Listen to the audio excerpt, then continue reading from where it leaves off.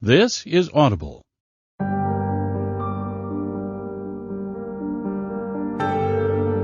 Harlequin Audio is proud to bring you Lie to Me by J.T. Ellison.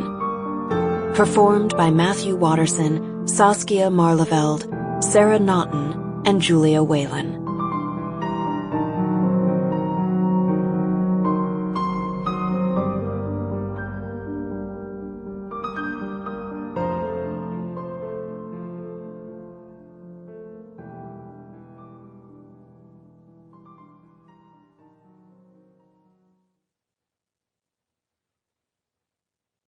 In which introductions are made. You aren't going to like me very much. Oh, maybe in your weaker moments you'll feel sorry for me and use those feelings of warmth and compassion and insightful understanding to excuse my actions. You'll say to yourself, "Poor little girl, she couldn't help herself." Or, "Can you blame her, after all she's been through?" Perhaps you'll even think, "She was born to this. It is not her fault." Of course it's my fault. I chose this path. Yes, I feel as if I have no choice, that I'm driven to do it, that there are voices in my head that push me to the dark side. But I also know right from wrong. I know good from evil. I may be compelled to ruin the lives in front of me, but I could walk away if I wanted. Couldn't I? Never mind that. Back to you. Truly, deep down, you are going to despise me. I am the rot that lives in the floorboards of your house. I am the spider that scuttles away when you shine a light in my corner, ever watching, ever waiting. I am the shard of glass that slits the skin of your bare foot. I am all the bad things that happen to you. I steal things. I kill things. I leave a trail of destruction in my wake that is a sight to behold, wave after wave of hate that will overwhelm you until you sink to the bottom of my miserable little ocean, and once you've drowned, I will feed on your flesh and turn your bones to dust.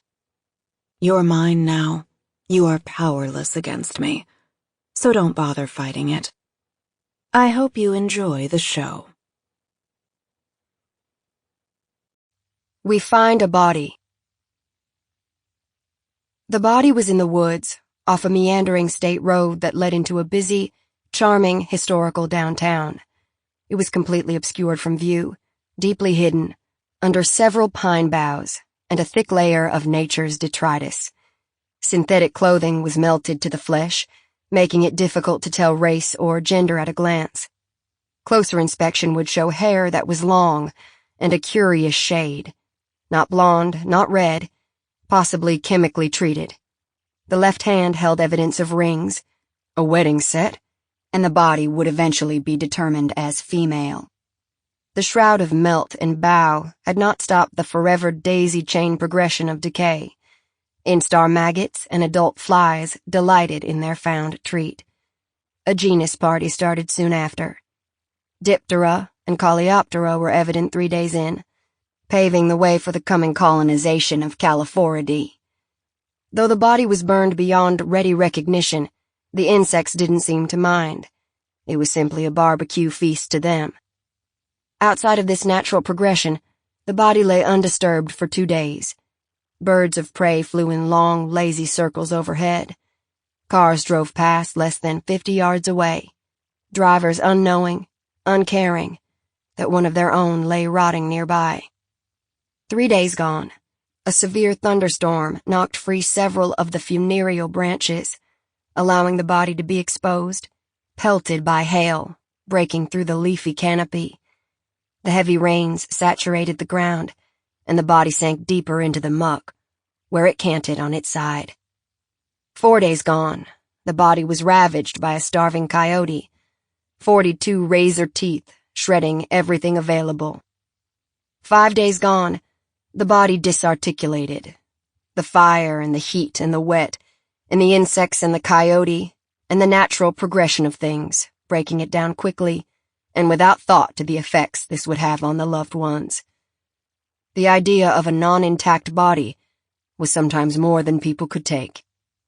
6 days gone. They found her. Ethan. Chaos is a name for any order that produces confusion in our minds. George Santayana. Something's missing. Franklin, Tennessee.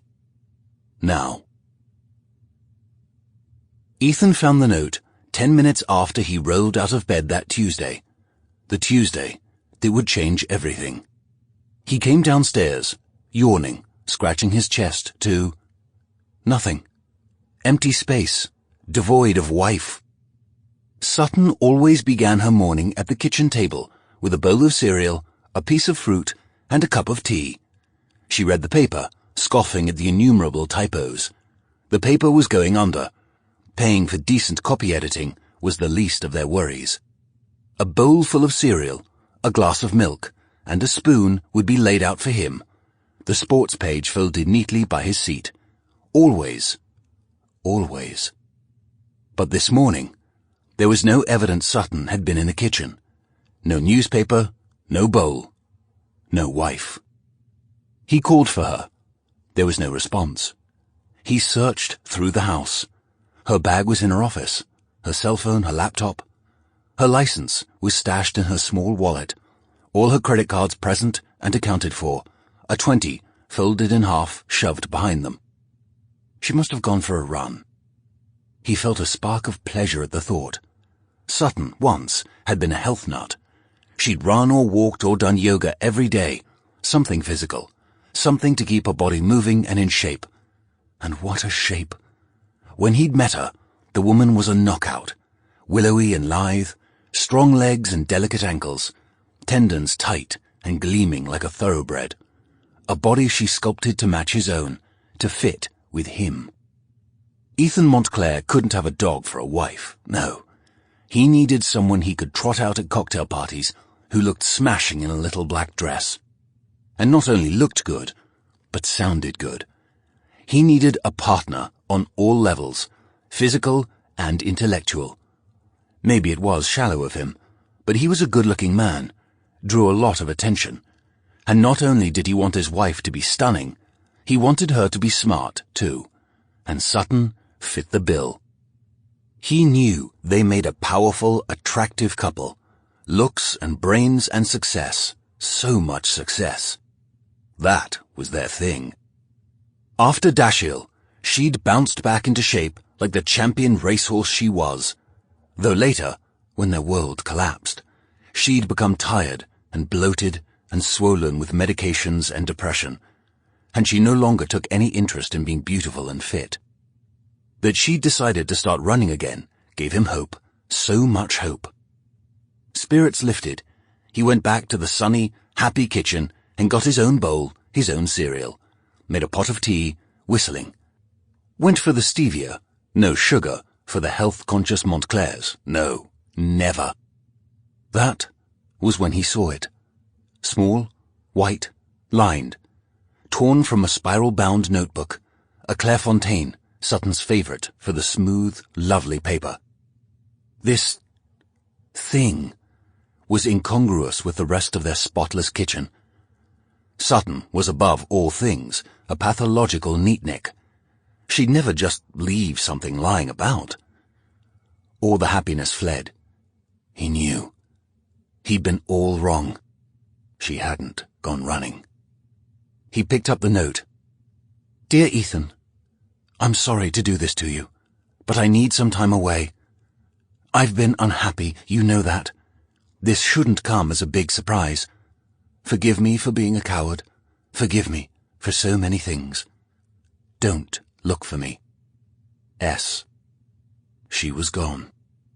He felt something squeezing in his chest, a pain of sorts, and realized that his heart had just broken. He'd always thought that a stupid, silly term, but now he knew. It could happen. It was happening. He was being torn in two, torn to shreds. No wonder there were rights warning against this. What therefore God hath joined together, let not man put asunder. God was ripping him apart in punishment. and he deserved it. He deserved it all. He didn't cry. There were no tears left for either of them to shed. He put the note down carefully, as if it were a bomb that might go off with the wrong touch. Went to their bedroom. Nothing seemed out of place. Her brush, her makeup case, her toothbrush, all lined up carefully on the marble. Her suitcase was in the closet. He went back downstairs to her office, at the back of the house, double-checked. Her laptop was on her desk. Her cell phone was in the charger. Her purse was on the floor next to her chair. Her wallet inside, the smiling DMV photo that made her look like a model. Like a zombie, he moved back to the kitchen. He opened the refrigerator and got out the milk, poured cereal in the bowl, dropped the stevia into his tea, sat at the empty table, stared at the spot where his wife's head should have been. What was he supposed to do now? Where could she be? He ran through the possibilities, the places she loved, rejecting one after another. Surely he was wrong in his thinking. Surely she'd simply run away to one of her friends. That's where she'd gone. Should he give her some time and space like she asked? She left without her things, Ethan. Sutton's lifelines are her laptop and phone. They are her office, her world. A dawning realization. Sutton hadn't shaken the depression, not completely. She was still prone to fits of melancholy. She might have done something stupid, crazy. She'd tried once before after... Oh, God. Her words. Perhaps she was telling him exactly what she'd done. I'm a coward. Forgive me. Don't look for me. He threw the bowl of cereal across the room. Bloody fucking hell, you selfish, heartless bitch. Did she, or didn't she? Don't look for me. Those were the last words she'd used to him. And so he didn't. Not right away, at least. He sat and wrapped his mind around the situation.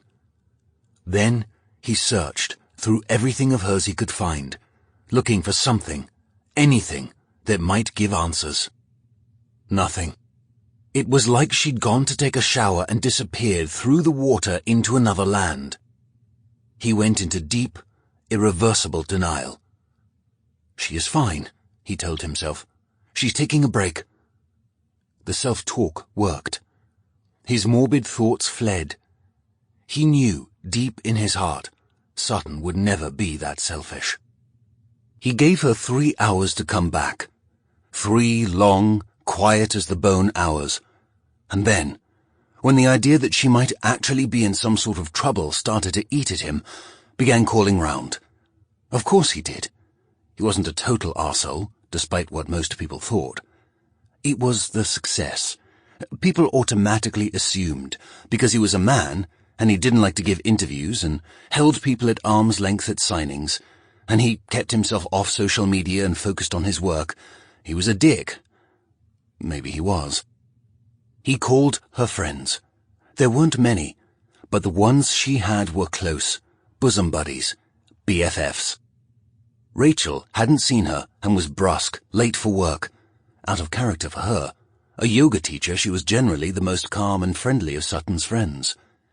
Ellen, the head of library sciences at Vanderbilt University, didn't answer her mobile. He left an innocuous, "Hey, call me," message.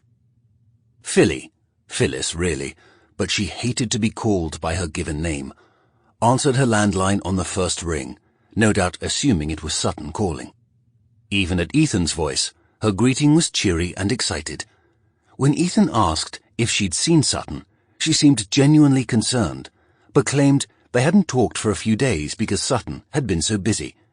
He couldn't help it. Philly's concern was so genuine and helpful, he immediately suspected she knew something. But when pressed, she reassured him Sutton was probably just out for a run, and told him to call her when Sutton showed up, then got off the phone with a lame excuse about her baby crying. Way to twist the knife, Philly. Ivy was out of town on business, or he'd have called her first. Ivy was friends with them both. She was Sutton's closest friend and confidant, a true part of their lives. Had been for 3 years now. He glanced at his watch, hesitated for a minute, then sent a text. A self-employed stockbroker, she was good about keeping her phone on her. She'd get back when she was able. She always did. He sat at the table, head in his hands, jumped a mile when the phone rang. He didn't bother looking at the caller ID, answered with a breathless, "Sutton." "It's Siobhan. What's wrong?" Oh, bloody retching hell. Sutton's mother was the last person he wanted to involve in this. To put it mildly, Siobhan and Sutton weren't close, and Sutton would be furious with him if she knew he'd spoken to her at all. Deflect and get her off the phone. "Good morning, Siobhan. How are you?" "Has something happened to Sutton?" No, everything is fine." "Let me guess. She stormed off and won't return your calls." "Something like that. Have you heard from her?" "I haven't seen or spoken to my daughter in weeks. By the way, thank you for the cruise. The Adriatic was amazing. You should take her sometime." The sudden urge to confess, to shake this venal woman from her self-absorbed life, was overwhelming, and the words spilled from his mouth.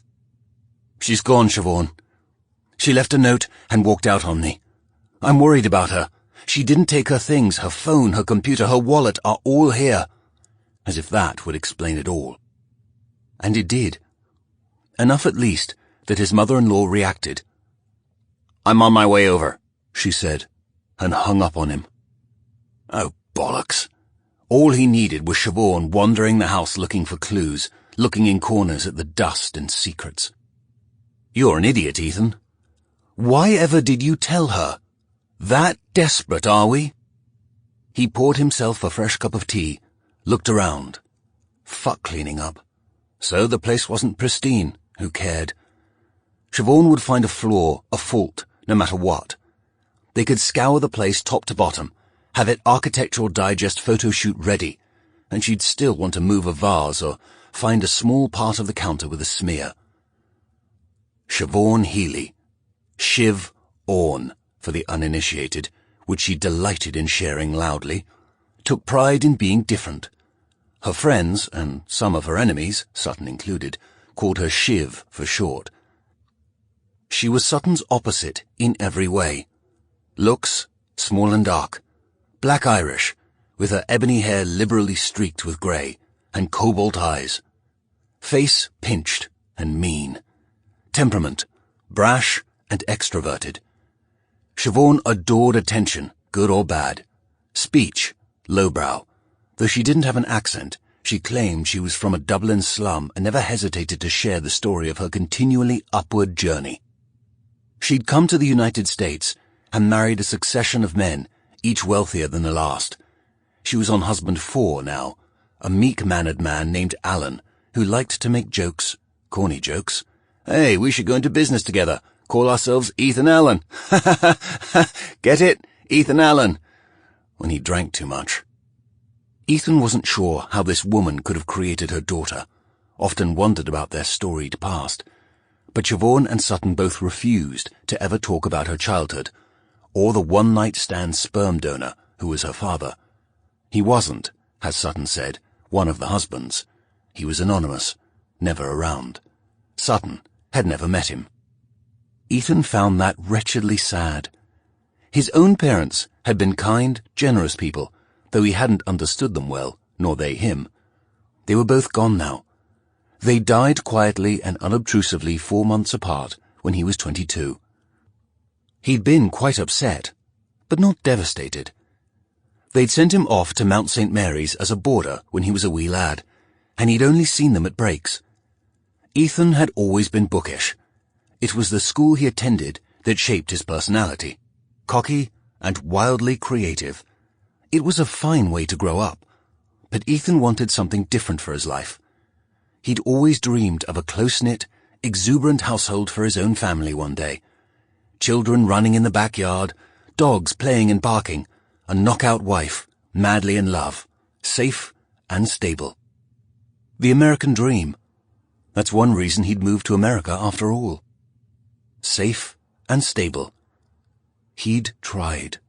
Lord knew he'd tried. A text dinged. Ivy. I haven't seen her or talked to her since I left on my trip. We chatted Thursday and she seemed fine. Do I need to come home? Do you need help? Ivy. Always the one willing to lend a hand, pitch in, make their lives easier. He texted back. No. I'm sure she's just gone off to upset us all. Ivy sent back an emoji that he took to mean eye roll. He didn't understand emojis, or text abbreviations. LOL, BRB. For God's sake, when had it become so difficult to actually use words anymore? The doorbell sounded, impatient, as if it were being stabbed repeatedly with a thick finger, which, of course, it was. He opened the door for his mother-in-law, who sailed through like the Queen Mary, then turned on him. So, what did you do to upset my daughter now? Her dyed black hair was shoved under a dingy Nashville Sounds baseball cap. She was unkempt and smelled like stale liquor. She and the mister must have been hitting the bottle hard the night before. They liked to party, liked to hang out at their country club with other well-soused individuals, eating good food and drinking good wine and lamenting their fates. Such a lovely couple. I didn't do anything. I woke up this morning and she was gone. She left me a note. Show me. Biting back the response he wanted to give, he instead led her into the kitchen and handed her the paper. She read it 3 times, lips moving as she did, and he wondered again how this dull, crass woman had created the glorious Titian he'd married. Though, during Sutton's bad times, the breakdowns, he saw bits of Siobhan in her. Siobhan set the note down and crossed her arms on her chest. Where do you think she's gone? Her voice was curiously dispassionate, missing its usual aggression toward him. He shook his head. I was hoping you'd have an idea.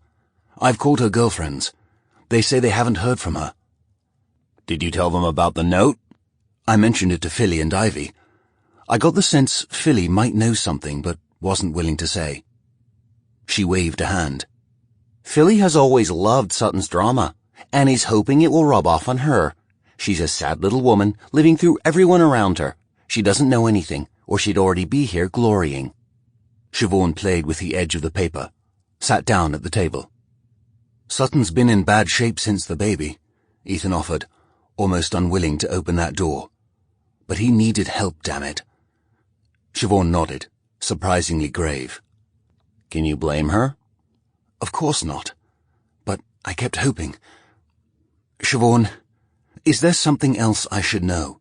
Did she tell you she was leaving me? You don't seem terribly surprised by this. She gave a windy sigh that smelled suspiciously like dirty martinis. Sit down. Ethan wasn't used to taking orders in his own house, especially from a woman he wasn't fond of. But he perched on a stool and set his hands on his knees.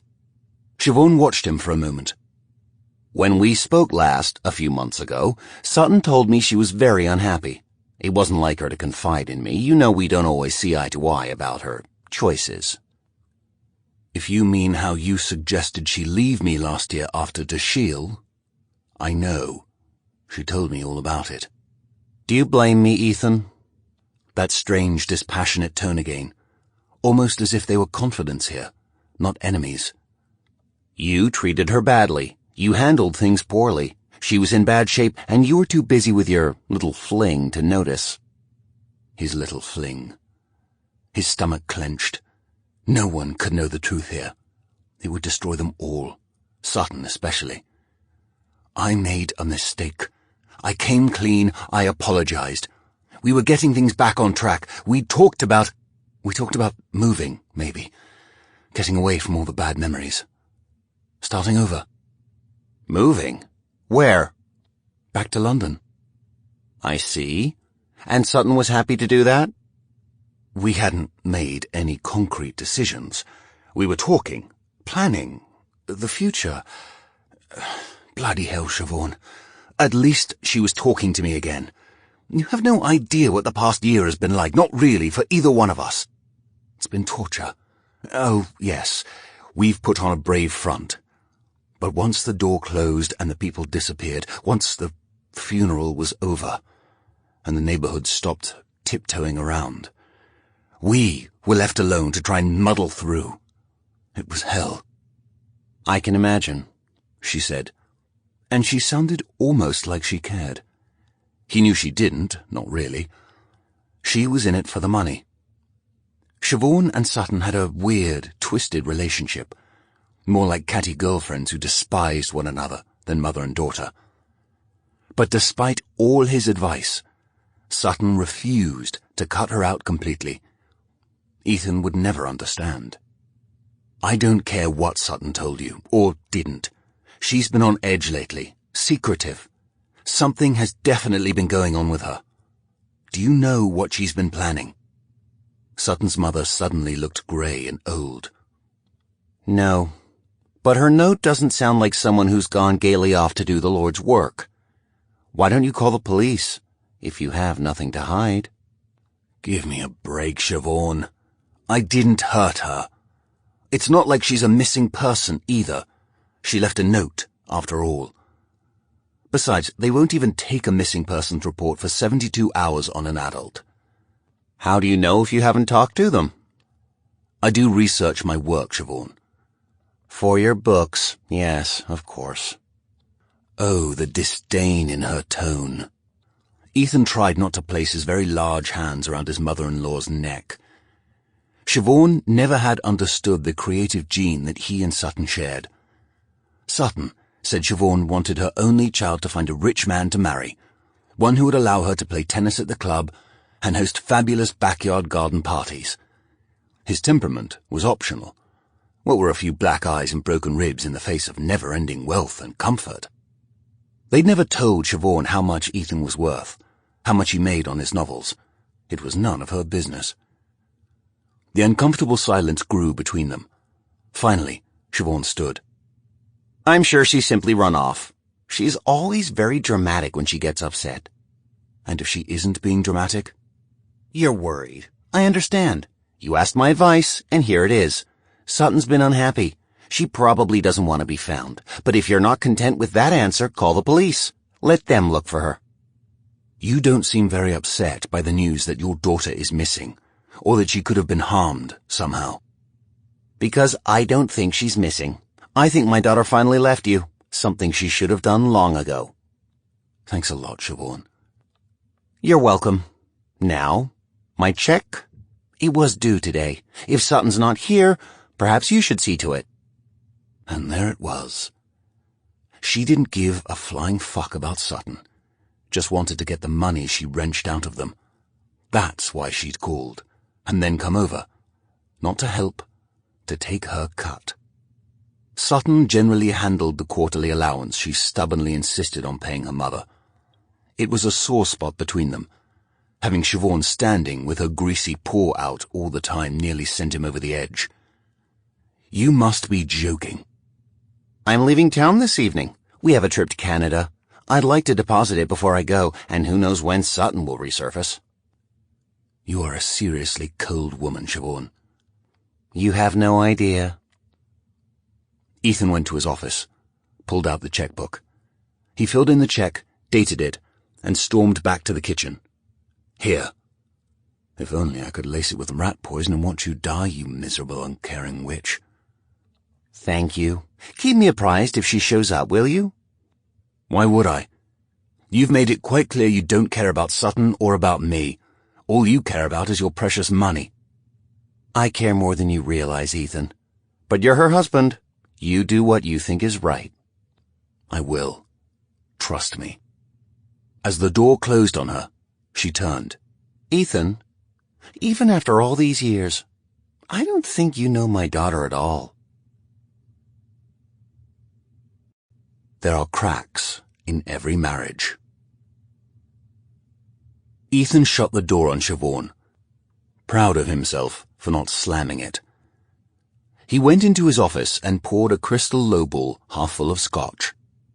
He had a nice mirrored bar cart set up in the corner. It felt very Fitzgerald to him, and he'd always taken pride in it. Now, it looked like failure. He'd been drinking too much this year. Understandable, of course. But he'd been using it as a barrier against Sutton. It was early to get pissed, he knew this, but he downed the scotch and poured another. If it was good enough for Fitzgerald and Hemingway, it was good enough for him.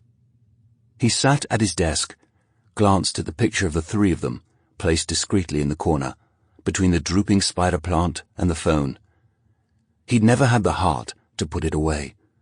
He liked the photo. They were all happy, smiling. They'd been at the beach, noses sunburned, the baby wearing a silly sun hat, a breeze blowing Sutton's gorgeous red hair around. Toothy smiles and hugs and goodwill. Their lives, captured.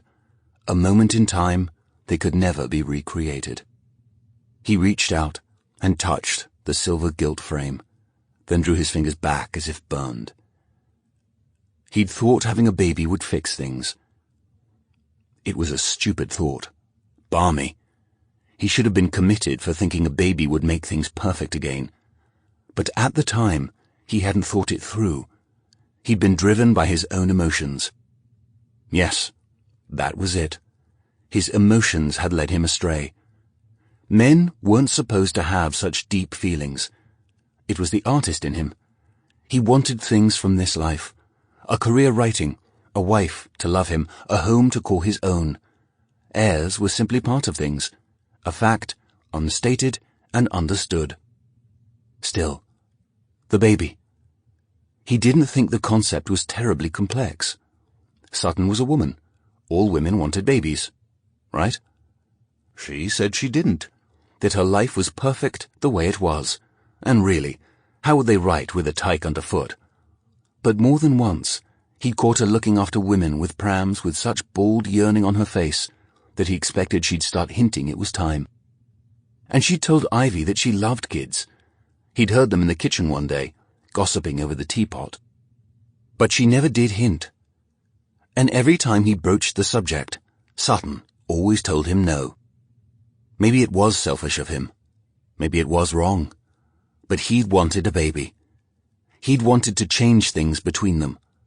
He'd wanted Sutton to look at him with wonder in her eyes again, because he knew, without a shadow of a doubt, that Sutton used to love him. He just wasn't sure when she'd stopped. He shook himself like a wet dog, the old images of their once happy life shedding onto the floor. He didn't know what to do, so he got up and paced through the house, went from room to room, replaying memories, seeing shadows of his wife in all the right places. The couch, her feet tucked up under her legs like a cat. Her office, head bent over the keyboard in that odd way that made her chin look pointed like an elf's. The bedroom, where she lay willing and open, ready for him to come into her and make her scream. Their life had always been amazing. Sutton used to make him feel sexy, witty, smart. Every word he wrote was meant to impress her. Everything he did was a subtle bit of bragging. Look at me, wife. Look at all that I am for you. He tried harder for her than anyone he'd ever been with. Gaining a smile, a laugh, made him happy to his core. He didn't know when things went south. Didn't know when she'd stopped loving him, when she gave up on their marriage. It was well before Dashiell. That he knew. Was it when they'd renovated the behemoth? Weren't renovations a major driver in divorce cases like Facebook and affairs? He thought he'd read that somewhere. Or was it when the words he wrote for her dried up, and he stopped working entirely? Before he got desperate. Before he made the greatest mistake of his life. No. He thought it was maybe before all of that, when his warm and sexy wife had grown cold, frigid, unwilling, distant. The laughs had become few and far between.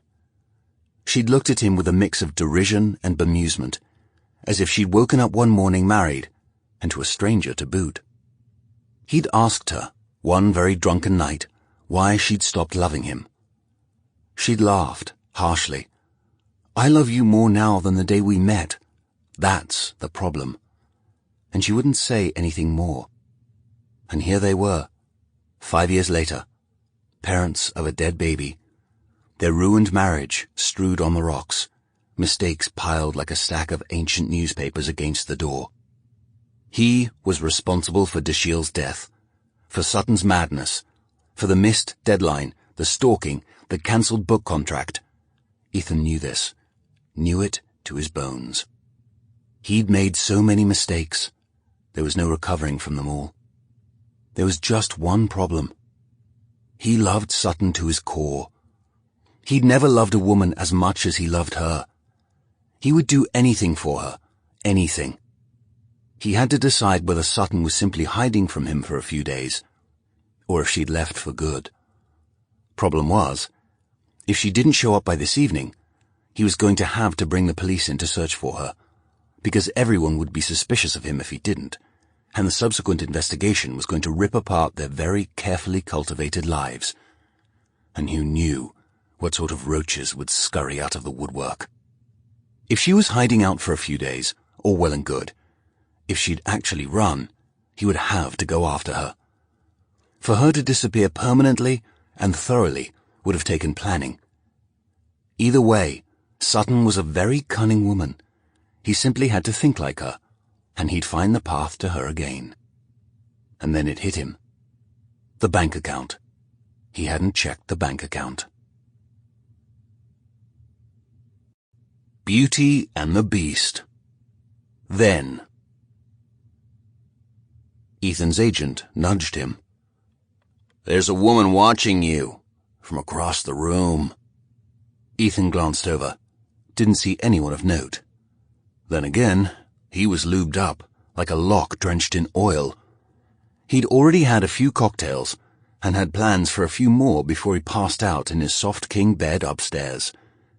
He liked the rooms in the hotel. They were clean and spacious and pleasant, not at all threatening, unlike some of the aggressively modern places his publisher put him up at, thinking the extravagant price tag was a justifiable expense to keep their cash cow happy. All he wanted from the evening was a solid drunk and a good night's sleep. He didn't have to fly back to Nashville until late in the afternoon.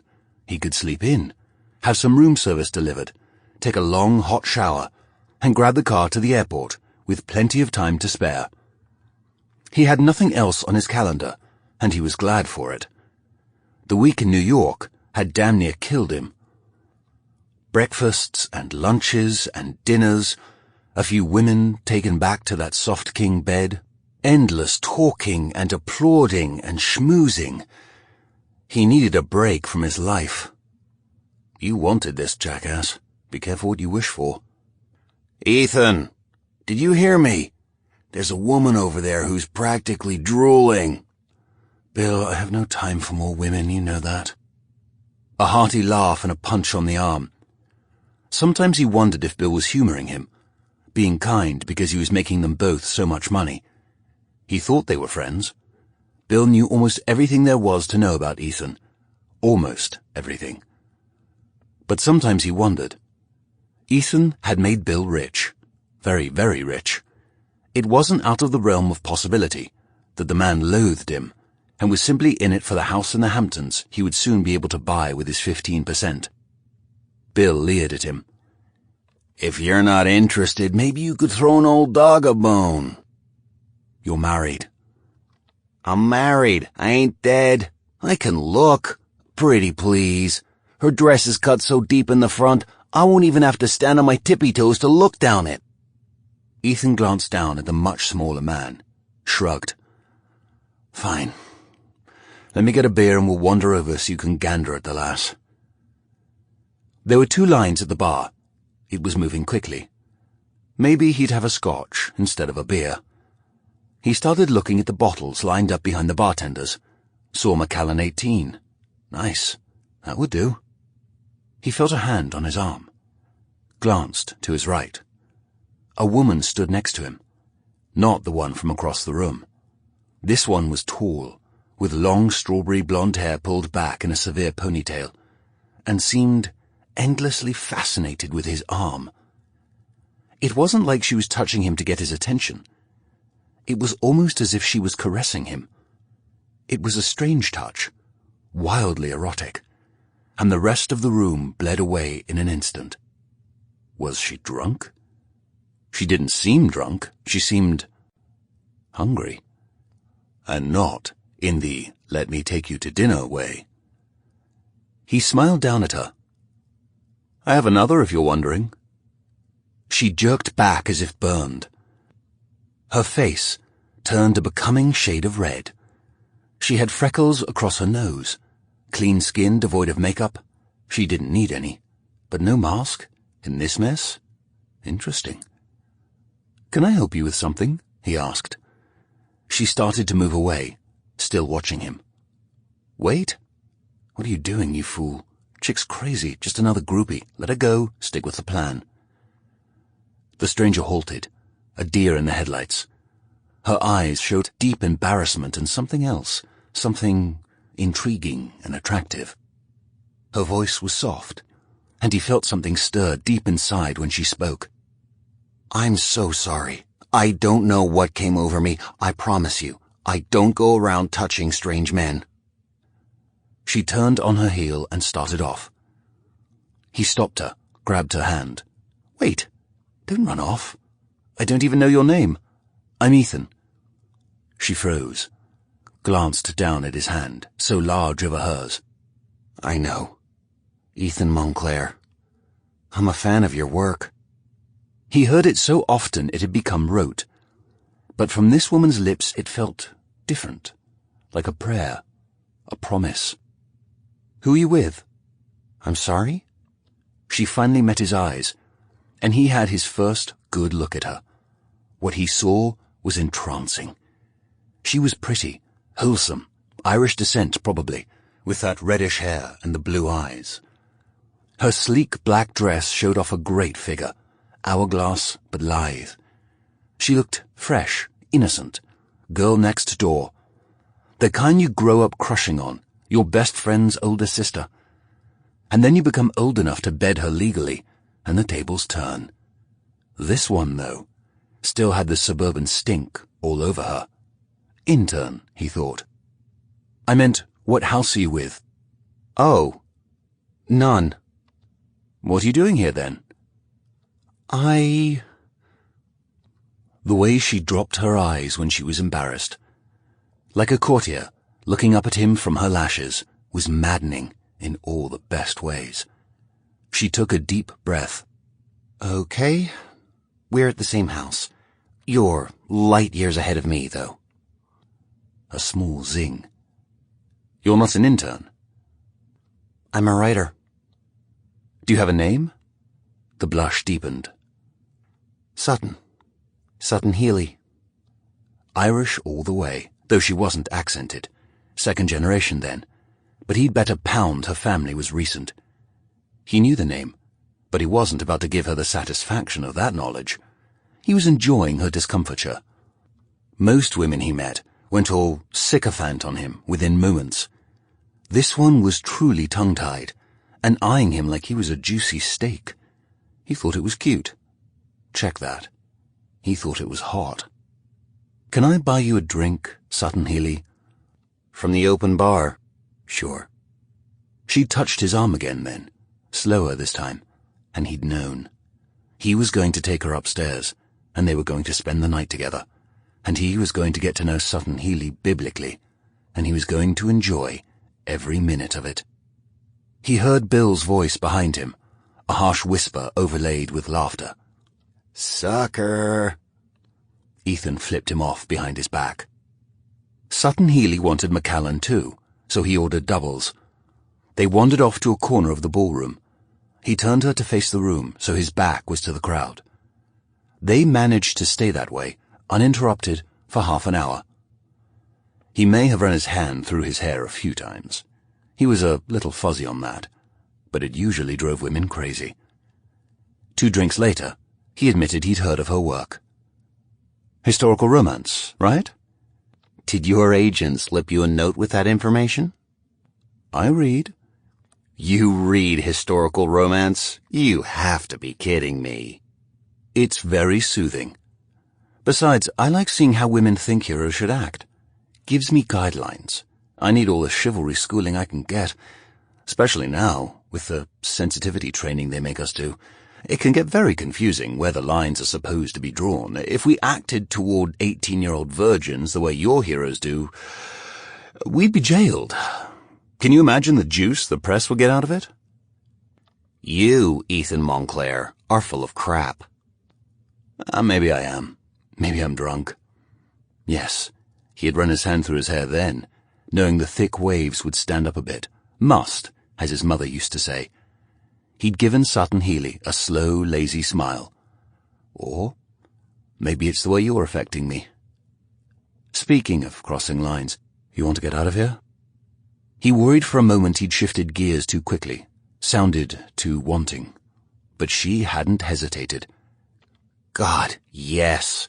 I can't stand these parties. Can we go now? He remembered every one of the 50 steps it had taken to get to the elevator, anticipation buzzing in his veins. He had a hand on the small of her back, gentle, proprietary. Could feel the smooth column of muscle where her spine met her finely shaped rump. He waited until the doors slid closed to kiss her. Her mouth was sweet and smoky from the scotch. And when she threw her arms around his neck and pulled him deeper into the kiss, he felt his heart begin to race. It was more than the usual turn-on, too.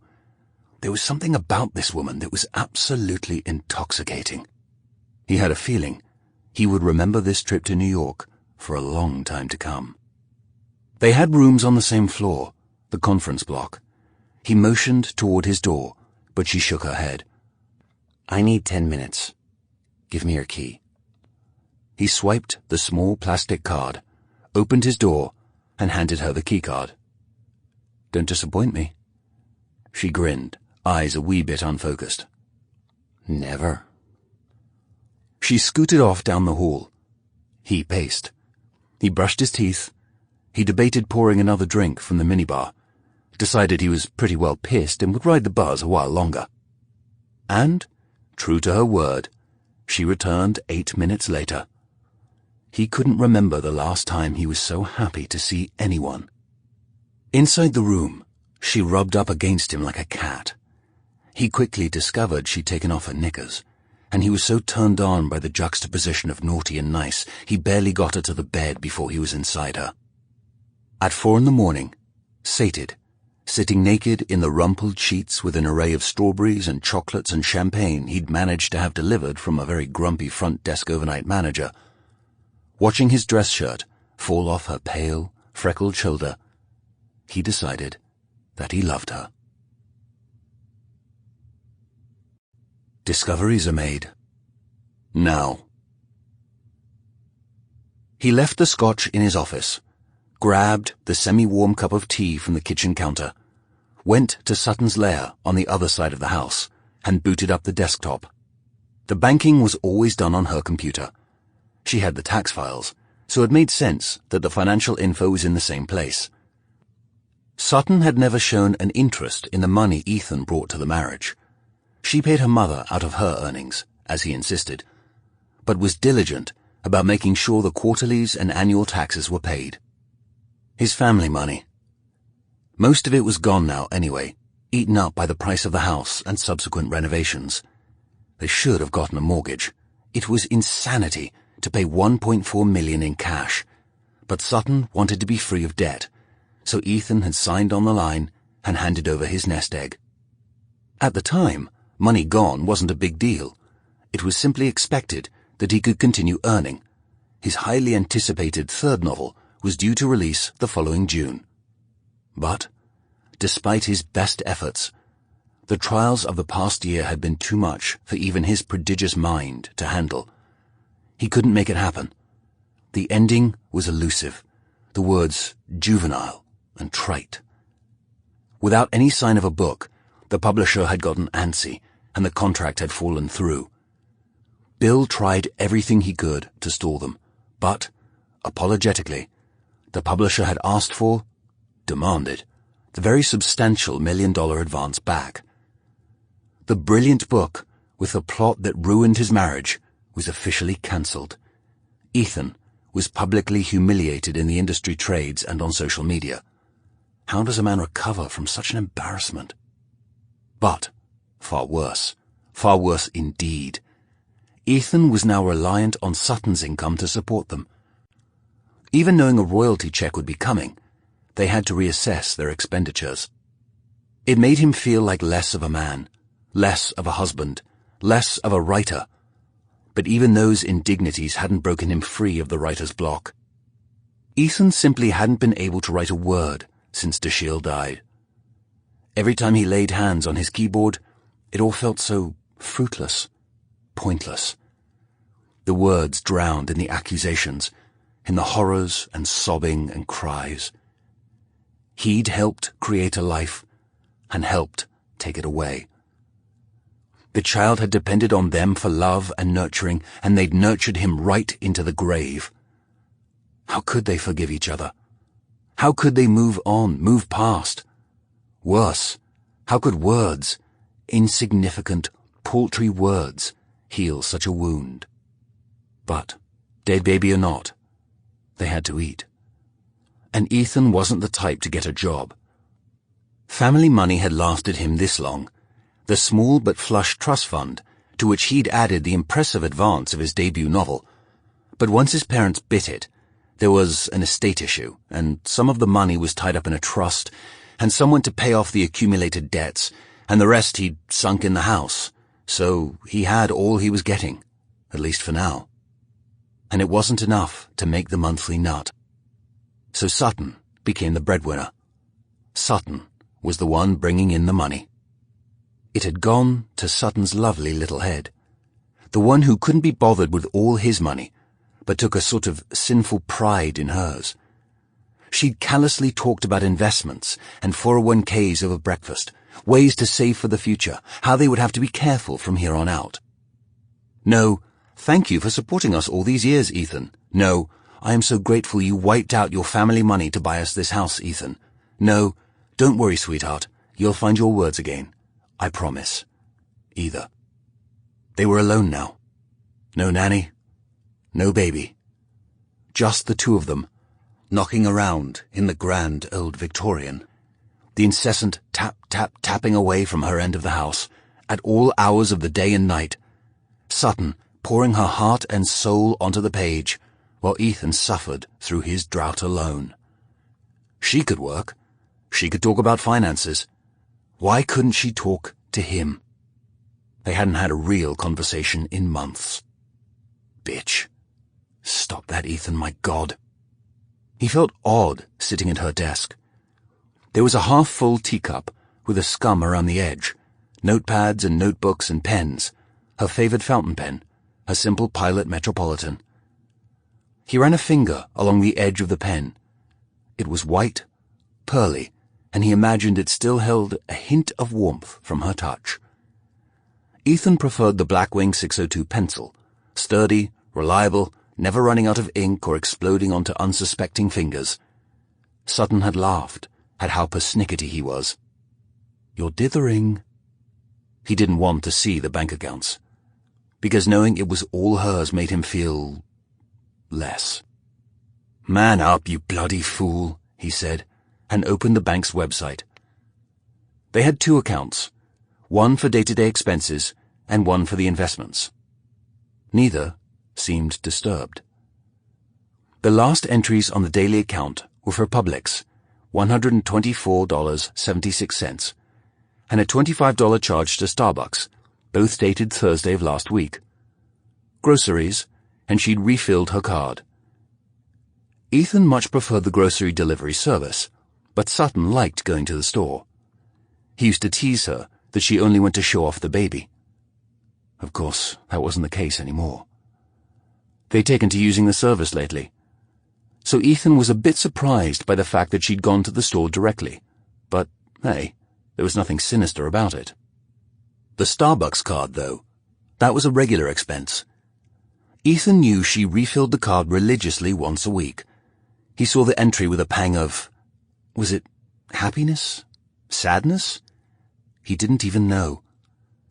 Sutton always loved walking to the square, loved the crowded Starbucks with its skinny building and long wooden tables.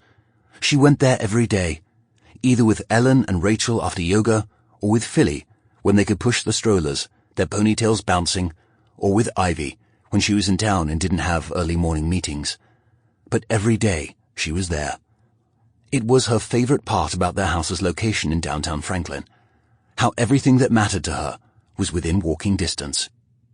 Who buys groceries, refills their Starbucks card, then decides to run away? It made no sense. He scrolled back through the records. As far as he could see, the day-to-day account had no unusual charges for the past several days, and the last substantial withdrawal was one he'd made that past Friday. Sutton used a debit card for everything, hated carrying cash. Ethan was the opposite. He loved the tangible feel of money. Part of him was relieved, and part of him was frightened. She hadn't fled with cash in her pocket. Call the police. You need to call the police. Something is wrong. The note, it could have been written under duress. The other side of his mind said, just assemble all the facts first. He switched to the investment account. This one was much more complicated, with multiple sub-accounts, separate ones for tax and investments, the latter loaded with high-performing stocks, puts and lets and shorts. There was even one account with a separate money manager who essentially did day trading on a variety of stocks and bonds for their well-managed portfolio. He thought it a waste, thought they should use Ivy, but Sutton had put her foot down. Money and friendship never, ever mix. He kept scrolling. He was surprised by the balance of the managed account, much more than he'd expected. It took him an hour to find the pattern of withdrawals, because she varied the time of the visits and the amount, and made cryptic notes in withdrawal slips. But when all was said and done, there was at least $50,000 unaccounted for. It wasn't a huge sum. Truly, he could probably explain it away as incidentals, money Sutton had spent on clothes or things for the house. But something in him said, no, mate, this is it. This is something. He printed out the spreadsheet he'd built with all the withdrawals and their corresponding dates in it, then shut off the computer. He was barely out of the office when the phone rang. He glanced at the caller ID. Ivy. He grabbed the phone, ignoring his fumbling desperation, depressed the talk button and practically shouted, "Have you heard from her?" Ivy's voice was smoky and low. He could hear a din in the background. She was at a conference, somewhere in Texas. Sutton had been invited. Sutton was always invited. Ivy thought the different locales good for research. But Ethan knew she'd declined this trip, saying she wasn't in the mood to travel. She hadn't been in the mood for much of anything lately. "Ethan? I can hardly hear you." I said, "Do you know where she is?" "No, I don't. There's been no word, and her accounts are turned off. You still haven't heard from her. Where could she have gone?" "What do you mean her accounts are turned off?" "It looks like she committed social media suicide." "I thought she'd done that ages ago." "Oh, maybe she did. I don't keep up with Facebook like I should." "Where could she be?" "I don't know, but I've been searching our bank accounts and there's some money missing. The note she left. Ivy, I don't know if she's run away or if she's hurt herself." An intake of breath. "Have you called the police?" "No, they won't do anything, you know that, not so soon." "Ethan, you need to talk to them." "Don't take this the wrong way, but do you think I need to speak with a lawyer first? I assure you, I haven't done anything wrong. There's nothing to protect myself from, but the moment I call them, you know how this is going to look." To her credit, Ivy didn't slam down the phone. Her voice got mean and tight. "Swear to me right now, Ethan Montclair, that you have not done something to my best friend." "My God, Ivy, of course I didn't. I love Sutton. I'd never hurt her. I'm scared, okay? And embarrassed. I know how the world thinks the minute I call them." She sighed. "They will look at you. The husband is always the first person the police look at, I know, but I'm not worried about that. I haven't done anything wrong, I swear. I was only thinking, just in case, a sounding board wouldn't be a horrible idea." "The police may see things differently. Didn't you guys have dinner a few months ago with Joel Robinson?" "He's not just a lawyer, Ivy. He's a well-known criminal defense attorney. Wouldn't hiring Joel look bad? I was thinking just a regular guy. What, you thought you talked to the man who drew up the contracts on your house? Look, you're a British national. Even though you have dual citizenship, you're a public figure. Your wife is missing. No matter what, when you involve the police, they're going to take apart your lives. If you're going to talk to anyone, Robinson is the best choice. Trust me. Okay, I'll call him. I promise. It's only... More noise. The fever pitch growing louder. Then a sudden silence. Ivy's voice echoed. Sorry, it's madness here. I'm coming home right now. I don't know if there's anything you can do to help, Ivy. I don't need... Stop it. Of course you need help. You two always need help. I'll be there as soon as I can. Hang tight, okay? The relief he felt was palpable. Lately, Ivy was always better at handling Sutton than he was. His eyes closed, and he said, Okay, travel safely, and, Ivy, thank you. A twist of the knife. Hanging up with Ivy, Ethan felt partially vindicated. Sutton was hiding something from him. He'd known that from the beginning. She wasn't the kind of girl to reveal herself on the first date. Well, not in a this is my past, warts and all sort of way. She wasn't one for looking back. Especially because of Sutton's awful relationship with her mother, Ethan had always believed there was something about his wife's past she was keeping private, keeping secret. Truth be told, he found it rather alluring, for the first few years anyway. He'd asked once or twice what she was holding back, but she'd go ice cold and would stop speaking to him. When he left it alone, she warmed up. Live in the now, and his ice princess would positively melt, and their lives would be spectacularly peaceful again. He glanced over his shoulder. He almost expected her to be there, watching him. This was all a test, just to see how far he'd go to invade her privacy again, and Sutton would be livid that he'd been in her things. Again. Because they'd been through this once before. He used to check her internet history, trying to understand the mercurial woman he'd married. It was fascinating, her focus, and terrifying, all at the same time. 2 years ago, for 2 weeks straight, she'd done nothing more than delve deep into something called borderline personality disorder. For a while, he'd thought she was researching for a character, but, curious, he started reading the same websites, and everything he saw startled him. She was researching herself, looking for ways to handle the disease. God, it explained so much. The narcissism, the coldness, the inappropriate effect when bad things happened to good people. She seemed so compassionless to him, lacking some sort of inner core that he'd never experienced in another person. Sometimes it turned him on, but other times it scared him to the bone. He'd known then he should confront her, get her to a psychiatrist, get her on medication. But the mind of a writer is a curious place. It can see the smallest fragment of reality and spin it into a world heretofore unknown. So instead of sitting down with his wife and asking what he could do to help, he'd made an epic, life-changing mistake. He'd taken the kernel of the idea, married it to the research, and built himself a character. Strike one, buddy. And of course, that character came alive for him in ways no one could ever imagine, considering the model was only an arm's length away. The story unfolded in front of him, and he was helpless to stop it.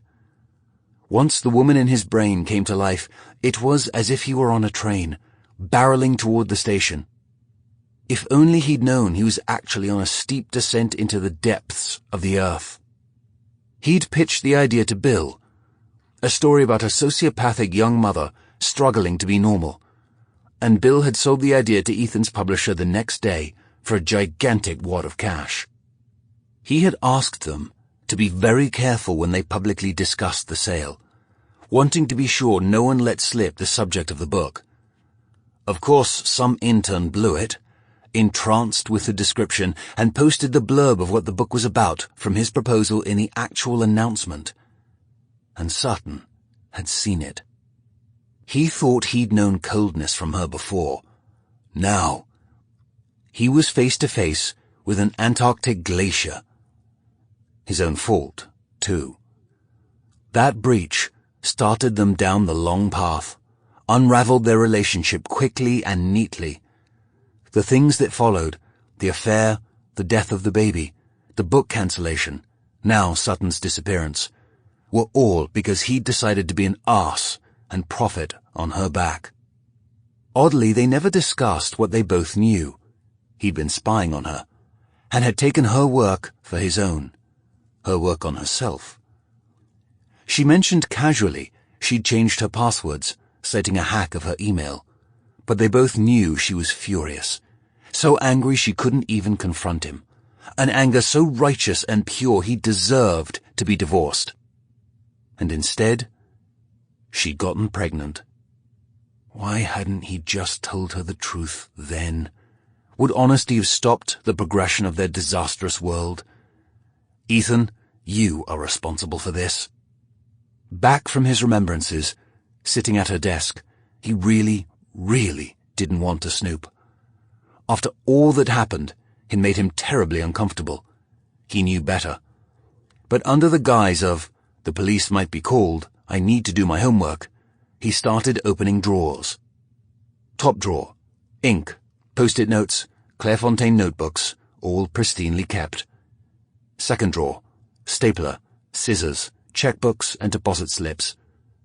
Third drawer, her current files. And one from the past. The folder was labelled, Brother P. touch-labelled, Sutton was nothing if not organised, baby. The pain seized his heart, and he gasped aloud. The baby was always in the back of his mind, a whisper on his lips. But seeing the file, he knew what was inside, and he lifted it carefully, as if it were a bomb that might explode and shatter all the windows. He couldn't help himself. As he pulled it from the drawer, something hard and white slipped out and landed on the floor, and he fumbled the file, and all the contents spilled out onto the white oak planks. Doctor's files, an ultrasound, and a pregnancy test. God. She'd kept the pregnancy test. The pregnancy he'd forced on her after he'd broken her trust. Sutton was right in her silent reproaches. He was a reprehensible creature. Who did that to their wife, to the one they loved more than life itself? What the fuck did the word love mean, anyway? And then they were three. Then. Sutton was green. They sat together at the kitchen table, and Ethan watched his wife over the rim of his teacup. She was truly green around the gills. Are you okay? You don't look so good. She gave him a panicked look, made a horrible noise in her throat, then bolted from the table. He was right behind her. She made it to the half-bath in the foyer, started retching the second she was above the toilet. He caught her hair, held it back, crooned, and rubbed her back. After a while, she collapsed in a heap next to the toilet. He handed her a cold, wet washcloth. She wiped her face and turned those huge eyes on him. You must have had something bad at the event last night. I hate those catered parties. You never know how long the food's been sitting out. Those bacon-wrapped scallops. Ethan. I never saw anyone change the tray. I'm going to call and complain. They shouldn't be allowed. Ethan. What? What? I don't think it was the food. What else could it be? There was a long pause. Searching looks. Then dawning comprehension. A spark of joy built in his chest. Oh my God. Sutton. Are you? Pregnant, she said, the word dripping with contempt and hate. Pregnant? He cried, dropping to his knees, gathering her in his arms. She was stiff as a board, didn't move.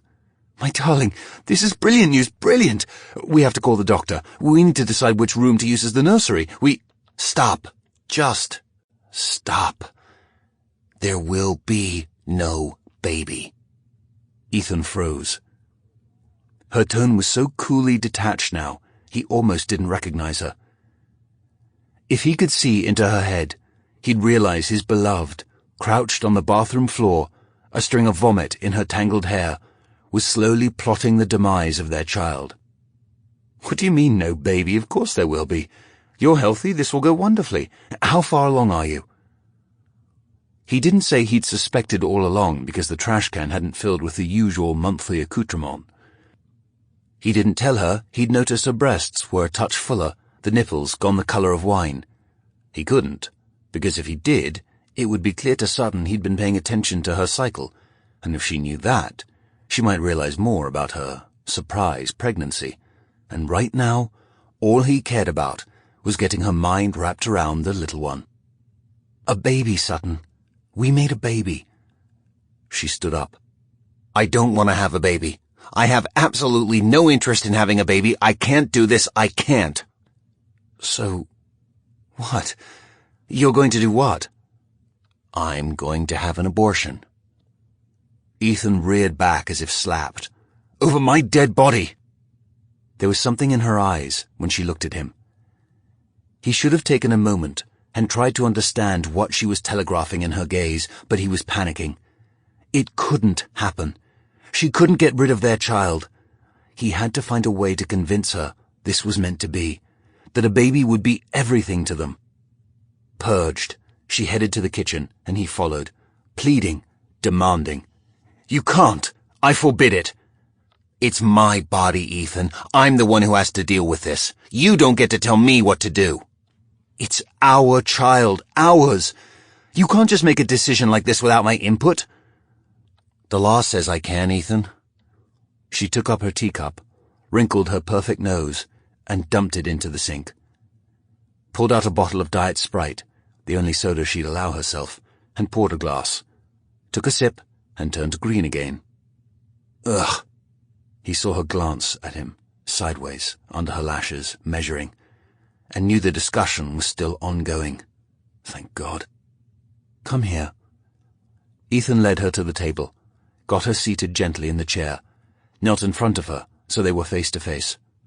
Darling, my sweet, brave girl, I know you're scared. I know you don't think you want this. But a baby... Sutton, we have so much to give a child. We have freedom and money and a beautiful home. We were born to be parents. You might have been. Me? No.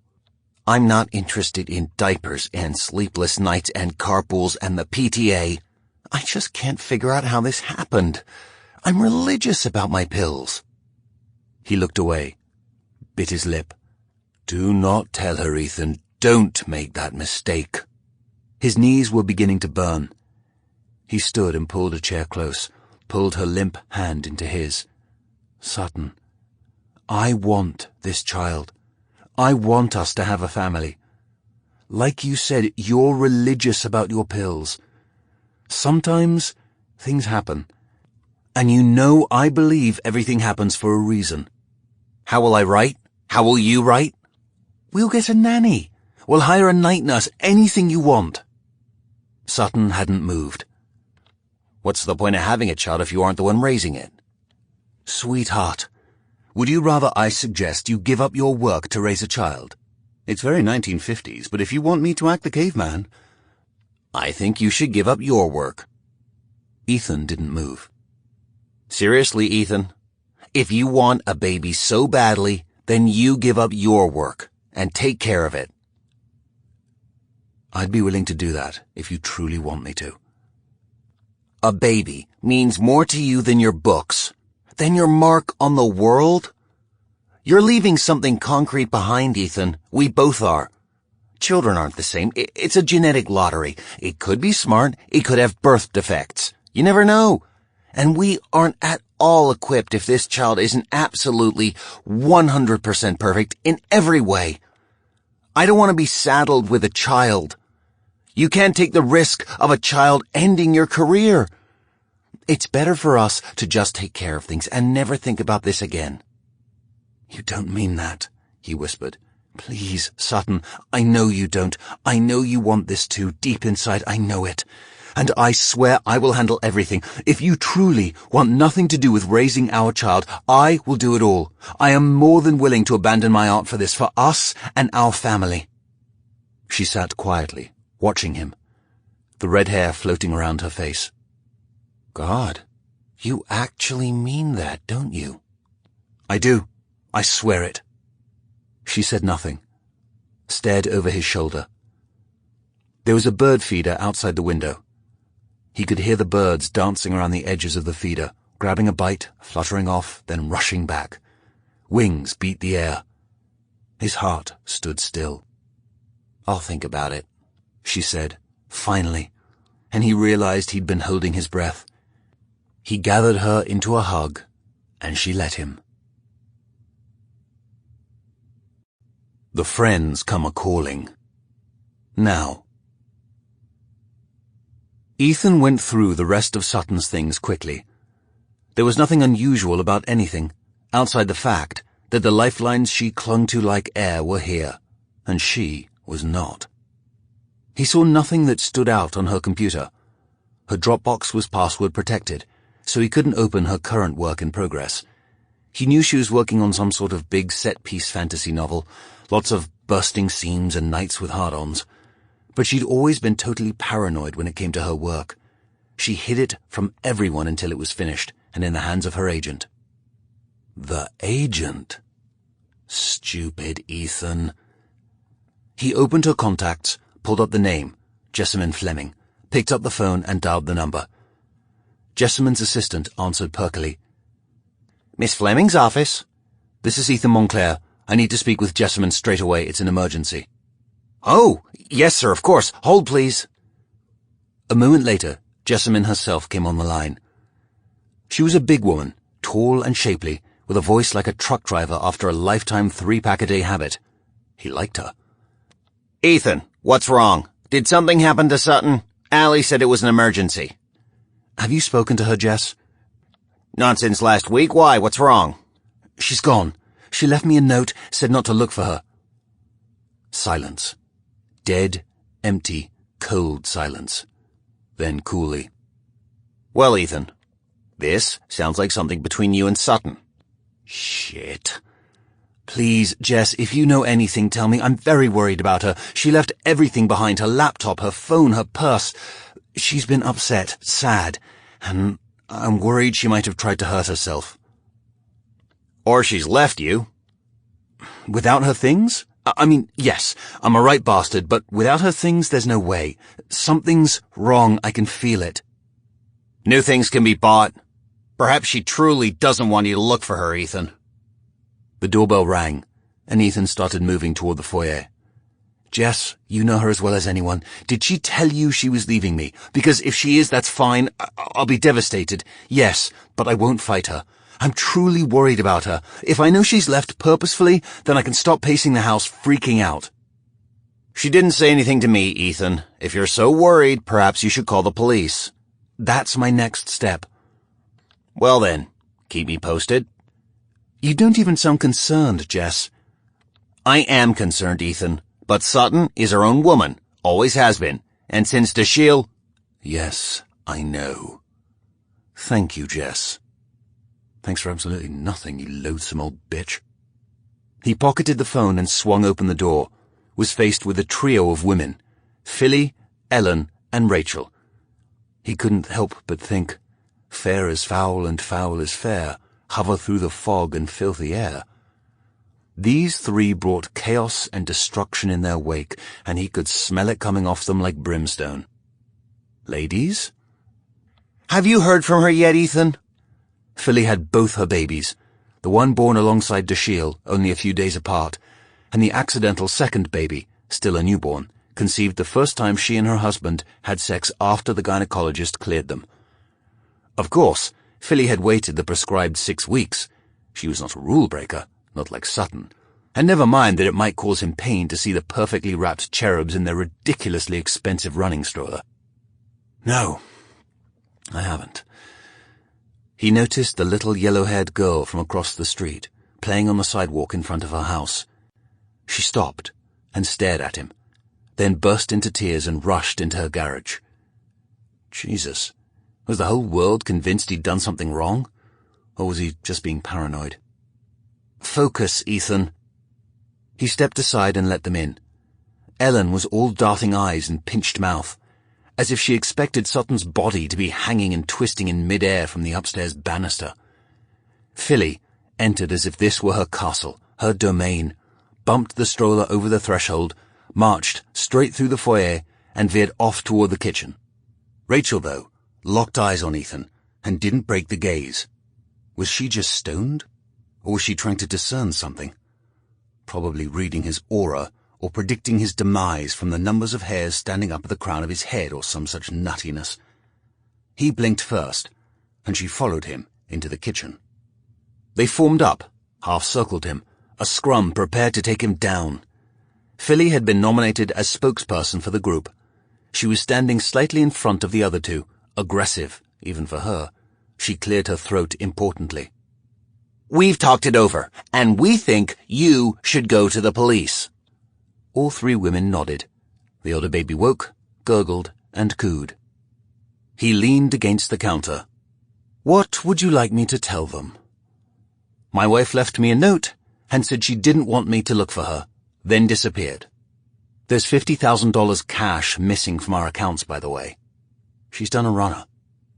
Ellen, cool, logical Ellen, her hair in a simple ponytail, crisp and clean, spoke at last. She hasn't been happy. It's possible she'd leave, but to not tell us? I don't know I buy all of this. Meaning what? Ethan asked. She waved a hand. You expect us to believe she up and left, without a word to any of us, without her things. You say she left a note. Now you tell us she took money too? It just doesn't feel right to me. Sutton would confide in us if she decided to do this. A deep breath, a glance to her friends. Did you hurt her, Ethan? Now is the time to come clean. Hurt her? As he said it, he realized all three women were shivering. Rachel was downright shaking. A dawning realization. They were afraid of him. That's why they'd come in hard and fast together. This was more than a confrontation. They were protecting each other. I didn't do anything to Sutton, and I believe it's time for you to leave. His sharp tone woke the infant, who wailed to life like the squawk of a siren. Philly shot Ethan a nasty glance, reached for her bundle of joy. I'm serious. You lot leave right now. I can't believe you've come over here to accuse me. I didn't hurt Sutton. I'm worried sick about her. Rachel, her voice quivering but her pointed chin inching up, said, Sutton is a gentle soul. She's been badly bruised by everything that's happened the past year, and you've been fighting lately. She told me as much. All couples fight, Rachel. Ours are no worse than anyone else. You fight with Susanna all the time. That's different. We have a sacred space for conflict. We have rules. Oh, for God's sake. I didn't hurt her. If anything, I'm more worried she went off and hurt herself. 3 uneasy stares. He shouldn't have said that. It just came out. Ellen was the first to speak. Are you saying she was suicidal? Ethan pinched the bridge of his nose. No, she isn't. I'm saying I've thought about every possibility this morning. She left me. That's what I know for sure. But Rachel is right. Sutton has had a very hard time since the baby... No, I don't think she'd do that. He was rambling. Shut up, Ethan. I think she wants some drama is all. Wrong thing to say, take 2. Philly clutched the crying baby closer. You are a cold-hearted bastard, Ethan Montclair. How could you say such a thing? Your wife is missing. That's it. I want you all to leave. When they didn't move, he shouted, Now! At them, which had the effect of throwing a rock into a flock of pigeons. This isn't over, Ethan. Now that we know, either you call the police or we will. Ellen threw in the last bit over her shoulder, and 5 seconds later the door slammed behind them. The finality of it shocked him. Bloody hell. Women. He paced the house for a few minutes, gathering himself, planning. He had to do something here, had to make a decision. Had she left him, as the note and $50,000 missing from their accounts indicated? Was she up for a bit of drama to punish him for his lack of attention lately? Or was it possible that she had hurt herself, and the money was for something else? Misdirection? A moment of actual sanity hit him. Sutton's friends thought he'd hurt her. The police would too. It was time to talk to the lawyer. Burn all the lawyers. Joel Robinson's office was 3 blocks away. Ethan decided to walk. If the lawyer wasn't there, he'd leave a note. He simply had to move, to get out of the house, get away from Sutton's shade, lingering about like a malevolent ghost. Robinson was short, round, red-nosed, a cheerful Santa Claus with white hair and a long beard. He worked out of the 3rd story of a lovely Victorian on 5th Avenue that had been converted to individual offices a decade hence. He had no secretary, opting to manage all of his clients in a state of utter secrecy. While they'd been social acquaintances for several years, Ethan never thought he'd grace the man's professional door. Yet, here he was. Thankfully, said door was unlocked, and Robinson himself was inside. What luck. Ethan rapped his knuckles on the doorframe. Joel, am I interrupting? Ethan, hello. Just prepping for a case. Court later this week. What's up? You ready to schedule that drink? I was hoping I could buy you lunch. I need to run something by you. Robinson cocked his head to the side. Sorry, no can do today. Client coming in shortly. Why don't we shoot for tomorrow? In his hesitation, something must have shown on Ethan's face, because Robinson waved a hand and said, But I have 15 minutes now. Tell me your troubles. Ethan gave a humorless laugh. It seems my wife has left me. Here's the note. Robinson read it, brow furrowed, then handed it back. That's too bad. I always thought the two of you were thick as thieves. Don't worry yourself too much. With any luck, she'll see the error of her ways and come home soon. Here's the issue, Joel. She's left without her things. No wallet, no phone, no laptop. 50,000 is missing from our accounts. On the surface, this all looks standard, I know. But I have a bad feeling. Something's wrong. She's been very depressed and upset since Dashiell died. My head says she left. My heart is concerned that she's done something stupid. Robinson tapped his fingers on the desk, rhythmic, endless, processing. Suicide makes no sense. Why take money? If you're planning to off yourself, why the cash? Exactly. I agree. Problem is, none of her friends know where she is, and, get this, they think I had something to do with her disappearance. They came by to confront me. I could tell by the way they were acting they're scared of me. They said if I didn't call the police, they'd do it for me. I don't... A hairy white brow rose, and Robinson held up his hands. Stop. I don't want to know. I didn't. Seriously, stop. Right now. No, listen to me.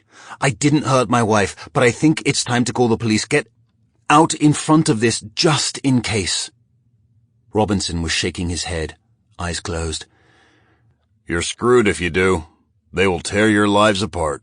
I can't sit around and do nothing. I'm worried about her. Sit down. Ethan hesitated for 2 seconds, then sat. Here's how this is going to go. If you call the police, they will immediately consider you a suspect. Every word you utter will be parsed. Say they find her living it up in Rio. All fine and dandy.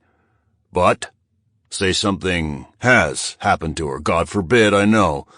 But if someone has harmed her... God, no, don't even say it.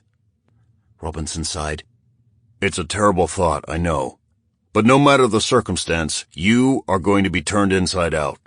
They will investigate you until warrants are coming out of your ass. And if they find nothing, you'll be convicted in the media regardless. You know how they love to spin things. Once word gets out on this, you can't turn back. Have you tried looking for her? Not really. I mean, I've been giving her space. She asked me not to look for her. I'm honoring that request.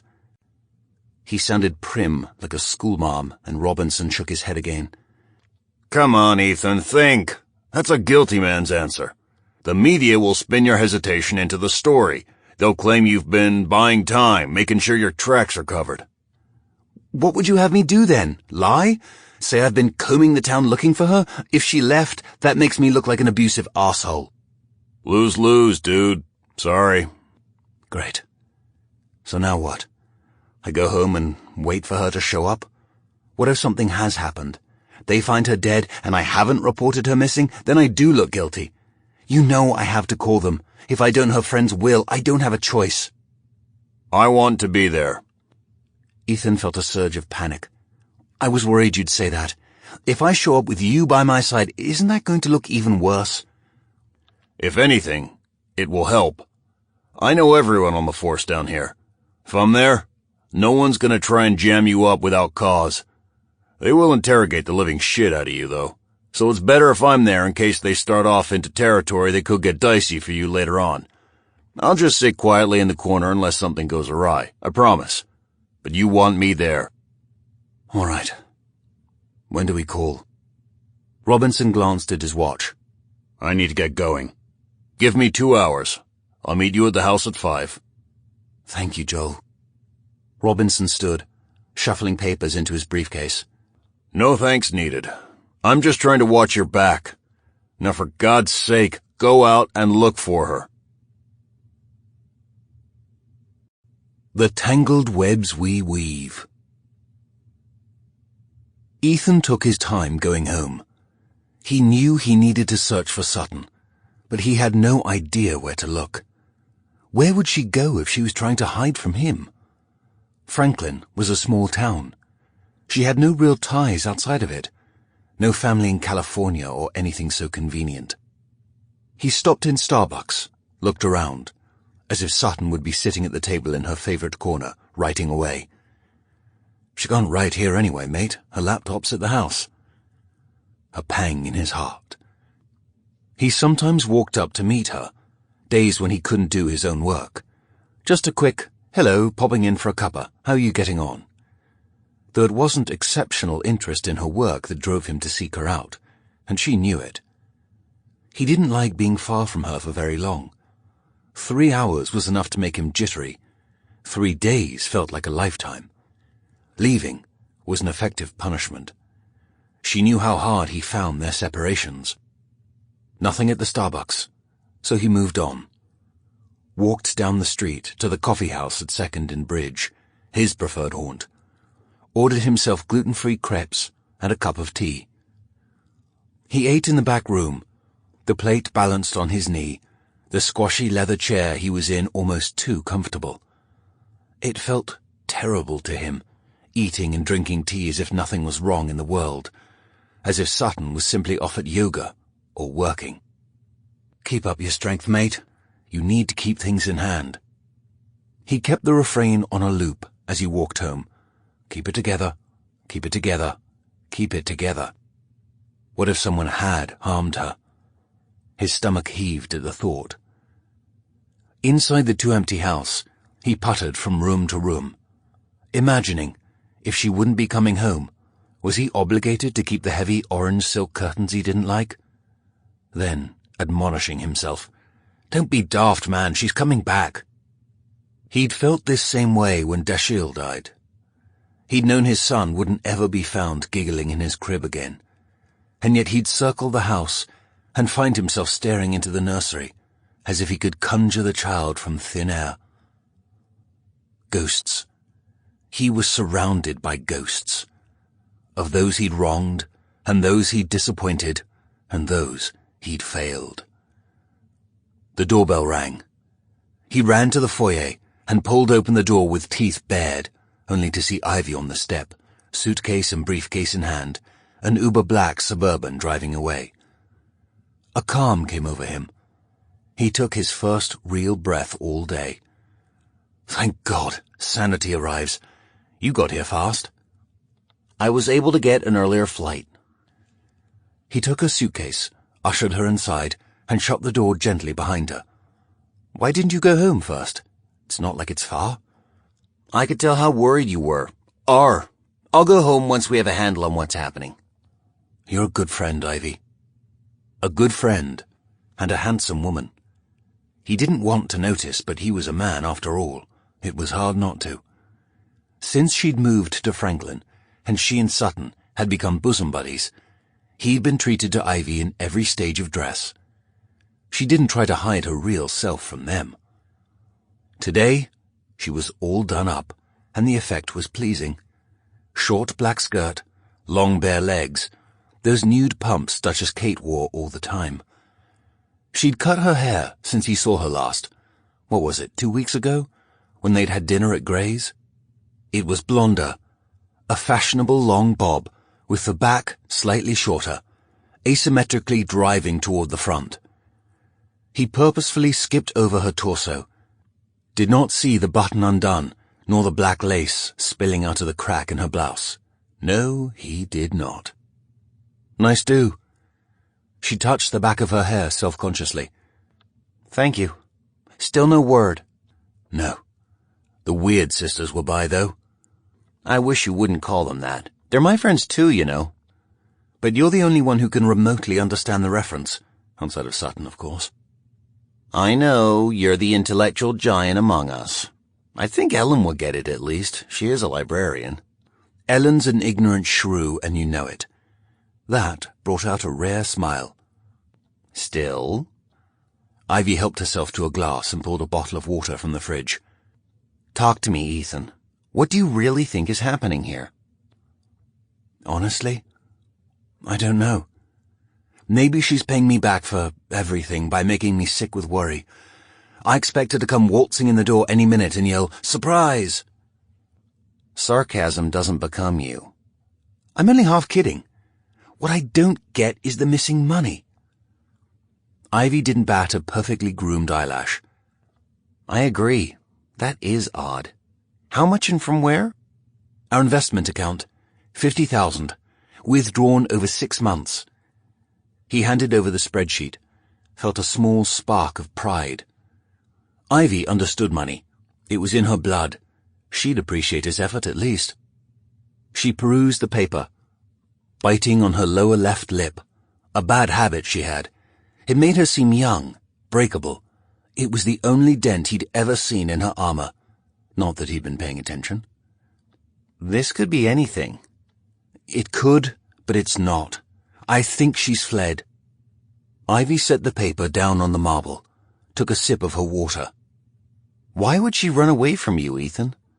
Sutton has been through hell, yes, but so have you.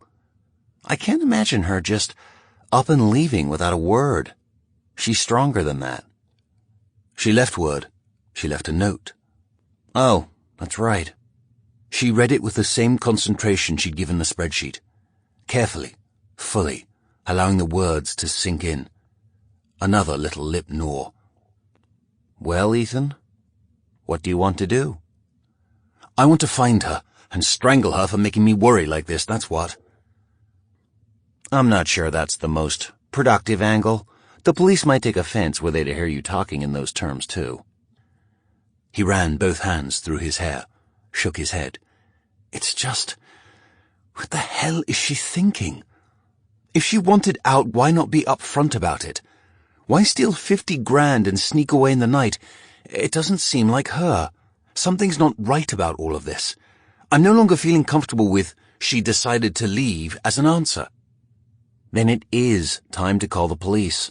Let them make the decision for you, don't you think? I went to see Joel Robinson. He wants to be here when I talk to them. That's good. At least you'll be protected. Don't worry. We'll get to the bottom of this, I promise. He looked at his Breitling, a relic passed down from his grandfather, took a deep breath. Joel said he'd be here at 5. It's 4:40 p.m. now. Here goes nothing. He reached for the phone and dialed 911, trying like hell to keep his mind focused on his missing wife, not thinking about the last time he was forced to do this. SIDS or not to SIDS. Then. The baby wasn't breathing. He was cold and blue, and Sutton was standing over the crib with a look of shock on her face. Her voice was high and reedy, bordering on complete hysteria. She was slapping at her head. Do something! For God's sake, Ethan, do something! What was he supposed to do? The baby was clearly dead. He'd seen enough dead things to know. The numbness spread through him, burning and cauterizing as it went. This is your son, not some thing in a backyard, on the side of the road, or in a coffin. This is your son. Feel something. Shock. You're in shock. Sutton had gone over the edge, was keening. She started to reach into the crib to pick up the baby. Dashiell. His name is Dashiell. But Ethan grabbed her arm. Stop. Call 911. Don't touch him. She lost all effect, the hysteria fleeing. Her calm was eerie, unsettling. It was as if his touch had switched off a light inside her. One flick of the switch, and the wife he knew was gone. Her voice was hollow, girlish. He's my baby. I want to pick him up. I want to hold him. Sutton, we need the police to see that you didn't do anything to him. She turned, eyes wide, and slapped him hard across the cheek. The fire returned to her eyes. How dare you? How dare you? I didn't hurt him. You know I didn't. I'd never hurt him. How could you possibly insinuate that I killed our baby, you bastard? He grabbed her by the arms, squeezed hard, as if he could keep the demons from spilling out of her head. Sutton, listen to me. They'll look at you. They always look at the mother. And now that you know... Calm down. Please, darling, just calm down. She ripped herself from his grip and rushed out of the room. He heard her crying, cursing, begging, the words running together, a wailing crescendo. No, no, no, no, no! He stared once more at the still body of their tiny son. Oh, Sutton, what have you done? He had to call the police. Time passed in a blur. Strangers came. Neighbors lined the streets. Rain started, chasing all but the noisiest inside to watch through their windows. 10 hours, a lifetime later, they carried Dashiell's body from the house. When the door closed behind them, it felt so empty. He didn't know how to feel. Sutton had been given a sedative and was passed out cold in their bed. He wanted a sedative. Why did he have to be the brave one, the together one, the strong one? Because he was a man? He'd lost his son too, and probably more.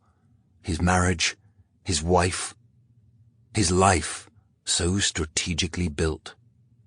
He opened a bottle of scotch, poured half a glass, drank it down without breathing. The liquor burned, and he swallowed hard to keep it down. 2 drinks later, he'd finally admitted to himself this could have been his fault. He shouldn't have told her. It was a stupid thing to do. But the guilt of it was weighing on him. Holding the secret inside, letting it eat at him, tear away at him, had become a permanent Charybdis, churning in his soul. Sutton loved Dashiell, carried him with her everywhere.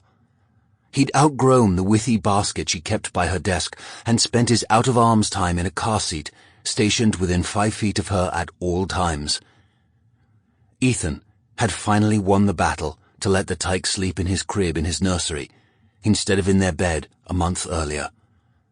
It had been hard for Sutton, even harder for him. It was impossible to sleep well, knowing Sutton was getting up to check on the baby every hour.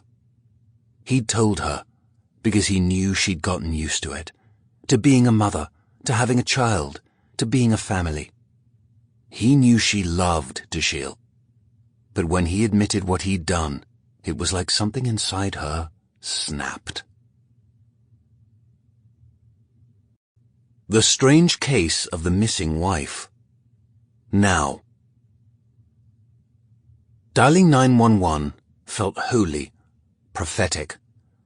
He'd only done it once before, the night they'd found the baby dead, and the whole event replayed itself in minute splashes of memory. Pick up the phone. The police arrived. To press the buttons, they looked right through you, as if they knew you were responsible. It rang. Once, twice, 3 times. There will have to be an autopsy. I'm sorry. 911, what is your emergency? My baby is dead. Ivy was staring at him. He cleared his throat. My wife is missing. A slight exhalation from the operator, as if she were relieved it wasn't a real emergency. Is your address 460 3rd Avenue South, Franklin? Yes, that's it. What's your name, sir? Ethan Montclair. What's your wife's name, sir? Sutton Montclair. How old is she? 38. No, 37. Her birthday... Height, weight, hair color? 5'11", strawberry blonde, maybe 140, 150. I don't know exactly. She hasn't been working out. She's very pretty. When did you see her last? Monday night. Yesterday? Yes, that's right. Is there any reason to assume she's in danger, sir? Has she been receiving strange phone calls or threats? Not that I know of. There was a reporter who was hassling her. She's a writer. We're both writers, but it wasn't physical. And why do you think she's missing? She left a note. Told me not to look for her. Normally, I'd respect her wishes, but we lost our baby recently. It's not probable, but she could have tried to hurt herself. A pause. Then a kinder, gentler operator emerged. I see. I understand. The police will be there shortly, sir. Thank you. Thank you very much. He hung up. Ivy raised a brow. They're sending someone. Good.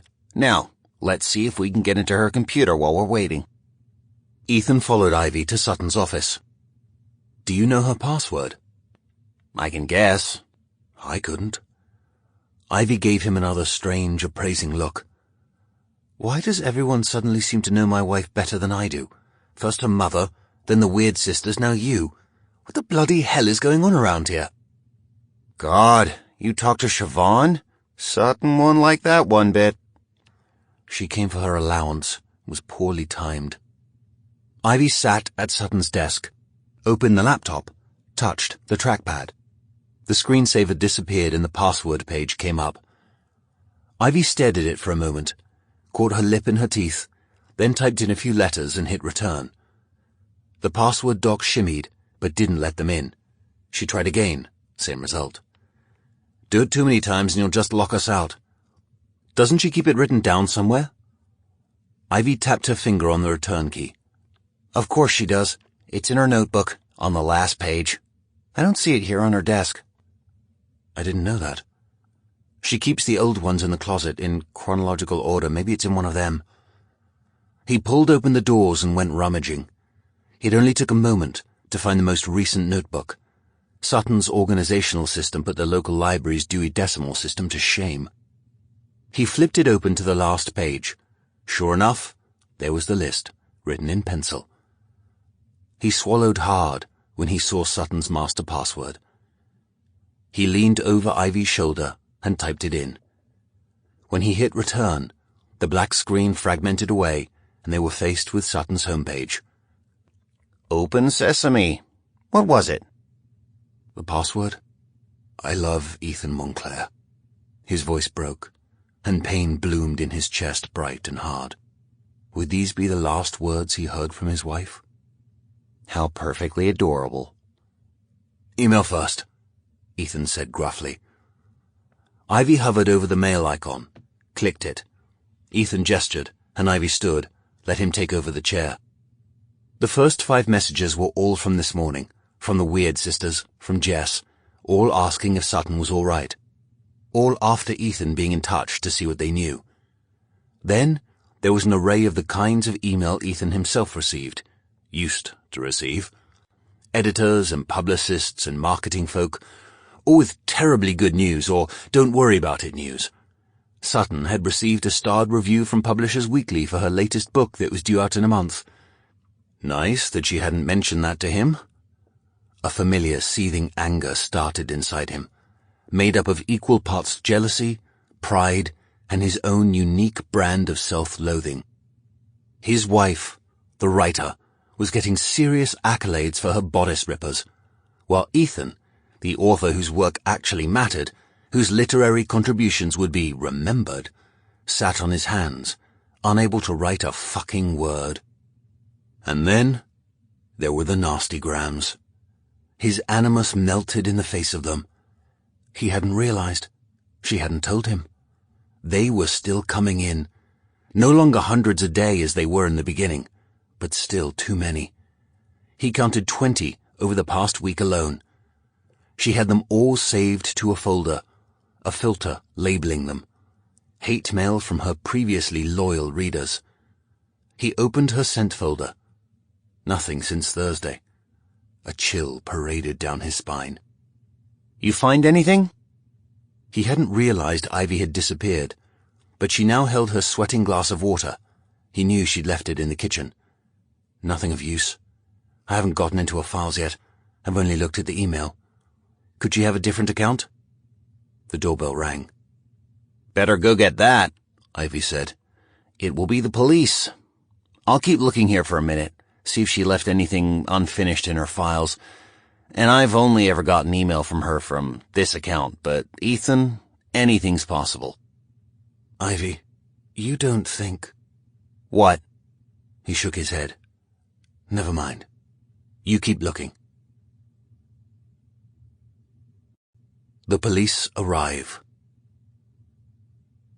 2 officers stood on the front porch, appraising the house. Ethan knew the effect it had on people. The wide, graceful wraparound screamed southern luxury. The double doors with their lion's head knockers, the dormer windows, the tower. The whole house was special, each piece lovingly crafted, and it showed. He'd always taken pride in it, though it was Sutton who'd made it a home. One cop was a young woman in uniform. The second was an older, grizzled man in his 50s, wearing a rumpled blue suit. The woman spoke first. "Sir, I'm Officer Graham and this is Sergeant Moreno. We understand you've reported your wife missing." "Yes, a voice from the street called. Hold up! Joel Robinson was motoring up the sidewalk as fast as his short legs could carry him. The white picket fence, for God's sake they even had a white picket fence, had a kissing gate, and Robinson fiddled with the latch for a moment, then barreled through, smiling, hand outstretched. Roy, you old dog. How are things? How's Beverly? Moreno shook hands with Robinson. Bev's fine. Still making that tuna noodle casserole for the church ladies? She'll never stop. Give her my best, will you? I've missed the last few weeks, getting ready for a trial. You know how it is. I do. Why are you here? Robinson stepped past the cops and took up position at Ethan's side. Ethan's a friend. I thought I'd stop by and see if there's been any news on Sutton. Has there? Ethan shook his head mutely. Well then, let's go inside and have a chat. Terrible thing. Terrible thing. And he hustled everyone inside. Ethan was starting to get an idea of why Joel Robinson was so respected as a criminal defense attorney. Inside, Moreno introduced Graham. Robinson was all smiles again. I know your daddy. He's a good man, fair, and not unwilling to admit it when he's wrong. You tell him his pal from the other side of the fence says hello, will you? I will. He's spoken of you to me before. He says the same thing about you. Good to know, good to know. Alrighty then. Let's get down to business, shall we? We've got ourselves a gorgeous redhead to find. Glory days. Then. Oh, Ethan, I love it. It's absolutely perfect. They were standing on a sidewalk in the quaint downtown community of Franklin, Tennessee. The house was Victorian, ruined, and needed a ton of work. All he could see were dollar signs, but Sutton was bouncing around like a puppy on crack, begging to call the realtor and look inside, and he couldn't say no to her. He never said no to her. It wouldn't kill them to look. Looking wasn't buying. Half an hour later, the realtor gave them the key. Take a walk around the place, see what you think. It's not the turnkey you were hoping for, but the bones are there. She could be a real stunner with a little work in TLC. And the commission would be twice what the realtor would get from the other houses she'd shown them. But Ethan bit back those words and followed his lovely wife into the run-down beast. The realtor was right. It did have good bones. The house had been abandoned. The previous owner ran into bad times and couldn't make the payments, and the bank had foreclosed on this monstrosity. The floors were blonde teak, but scraped and scratched. The owners must have had a large dog. The front porch needed a complete overhaul. He could see a large crack in one of the plastic Doric columns. Sutton came tearing around the corner from what he assumed was the kitchen. She had a smudge of filth on her cheek and was smiling wider than he'd seen since the first time he'd taken her to bed. Her eyes danced with happiness. "Oh, Ethan," she breathed, and he knew, without a doubt, the cause was already lost. They'd be putting an offer in this afternoon. This was their new home. Would he have allowed her to fall in love with the old wreck had he known where the house would lead them? The agony they'd experience behind these very walls. Bloody well not. The house would bring them nothing but pain and sorrow. He didn't care if they were supposed to learn and grow from their experiences. This place was damned, and he'd known it that day when he'd allowed her to fall in love, allowed her to deviate so wholly from their plan. They'd had a plan, and if they'd just stuck to it, none of this would have happened. None of it. They didn't need 5 bedrooms and 3 fireplaces and an albatross of a house that would require an entire renovation inside and out to make it livable. They didn't need anything but each other, a bed, a bottle of champagne, and their laptops. He started to tell her so. He did. Something told him, as lovely as the house could be, they were making a mistake. But the words wouldn't pass his tongue. And then Sutton was there, pressed against him, lush lips against his, her excitement coming through in passion and fire and promises of things to come, a future of love and happiness. And the next thing he knew, he was dizzily writing a check for $50,000 more than asking, cash, to assure they wouldn't get into a bidding war. He wanted to say no, but he didn't know what was to come. So he walked out onto the falling down porch and signaled to the realtor, whose face lit up like a candle from within when she saw the rectangle of paper in his hand, mirroring his wife's delighted visage. They moved in a few weeks later, having painted the living room a soft dove grey and installed a sofa bed. They were planning to do most of the renovations themselves, but had found a local carpenter cum handyman who was going to do the detail work. Days of scraping and painting and gutting bathrooms ensued. When they weren't working on the house, they were working on their books, individual islands of words, adrift in the chaos around them. Their breaks consisted of runs to Home Depot and Porter Paints. They lived on takeout until the appliances arrived. The massive Sub-Zero they had to knock down part of a wall to fit in. The double convection oven that just barely slid into the wall space Ethan had designed. The Bosch dishwasher that made no noise when it was running. And then it was time to pick the counters. And Sutton fell in love with that bloody gorgeous marble, and the fighting began. It was a stupid thing to fight over, a large slab of marble, but fight they did, and the house must have fed off the negative energy, because suddenly everything started going wrong. The paint peeled in the living room. They found asbestos in the attic that the inspectors had missed. A family of mice took up residence in the bedroom, partying and carrying on at all hours of the night. The crack in the damned Doric column gave way, and the porch crashed to the yard below. ruining $500 of plants and shrubs they'd put in the day before. There were tears and arguments and cold shoulders, and when Ethan began to worry they wouldn't find their way back, he gave in on the marble. Like a hurricane's passing, life suddenly calmed. The fights ended, the house came together, they moved the furniture in from the storage unit, and then they were happy. So happy. Sitting together at the kitchen table over their cereal bowls, that big bloody slab of marble glowing gently under the soft white lights. Their days were finally unencumbered by the spectre of renovation. Words. All they wanted was words.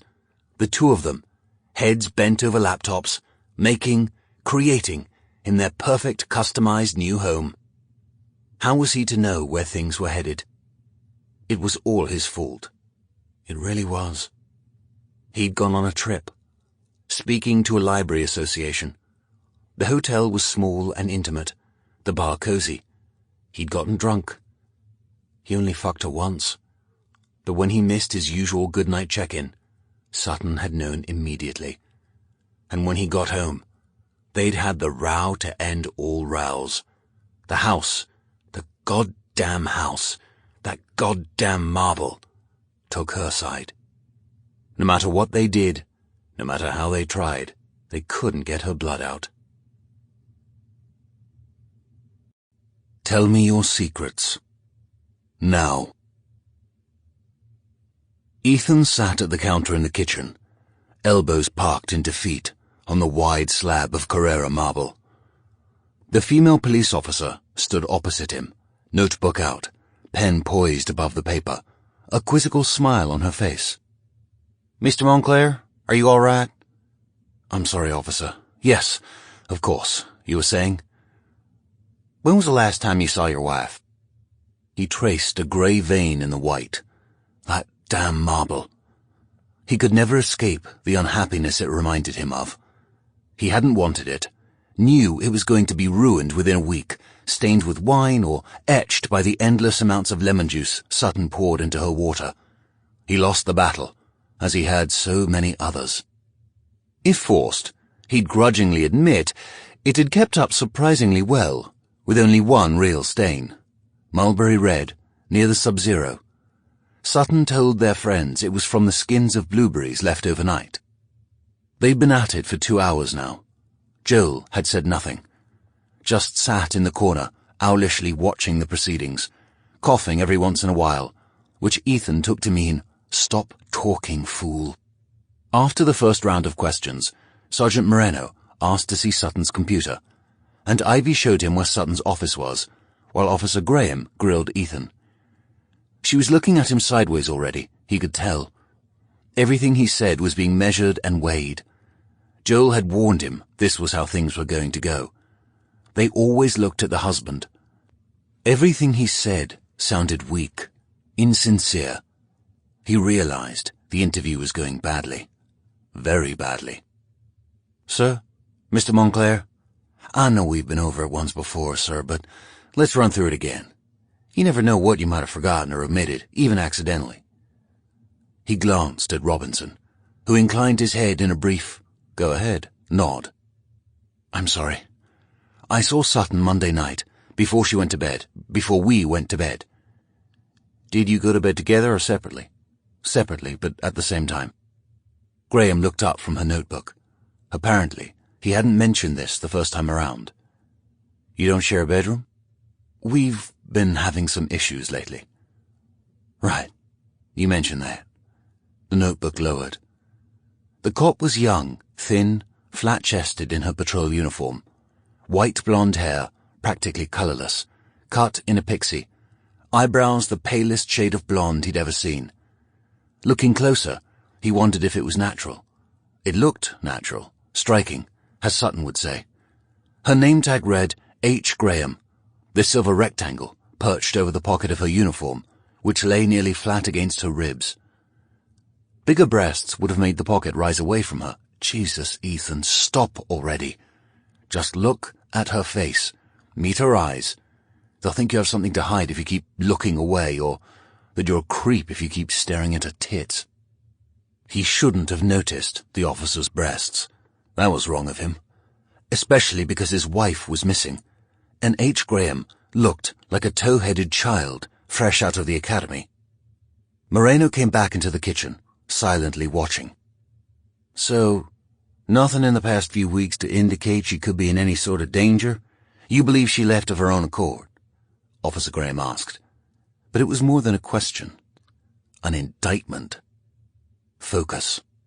I thought so at first. Like I said, we had a fight Monday afternoon. Nothing important. The usual, just sniping. I know how it sounds, but it's not what you think. I haven't hurt my wife. If I had, I wouldn't have called you. He laughed. A hearty ho-ho. Graham took an involuntary step back, and Robinson closed his eyes. Brilliant. Well done. Could you sound any guiltier? Stow the fucking charm already. Ethan held up his hands. I'm sorry. This isn't funny. I'm embarrassed. She's left before. Things are a bit rocky right now. And the note. Where did you find it again? It was left on the counter, where I wouldn't miss it. When I read it, I knew something was wrong. If it's real, I wanted to respect her wishes, which is why I've waited until now to call you, but things have been so strange lately. I got worried. I called her friends and her mother to see if they knew anything, but no one did. Officer H. Graham picked up the note and read it aloud. She'd already done this once. Every word felt like an accusation. She set it gently on the marble. Not exactly benign, this note. It feels very final. You say she's left before. She was clear in her note that she didn't want you to look for her. This seems rather straightforward, so why call us? What really has you worried?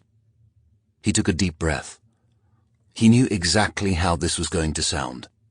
She's never left a note before. Okay.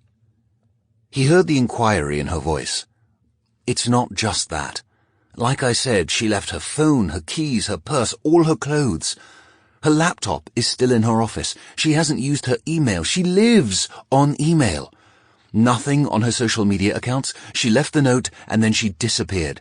Yes, she's left before. But only for a few days. And she goes to stay with friends or gets a hotel room and lets me know that's where she's going to be. And she always comes back. Always.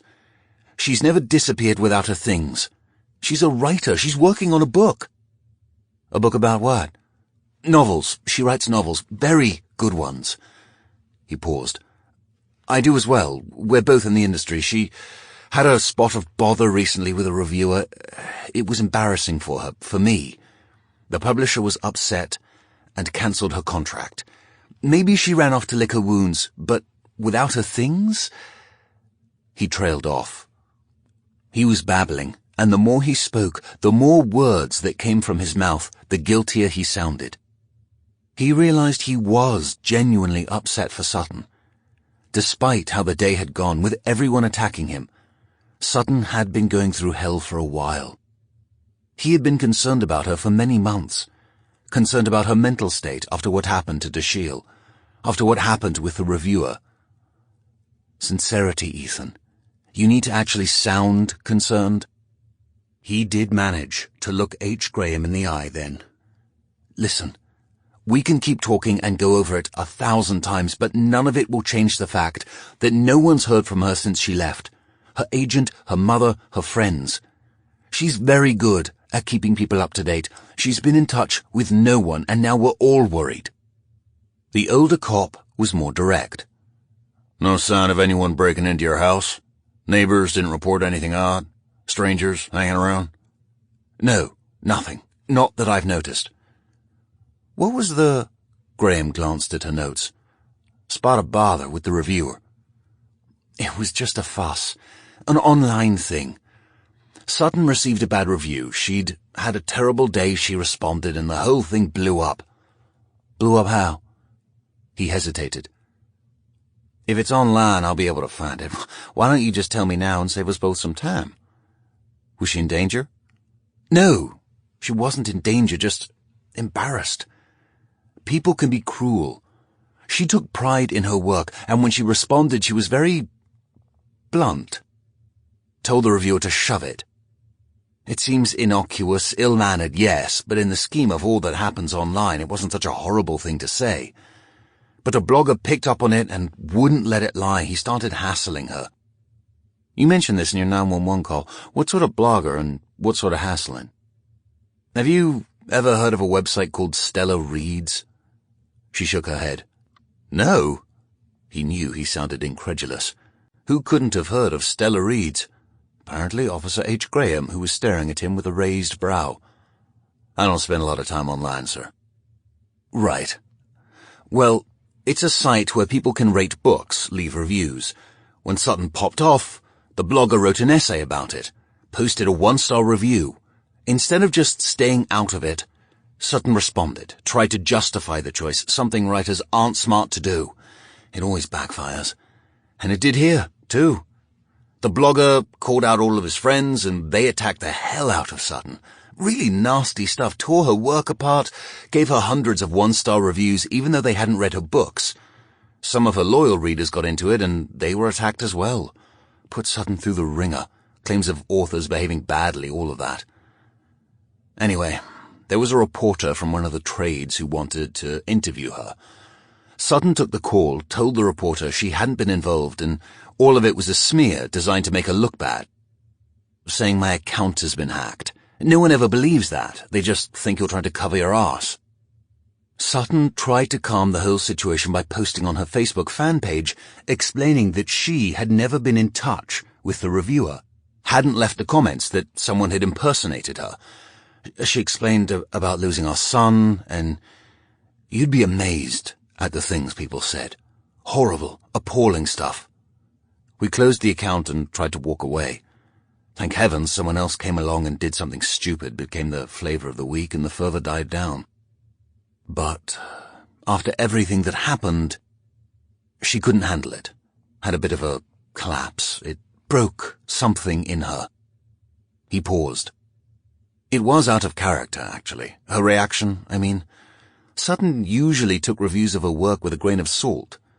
Believe the bad, you have to believe the good, and all that.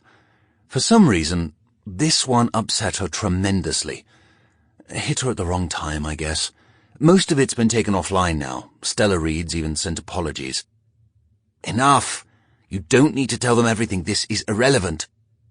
Has the situation been resolved? He shook his head. Sutton has at least 20 new hate mails this week alone, so no. I'd say it hasn't been. We'd like to take the computer with us. Let our forensic technicians go over it. Are you okay with that? Robinson cleared his throat. I would think if you want my client to hand over information related to his wife's disappearance, a warrant would be in order. Ethan wanted to climb inside the bloody marble and disappear. Now he was Robinson's client? Fuck. Coming, right after we leave here. Unless, Mr. Montclair... Ethan had to get this back under control. You don't need a warrant.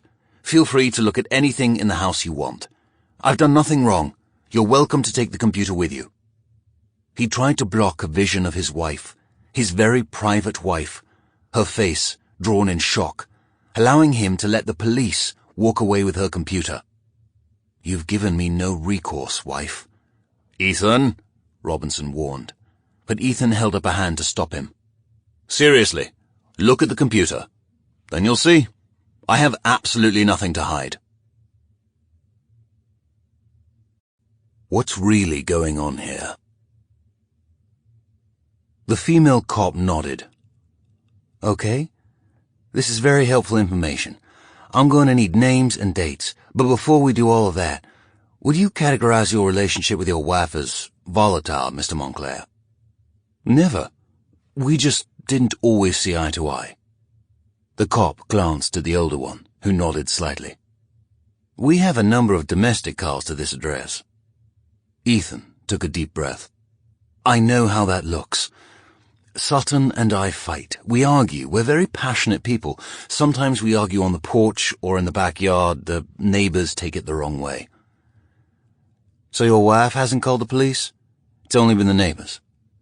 Yes.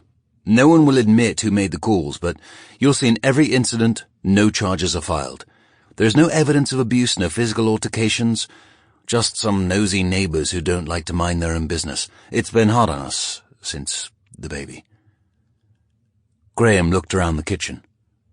Where is the baby, sir? Beams of light pouring in the kitchen. The small crystal Sutton had hung in the window above the farmhouse sink catching the sun, suddenly spinning, shooting fractured light through the room. It looked so homey, so normal, except for the albino cop standing across from him. He took in a breath. The cop's head had cocked to the side like a spaniel. Now she was really paying attention. You don't know? I just assumed, but no. You're so young, so new, I suppose you wouldn't know. Our son Dashiell died. SIDS, sudden infant death syndrome. He wasn't even 6 months old. It was headline news for a few weeks, raising awareness for the condition, all that. Sutton didn't handle it well. Ethan's voice cracked. Neither of us did. I'm sorry for your loss. When did he pass away? Last year. It was in April. Tax day, April 15th. We went to check on him, and he wasn't breathing. He choked a little on the last word, suddenly having difficulty catching breath himself. God, he'd wanted that baby. When she fell pregnant, he was ecstatic. After all he'd done to help her get pregnant, after all their arguments, his cajoling, begging, her final agreement to have the child, to lose him in an unexplained death sometimes felt like punishment. He knew Sutton had grown to love Dashiell. He'd seen the joy on her face when she didn't think he was looking. And now he was gone. His perfect son had been taken from him, and his wife was missing. Your wife is missing. Your wife is missing. So she disappeared on the anniversary of your son's death? Moreno asked. It hadn't hit him. The significance. He'd been too caught up in his own unique brand of self-flagellating mourning to realize, and too worried about where she might be to look at the calendar. He hated to think back to that day. There was no such thing as an anniversary with grief this new, this raw. It was a daily, visceral, animal thing that ate at him constantly. He didn't think in terms of dates, or months since, years since. There was just before, Dashiell, after. Yes, that's right. The anniversary. H. Graham looked to the older officer, then closed a notebook and stuffed it into her back pocket, like a professional golfer. We'll put together a report, sir. Be on the lookout. Check everything we can. But I think it's safe to say your wife isn't in any danger. I bet she comes home any time now. People deal with grief in different ways. Sounds to me like things were just too much for her. An anniversary like this is difficult. Adding complications from work? Sounds like she's been having a really rough go of it. He felt relief. They believed him. They didn't think he was involved. Ivy came into the kitchen so quietly they didn't hear her until she said, Ethan, you need to tell them everything. Ethan saw the cops both start slightly. Ma'am? Graham asked. We are very concerned Sutton may have harmed herself. She's been having a hard time lately, Ivy said. Mr. Montclair mentioned things have been tenuous with her. Tenuous? That's a good term. She's been on edge, upset, angry, and crying. Ethan shot Ivy a glance. Whose side are you on here? What's had her upset, ma'am? What hasn't? I mean, really, can you blame her? First her baby, then her career? Anyone would be laid low. Sutton is a brilliant artist. She's sensitive. Ethan stepped closer to Ivy, put his hand on her shoulder. Ivy and Sutton are very close. She's been helping me search for Sutton. Officer Graham looked at him again, this time with wariness on her lovely face. He dropped his hand, in case it looked bad. He wouldn't want her to think there was anything untoward happening with Ivy. Was she suicidal? Being treated with medication? Not now, no. Other than the incident with the publisher, she's been fine. A lame word, fine. What did it really mean? If she's fine, recovered from these two blows, as Miss Brooks calls them, why do you think she harmed herself? Why now? Why not right after the baby died or when she lost her contract? He took a deep breath. It's confusing for me, too. Sutton went off the rails after Dashiell died. Not that I blamed her. She was very distraught. And how were you after this unfortunate incident, Mr. Montclair? Did you cope well with your son's death? The police officer had pretty eyes. Hazel, changeable. They'd softened when she'd heard about Dashiell's death. She wore the barest hint of pink lipstick. He wondered what she was like in the sack. She seemed like she might be a wild one. The sweet ones usually were. She had that look. I coped, he said, cringing a bit at how sharp he sounded. It was difficult, of course. You shouldn't have to bury a child. Not only did I lose Dashiell, I lost Sutton as well.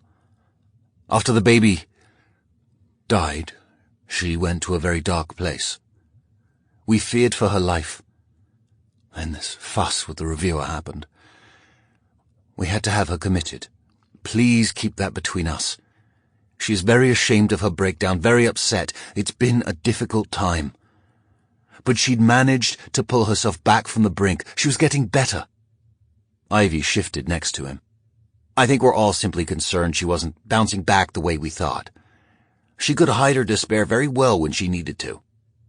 The young cop tapped her finger against her gun strap. Tap, tap, tap. It was the sergeant who said, Mr. Montclair, please be straight with us. Do you think your wife has taken a break from the marriage, or are you reporting her missing because you're afraid she might have harmed herself? Ethan heaved out a sigh. Officers, let me be very clear. I don't know. I don't know anything anymore. He cracked, then, finally. The tears began. I can't lose her, officers, not after losing Dashiell too. Please, help me find my wife. H. Graham held out a hand as if to touch him, to comfort him, but stopped, realizing it made her look unprofessional. Robinson came to life in the corner. I think this should cover it. What do you say, Roy? Should we mount a search? Might put everyone's mind at ease. Moreno looked from Ethan to Robinson and back again. We'll look into this and get back to you. No sense wasting resources if the lady doesn't want to be found. Fair enough, fair enough. Hands were shaken, cards exchanged. They took Sutton's laptop and date book, glanced around a few more times while they stood on the porch. When the door shut on the cops, Robinson turned to Ethan. You idiot. I told you. You're completely screwed. The investigation begins. Tell me, Holly, do you believe him? Sergeant Roy Moreno was head of the homicide unit, and Holly Graham's current superior officer, about 6 times removed, seeing as she was a simple patrol officer, and he was in charge of homicide. He was her superior in all ways. Moreno knew a lot about this town, about investigations, and lucky for her, had shown an interest in her from the beginning. Not in the creepy way some of her fellow cops had, but a sincere interest in her as a person and an investigator. It was her dad's doing, probably. Derek Graham was a well-respected district attorney, but who cared? Holly was getting a chance to work with the old horse directly, and that was going to be nothing but good for her career. The old horse in question was currently sucking on a toothpick, staring out of the windshield of the patrol car. The laptop between them glowed. They were parked in the lot of the 5-star Mexican joint, down the street from the Montclairs' lovely home, having rolled away just as a news truck came sharking around the corner. She watched the truck pull to a stop at the curb, heading to the Montclairs' gorgeous Victorian mansion, perhaps. The media in Nashville were very good at ferreting out drama, and the missing wife of a major author was bound to pique their curiosity. Should we do something about that? She glanced over at Moreno. Not only an old warhorse, a veteran of the force, he was a genuinely good man. She was lucky to have him riding with her to do some investigative training.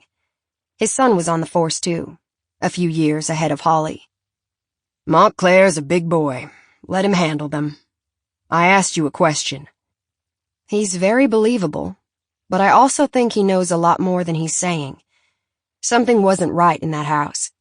Did you see the blood stain on the counter near the refrigerator? I did. It's in the kitchen, so anything could have happened, from a nosebleed to a knife cut. It was such a small amount, and it was old. It had been there for a while. Who knows? We'll have to pull the incident reports, look at the details on the domestics, but add in a deceased child, the wife's supposed history of mental illness, the husband being a minor celebrity, a recent online kerfluffle, and the fact that he hired one of the best criminal defense attorneys in the state before he called us.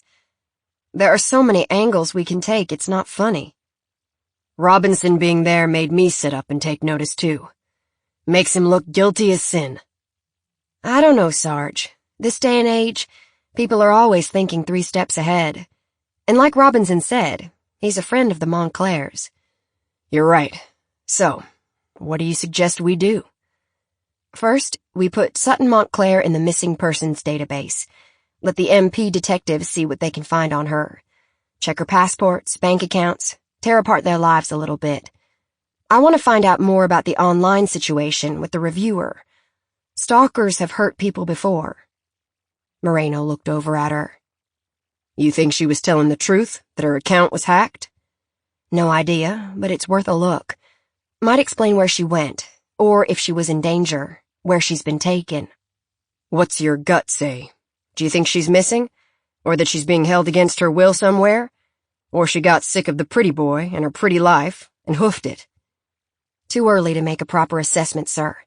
Like I said, something doesn't jibe. I'd like to know more, about them both, before I make any decisions about what might or might not have happened. It's probably just a domestic gone wrong. She's tired of the fighting and takes off. Might even have a piece on the side who helped. It's been known to happen. Holly tapped her pen against her teeth. I don't know, Sarge, not to play devil's advocate, but if she'd really left him, why would he talk to a lawyer and bring us in? He knows we'll be digging into everything. He knows any investigation on our part will draw attention. Is he doing it for personal gain? Wanting his 15 minutes in the spotlight? Did he hurt her, but he's clever and wants to look innocent? I don't know. But toward the end, I got the sense that he was truly distraught and feared for her life. Sutton Montclair may not want to be found. She may have wandered off, may have hurt herself. Or she may have been kidnapped. We don't have all the pieces of the puzzle. But I don't think he killed her either. It felt like he really was worried for her. But? He didn't tell us everything. I think we should keep looking at him, hard, find out what he's holding back. The friend seemed pretty concerned.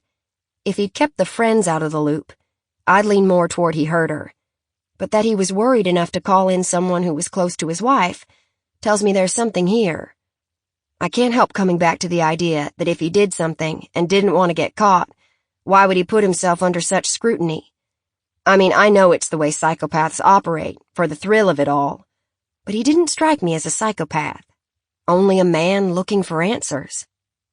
Moreno took the toothpick out of his mouth, wrapped it in a napkin, and stashed it inside his empty Starbucks cup. Stared out the windshield some more. Holly knew he was a thinker. She'd grown accustomed to his silences while they worked. Finally, he said, I like how you think, Graham. I like that you're not jumping to conclusions because of what he's told you, or because Robinson was there. So we're going to play this a bit unorthodoxly. You've had excellent training, and you have a background in this, with your dad's work with the DA's office. We all know what your trajectory holds. You're only a few steps from plainclothes, and every uniform wants their chance to play detective. So this is your go at it. I want you to run the case as it moves forward. I think you made a connection with Montclair, and it might pay off later in this investigation. Holly couldn't believe what she was hearing. Yes, she was going to be a detective. Everyone expected it, and she wanted it, bad. It just wasn't supposed to happen for another year. But if Moreno wanted to bump her up the line, she wasn't going to quibble. Of course, sir. I'm happy to. We'll give it a few days. See what shakes out. Sound like something you can handle? It is, sir. Not to look a gift horse in the mouth, but why me? Moreno smiled at her, his eyes crinkling with good humor. When you're a full-fledged detective, you'll figure it out soon enough, Officer Graham. I'll tell you this. When a suspect makes a connection with an officer, we don't ignore it. Now get to work. I want everything you can find on the Montclairs by morning. Read all about it. It happened like a lightning strike, fast and furious and devastating. Somehow, the whole world knew Sutton Montclair was missing. The reporters started calling and knocking and ringing the doorbell and peering over the backyard fence about 20 minutes after the police and Robinson and Ivy left. Ivy had reassured Ethan as she walked out the door. "It's going to be okay. We'll find her. I'll talk to the girls, dig around, see if anyone's talked to her. They might be more willing to open up to me instead of you." He hadn't seen her since. Robinson hadn't called. He'd been so alone. Just him and the bottle, and the intrepid media seizing the meaty story in their carnivorous jaws. The fucking reporters, who were much more interested in the news of Sutton Montclair going missing than the police were, wouldn't leave him alone. He didn't want to answer the phone. What if Sutton called? But he had no choice. So he drank and shouted, "No comment," into the phone. Every time it rang, he answered with a breathless, "Sutton?" Every time, it was a stranger. New voices, same requests.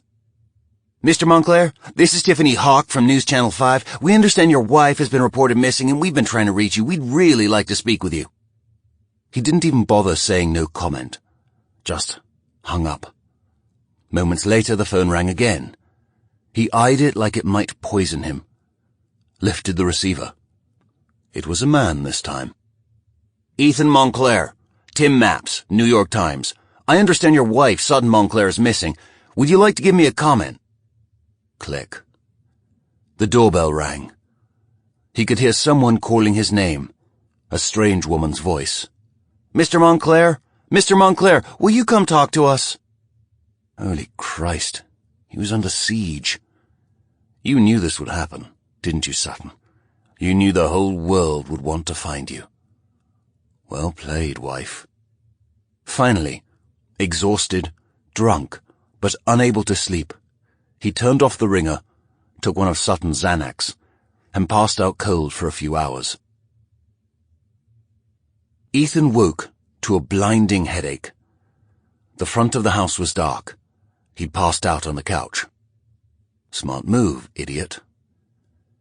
He groaned as he sat up, perched on the edge of the couch with his feet on the floor and his head in his hands, until the worst waves of nausea passed. Managed to make it to the kitchen and put on some tea. Popped 3 Advil, drank a bottle of water. The kettle took forever to boil. When it started whistling, pain rippled through his head.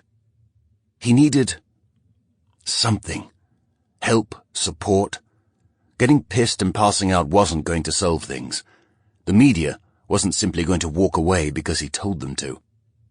There was a story here, and everyone knew it.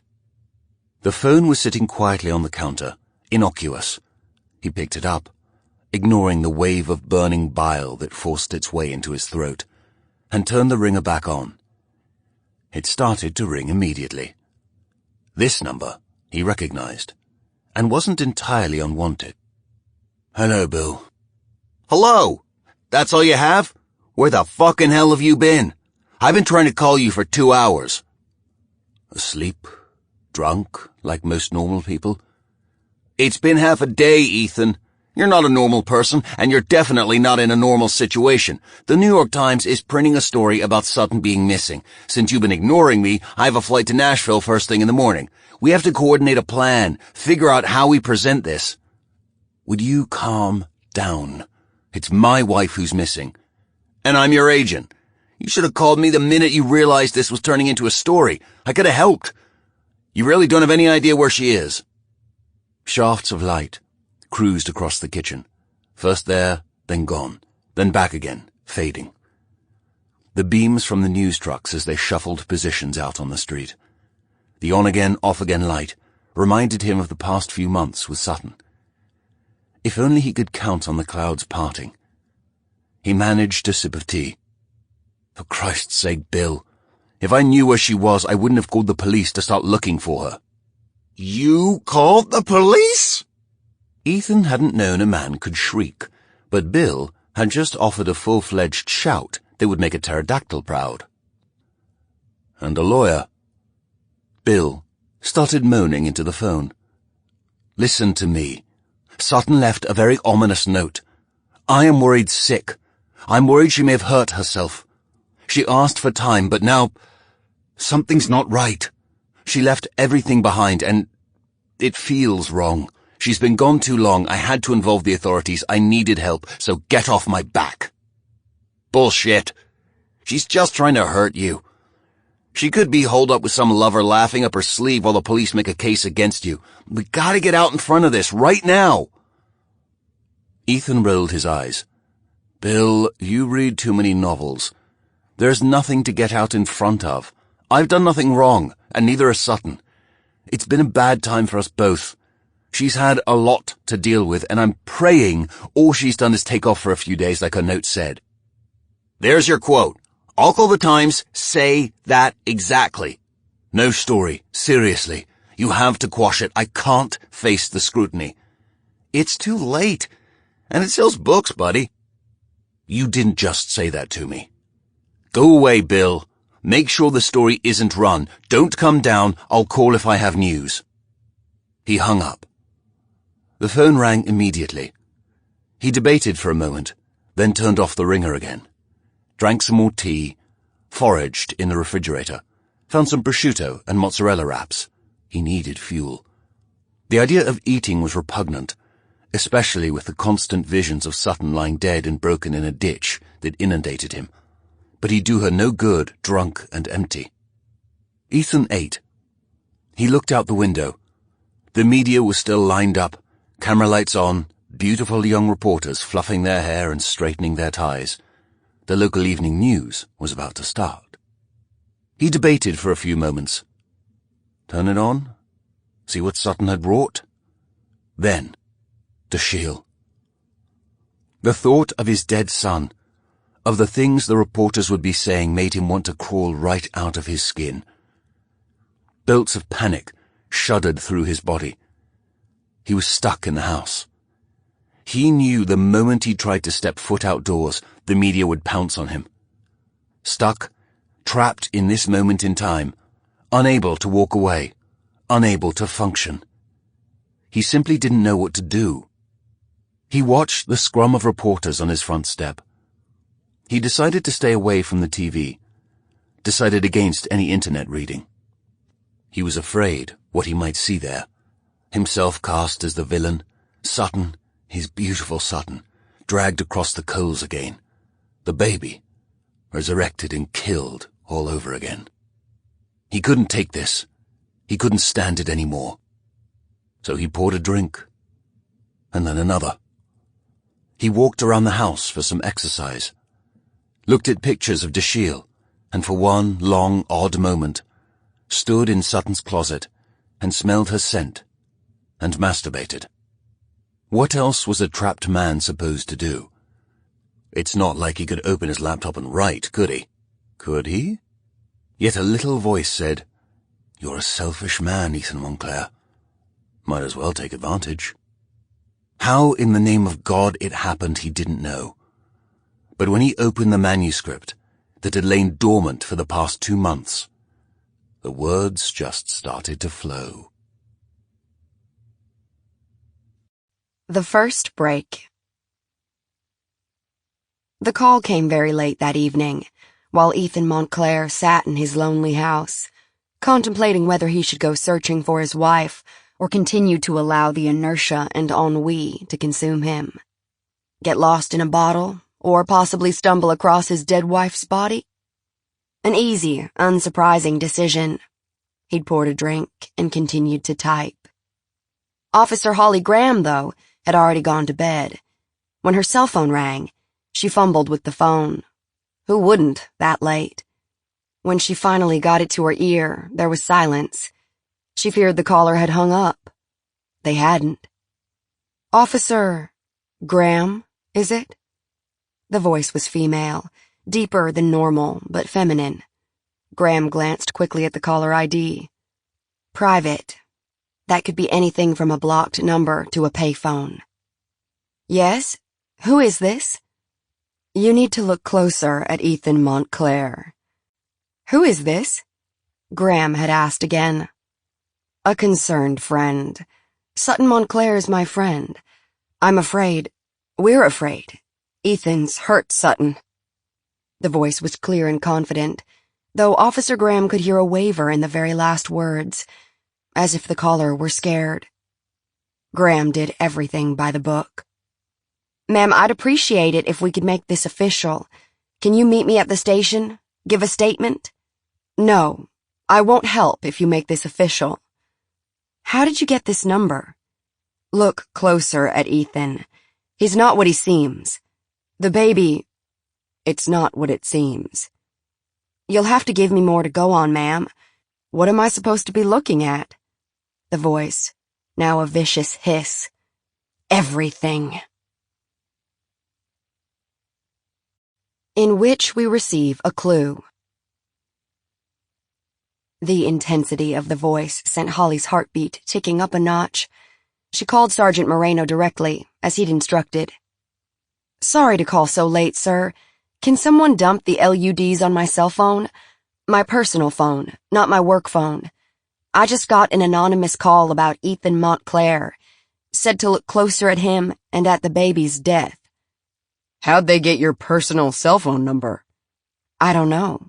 It doesn't matter. It does, but we'll worry about it later. I'll have a trace run, see if we can nail it down. He yawned. Damn, it's late. But I'm awake. Might as well take the time now to update me. Where are you on the case? Everything Montclair told us is checking out. Sutton was committed to Vanderbilt on an emergency psychiatric hold 6 months ago. I called the doctor, but they won't talk to me without a warrant in hand, so all we have is the court filing. It checks out. Everything Ethan said shows up there. Suicidal ideation, psychosis. He's telling the truth about her breakdown. The baby's death was ruled SIDS. The autopsy showed no signs of trauma. Baby was well nourished and taken care of. No signs of neglect. Nothing to indicate he was purposefully suffocated or given something that stopped his heart. It really looks like a terrible tragedy, and not one of their making. There are about 3,500 idiopathic SIDS deaths in the country every year. It seems Dashiell Montclair is a statistic. That's a shame. It is. Very sad. What else? Multiple domestic calls. We've been out to the house 4 times in the past year. Mrs. Montclair declined to press charges, so there was nothing we could do. He was abusing her? That's the odd thing. All 4 times, she swears she didn't make the call. That yes, they were fighting, and yes, it was bad. But she hadn't called the police. 911 have the records? The calls came from her cell phone. Sounds like buyer's regret to me. Pretty typical. Yeah, there's not a lot to go on here, that's for sure. Clearly there were problems. Clearly she's bailed. The question is, did she leave of her own volition, or did he help her along? How do you propose to answer that? Time, sir. It's going to take more time for me to sort through it all. Get some sleep. Hit it fresh in the morning. That's an order. Yes, sir. They hung up. But she couldn't sleep. She lay in her comfortable bed, thinking about the photos she'd seen at the Montclairs. They'd seemed so happy, so settled and content. The 3 of them, beautiful and glossy. And then tragedy struck. The baby died, and their whole world collapsed. Anyone's marriage would fall apart under those circumstances. Anyone's. So why did she feel like she was missing something? Voices. I hear voices. Me again. How are you getting along? Me? I'm a bit annoyed. I have to ask, was that bad of me, the call? Should I not have turned the screws on Ethan so soon? It's only been a day, and the cops are heading in the right direction, yes, but they're so slow. I want to see him twist. I want to see him hurt. I want to see him bleed. And I want it to happen now. Lest you think I'm some sort of mustache-twirling villain, let me assure you, Ethan deserves every moment of torture he's receiving. He is a bad man, a tin man, a man without honor, without a soul, without a heart. Forgive me. Or don't, but I really don't think people are taking this seriously enough. My friends are such a disappointment. I mean, really, one confrontation, that's all? That's the best they can do? I teed them up and made sure they had all the ammunition they needed, and not one of them has had the guts to come forth and point the finger. I have to move things along. I wasn't planning on doing this quite so soon, but now I don't know that I have any choice. I'll give the cops another day to put it together, but time is running out. Tick-tock, tick-tock. Another dawn is dawning. 6 a.m. The sun's weak light radiated through the windows. Holly rubbed her eyes, stretched, felt a pleasant series of pops down her spine. She'd been up too late, hunched over the computer after trying and failing to sleep. The call ate at her. The hissing voice, the animosity. Someone truly hated Ethan Montclair. She knew the couple better now. There was so much information online about the Montclairs. They had been, literary darlings for several years. The death of their child and the subsequent fall from grace had been documented in alarming detail. It made Holly uncomfortable. People did so love a tragedy. She was trying to pin her mind on the something she was missing. The something that wasn't quite right about the house on 3rd Avenue, and the stories of the people within. Her scattered dreams had been infused with horror scenes. Women covered in blood, screaming. Children walking through walls, beckoning to her to follow. She shoved a pod into the coffee maker, stood watch as the dark liquid purled into the cup, took it and a granola bar into her small study, booted up her laptop. She lived in the house she'd grown up in. The study was an annex off her bedroom, still filled with the detritus of her teenage years. Her parents had taken a maintenance-free condo in downtown Franklin a few years earlier, leaving the house to Holly and her sisters. Holly was the only one who wanted to stay in town. She wanted to be a part of the community, to change lives, to protect people. Her sisters got the hell out of Dodge the first chance they had, running to New York and LA, respectively, both pursuing acting careers, one on the screen, one on the stage. But Holly stayed. She was that kind of girl, the kind with staying power. She was stuck, so she took a lesson from her dad's playbook, drank her coffee, cleared her mind, and started over. The first step was a global search for Sutton Montclair. The results came immediately, by the thousands. These were public people. There were as many articles online about the incident, as Ethan Montclair had referred to it, as there were reviews and stories about the baby's death. There were a number of stories about Ethan Montclair and his stratospheric rise to the top of the literary world, and the subsequent disappointment of his canceled novel. The rise and fall of ages, the push and pull of celebrity. It was a fickle beast. Holly chose to focus on Sutton's fall from grace. She pulled out her notes from the night before. In a nutshell, Sutton Montclair, historical fiction author, had received a 1-star review on a popular review site and had gone ballistic. It started simply, asking for the review to be changed, arguing that the review had no merit, and then, when the reviewer went public, saying she felt like she was being threatened, that she didn't feel safe and was scared, it all devolved. The attacks moved on to Montclair herself, who was disparaged in the most horrible ways. Her books were loaded up with one-star reviews, and she was forced to abandon all of her social media accounts. A trade magazine had done a huge piece on the situation, ascribing her actions to the phenomenon they called authors behaving badly. There was a single quote in the piece from Sutton Montclair, taken from the blog on her website, a paragraph of denial. "This entire incident is a sham. My accounts have been hacked. Nothing you've seen with my name on it in the past 48 hours came from me. I know that sounds like an excuse in the aftermath of bad publicity, but I assure you, I would never, and have never, threatened a reviewer for not liking my books. I fully encourage open and honest reviews, and have never tried to censor anyone's opinion of my work, nor will I ever do so." People hadn't bought it. There were nearly 5,000 comments, where the battle had raged on for weeks. Holly clicked further, found a magazine article that mocked Sutton Montclair as a lunatic who stalked her reviewer. The article claimed the reviewer had been forced to take out an order of protection against the author. Bingo. Finally something to go on. Something Ethan Montclair hadn't mentioned. Holly switched to her law enforcement database and began to search for the order of protection.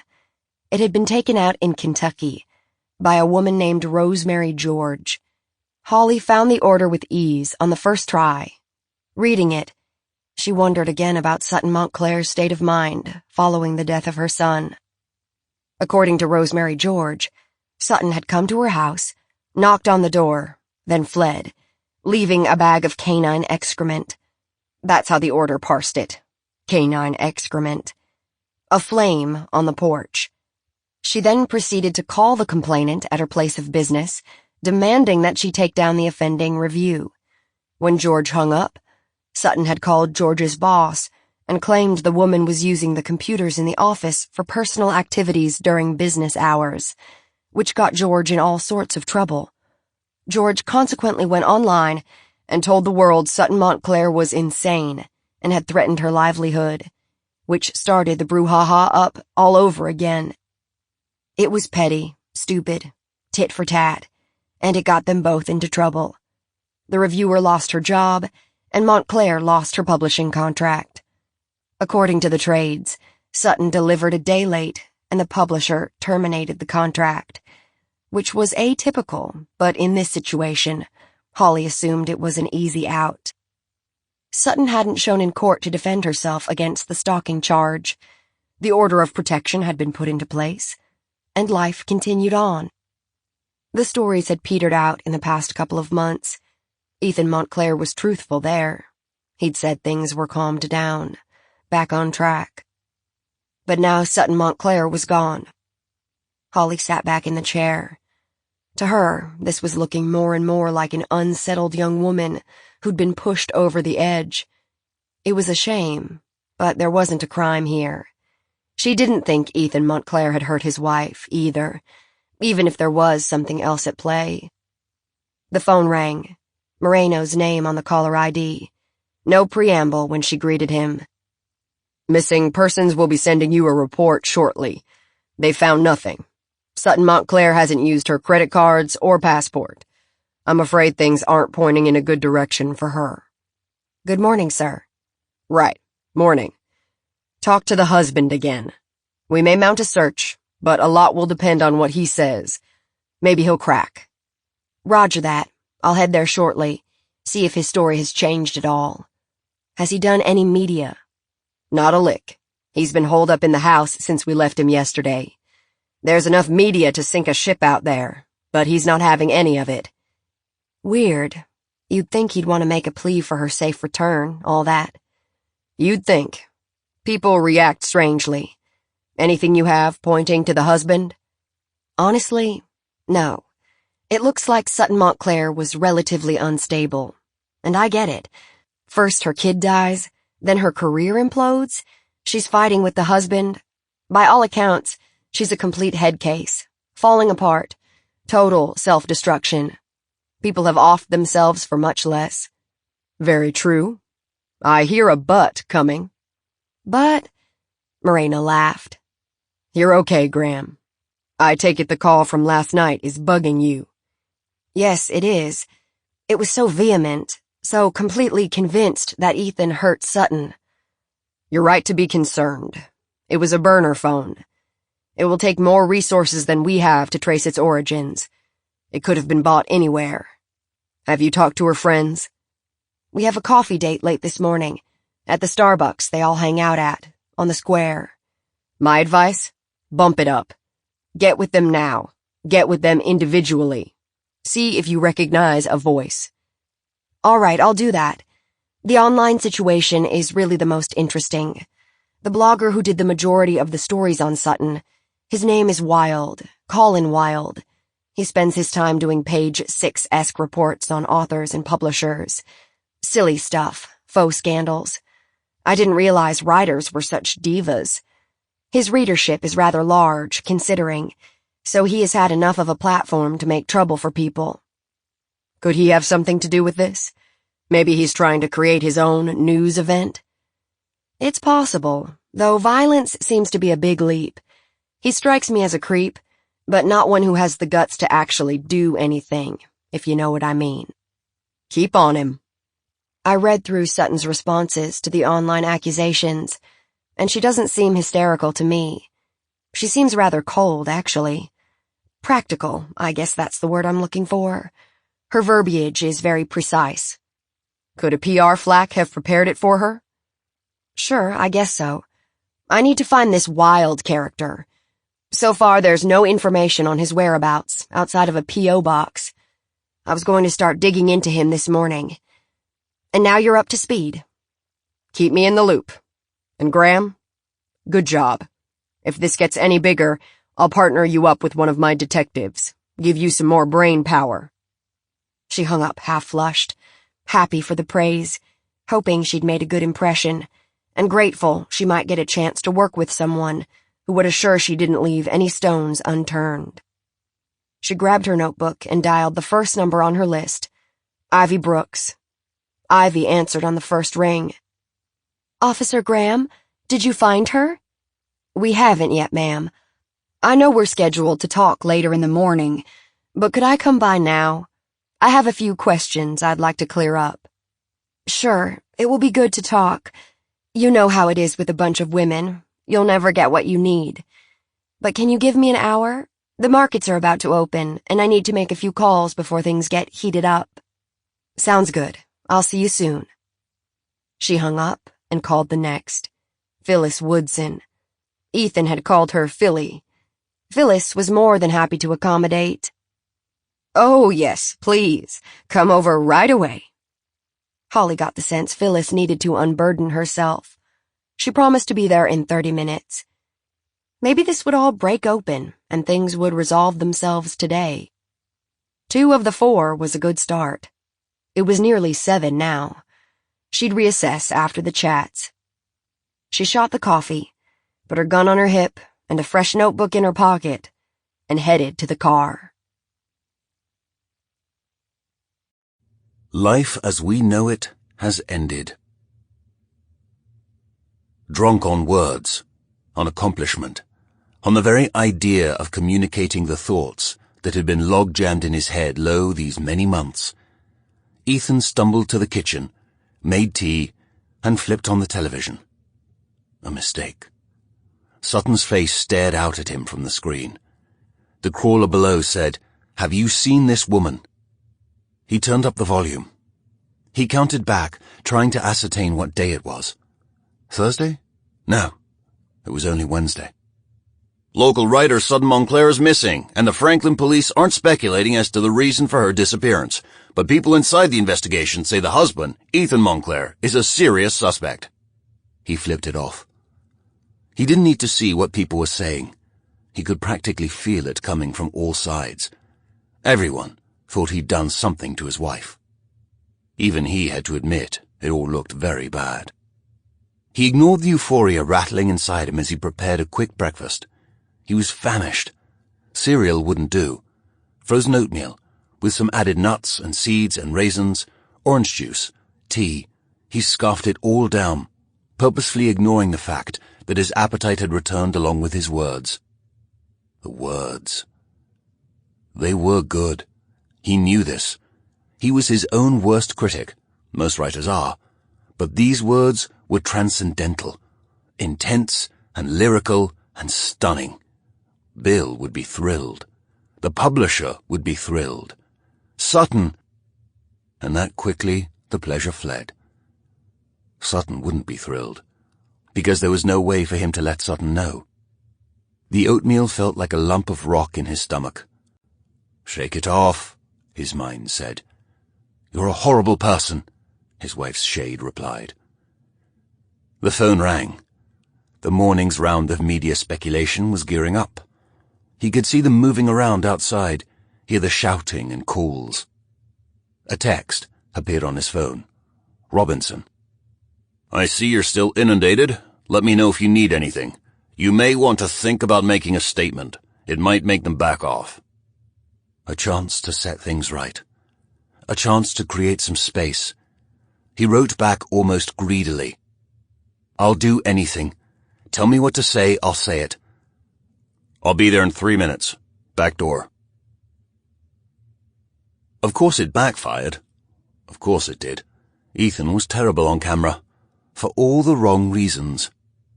Robinson was a family guy. He wanted Ethan to play the family angle, which meant mentioning Dashiell. He wanted Ethan to talk about the marriage, how happy they were, how far they'd come since their son's death. Ethan balked, refused. All he wanted was to plea for Sutton's safe return. They argued for 10 minutes, and then Ethan quite effectively ended the discourse by marching to the front door. He swung it open and waited for the frenzy to begin. Holly saw the news alert pop up on her phone. She opened the news app, watched the presser with astonishment. Ethan Montclair looked like he'd been on a 3-day bender.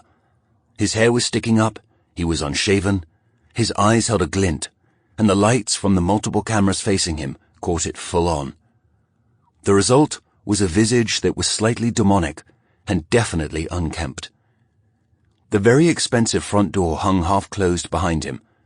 Joel Robinson was standing in the shadows, frowning. She turned up the volume. "Thank you for your attention to the disappearance of my wife, Sutton Montclair. We are unsure at this time of her whereabouts and are very anxious to have her home. Sutton, honey, if you're watching this, please call me. I'm worried sick for you. And you lot," he pointed to the journalists gathered, hanging on to his every word. "Instead of lounging around here harassing me, why don't you use your resources to look for my wife? Please, do the right thing. Help me bring her home. That is all." And the door shut. There was a moment of collective silence. Then Holly watched the whole scene devolve. She could hear the cacophony of voices through the microphone. The reporter turned to the camera with a wide smile plastered on. "There you have it. Classic Ethan Montclair. Telling off the press. This is definitely going to feed the flames." Inside the house on 3rd Avenue, Ethan clutched his head in his hands. He was ashamed of himself. All he had to do was keep himself together for 5 minutes, and instead, as had been known to happen when he was put in front of a camera and microphone, he turned into a full-on raging dickhead. It was one of the major reasons his publishers rarely sent him on publicity jaunts. Ethan was a snob. He had a tendency towards priggishness that caused people to think him an arsehole, and he did not like to be challenged. Robinson was on the phone, scrambling to clean up the mess, giving a more cogent statement to someone. Finally, he hung up. "Well, that was flamboyant. Certainly going to get them off your back." "Stow it, Joel, I'm tired." "If you just listen, I said stow it." A sigh. "Listen, buddy, I'm on your side, but you have to work the media, massage them. They are your ally here. You turn them against you, and the court of public opinion becomes a disaster in the making." "I have to do no such thing. They are as happy to let me drown as they would be to throw me a rope, because the drowning will make the ratings go higher." Robinson's pants were a shade too big. He kept hitching them up over his hips. "Remember that text, when you claimed you'd say anything I wanted?" I'm a rebel. No, Ethan. You're rapidly making yourself look like a suspect in your wife's disappearance. Get it together. Either you start doing things my way or I'm out. Fine then. Brilliant. Leave. I can handle this alone. A flash of hurt. Then Robinson nodded.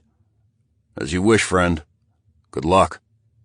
The back door closed quietly, and Ethan was alone again. Shit. Francophiles in Franklin.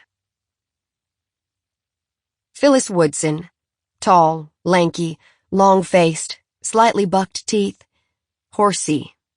When she told Holly to call her Philly, she couldn't help but think the nickname fit. There was a baby attached to her like a barnacle in an oversized sling. Another, slightly older, playing on a multicolored rubber pad. The husband was going to be working late. He was always working late. And dinner was already bubbling gently in the crock-pot. The house itself would have been modest in another neighborhood, but in downtown Franklin, it was $1 million cottage, done up in creams and sea green, impeccably decorated. Holly resisted the urge to make sure there was no mud on her boots when she came through the door. They were at the kitchen table, a glass wheel, somehow devoid of sticky handprints, sipping organic chamomile tea from Royal Doulton china. Her father's voice in her head. "Remember, Holly, appearance is everything." Mrs. Woodson. "Oh, Philly, please." "Yes, ma'am, Philly. I've hit a dead end, searching for Sutton. I can't seem to find anything that explains her actions, and there's no sign of her at all. So tell me, is there anything we need to know about Ethan Montclair and their marriage? Anything at all?" A genteel sip, a clink of china. "Sutton is my best friend. We were pregnant together. Did you know? Dashiell and mon petit Henri were only a few weeks apart." She said the name with an impeccable French accent. Mon petit Henri. "Is your husband French?" "Oh no, I'm a Francophile. I've always been fascinated with France. The country, the language, the food, the wine. Sutton and I have been talking about going, though I suppose that's never going to happen now." A small sob escaped her lips. "What has he done to her?" "He who?" "Ethan, of course." "Why do you think he did something to her?" "It's the only logical explanation. Sutton isn't the type to run away. She's strong, one of the strongest women I've ever known. Smart, cunning, even. Loyal and intense. If there was ever a person who wouldn't run in the face of adversity, it's Sutton. From what I've heard about her, she was broken. The death of her son, the problems with her publisher, the reviewer. It's not true. I mean, yes, she was devastated when Dashiell died. Anyone would be. But she'd come out of it. The thing with her publisher, the reporter, the reviewer, it's been completely blown out of proportion. I've read the reports, the articles. It was a stunt. I'm convinced." "What?" "She was writing a book, a new book, about how modern society is collapsing. In her spare time, that is. She was stuck in a contract she couldn't get out of, writing a book she hated and didn't want to do. Her publishing house had been bought, her longtime editor was canned, and they gave her some kid barely out of school who had no clout. Her old editor got in touch, told Sutton privately she'd take her on at the new house if she could get out of the contract. And Sutton was game. She told me she'd rather go up in flames than write the book they'd contracted her for. She wanted to switch gears, wanted to write something much more serious, postmodern, like her husband does. The reviewer is a jerk, and the blogger, well, everyone knows not to believe anything that appears there. It's a parody of sorts." "A parody?" "Yes. If you ask me, it seems things just got out of hand." Lips then pursed. She sat back and let Holly put together the pieces. "So you're saying this whole thing was staged? She planned it all? That she attacked the reviewer for giving her a bad review, which was supposed to get her out of the contract, and things fell apart from there?" It's the only explanation. I mean, it went much further than anyone could anticipate, absolutely. That blogger, Wild, he stuck his nose in and the whole thing blew up. The publisher was going to let her go quietly into that good night. She was out of her non-compete, and everything was moving along perfectly. Of course, when Ethan found out, he was beyond furious. I think he just didn't want the competition. Sutton is the better writer, and we all know it. Furious enough to hurt his wife. Philly's eyes were a watery blue. You don't know Ethan Montclair very well, Officer Graham, so let me make this very clear. He has a temper. They fought. All the time. Screaming, plate-smashing fights. I've never seen anything like it. She was scared to death of him, of what he'd do to her when he was in a black rage. She wanted a divorce. She wanted out. She just didn't know how. If I'm going to make a guess at what happened, she finally told him she wanted an official split, and he killed her. All right? What about abuse?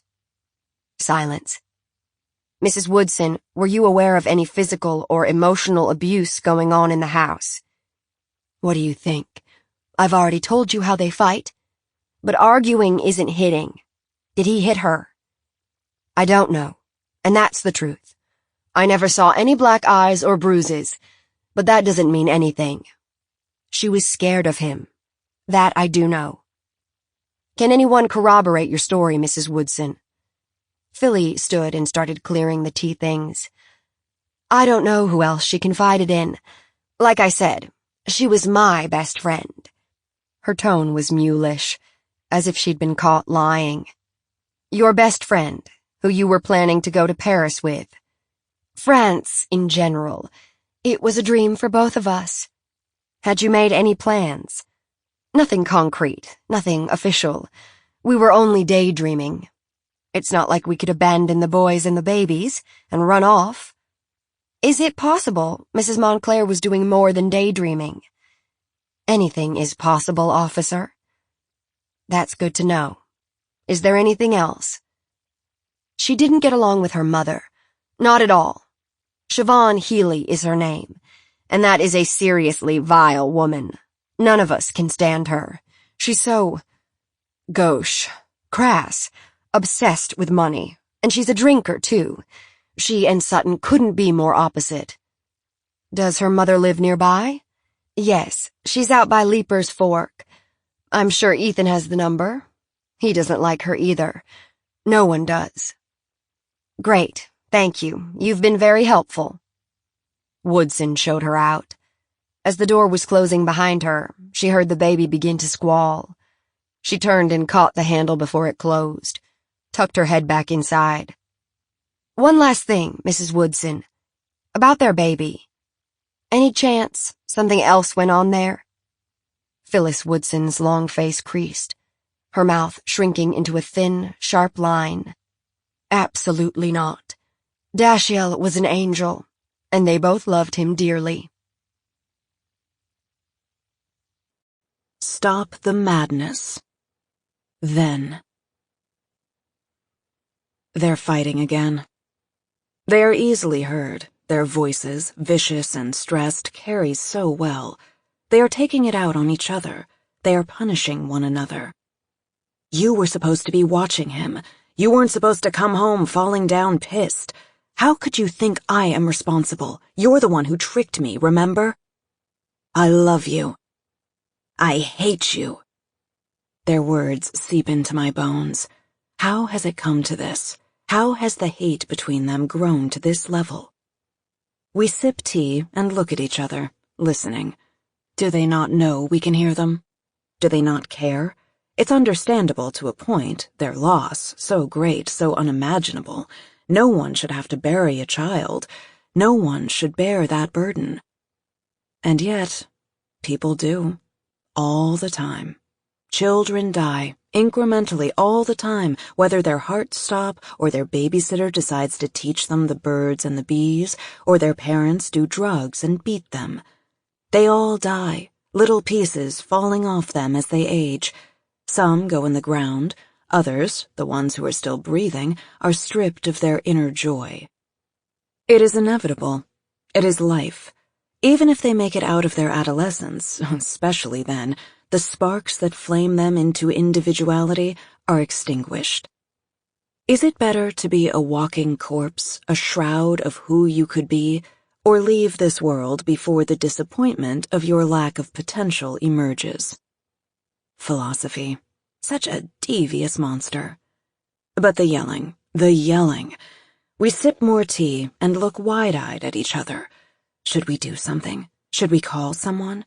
If we do, the police will come, and it will be embarrassing for them both. But she will be safe.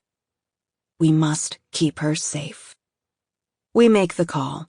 Wait and watch as the cruiser pulls up. The officer marches to the door, knocks 3 times. Another car slides around the corner. The screaming stops. We smile. It's hard, keeping up this facade for everyone. You know I like the fighting, don't you? You're putting it together. I know you are.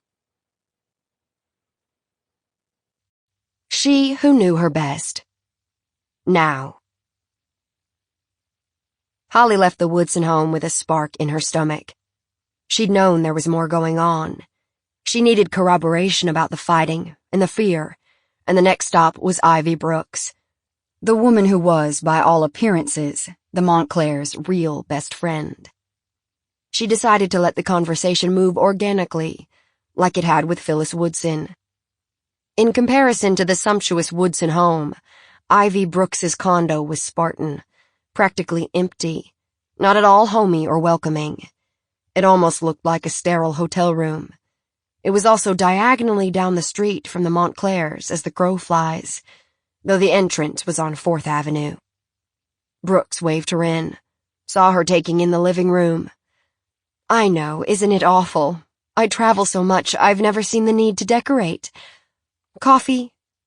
Water is fine, thanks.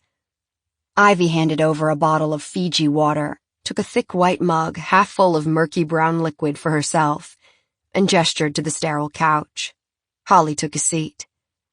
So, Officer Graham, what can I help you with? I'm going to cut to the chase, Miss Brooks. What do you think has happened to Sutton Montclair? Honestly, as much as I hate to say this, I think it all got to be too much for her, and she probably took her own life. I expect you'll find her body in a hotel room somewhere. She was on the knife's edge lately. How so? She sipped the coffee, her look far away, as if she were remembering something awful. Seriously, the woman lost her baby, her career, and was precariously close to losing her husband, all in a short year time frame. Things weren't going according to plan. How did you and Sutton meet? Ivy's face broke into a smile. She bought me a coffee. It was pouring rain, one of those drenching downpours. I dashed from the parking lot into Starbucks, but when I got in there, realized I'd left my wallet in my car. I plopped down at a table to wait for the rain to let up, and I happened to sit next to her. She asked me what was wrong, bought me a latte, and we started to chat.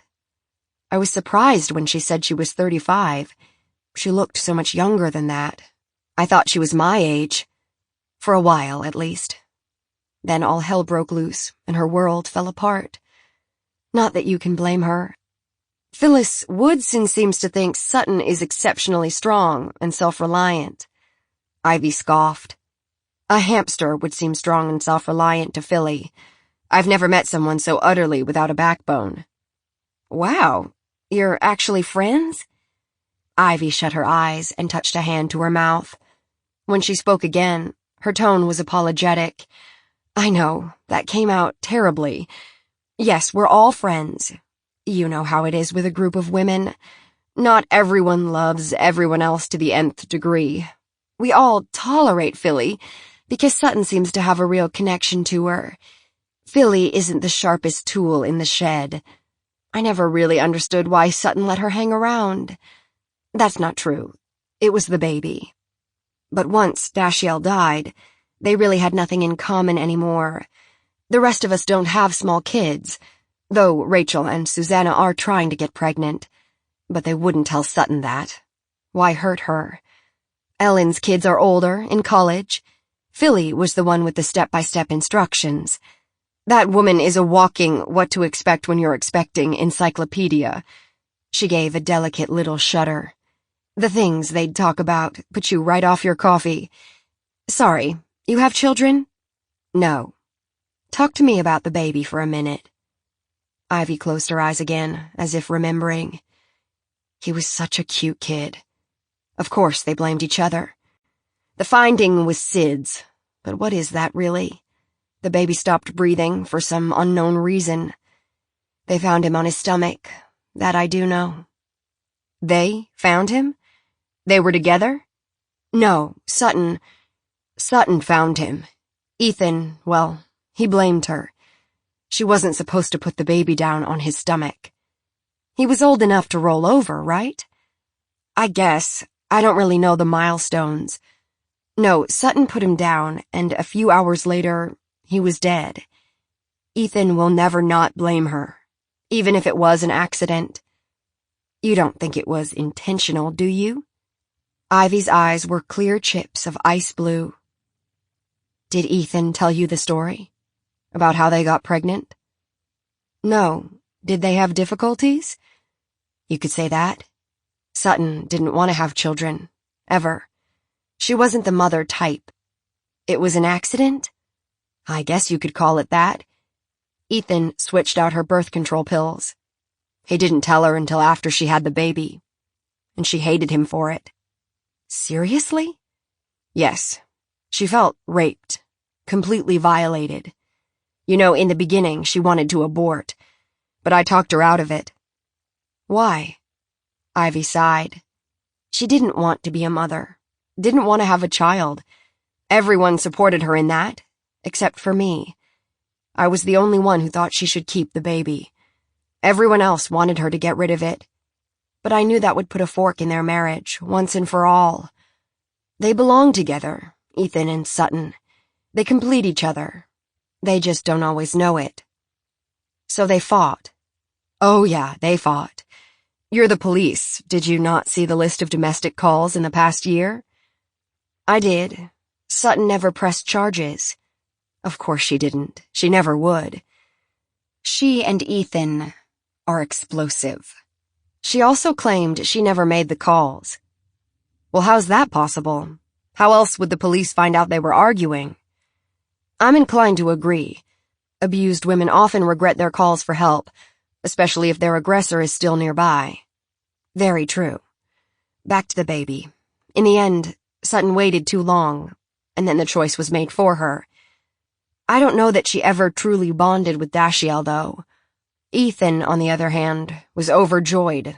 He loved that child. And she didn't? No, she did. Don't get me wrong. But you have to wonder, sometimes, if she was in a self-destructive mode, whether she wasn't as careful as she could have been. I mean, everyone knows not to put babies on their stomachs. And she was drunk when she came home that night. Ethan told me, after. Holly chose to ignore the last statement for the time being. Sutton was often self-destructive? At times. That's why I'm so worried about her. So, for the record, you don't think Ethan had anything to do with Sutton's disappearance? Brooks chewed on her lower lip. I don't know if I'd phrase it that way. Sutton may have gone off to punish him, but if she did, it's because Ethan drove her to it. His standards were impossible to keep up with, and he's not been writing, which makes him utterly insufferable. He may not have pulled the trigger, but if she's dead, he's certainly responsible. So he was abusive. You didn't hear that from me. She looked at her watch, jumped up. Goodness, I am so sorry, but I have another appointment. Please excuse me. And if there's anything else I can do, don't hesitate to get in touch. I am worried, sick about her. I really hope she's just holed up somewhere, making us all sweat. Thanks for your time. Holly went to her car, reviewed her notes, adding a bit here and there as she recalled something. 2 women, two somewhat disparate views of who Sutton Montclair really was. Her voicemail was blinking. A message from Ellen Jones. Holly hit play. "Officer Graham, I'll be home in about an hour. Please feel free to stop by." Holly looked at the car's clock. "Good timing, Mrs. Jones." An unexpected surprise. Then. "I have a secret," Ethan said. "Oh?" Sutton poured the wine into the large glasses she favored, the ones without stems, so the bowl sat directly on the table. He didn't like them. The stems served a purpose, to keep fingers off the bowl, so the heat wouldn't interfere with the wine's opening process. But she thought they were fun, and had consigned all the traditional Waterford stemware to the attic. At least, she'd let him keep the lowballs. "Out with it then? What's this big secret?" He took a mouthful of the Brunello. He'd opened it especially, had decanted it for an hour. This taste was like heaven, rich, spicy, bold. "Be bold, Ethan, be very bold." "It's ancient history, really. You'll have a laugh when I tell you." She was making stir-fry, with chicken, and the wooden spoon hovered over the wok. He saw a shadow cross her eyes. "If you've had an affair, I don't want to hear about it. Truly, Ethan, I don't. After the last time, it nearly broke me." "Sutton, no, it's nothing like that. I swore to you I would never be unfaithful again, and I've been true to my word. Never mind, forget it. I was being silly. I'll set the table and we can have dinner. It looks delicious." She set the wooden spoon in its pewter holder, crossed her arms on her chest. Shit. This wasn't how he wanted her tonight. Defenses up. He wanted them to have a nice, normal evening. Dinner, a lovely wine, maybe a little adult playtime before the baby had to nurse again. He stepped to her, massaging the back of her neck, nuzzled for a moment.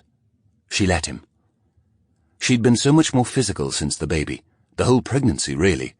She liked being touched, and not only during sex. It was as if the old Sutton was back, the woman he knew in the beginning, ravenous for the touch of his skin on hers. She smelled like milk and baby and honeysuckle, a weird combination that managed to be both off-putting and erotic at the same time. "Taste the wine. Tell me what it reminds you of." She shut her eyes, sniffed, took a sip. "The dinner at the vineyard in Montalcino. The wine tasted like liquid gold. When I told the owner, he laughed at me." "He didn't laugh at you, he was delighted, and wanted to change the name of the wine to Sutton's. I've bought a case." "That's my secret. I thought you'd like it for special occasions." She opened her eyes. The warmth in them was hard to miss. They shone with pleasure. Her beautiful eyes, luminous and wide, the grey-blue of late summer evenings, thickly rimmed in lashes women would pay money for. "What a lovely surprise. This is a special occasion, I take it. The outing of your secret?" Good. She was back to playful mode. He kissed her, lingering and slow, until he felt the muscles unclench in her back, and she leaned into him, soft and wanting, and gave him a regretful look when he pulled away. "There's more, I'm afraid. I used the monthly deposit into Dashill's bank account to buy the wine. I hope you're not angry. That you're drinking away your son's future? That the poor child will have nothing left to live on when we pass, much less go to college? You're forgiven." She took another sip, comically smacking her lips. "Actually, I hardly approve of your fiscal irresponsibility." Goodness, she was in a good mood. "I think you have another secret," she said. "You can tell me. I swear I won't be upset.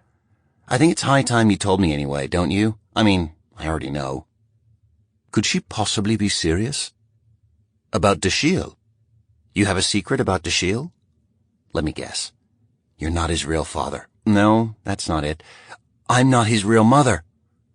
Her eyes began to dance, and she stepped back, a wide smile on her face. "No, silly. I heard you typing. You've started a new book, haven't you?" She snapped his leg with the dish towel. "That's why you bought the fabulous wine?"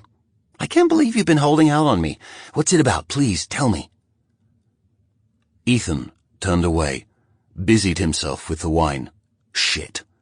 Shit, shit, shit. Lie. Lie right the fuck now. But Sutton had already caught on. So perceptive, his wife. You haven't started a book. No. Then what did you mean earlier? You have a secret about Dashiell? Did you drop him or something? She sighed, huge and gutsy, the wine sweet on her breath. I've told you 1,000 times, you need to pick him up with both hands, not try to hoist him out of the crib like a football. Darling, please, stop. I didn't drop the boy, he's fine.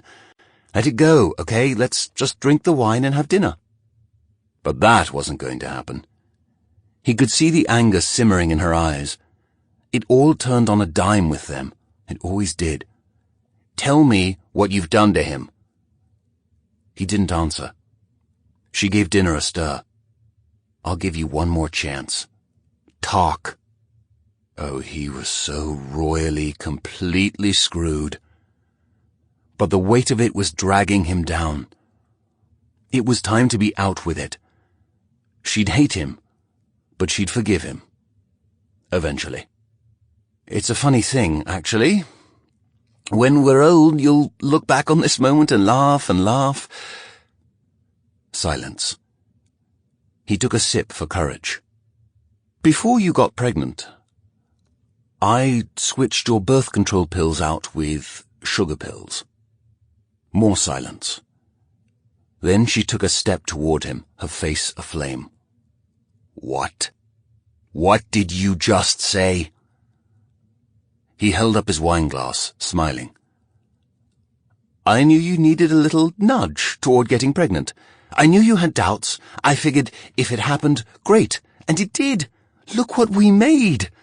He gestured toward the baby. Dashiell was parked in his seat, on the dining room table in his carrier, deeply asleep, a small mobile of butterflies hanging above him, barely disturbed by his breath. He's perfect. Sutton's face went blank with shock.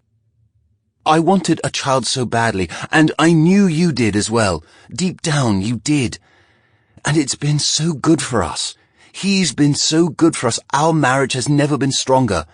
You love him so much, and so do I. He's made everything right between us. He was babbling now. She'd turned inward, wasn't present anymore. Not in this room, though her body was standing next to the stove, methodically stirring the contents of the wok. He'd seen it happen when she was thinking hard about a book idea. Assumed his face did the same thing when he came up with a line and turned it over and over in his brain. He stepped closer to force her mind back to him, to the present, to the truth. Darling, forgive me. I promised myself I'd never mention it, but clearly that wasn't the right thing to do. You have a right to know what I did. It was wrong. So wrong. But look at our son. The words were low, broken. You bastard. Please, please forgive me, Sutton. Because I want us to try again. I want to have another child. He tried to take her in his arms again, but she turned and fled, splashing him with vegetables and hot oil as she rushed away into the garage. She slapped the button as she went out, and the door began to rise. The house door slammed, her car turned over. She peeled out of the garage and was gone before he'd made it to the door. She didn't come back for several hours. When she did, she was drunk. And the next day, Dashiell was dead. A video is worth 1,000 words. Before she went to Jones's place, Holly checked her email in the car, looking for the missing persons report Sergeant Moreno had promised. It was there, black and white. No signs of bank account use, Montclair's passport and license unflagged at any port of call, email untouched, social media dark. Sutton Montclair had simply disappeared. The lack of activity wasn't good news. All they had to go on now were witness statements, which were already contradictory, and the internet, which was a cesspool of possibilities. She glanced through the rest of her email, saw one from an address she didn't recognize. It was halfway down the page. The subject line was, Kentucky. Thinking about the random call she'd received, she clicked it open. A video began to play. Holly watched as a woman, who she immediately identified as Sutton Montclair, appeared on a small porch. She was wearing a trench coat and sunglasses, carrying a small brown bag. She placed the bag squarely on the mat, bent down. A few seconds later, a small fire began, tiny flames shooting up. She waited a second to make sure the bag was well aflame, flipped the bird toward the front door, then rang the doorbell and scurried out of the frame. The video ended with someone from the house opening the door. Holly sat back and shook her head. What the heck was this? She played it back a few times, looking for a date stamp, any identifying information. The video looked like it had been shot from a home security camera. But who had sent it? The email address was a jumble of letters and numbers. How it had slipped past her spam filter was rather a miracle. It didn't take a genius to figure things out. She went back through her notes, looked for the name of the reviewer, Rosemary George. She found her information, address, and phone, and placed the call. Hello? Is Ms. George available? My name is Holly Graham. I'm with the Franklin Police in Tennessee. Is this about that awful woman who's gone missing? Sutton Montclair? Yes, ma'am. I have no comment. And the phone went dead. Holly rolled her eyes. She didn't relish a drive to Kentucky to dig out this woman's story. She called back. The phone rang off the hook. She called a friend she had in the tech division. Holly Golightly, what's up? Hey, Jim, if I forward you an email, can you take it apart for me? It was sent anonymously, but I want to know where it came from. Sure, I can trace the IP address. Shouldn't be a big deal. Send away. On its way. How long will it take? Hang tight. I can tell you in a second. She heard typing and clicking. It's local, a Franklin IP. Huh. That's weird. What? Well, I've been running all this stuff from the Montclair case, right? This IP address matches their router. But the email, it's all sorts of gibberish. Who owns the email account? You ready for this? Let me guess. Ethan Montclair. Yep. But why in the world would he send me an anonymous video of his wife on some woman's doorstep? No idea. But here's one more weird thing. The password Montclair gave us wasn't accurate. No? No. It was written on a post-it on the laptop lid. I love Ethan Montclair. How sweet. Barf. Regardless, that's not the right password. I had to mess around with it, but I was able to crack it. I hooked in with my UFED, knocked it out in 10 seconds flat. 'Cause you're a regular crackerjack IT dude, Jim. What the hell is a UFED? Universal Forensic Extraction Device. Mine's called Sally. I can pull information from any encrypted device you give me. I don't need a password or fingerprint to get into a phone when Sally gets her way. Thank you, Sally? Yes, thank you, Sally. Don't you want to know what the right password was? Enlighten me. Ethan killed our baby. Good timing, officer. Now. A car pulled up outside. Ethan glanced out the window, saw it was Officer Graham.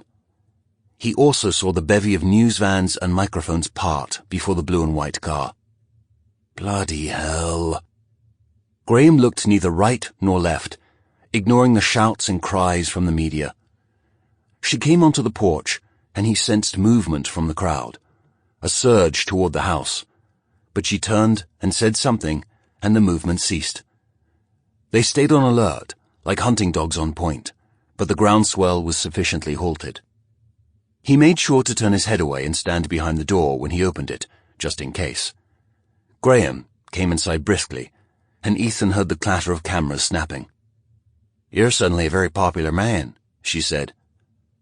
Thanks to you? A sharp look. Hey, I'll come in peace. And I didn't call the media. They were already on your house when Sergeant Moreno and I left, after you reported your wife missing. Who told them then? I'm sorry, Mr. Montclair, but I have no idea. They do monitor our dispatch calls. Perhaps someone recognized your address and put it all together. Have you found something? Is that why you're here? Nothing yet. I had some more questions. All right. Can I offer you a cup of tea? Sure. Milk and sugar. For some reason, he didn't want to tell her they didn't use real milk and sugar. It seemed silly, trivial. He put the stevia and almond milk in the cup and let her deal with it. He prepped the tea while she stood at the counter, eyeing the stain. What happened there? Blueberries. Looks like blood to me. The spoon clattered in the cup. That's what happens to real marble when something acidic is left out on it overnight. We made smoothies for dessert one night. I didn't realize a few blueberries had escaped until I found Sutton down here the next day, crying. I'd been telling her from the start the counter was going to be ruined quickly. We shouldn't get the real marble for exactly this reason, but she refused to listen. I was right, of course. Was this before or after the baby? Before, he said, knowing it came out curt. Here's your tea. She blew on it, took a sip. To her credit, though he could tell the taste wasn't to her liking, she sipped some more, then nodded politely and set the cup down. Thank you. Now, the reason I'm here, the protective order you submitted against the reporter who was trying to interview Sutton wasn't granted. I know that. The judge found there was no cause. I know that too. Idiot. Sutton was terrified of the man, and the judge blew us off. I talked to the judge. He said you had no cause, that it was only a few phone calls. A few phone calls that made my wife sleep with the lights on. Yes, totally benign. What did the reporter... She looked at her notebook. His name is Colin Wilde, correct? That's the bastard. According to the report, Mr. Wilde claims all he did was call and ask for comment, after he talked with the reviewer, who goes by the anonymous moniker UMB. This UMB claims Sutton came to her house.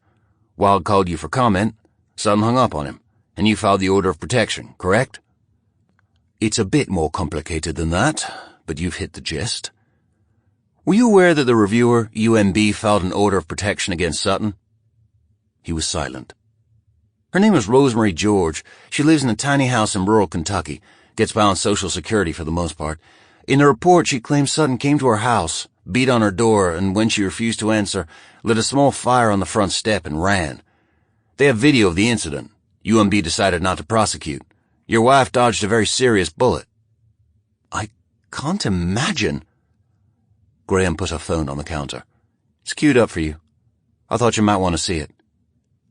She hit play, and he watched in lurid black and white as his wife lost her ever-loving mind on a stranger's doorstep. When it was finished, he had no words. Graham pocketed her phone. Thank you for sending this. It does help ascertain her state of mind. What the bloody hell are you on about? I didn't send it. I've never seen it before. That's odd.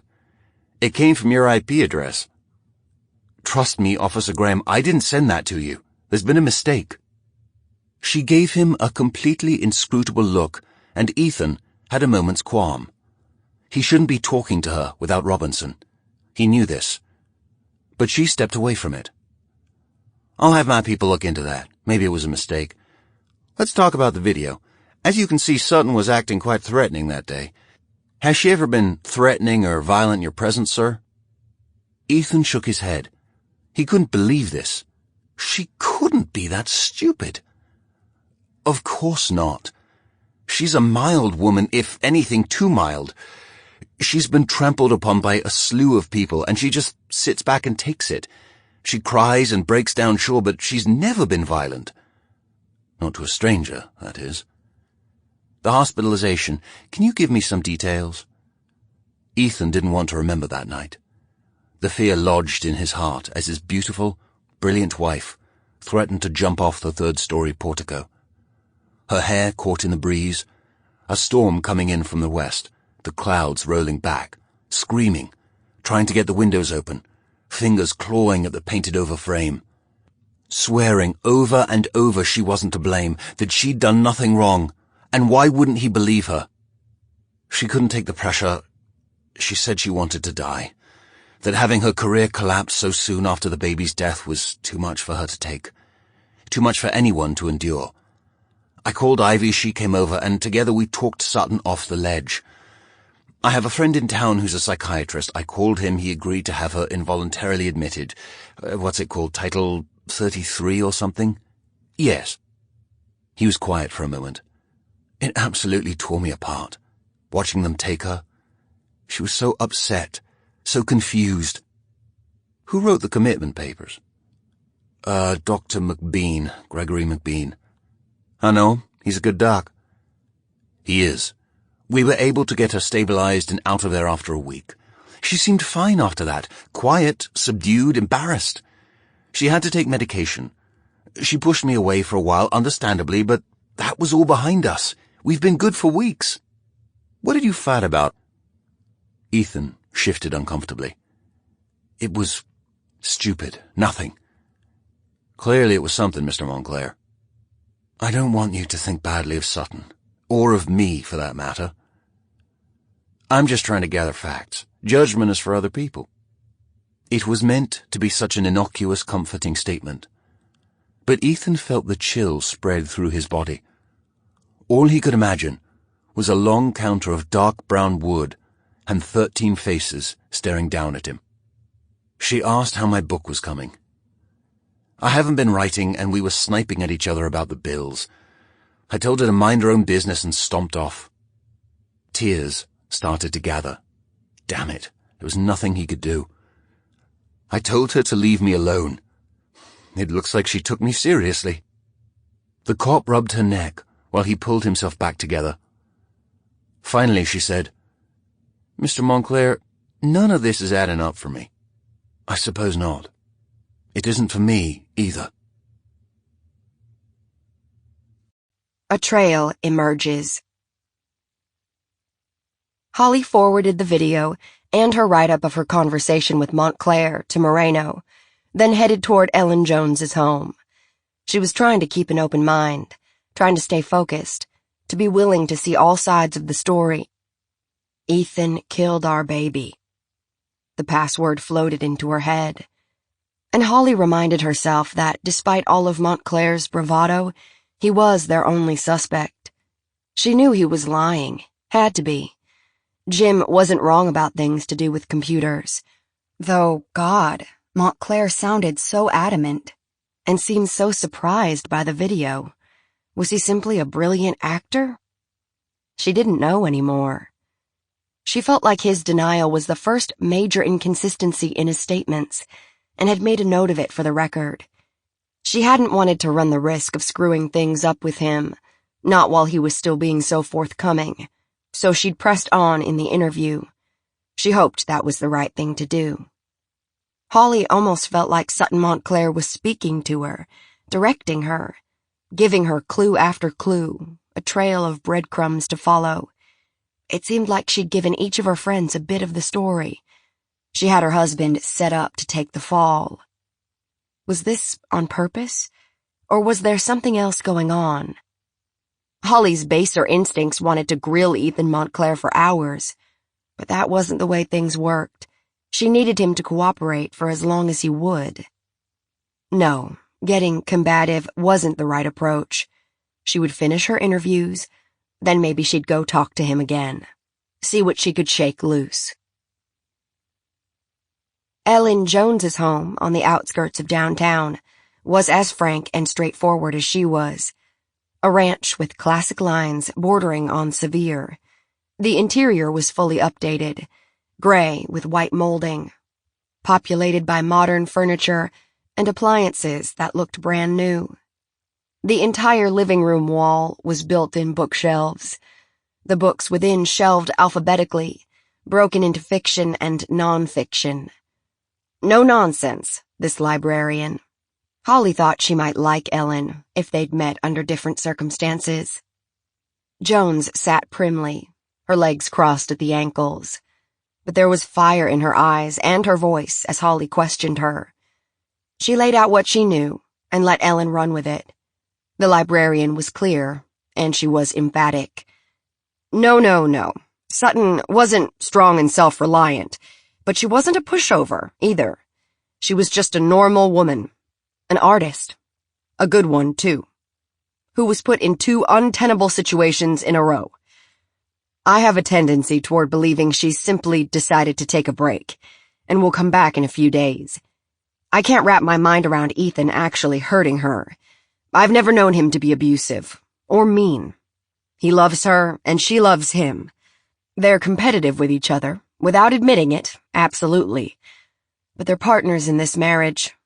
Losing the baby brought them closer, even if they have been having issues. After her showdown with the reviewer, he stood by her. Is it possible she instigated the situation with the reviewer? Mrs. Woodson indicated it might have been a setup, a ploy to get out of a contract that went awry. Ellen looked amused for a moment. Knowing Sutton? She's a firecracker, officer. She didn't like taking no for an answer, and her agent and publisher were pushing her hard to write a book she absolutely loathed. So she blew up her career instead of writing the book? No, she wouldn't do that. Sutton wasn't an idiot.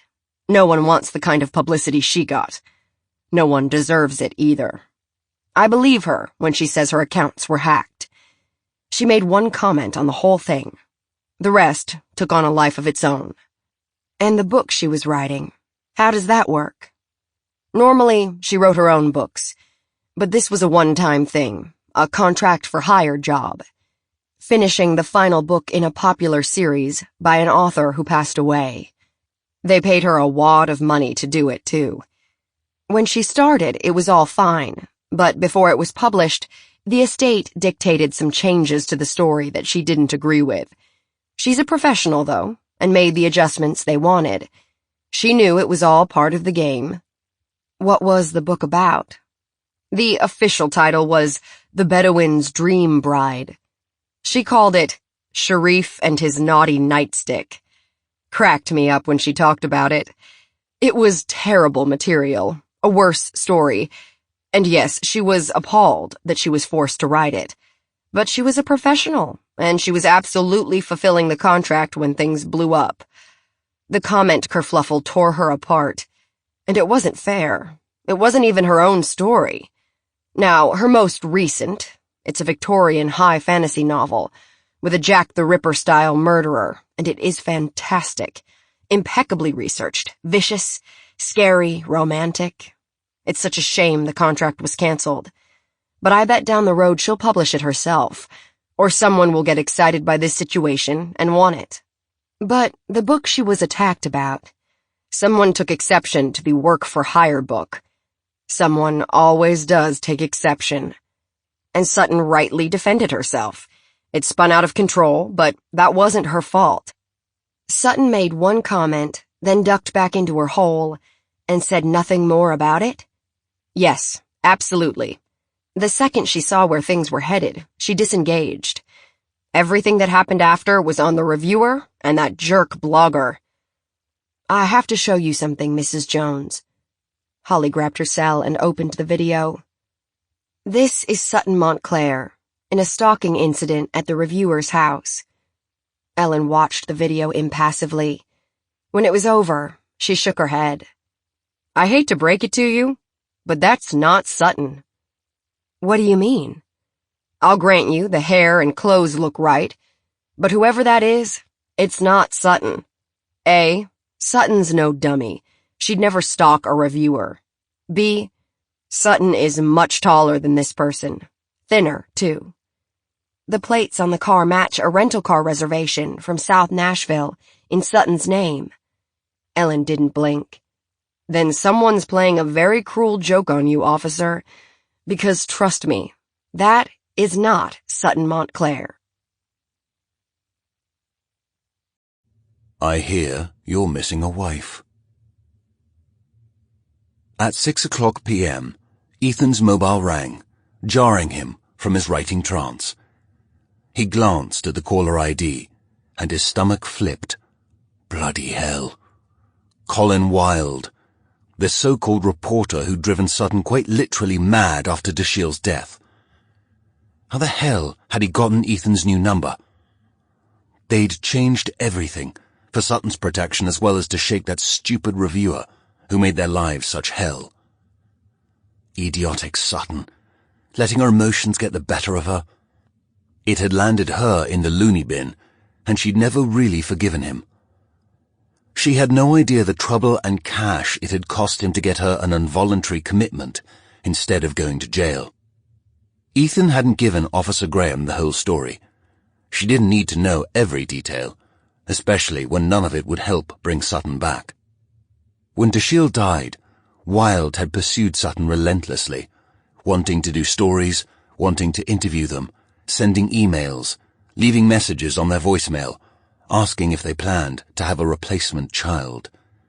The arsehole had used that term exactly. Replacement child. When they hadn't responded, Wilde had finally disappeared.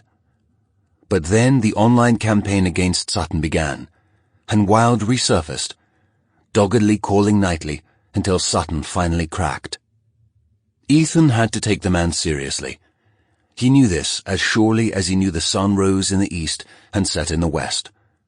With luck, Wilde was just trying to get inside the story to gain his precious scoop. Then again, he'd screwed them before. What would stop him from doing it again? The stories he'd written about their family when the baby died had been, in a word, alluring. Surprising, really, because Wilde wasn't even a real reporter, not a journalist in the sense Ethan had grown up with. No, Wilde was worse than the worst hacks at the Fleet Street rags. A news blogger, as he called himself, as if he could lend importance to his own opinion by adding the word news in front of the ubiquitously common term blogger. He curried favor with his subjects by playing into the base hatred of the online mob, and set his flying monkeys on people who disagreed with him. That's how the fracas started with Sutton in the first place. Ethan had a sneaking suspicion the whole reviewer incident had been instigated by Wilde, though he couldn't prove a damn thing. Ethan doubted Wilde made money in the endeavor. His site was littered with sponsor roles and crowded with logos from strange companies Ethan had never heard of. Wilde was a fraud. But there were things about Colin Wilde he wouldn't ever admit. Because the things Wilde knew about them, about him, were worrisome.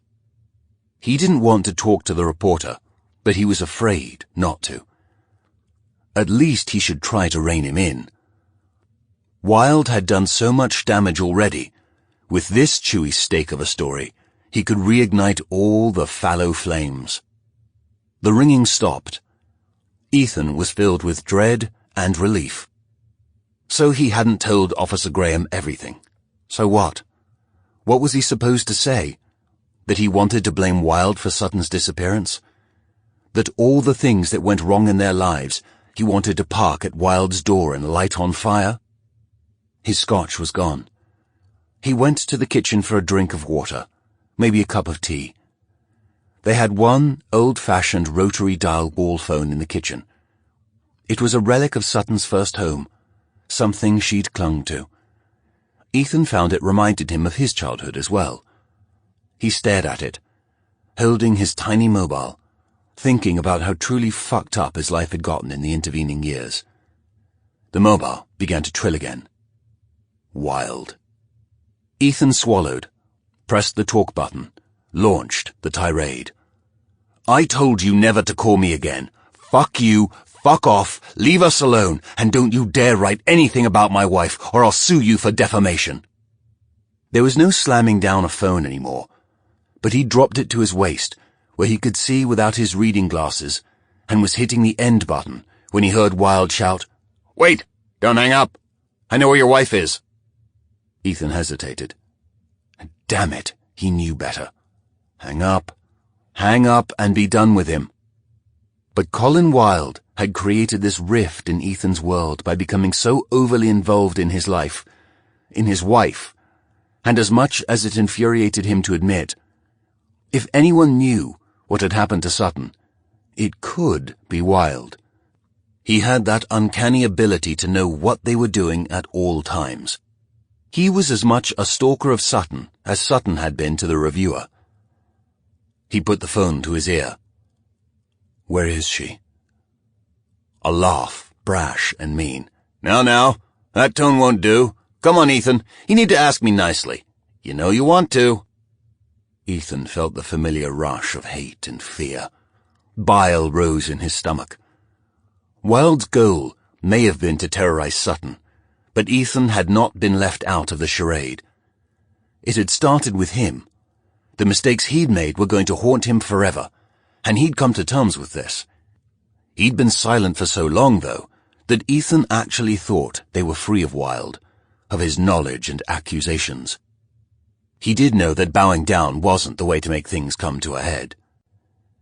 You have 1 minute to share everything you know, and if you don't, I'm going to call up the very nice police officer who's been hanging around and tell her to come arrest you for obstruction. Oh, please. You won't. You never had the balls to do anything. That's why Sutton hated you so much. You don't know where she is. You're just playing with me. Fine. Believe that if you want. But I saw her leave your house in the middle of the night, and I saw her get into a car. I have a license plate. Call the cops, and I will deny it all. Give me $50,000, and I'll tell you the rest. There's a place. Gentry's Farm. I know where it is, you sick fuck. I figured you'd remember. You have half an hour, and leave your phone at home. The line went dead. Empty air. Nothing. Ethan laid his head in his hands, allowed the feeling of complete and utter hopelessness to take him over, stealing through his flesh like opium. What had he done? What had he done to their lives? This was all on him, and he knew it.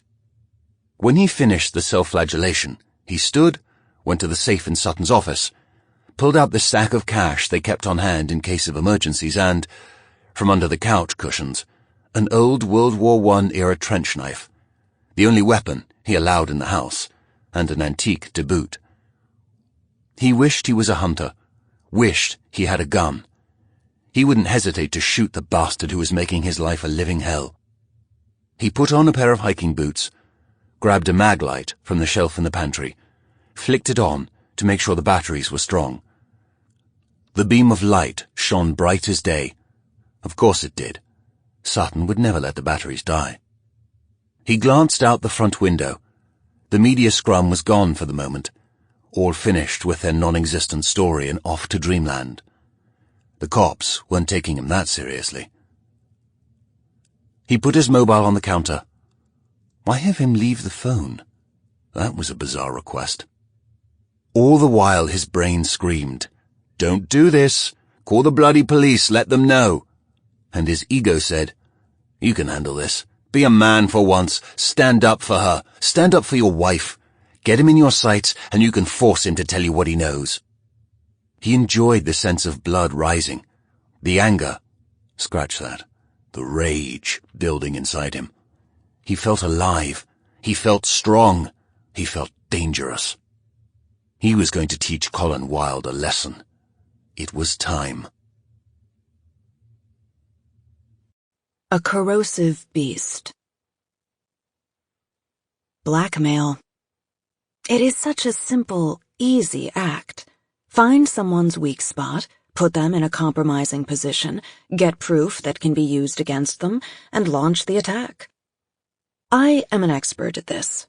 I don't employ the tactic often, but when I do, there are serious consequences. Real people get hurt, which is what I like the best. People panic when you threaten all they hold dear. I have absolutely no doubt Ethan will follow suit. He will listen to my instructions to the letter.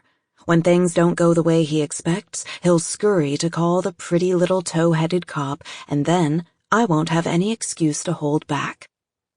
The cop is catching up, I'll give her that. Ethan is acting as predictably as always, panicking, freaking out, shutting down, worrying, inebriated and sloppy. He's so banal, I simply don't know what anyone sees in him. He is almost too dull to play with. Almost. But the cop is interesting. She's an acquired taste, blunt, very blunt. There's no elegance to her, no finesse. That will be learned as she grows into a real investigator. Right now, she's easily led, a perfectly manipulatable puppet who can be shunted off in any direction I please. A bumper car. She's a bumper car, fumbling through all the information provided, trying to stay upright, trying to keep her head above water. There's an image. The sweet, tow-headed cop, water lapping at her sharp collarbones, the naked, pink flesh getting crepey and wrinkled from the soaking wetness, dipped in silver wet and slippery green algae, the water rising higher and higher as the shadows deepen. Sorry, we shouldn't go there. Not just yet. Smash cut to Sutton, Montclair. That's better. Here's the deal. Brass tacks. If you give a society enough information, lay down enough threads, someone will have to follow the right one. It's human nature. It's the way our minds work. In a linear fashion, point A to point B to point C. So few of us have the capability to go from A to Q to H. It takes a special person to think that way. I'm that special person. But you already know that. Let's go for a drive. In the garage, the perfectly straight, organized, nary a spider or speck of dust in sight garage that attached to the back of their house, through a covered walkway, Ethan stopped cold. Her car. He'd forgotten to check her car. She'd left her keys. A brief flash, an image formed, sending his heart to his throat, choking him with its intensity.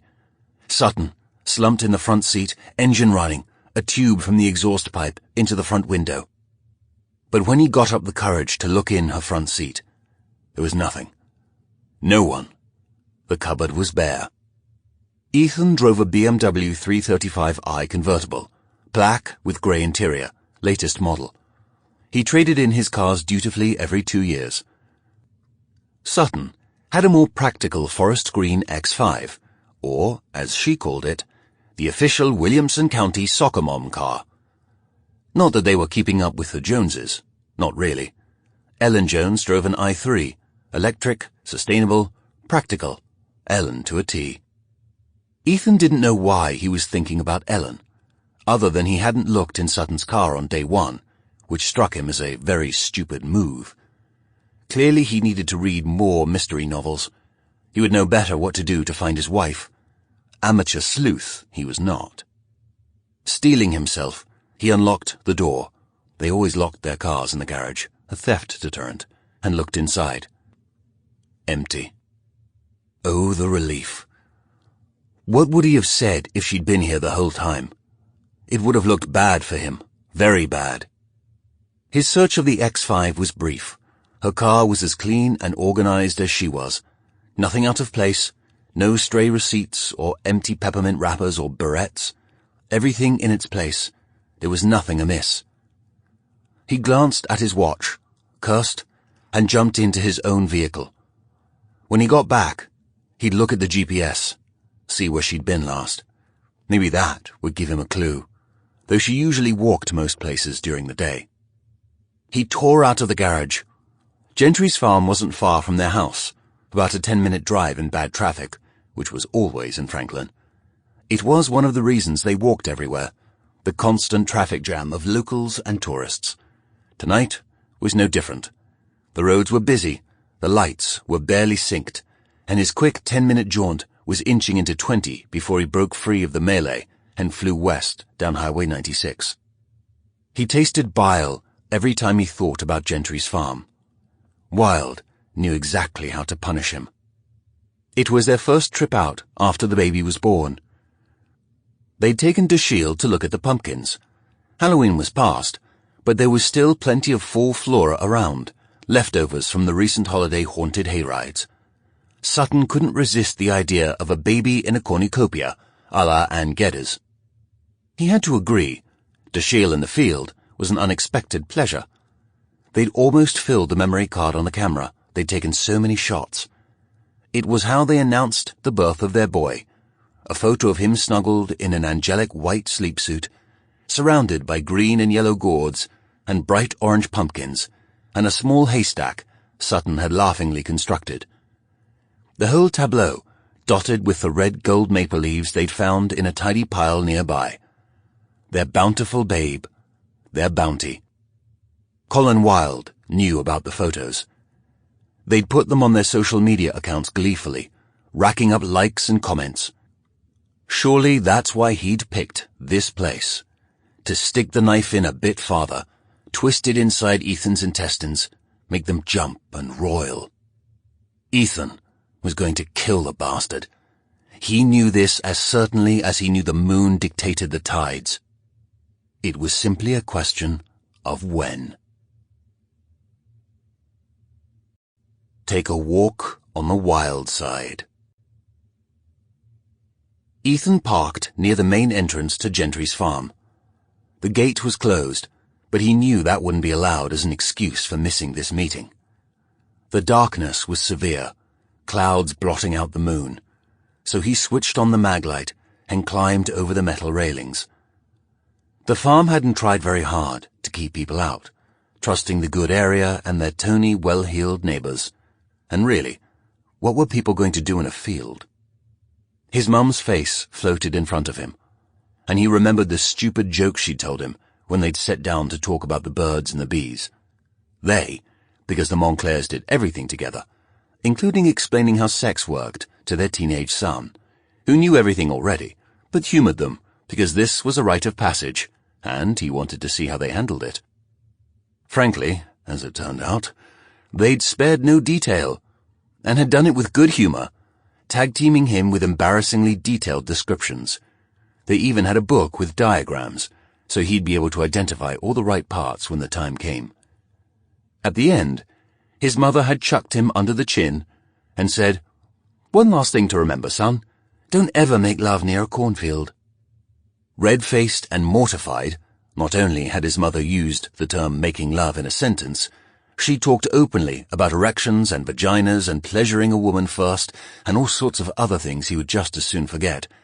He played along. Why not? 'Cause that corn has ears. He'd been so caught off guard he'd started to laugh, and the three of them had howled together. Then, companionably, gone out for curry. He missed them. He missed Sutton. When he'd told her that story, she'd fallen over laughing, then suggested they find themselves a cornfield straight away to test the theory. They hadn't, though he'd wanted to, that day with the baby, with his loves together and perfect. He hoofed it deeper into the field. There was a track, beaten dirt, for the hayrides, he supposed. He followed it in.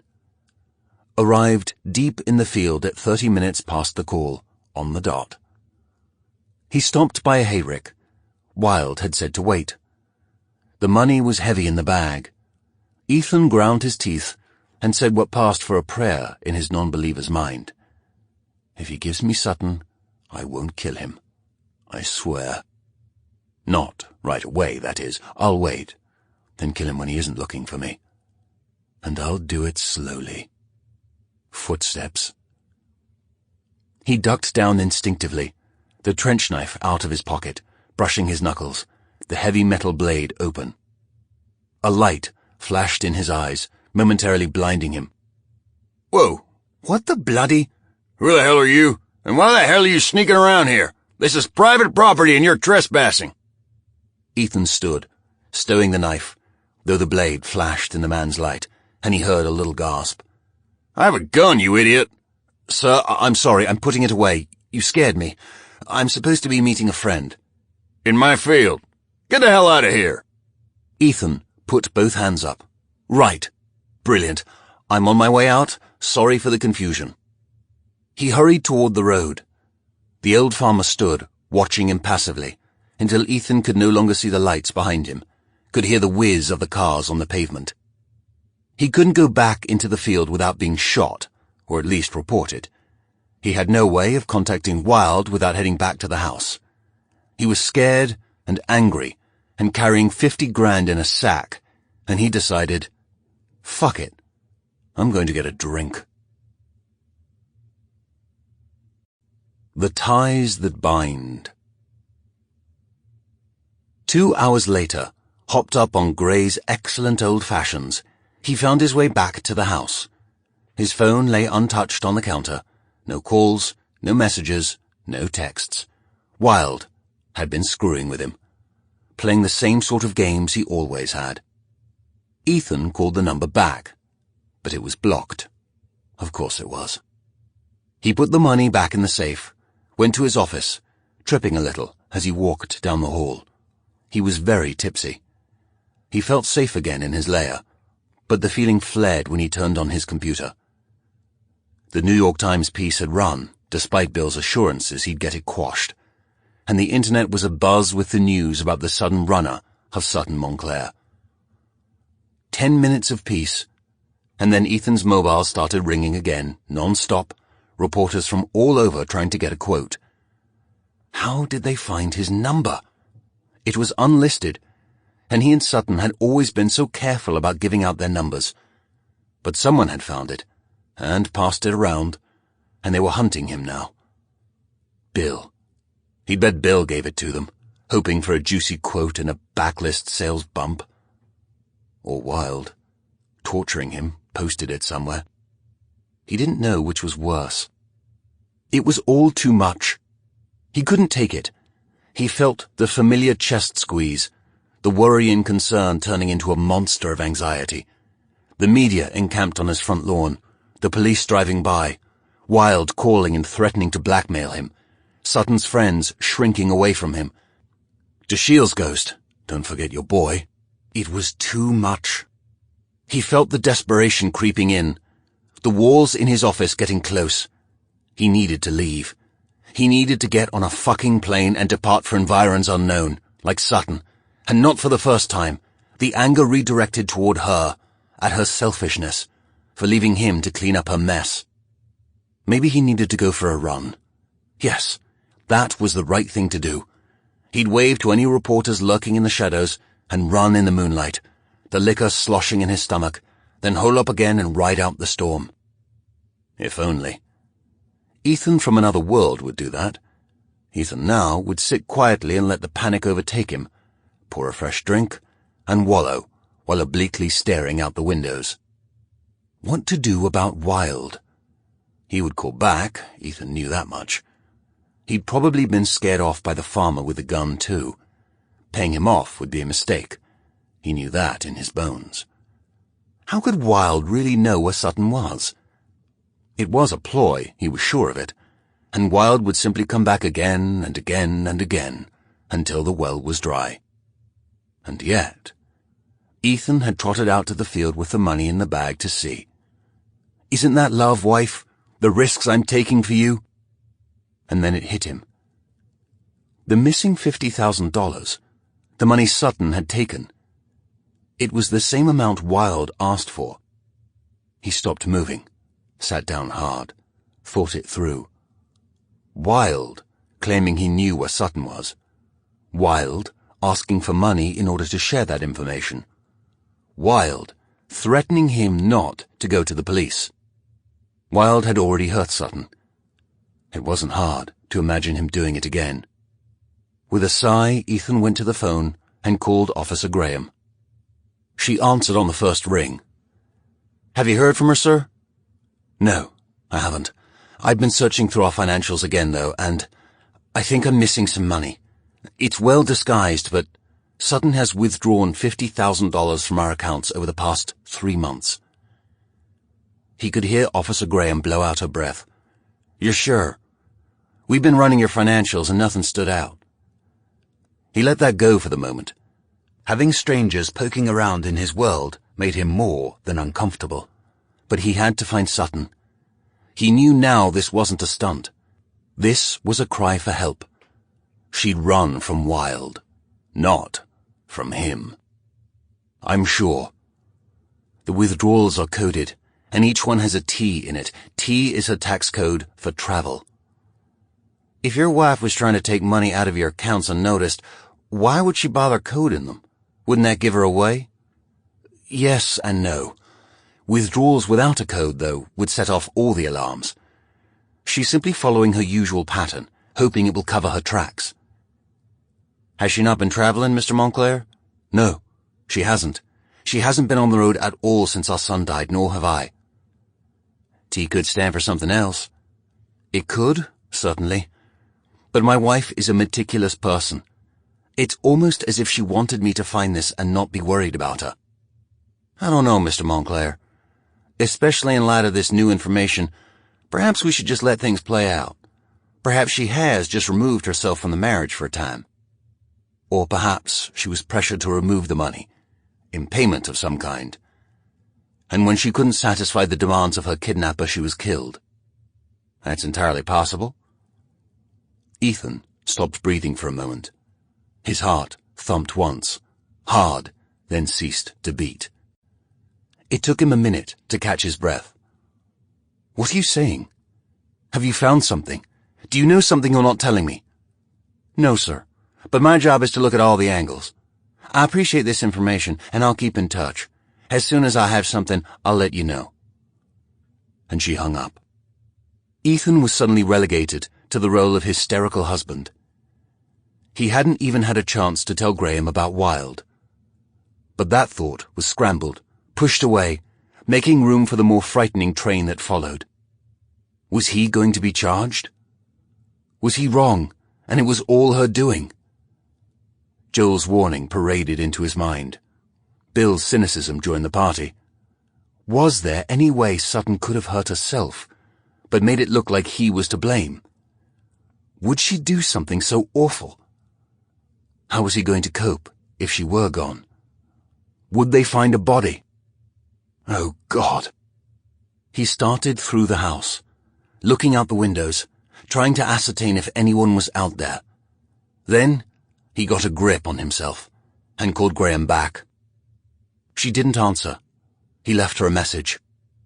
You hung up before I was able to tell you everything. I need to talk to you, right now.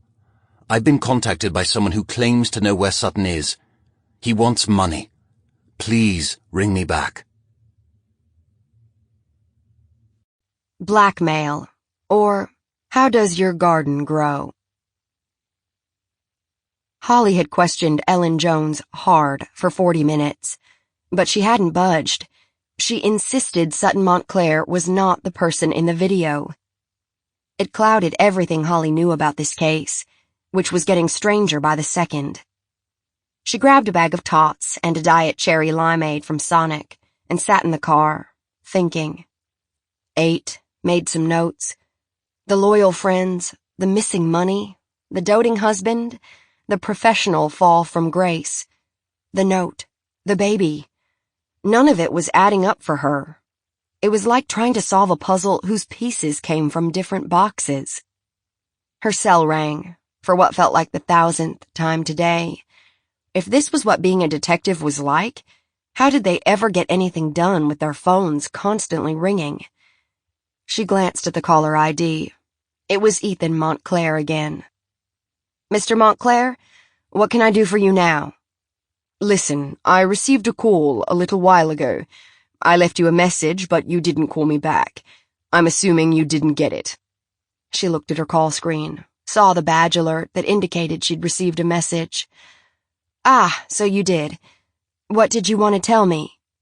I'm being blackmailed, and I think Sutton might have been too. I think that's why she's run away. It took a moment, but relief swept through her. The idea of a concrete villain made everyone's lives easier. Holly made mental notes. She had to call Moreno, had to call the TBI, the FBI, get all her ducks in a row. But first, she needed every detail Montclair could provide. Tell me. He did, finishing with, Someone's spying on me. I know it. You sound very paranoid, sir. You would be too, if you knew what I know. We have to take this seriously. I have to find her. She has to be okay. First, I have to tell my boss. No, you can't tell anyone. Mr. Montclair, this is non-negotiable. We both have a lot to lose right now. I'll be right back to you. Don't move. Don't talk to anyone. She called Moreno. You might want to meet me at the Montclair's house. We've got a blackmail attempt ongoing. Who's blackmailing whom? The blogger who made their lives hell has apparently called and asked for 50 grand in exchange for information about Sutton Montclair leaving the house in the wee hours. He claims he saw her get into a black car and drive off into the night, and that he knows where she is. Think it's legit? It's been a solid 48 hours since she went missing. The timing stands. Then again, these are public people. It's entirely possible someone's playing a cruel joke. Is that what you think's happening? I don't know.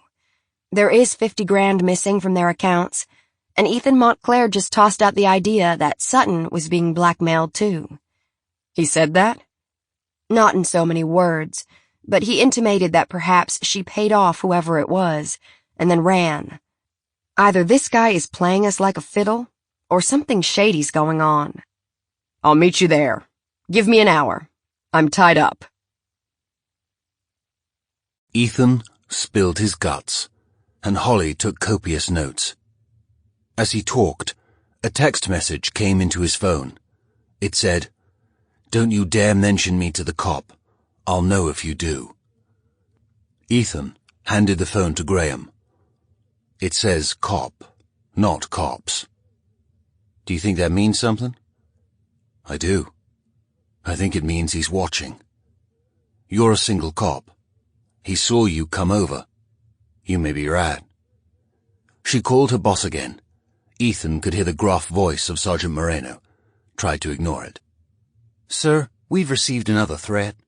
I think it would be better if you stayed away. I think Wilde can see the house. He seems to be aware that I'm here. If the whole squad arrives, he'll know." Do we have a trace on Montclair's phone? No, and we need one. Can you make that happen? Yes, I'll do it. We'll also put someone on the house, discreetly. Tell him, so he doesn't need to worry. You figure out why this blogger suddenly decided to extort money from the Montclairs, and whether this is for real or simply a diversion. We'll work from the opposite direction. Try to locate Wilde. There was a note in Moreno's voice that was readily understood. Make sure Montclair isn't trying to buy time. Ethan didn't react visibly, though a small wave of hopelessness passed through him. They all thought he was involved. All of them. Roger that. Graham hung up and faced Ethan. Start talking. I need to know everything you left out before. What makes you think I left anything out? The cop looked annoyed. Mr. Montclair, please don't play games with me. I want to help you. And I want to find your wife unharmed. I have no agenda here. You called us for help. Help is what I'm offering. But you can't keep holding back on me. Tell me the truth. What's really going on here? I am telling you the truth. I haven't said a single thing that's not true. You also aren't telling me everything, or else you wouldn't have some random blogger trying to extort money from you. Spit it out. Ethan walked to the counter, ran his hand over the smooth surface. It had become a talisman for him now. All the fights, all the hurt feelings, over a stupid slab of stone. He was marked for life by it, and he should be. To let his marriage, his wife, slip away over such ridiculous things as ego and blame and emotionless sex branded him forever as a horrible man. I had an affair. Wilde found out. He's threatened to make it public knowledge before. It wasn't even a thing. I was drunk. I barely remembered it. You sound like you're making excuses. Stop. Be a man about it.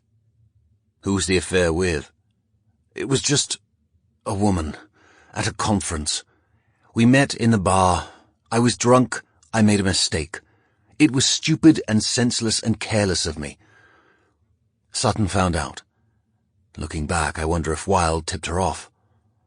I swore to her it was nothing, and we were finally getting things back on track. You never asked how she knew? Of course I did. She wouldn't tell me. Wouldn't talk to me at all, actually. When was this affair? More than a year ago. before the baby died. How did the blogger find out? Supposedly, someone saw us in an elevator at the hotel and blabbed to him. We were kissing, at least that's what I'm told. You don't remember this? The evening is very, very blurry. Do you often drink to forgetfulness? Shouldn't the question be, do I drink to forget? Because the answer to that is yes, absolutely, as much and as often as I can. But that night, it sounds completely lame, but I really don't remember it. Last thing I remember was having a steak and a glass of wine at the bar. I woke up in her bed. I was naked, she was naked. Draw your own conclusions. Everyone else did. It explains why Wilde would try to blackmail you. Though if you admitted it to Sutton, the power he had over you was gone. Why try again now? Because I didn't tell the whole truth. I don't know. The last we heard from Wilde, he was claiming Sutton wrote my books. And you think he's trying to blackmail Sutton, too? Sutton's always been blameless in all of this. It was stupid of her to engage, but Wilde is the one who dragged it on and on. Maybe he did try to take advantage and she didn't tell me. Not entirely blameless.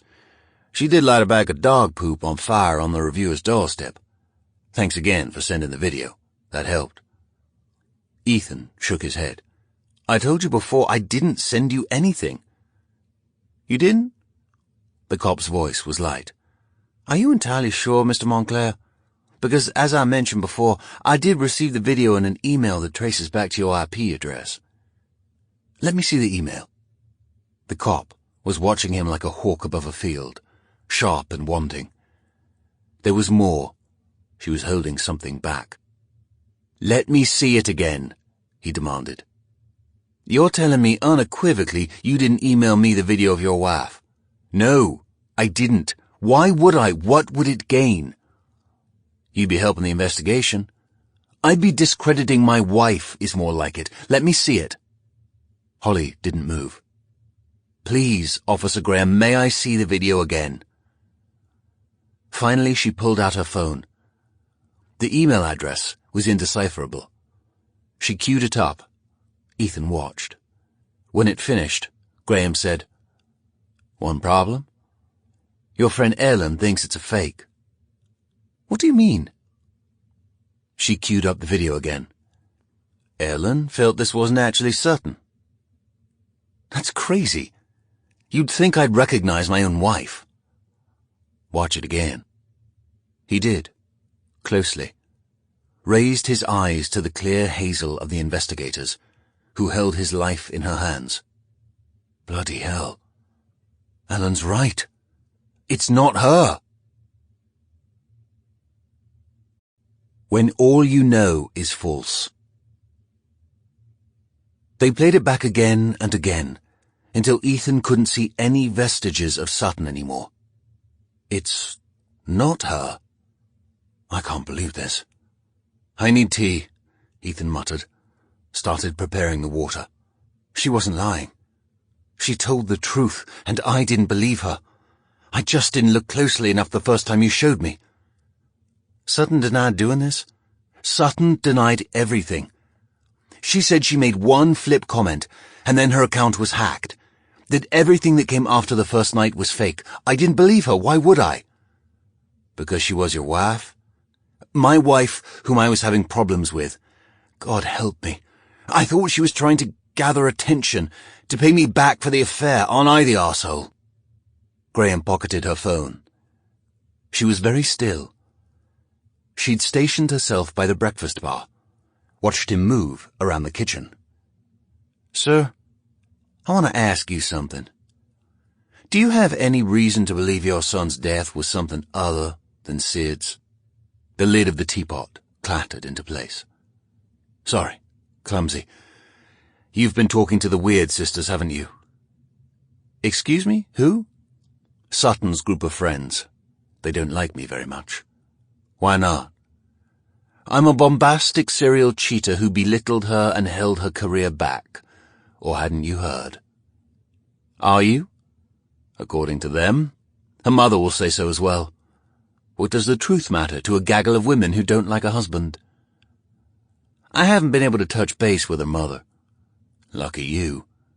She's out of town. Canada, I think. When I told her Sutton was missing, she didn't seem at all concerned. Told me I didn't know her daughter, and left for her trip. That seems odd. You don't know Siobhan Healy. She's no better than a spider. Let her eggs hatch, find a wasp for them to feast on, then scurry away. She and Sutton aren't close. Hardly. Sutton got the hell out the moment she was able to get a job and pay her own way. She hated one of the stepfathers with a passion. Felt like Siobhan took his side over Sutton's. She took off when she was 16. One of the stepfathers. Siobhan's on hubby number 4. She never married Sutton's real father. He was a one-night stand. Sutton never knew him. She grew up hard, my wife. There was a new man every couple of years. They moved around a lot. She finally got fed up and bailed. There's something... Yes? Nothing. Never mind. Everything you can tell me is helpful, Mr. Montclair. I can't tell you because I don't know. Something happened when she was a kid. I have no idea what it was. Siobhan is tight-lipped and Sutton won't even acknowledge it. She always keeps a rock-solid wall up about her childhood. She slipped once, when we were first dating. We were out for a night on the town, at a restaurant in downtown Nashville. A group of people came in, men and women our age. Looked like they'd come from a big event. They were in evening attire, tuxes and long gowns. Sutton turned white and insisted we leave. When I asked what was wrong, she clammed up. She made it to the car before she started to cry.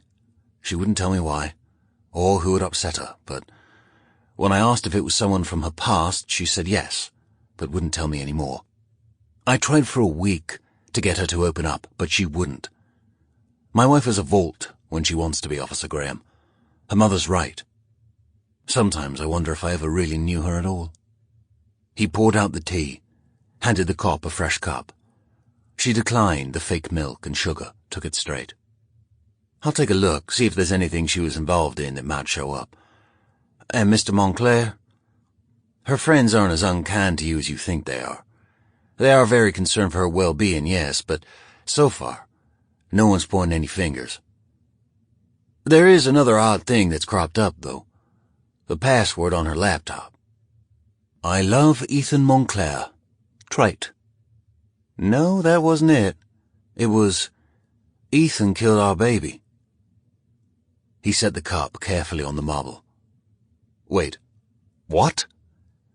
The password you provided didn't get us into your wife's computer. We had to crack it on our own, and what we found was that accusation. But the notebook. I logged in myself. Bollocks. I am so confused. Ethan set his head in his hands. His voice was soft. We fought so badly when Dashiell died. We both accused the other of negligence, carelessness, of letting it happen. Accusations that would never have come up if Dashiell hadn't...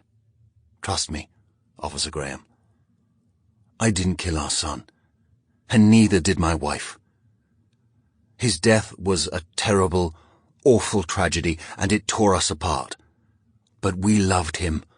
More than we loved each other, maybe. Hurting him isn't something either of us could do. I believe you, Graham said, but it seems Sutton was sending a message. Could she be trying to get you in trouble, Mr. Montclair? A huge sigh, relief spreading through his body.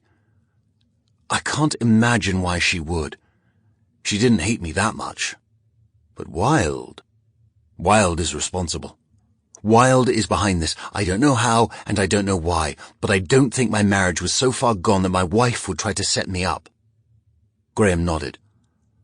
Obviously, the idea of a third party makes this theory very compelling. A blackmail attempt colors the whole investigation. I tried to buy him off. He set up a meet and didn't show. He's playing games. You should have told me. I'm telling you now. When was this?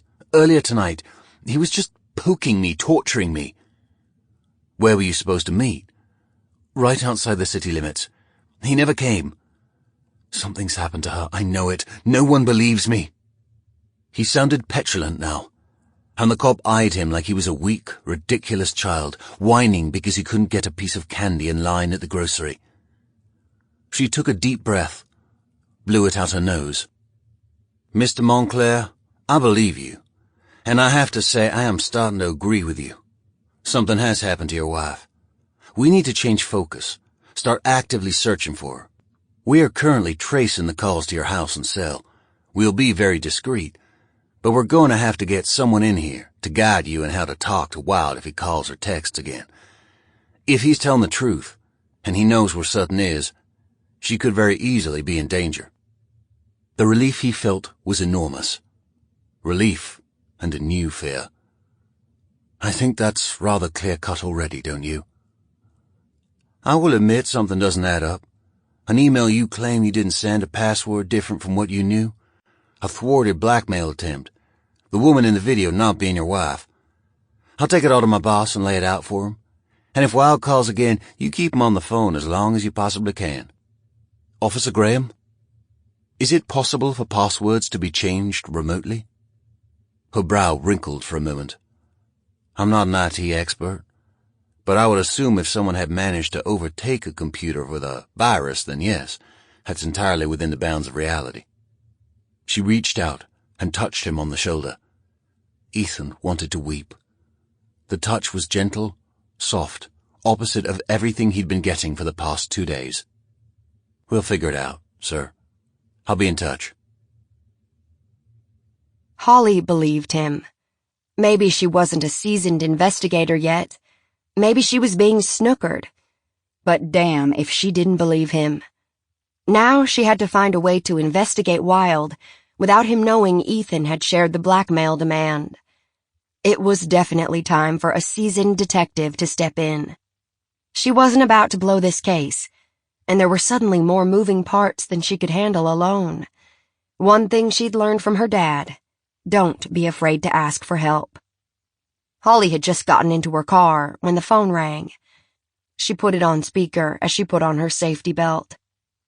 Officer Graham, it's Ivy Brooks. Hello, Miss Brooks. What can I do for you? Could you come by the house? I have some more information I need to share. Okay, I'll be there in a minute. I'm close. Yes, you are. The phone went dead. What was this about? A change of heart. Holly was at Brooks's door 5 minutes later. Ivy looked pale and drawn. She didn't offer refreshments, just stood with her arms wrapped tightly around her body, clearly distressed. Come in. The door shut behind her with a bang. What's wrong, Miss Brooks? I haven't been entirely honest with you. I'm all ears, Holly said. Brooks was pacing now, walking the short length of her apartment with staccato steps. Ethan killed her. I'm sure of it. Why? Why the change of heart? Last time we talked, you seemed to think Sutton was the one who'd orchestrated this week's drama. I was trying to protect Sutton, to protect them both. They've been through so much. At first, when he told me she was gone, I really thought Sutton was just playing with him, punishing him. But now I'm truly starting to think he hurt her, and I can't stay silent any longer. Go on. Look. A lightweight silver laptop was on the counter. Brooks turned it around to show an email account. I just received this.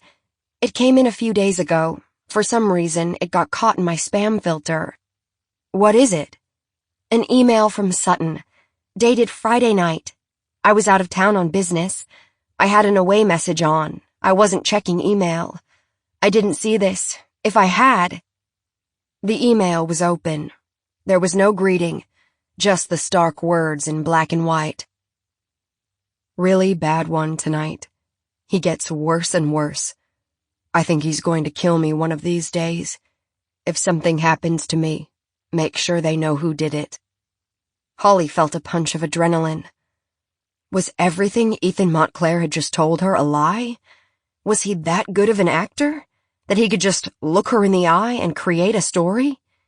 He was a professional liar, after all, paid to create stories out of nothing. Was she that big of a dupe? Wow, rather damning. Ivy nodded and closed the computer. He was hitting her. It started soon after they moved into the house. That blood stain on the counter? They say it was from blueberries, but everyone knows the truth. He gave her a bloody nose. They were fighting over something stupid, and she mouthed off to him, and he punched her in the face. It wasn't the first time. It definitely wasn't the last. Did you ever see him hurt her? Not directly, no. But I'd see the aftermath. The bruises. You should look at her phone. There are photos. I used to make her take a picture after every incident. I wanted her to go to the police, to file charges against him. She never would. They kept it all a secret. Why didn't you tell me about the abuse when I asked before? Because if Sutton is alive, she will be furious with me for telling you. Like I said, it was a secret. I'm the only one who knew. There were calls to the police, domestic calls, when they were fighting. It wasn't that much of a secret. The public face of abuse is very different than the private. Look at OJ and Nicole. No one wanted to believe that their hero was an obsessed narcissist who slit her throat. Did Ethan know you knew? I don't know. A small sob escaped Brooks's lips. This is why I called. The email and... I've been getting strange phone calls the past few days. Hang-ups. From a number I don't recognize. I'm worried. Do you have the number? Yes, I'll write it down for you. Do you think Ethan might try and hurt you? Like he did Sutton? A little gasp, her hand over her mouth. I mean, we don't know for sure that he has hurt her, but I can't see any other truth. Think about it. He waited for hours to tell anyone she was gone, and that's according to him. It was the weekend. She could have been gone for much longer. None of us saw her in the few days before she left. Her last email to me was on Friday. He could easily be lying about when she actually disappeared. Combined with the abuse, the fear, Sutton was constantly afraid of him. It's frightening. Alarming, really. I will admit, it was odd to show up to take the report and see he'd already hired a lawyer. It doesn't help his case. Ivy blushed. That was my fault. He suggested it, and I agreed it was a good idea. I was still protecting him, protecting them. At the time, I didn't think Sutton was in danger, and I didn't want him to be railroaded. Looking back, if he wasn't guilty, he would have told me I was insane and not done it. Can I see that number now? Ivy handed over her phone. Holly copied down the number. I'll look into this, Miss Brooks. See if I can trace who might be calling you. Would you please forward me the email Sutton sent on Friday? That will help. Yes, I will. Holly caught the barest hesitation in her statement.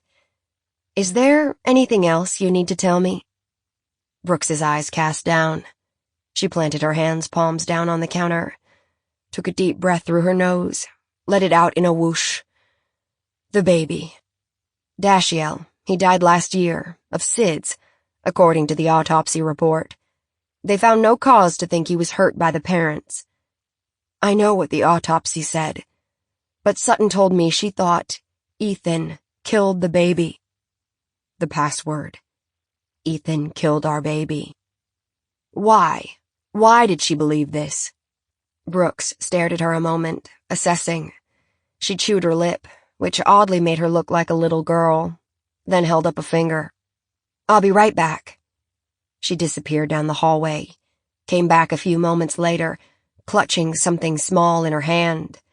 She presented it to Holly with all the grace of a cat depositing a dead mouse, practically threw it at her. It was a bottle of liquid diphenhydramine. What's this? Sutton found it in the baby's room, hidden in the closet, behind an old stack of clothes Dashiell had outgrown.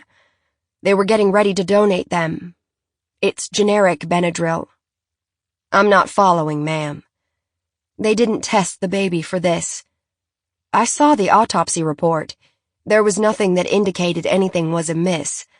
SIDS does happen. It didn't, in this case. Ethan gave the baby Benadryl to quiet him. They'd had a huge fight. I already told you that. Sutton went out. Ethan couldn't get the baby to stop crying. He dosed him, and it killed him.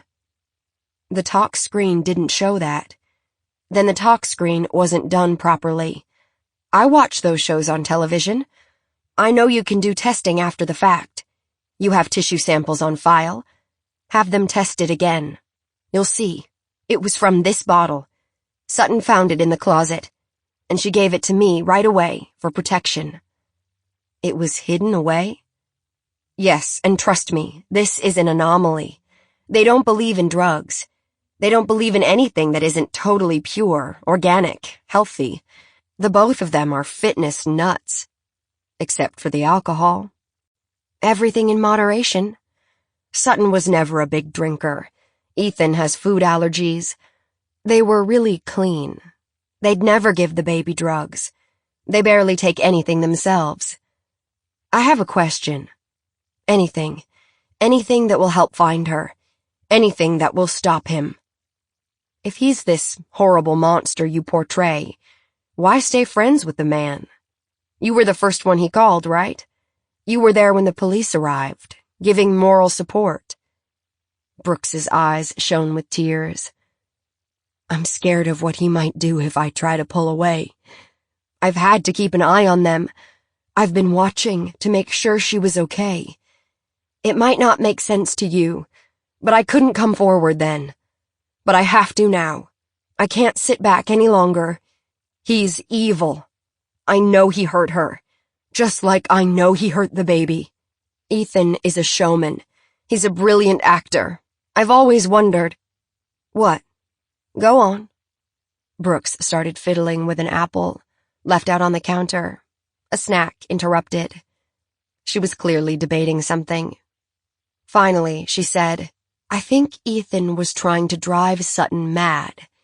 I am not a computer expert, so I have no way of tracking this down and proving it, but I think Ethan might have been the one who hacked Sutton's account and was riling up the reviewer. I think he was the one who said all those horrible things. After Dashiell, he wanted to destroy her. He blamed her, even if it was him who gave the drugs. He blamed her for leaving that night, for not wanting a child in the first place, for being who she was. He tried to conform her into his perfect little wife, but Sutton has a wild streak. She's always fighting herself. She hated being tied down, and the whole concept of marriage and 2.4 kids and a dog was the opposite of what she ever wanted. Ethan was slowly strangling her. Is there anyone who can corroborate this, Ms. Brooks? Her mother will. They weren't close. They fought all the time, but she'll tell you. She's always known Ethan for who and what he is. A tyrant. Brooks began to cry now, large tears gently rolling down her face. I should have told you sooner. I was hoping she had just taken off for a few days to piss him off. But this doesn't feel right to me. After that email, God, why didn't I see it Friday, when I could have helped? I'm afraid for her, Officer Graham. Truly afraid. Holly nodded. This is a huge help. Thank you for your honesty, for being willing to give up your friendship with the Montclairs to do the right thing. I will follow up on all of this, I swear. I will need you to come to the station and give a full report. On the record. Are you willing to do that? Brooks sighed and nodded. Yes, I'm willing to go on the record. Good. I'll get that scheduled as soon as possible. In the meantime, limit your contact with Mr. Montclair. Do you have any trips planned? I know you travel quite a bit. I'm going to stay right here until we find Sutton. Should we start organizing some sort of search? I'll get back to you on that. I've gotten a lot of information in the past hour. I need to go sort through it all and get my boss moving on a few things. She pocketed her notebook. We'll find her, Ms. Brooks. I promise. The tears stopped. Brooks swiped a hand across her face. I hope you do. Before it's too late. One last thing. Did you happen to make a call to my cell phone yesterday? She shook her head. No, I didn't. Though now that I see this email from Sutton, I wish I had. I'm coming home. I'm coming home. Then. Ethan, come here. He hurried to the other side of the house, drawn by the urgency in her voice. She was in her office. No makeup, hair in a ponytail, spilling down her back. Feet bare, toenails polished red. She looked so young, so carefree. He couldn't help the spike of love he felt when he saw her. Sometimes he forgot how things were now. For a moment, their reality fled away, and he saw her with early eyes, the ones he had before their world went to hell. What is it, love? That asshole Wild is after me again. He bit back the sigh. This little drama was getting very old. Sutton's office was so empty now. Without the baby's basket, it seemed practically frigid. They were in the first flush of winter, and the skies were grey and dreary. Looking closer, he could see Sutton was pale, black circles under her eyes. Neither of them slept well anymore. When had they slept together recently? He tried to think back to the luxurious warmth between her legs. It had been weeks. He needed to rectify this. He needed to fix his marriage. They'd gone through hell and back, and if they had any hope of surviving, they needed to find one another again. But all Sutton could focus on was some stupid online blogger who kept poking her crazy. You need to ignore him. I have been, you know that. But now he's attacking you. A rush of fury, and a little voice in the back of his mind. Hypocrite, hypocrite, hypocrite. What? Let me see. The article was only 200 words, very succinct. It was titled, Who's Really Writing Ethan Monclair's Books? That bloody arsehole. I know. We have to do something. This is defamation. Ethan skimmed the article again, enough to take away that Wilde was intimating it was Sutton who was writing Ethan's books from start to finish.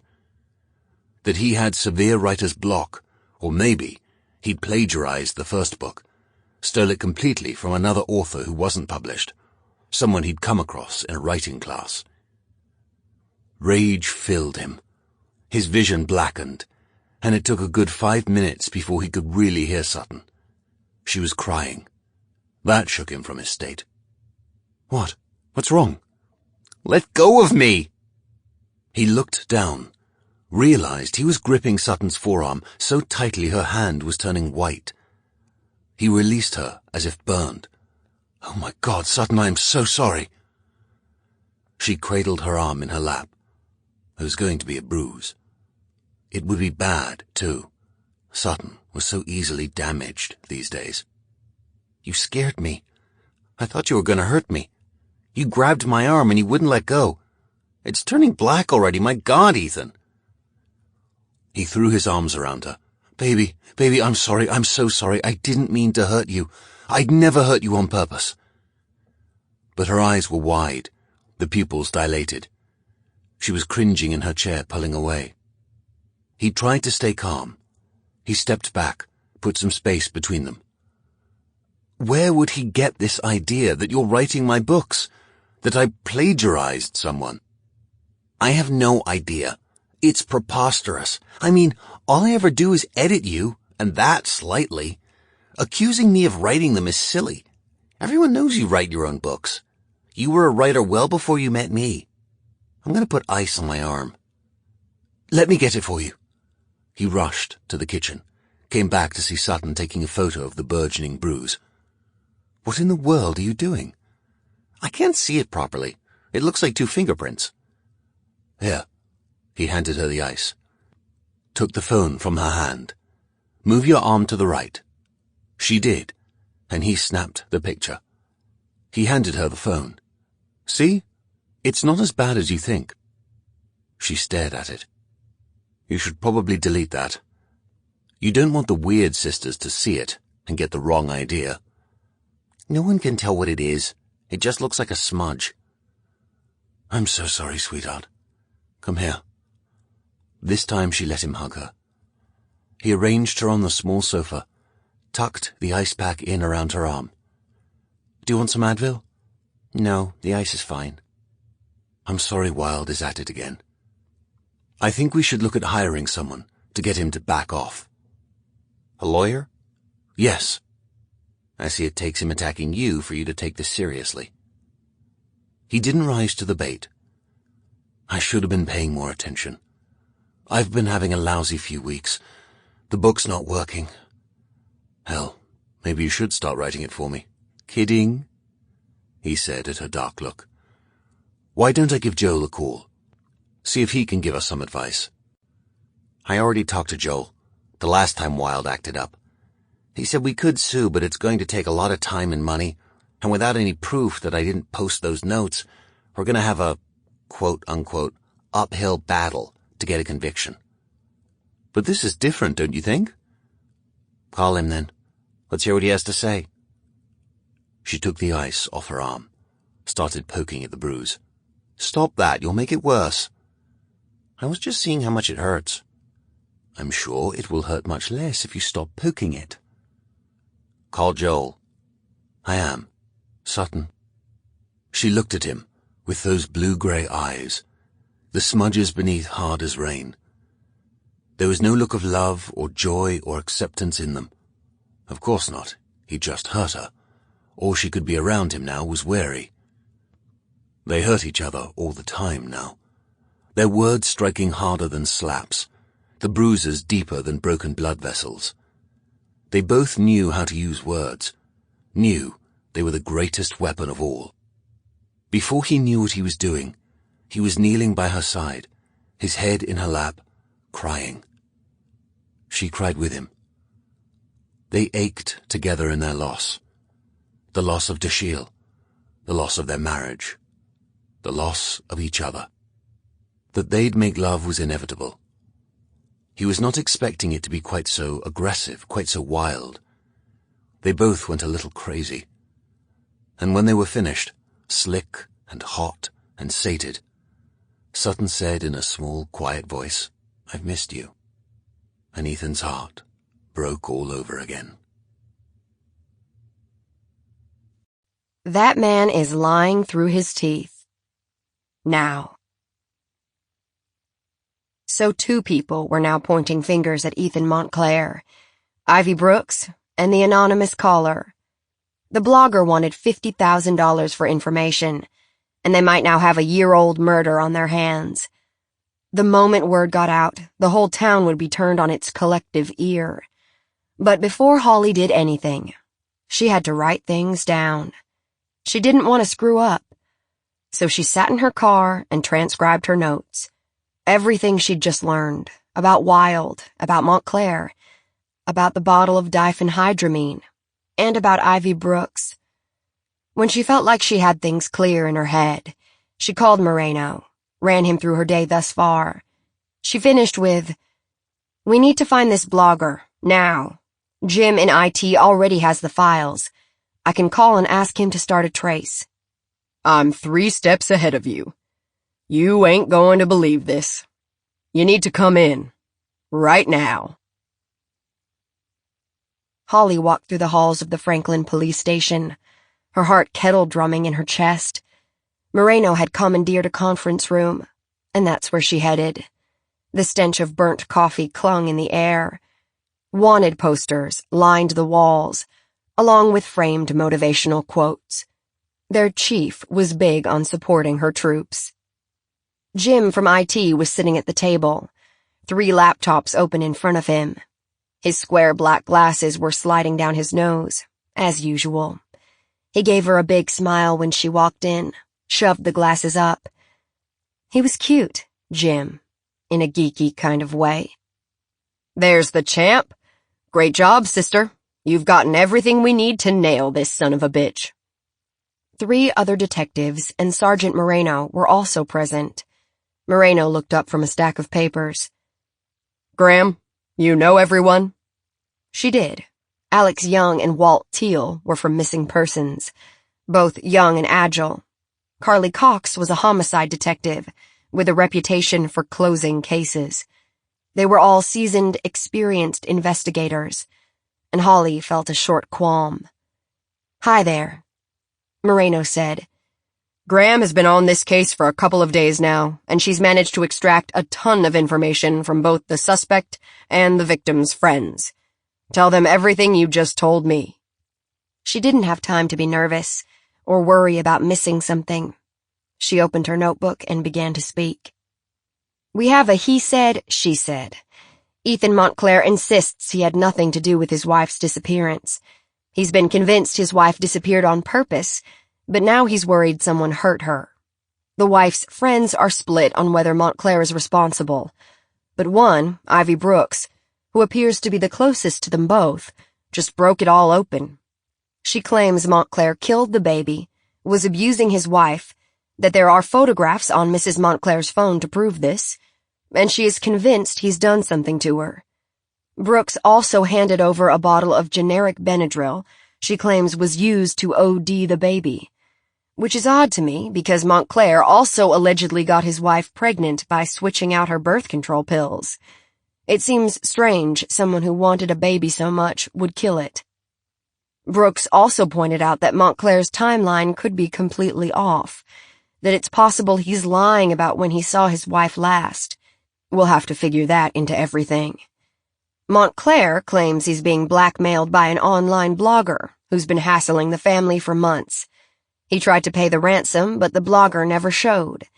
Happily, there are a number of loose threads. Phone calls, texts, and emails, which means Jim will be able to sort through them all. Montclair's phone is now tapped, as I understand it, so if there are any more demands from the blackmailer, we'll know right away. The one fact we have, there has been no word from Sutton Montclair for at least 48 hours. Even though the note she left is compelling, the revelations of the past 2 days are too important to ignore. I believe someone has hurt Sutton Montclair. I'm not entirely convinced it was her husband. Moreno nodded to Jim. "You'll change your tune when you see what Jim's found." Jim crooked a finger. "Come here. Check this out." Holly obliged. The screen was filled with numbers. "I'm not the most tech-savvy, you know that." "Then I'll use small words and speak slowly." She smacked his arm, and they all laughed. "Okay, enough foreplay. Tell me." He clicked a button, and the screen turned black, showing a dotted white outline of the United States. There were multiple solid lines that looked like tracer fire shooting out of a small green dot in the middle of Tennessee. Jim started tracing the lines. "The friend, Brooks, is telling the truth, or at least her suppositions are right. Looks like Ethan Montclair was trying to drive his wife batty. All of the traffic from the past couple of days, and before, is coming out of the Montclair's house. All the contact with the reviewer, all the contact with the blogger, all the contact with the friends, and with us, is shooting through the router in Ethan Montclair's office. The emails, the phone calls, the whole shebang." "How is that possible?" "A very sophisticated VPN, a virtual private network, which I was able to trace back to Ethan Montclair's world. He purchased the program over a year ago. We have the credit card statements going back 3 years, so we looked for anomalies and found this. Also, he bought spoofing equipment, so he could make calls to the house look like they came from outside, and burner phones. There's a rather sophisticated keystroke analysis program on Sutton Montclair's computer, too. Everything she did, every move she made, he's been tracking. All the files are on the router, in a hidden directory."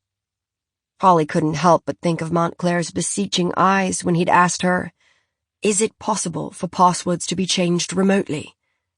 "How hidden?" "Took me about an hour to find it, once I knew what I was looking for. The IP address on the email view wasn't a fluke.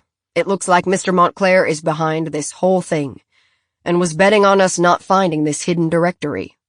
It's a slam dunk, Graham. Dude's guilty as hell." Moreno shut the file in front of him. We're in a unique situation, Officer Graham. We've done this backward. Mr. Montclair gave us permission to search his files and his wife's computer, something we'd normally need a warrant to do. We found enough to open a possible homicide investigation. We are getting a warrant right now to search the house. We are also revisiting the baby's death. Carly's on that." The older woman nodded. If you can believe it, some of the tissue samples haven't been run yet. Though the case was ruled SIDS, the official COD hasn't been stated. There are still some outstanding tests. We've asked for them to be finished and sent as soon as possible. She checked her watch, a large dial with a white band. "Speaking of, I'm off to go run them down. Welcome to the team, Graham." "Thanks. Good luck." She turned back to the rest of them. "What about the phone? Ivy Brooks told me we'd find photos of physical abuse on Sutton Montclair's phone." Jim opened a new screen. "It's not enough for court, but there's some indications. Have a look." She watched him open the pictures. Most were impossible to identify. They looked like blurry smudges. But one was clearly a female forearm, with 2 distinct fingerprints denting the flesh, and another showed a bruised and swollen nose. "If this is Mrs. Montclair's arm, that's a nasty bruise made by someone's hand. That nose looks broken. But that's all I've got on here. The rest are selfies and sunsets." "What about the baby?" "Nothing. Not a single shot." "Strange." "Not really," Moreno said. "When you lose a child, it's often difficult to have the constant reminder. Some people get their energy from looking at the old photos, setting up shrines. Some just want to forget."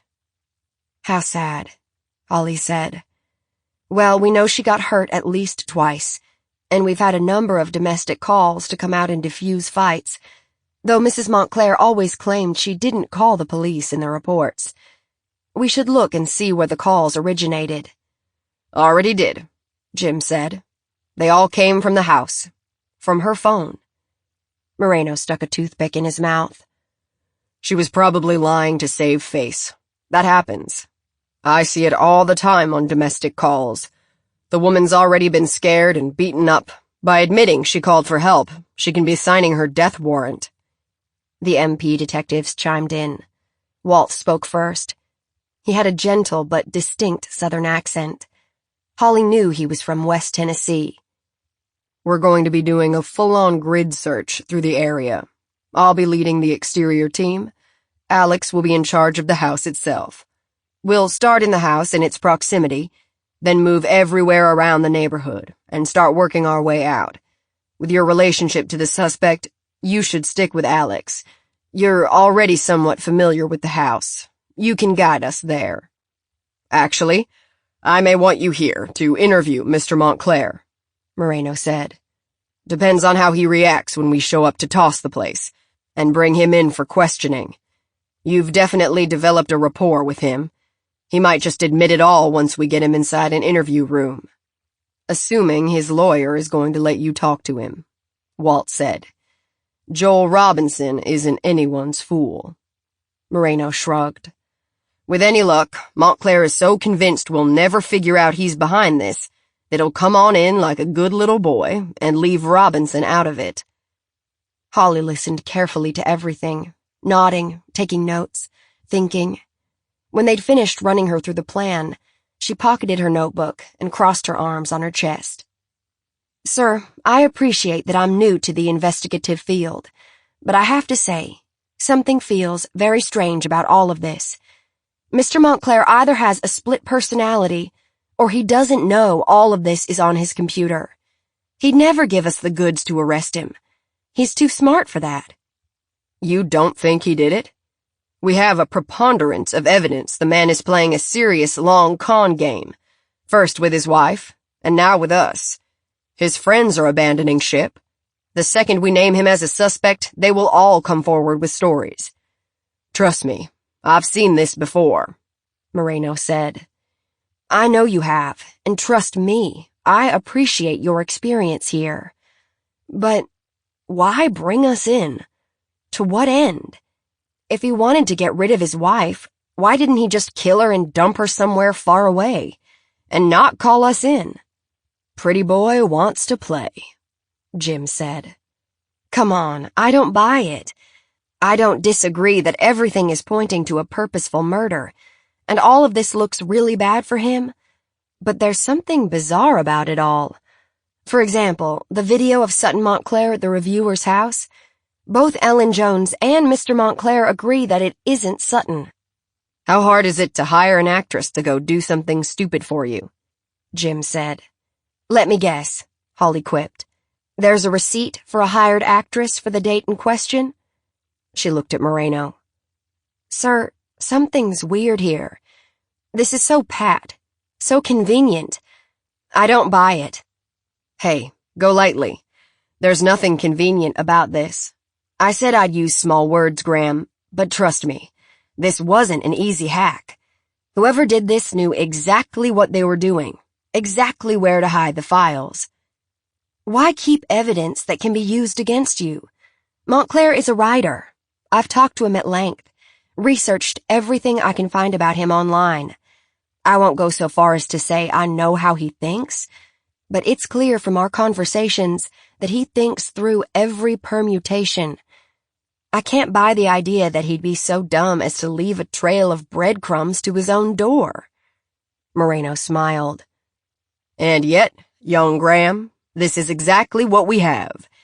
Here's the thing about criminals. They're stupid. They think they're brilliant. They think they can get away with it.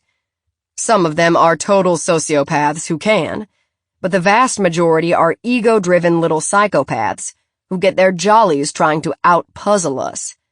The thing is, we've been trained. We know how they think, how they pretend.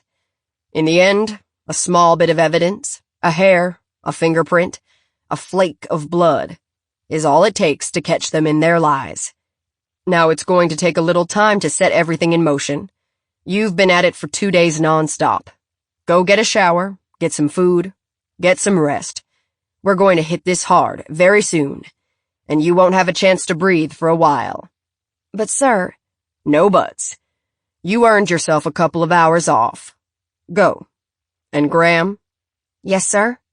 We will find the truth that Mr. Montclair thinks he's hiding. Believe me. When he put it that way, so vehemently and so plainly, she almost did. Almost. A cry, but not for help.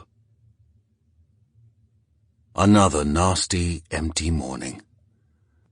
Ethan thought he might still be drunk. He was definitely hungover. His hands and wrists ached. He had crawled into bed somewhere around 3 a.m, after writing nearly 80 pages of material. He'd never tapped in so completely. His previous one-day record was 50 pages, and that had taken 16 hours, with regular breaks, when he was young and dumb and didn't know any better. He'd written almost a third of the story in one sitting, and it was good, solid, usable. He did some light stretching, popped a few Advil and drank a liter of water, made tea, choked down some cereal, and reopened the manuscript. His thoughts bounced between the story and Sutton. He was consumed by images of her. The lines were becoming blurred.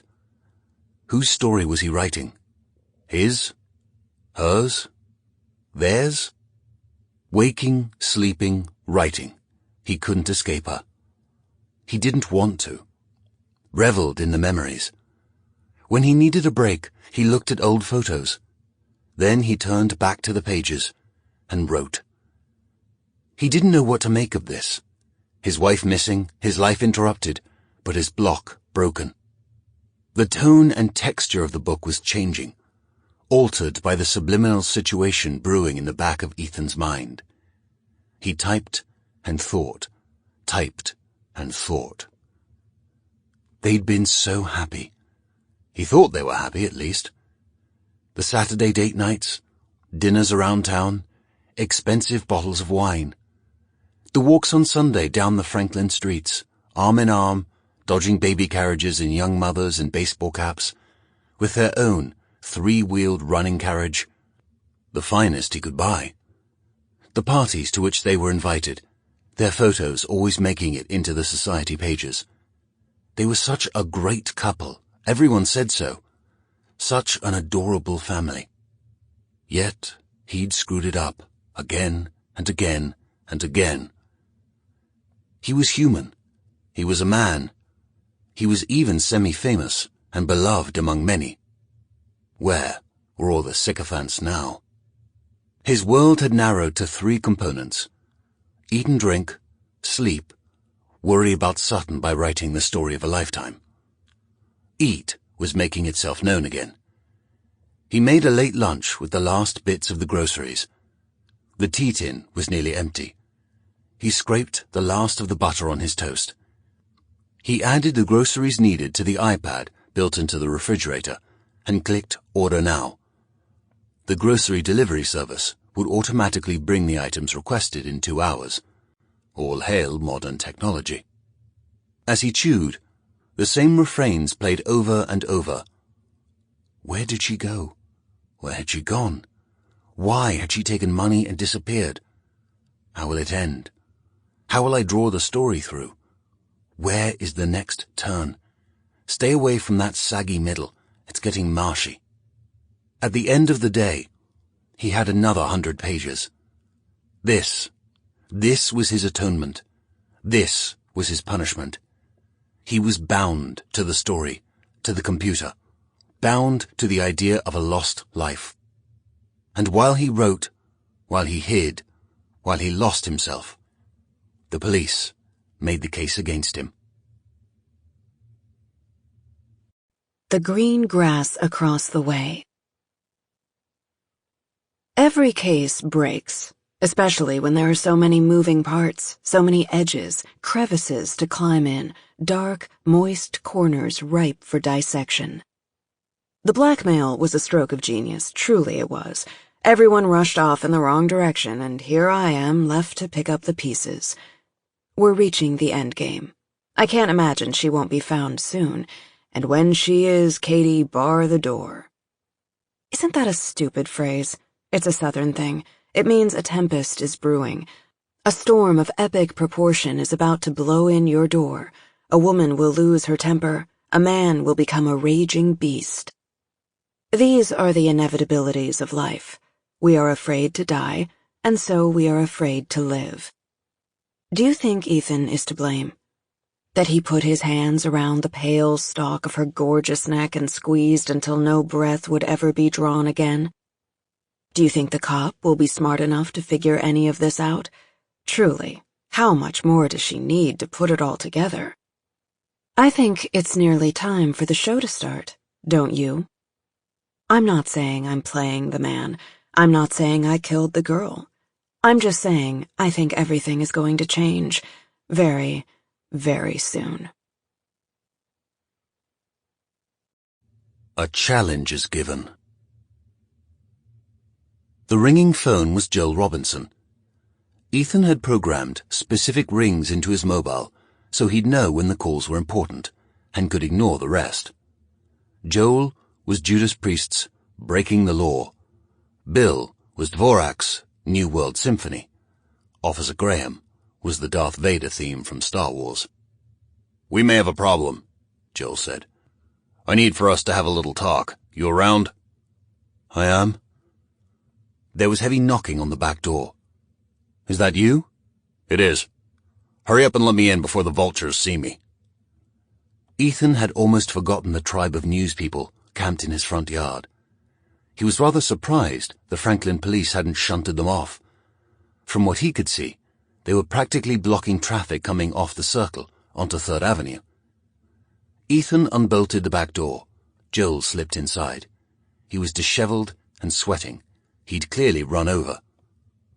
What's going on? "Like I said on the phone, we have a problem. Several, actually. A witness has come forward." Ethan felt a spike in his heart rate. He tried to keep his tone even. They found her? "You should sit down." Sit? Ethan felt like collapsing in a heap, throwing a tantrum, screaming and beating his fists against the custom wide-planked rough-hewn white oak floors. "You're better than that. You need to stay cool." "Tell me," he said, steel in his voice. "No, they haven't found her. But this witness is claiming you killed Sutton, that you are systematically abusing her. They claim you killed the baby, too. The police are reopening Dashiell's case." There were many things he was expecting Joel to say. This was not one of them. "Dashiell?" "Yes. The witness claims you poisoned him with an overdose of diphenhydramine. That Sutton discovered this and you killed her to keep her quiet. It's a very tidy story, and the police are all over it." Ethan felt the bottom of his world falling, slowly spinning away, until he was left standing in very thin air. Wind whipped his hair, lightning flashed. The storm blew in so quickly he didn't know where it had come from. Rain began to pelt him, and he was quickly soaked to the bone. To the bone, to the depths of his soul. Joel was screaming at him, pulling his arm. Ethan realized the storm was real. He was standing in the middle of the street, exposed on 3rd Avenue, surrounded. The news people were shouting at him. Cameras were clicking. A sharp flash of lightning, and an immediate rolling thunderclap shook the ground. And everyone gasped and scattered, seeking cover. Joel tugged at him, finally got his feet moving, towed him onto the porch, shouted in his ear, "We need to go in, Ethan. It's dangerous out here." "No." Ethan wrenched his arm away, sat hard on the porch swing, ran his fingers along the metal chain that bound it to the ceiling, started to rock. The wind played along, helping him move. Movement was his friend. Joel stood in the front door, arms on the jamb, watching, calling, but Ethan stayed planted on the swing. Inside the news vans, he knew video was being shot, knew photos were being taken. He raised a middle finger toward them, held it long enough for everyone to get a good view. When the storm abated, he went inside. Joel had made tea. They sat at the kitchen table, unspeaking. Finally, Ethan said, "When will they arrest me?" Joel shook his head. "I don't know." Ethan wrote. He hid away from it all, the condemnation and the accusations he knew were flying, sat by himself at the long driftwood desk in the big old house on 3rd Avenue, with the ghost of his wife and child, writing every word he could conjure. The story was already taking shape. He had always been able to write quickly once his idea was settled. This was no different. Thousands of words poured from his fingers. He ignored the ever-ringing doorbell. He ignored the constantly ringing phone. He ignored the fact that no one he cared about was reaching out to help. It had been the same when Dashiell died, come to think of it. Minus the words, of course. People had kept their distance. He understood it was hard to approach them, hard to say the words. "I'm so sorry your child died." They'd say everything else. "I'm sorry for your loss. I'm sorry about your pain. I'm sorry, I'm sorry, I'm sorry." But no one could bring themselves to utter the words they really needed to hear. He mostly didn't care. It wasn't like there was anything anyone could do. Sutton's friends had hung around the first few days, bringing casseroles, changing sheets. Ivy had made Sutton shower and dress every morning. But even Ivy had eventually been drawn away, off to a conference in Rhode Island, and then it was just the two of them.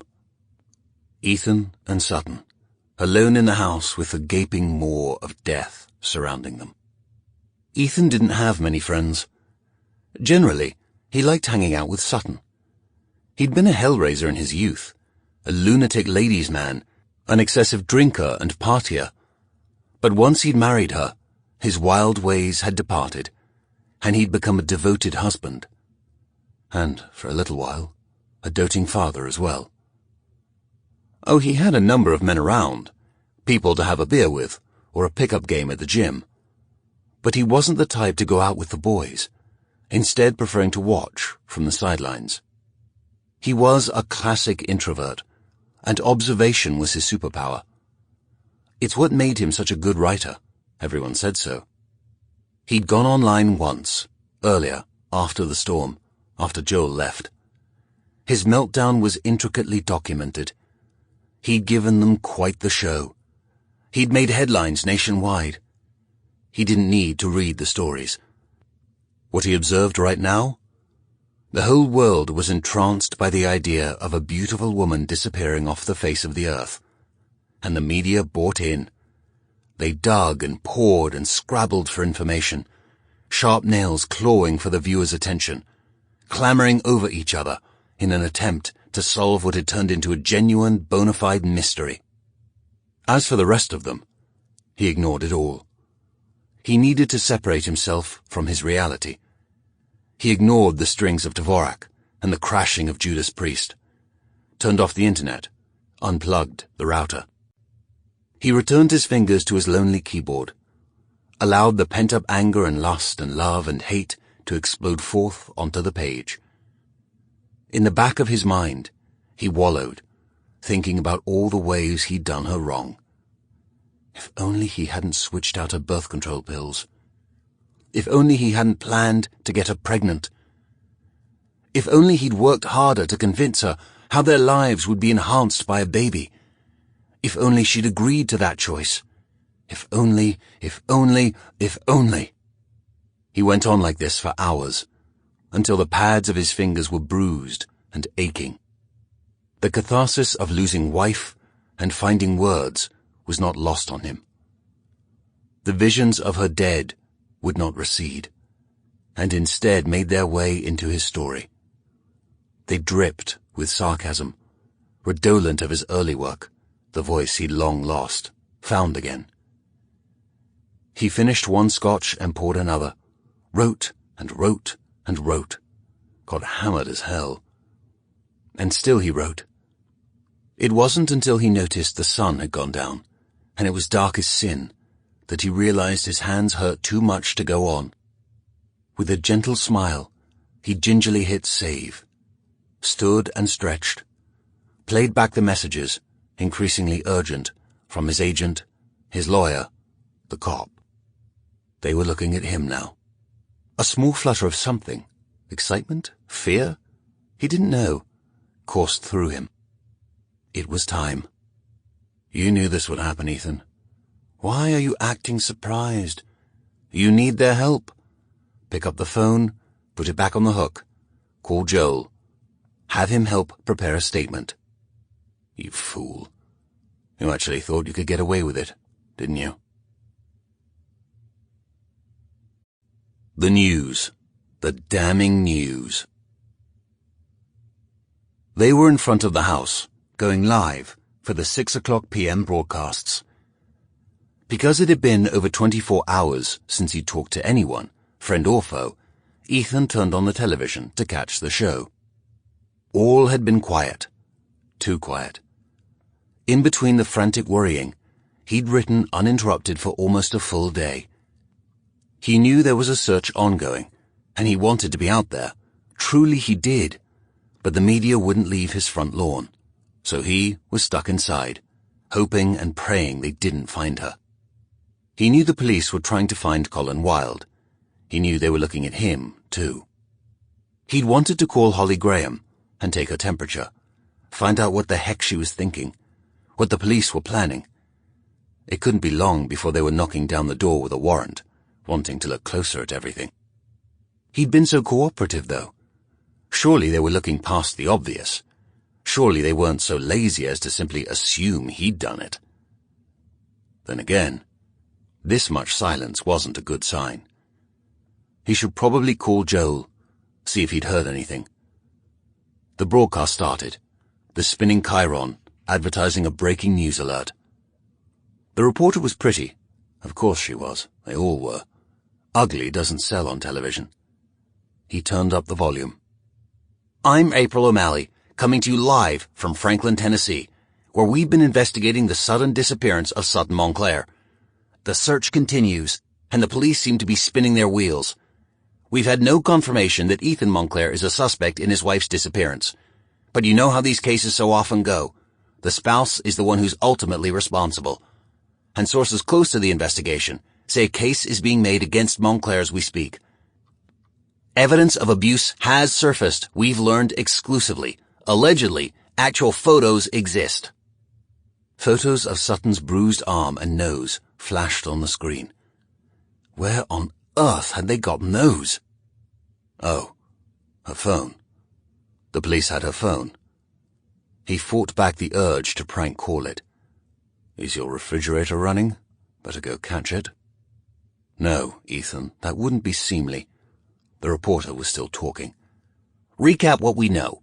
Sutton Montclair, a beautiful, successful writer, disappeared sometime between Monday evening and Tuesday morning. She left behind a note asking not to be looked for, but her husband, local celebrity Ethan Montclair, called the police late in the day Tuesday, asking for their help finding his wife. And then, nothing. There has been no sign of her since. Her phone and credit cards have not been used, and there have been no reported sightings. There was movement. A shadow loomed. Then Ethan watched Philly walk into the screen. Bollocks, Ethan said. I'm now joined by Miss Phyllis Woodson, a very close friend of Mrs. Montclair. Mrs. Woodson, please tell us what you know about the investigation. Philly practically gleamed with excitement. Her hair and makeup had been professionally done. The lights shone on her moist upper lip. Ethan looked closer. Had she done fillers? Or something else equally ludicrous? Her upper lip seemed overweight, out of proportion. The gloss slicked on thick and shiny, a pale pink that was certainly not her shade. He heard Sutton's voice in his head, gentle and slightly amused. Claws, Ethan. I can't help it, wife. Your BFF looks like a bumblebee parked on her face and shat. Philly's voice was slightly higher than normal. Ethan chalked it up to nerves. Though she sounded so much like a horse neighing, he had a hard time not laughing out loud. You're not behaving appropriately, Ethan. For fuck's sake, your wife is missing, probably dead, and you're laughing at her horsey friend on TV? You're a sick, sick man. Go wear your hair shirt. Go burn the rushes and drape yourself in sackcloth. Stop using this to your advantage. Fuck the fuck off, self. From the television. Well, we've been worried sick for days, as you can imagine. Ethan told us she was gone, but we all knew immediately something was wrong. She would never, ever just up and leave without letting at least one of us know. Now, I know that one of us, Sutton has so many lovely friends, but we're her core, her trusted advisors. Ethan snorted. The women she told everything. She looked into the camera, right at him, and enunciated the words for effect. And I mean everything. For her to leave without telling us is completely out of character. To not be in touch, to not let us know she's okay, well... Sniff, tears, blocked. The reporter was totally getting off on the performance. Do you know if there was any trouble in their marriage? April O'Malley asked, gushing a bit. Well, of course there was. After losing that tiny baby, Ethan took his anger out on her. Why, there was even a bruise on her arm one night after a terrible fight they'd had. She took a picture of it. I saw it on her phone. I know the police are already looking into these things. They've been asking us all so many questions, and we're telling them everything we know, everything we can think of that will help bring Sutton home alive. So that's what they'd been up to. The extended silence from the police, talking to everyone, listening to gossip, laying out the case against him, letting their circumstantial evidence drive them his way. He turned off the television. There was no reason to watch anymore. He'd already wrapped his head around the idea that the police thought he killed his wife. There was really nothing more for him to do than sit tight. They'd come round soon enough. Might as well take advantage of the solitude. He poured himself a scotch, a double, and went back to the computer. Let the words soothe his embittered soul. Not everything is as it seems. Assembling a murder case against a man without the benefit of a dead body is tricky at best. They work themselves to the bone, setting it all up. They took turns watching the house to make sure Montclair didn't run. Each report came back the same. Nothing. He had some groceries delivered. We saw him walking through the house. He peeked out the window. The television was on for a short time. No phone calls from the landline, and nothing unusual from the cell phone. The blogger never called back. If he's making preparations to run, we aren't hearing or seeing anything. He might be in there destroying everything, but it seems quiet.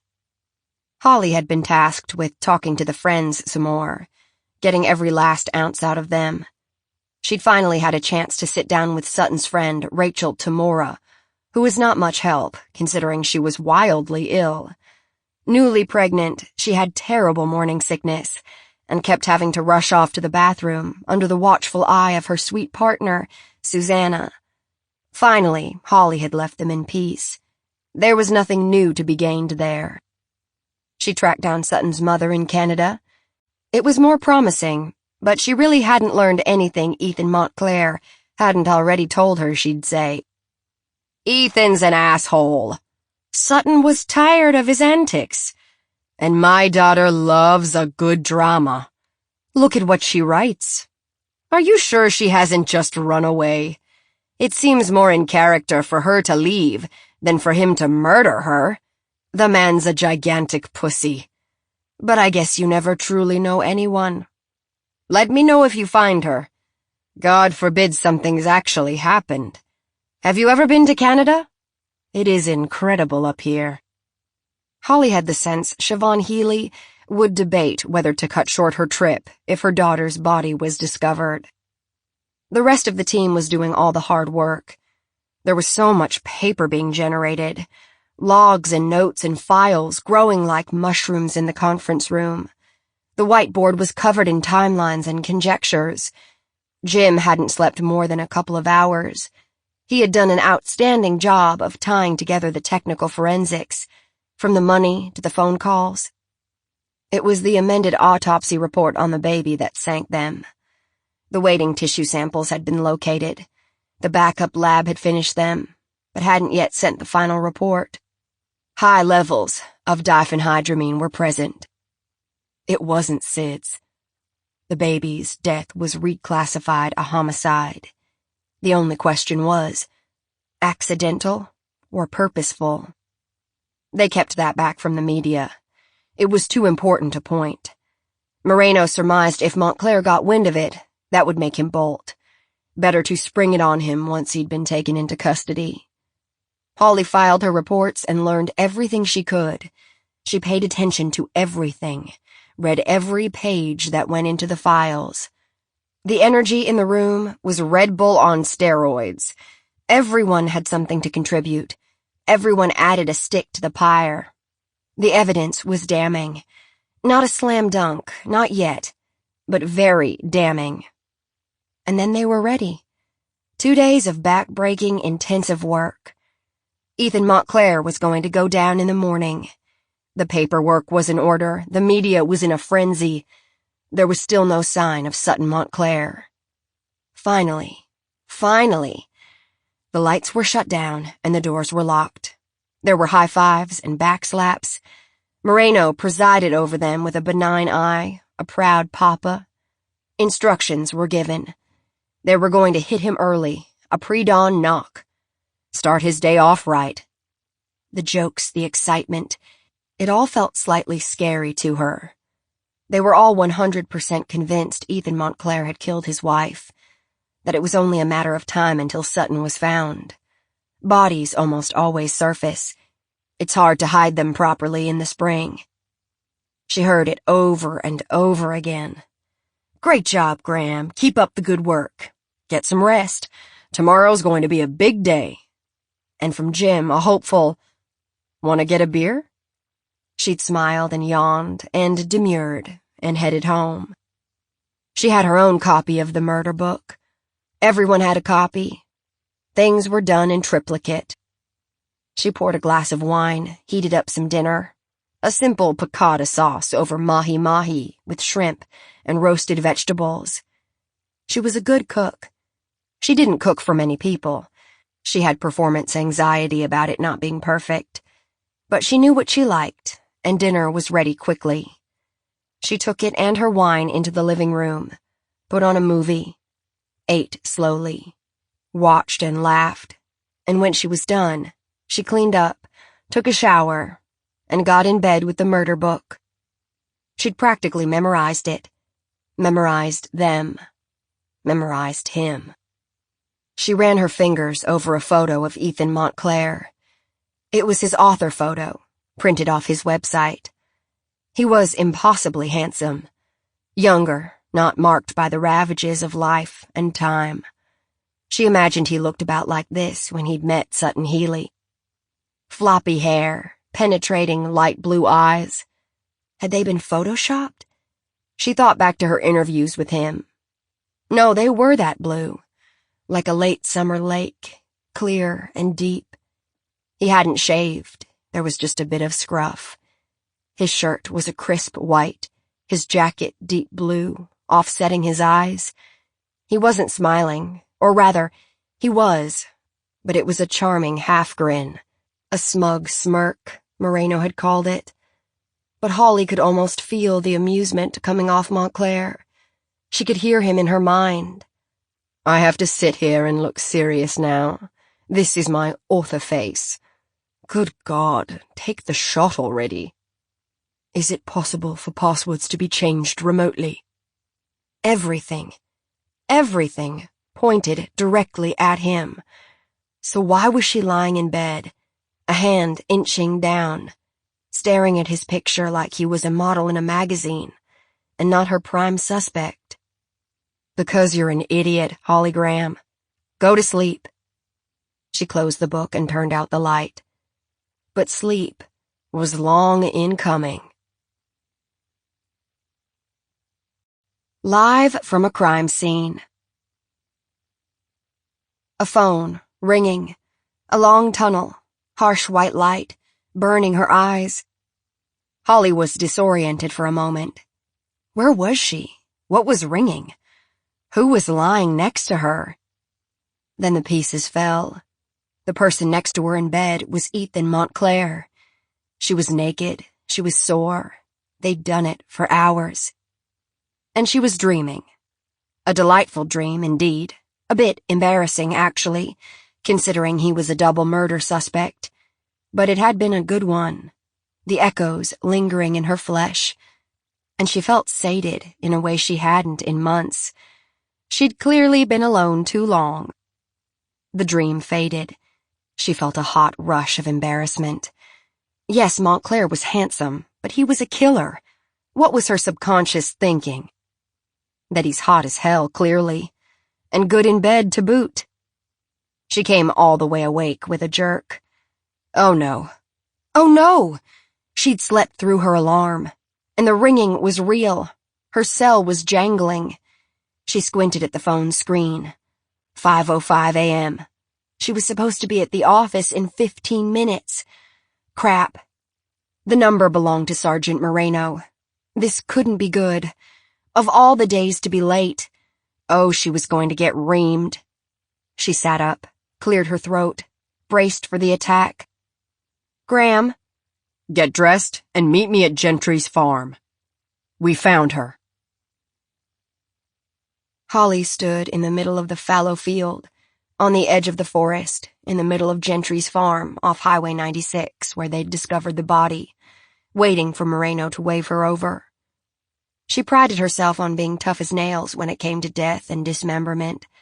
She'd caught her fair share of gruesome car accidents. And people died all the time, and she was almost always second or third on the scene. Dead bodies were simply a way of life in law enforcement.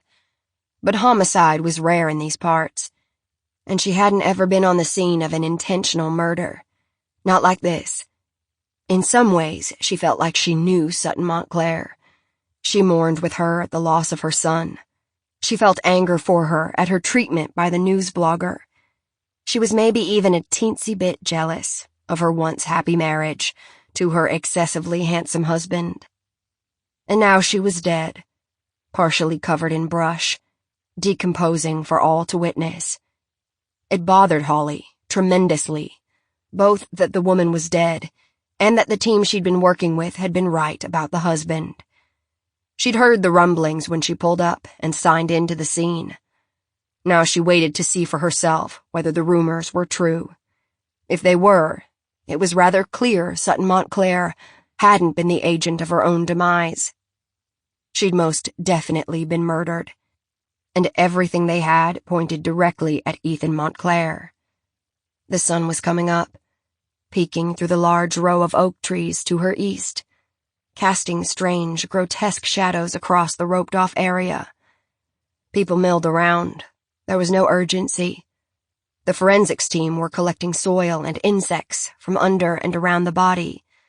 Their composition would tell them how long the body had lain here, hidden, practically in plain view.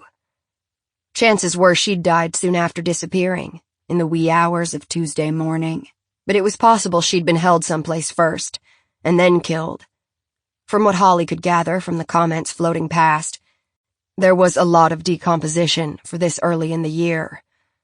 But they'd had a number of hot days in a row, and a couple of storms, so Holly wasn't too surprised. She'd spent a week studying at the body farm up in Knoxville. She knew just what a muggy atmosphere could do to a body. There were multiple jurisdictions on site, in addition to Franklin Police, namely 2 agents from the TBI and 2 deputies from the Williamson County Sheriff's Office. The foursome had been enjoying a pre-18 holes breakfast together at Gray's on Main to talk about a case and came on by when they heard the news. But there would be no jurisdictional fights. This case already belonged, hook, line, and sinker, to the Franklin Police, and the body was found well within their borders. Anyway, the body would go to the morgue in Davidson County, no matter who was the lead. And she would be there, side by side with Ethan Montclair, as he identified his wife. They hadn't told him, not yet. They wanted to be sure. Holly was going to head over with the preacher and Moreno to do the notification shortly. And the arrest, Holly. You'll be arresting him moments after he learns the news. And she wanted to get a good look at the body first. Finally, after what seemed like hours, a whistle. Moreno was gesturing for her. She picked her way into the copse carefully, eyes on the ground, making sure she didn't tread on some unseen, uncollected bit of evidence accidentally. The smell hit her first. Deep, intense, rancid and rank. Wet, musky, rotted meat left in the sun too long. She steeled herself for the first look. Moreno was waiting, hands on hips. "Tell me what you see." The first impression was unbearable. It never ended for her. The dead and the gone were always a mimicry of themselves. Wrong, so very wrong. It took her a second to recognize death. Slitted eyes, limbs tangled, mouth drawn back in a rictus grin. The next second registered the condition of the body. Though decomposing, something was clearly wrong. She glanced at the hands. Hand. Only one evident, sticking up from the muck and mud like it was reaching to the sky from a grave, balled into a fist, a huge diamond winking. The rumors were right. She was burned. Correct. Why? To hide evidence, maybe? She didn't do it to herself. No? You're sure? The world had reasserted itself, and Holly was able to look closer, taking the body in sections. There is clearly animal damage. We'll have to wait until autopsy to see what might be a wound versus a bite mark. Did forensics find anything nearby? Gas cans, lighters, the like? The edge of Moreno's lip rose briefly. He nodded to a pretty, dark-haired woman standing 10 feet to his left. "This is Sherry. She's the death investigator from Forensic Medical. Holly Graham, Franklin Homicide. Talk." Holly kept her face straight at Moreno's introduction, simply nodded professionally, as if hearing her name and title associated with the word homicide was a commonplace occurrence. Inside, her heart raced. Jesus, you got it. Don't blow it, sister. Good to meet you. We have to get her back to the shop, give her a thorough once-over. But it certainly looks like she was burned here. The grass and leaves are scorched around the body. Sherry referred to her clipboard. To answer your question, no. We haven't found gas cans, lighters, anything else flammable that would indicate she set herself alight. As you can see, the burns are worse on the lower extremities. Could be she was standing up when she caught flame, and then fell down. With her buried in the mud like that, anything could be hidden out of sight. But burning yourself to death without leaving some sort of evidence behind is hard to do. Whether this is our primary crime scene or just a dump site is yet to be determined. I don't see that we'll be able to pull usable prints. The hands are in bad shape. So without DNA or dentals, no sense jumping to conclusions until we have a chance to work it all out. Holly nodded sagely. Thanks for the rundown. Sherry made a note. Cool. We'll take her shortly, Sarge. Do it. Make sure she's first up, okay? Moreno wasn't asking, but Sherry didn't look impressed. I'll let Dr. Fox know, sir. She walked to the nearby gurney, started giving instructions to the morgue guys with her. Holly blocked it out. Even the smell had lessened. She was sure this was Sutton Montclair. She wasn't recognizable facially, of course, not with the burnt skin and shortened tendons pulling her face into a bizarre death mask. Holly didn't know what Sutton's wedding set looked like either, though based on the house, it was clear the Montclairs had money, and as such, Sutton's rings would be enormous. It was the spill of reddish-blonde hair, still lovely, though matted with rain and muck and the desiccated flesh that clung to it, crawling with all sorts of bugs, that told her so. The hair was the giveaway. Plus, there were no other missing women who fit this description from the area. Hard to argue with that logic. And then it hit her. Her hair didn't burn. Moreno was by her elbow again. No, it didn't. Not all the way. Isn't that strange? You'd think it would go up like a phoenix. Regret, maybe? He burned her here and changed his mind and put out the fire before it consumed her whole head? Hard to control a fire like that, but that's a solid possibility. Either way, it's time to go talk to Mr. Montclair. You have your cuffs? You should make the arrest. Yes, sir, I do. Before we go, may I ask, how was she found? Birds. A veterinarian from Animalia across the way called it in. He'd seen Sutton Montclair's face all over the news outlets. Saw a huge circle of prey birds swooping around. From the number of birds and extended time frame, he knew it was something large, and phoned it in last night. It filtered down, and I came out to take a look, just in case. You didn't call me. The words were out before she could think, but Moreno gave her that avuncular half-smile. It was 0:30, and you looked like warmed-over shit when you went home last night. You needed the sleep. She wasn't going anywhere without you, and you know the first rule of homicide investigation. You can't go it alone. We're a team, and we split things up. You're here now, and now the real work is going to begin. Yes, sir. She glanced to the sky. There were still some hawks hanging around, riding the thermals. Sometimes it was as simple as looking to the sky to see where the feast was being held. She'd been so close, this whole time. Holly shielded her eyes against the sun and watched the ME's death investigators ready themselves to load the body onto the gurney for transport. A cry went up as they lifted the body. Sutton Montclair's beautiful, partially burned hair was still in the mud. Ugh, Moreno said. Totally. The DI grabbed a bag and carefully lifted the remains of scalp and hair into it. Holly finally felt the gorge begin to rise. Does that happen often? Moreno saved her. Anything can happen to a body left out in the sun long enough. Come on, let's get out of here. It's going to be a long day. I'll meet you at Montclair's place. We're all set on paper. Judge Kerr signed off on the warrants late last night. We should amend the physical search warrant to let us take a look around for gas cans and other flammable materials. Don't want this getting tossed on a technicality.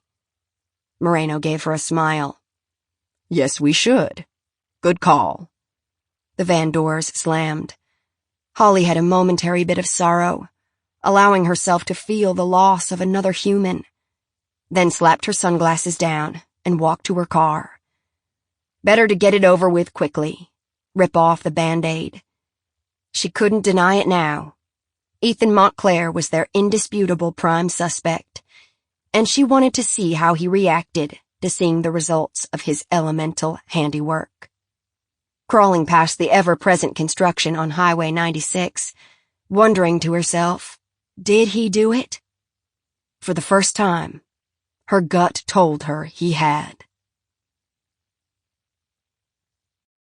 And never the twain shall meet. Ethan was watching for them. He'd woken with a terrible feeling in the pit of his stomach, almost as if he'd known today they were going to find her. When the doorbell rang, he steeled himself. Sure enough, when he opened the door, there was Officer Graham, dressed in plainclothes now, jeans and a t-shirt with a short linen motorcycle jacket over it, her gun clearly visible on her hip. There was a stranger with her, readily identifiable as a priest from his high, stiff collar. A wave of fear and nausea went through him. She was gone. She really was gone. You found her? May we come in, sir? Ethan stepped aside without a word. He saw a news van pulling onto the street. He shut the door before they had a chance to see anything, see him fall apart again. He needed to be careful, watchful, cautious. Sutton. They went to the kitchen. He sat at the table, the same spot he'd been in 6 days earlier when he realized she was gone. Wave after wave of emotion coursed through him. Love, fear, anger, all the horrible things they'd said to each other. Every beat of his heart brought a barrage of new, horrible words. He realized he was holding his breath. I failed you. Oh, Sutton, I failed you. The cop bit her lip, looked mournful. She clearly wasn't used to delivering bad news. The priest was uncomfortable too. Ethan wanted to force their mouths open. Finally, Officer Graham cleared her throat. Mr. Montclair, this is Father Jameson. I get it. He's here because you found Sutton. Tell me. I'm ready. Officer Graham swallowed. Sir, we have recovered a body. Unfortunately, there is no way to positively identify the remains without DNA or dental records. Dread deep in his gut. Why not? The body was burned. Burned? Images he would never shake paraded into his mind. Yes, sir.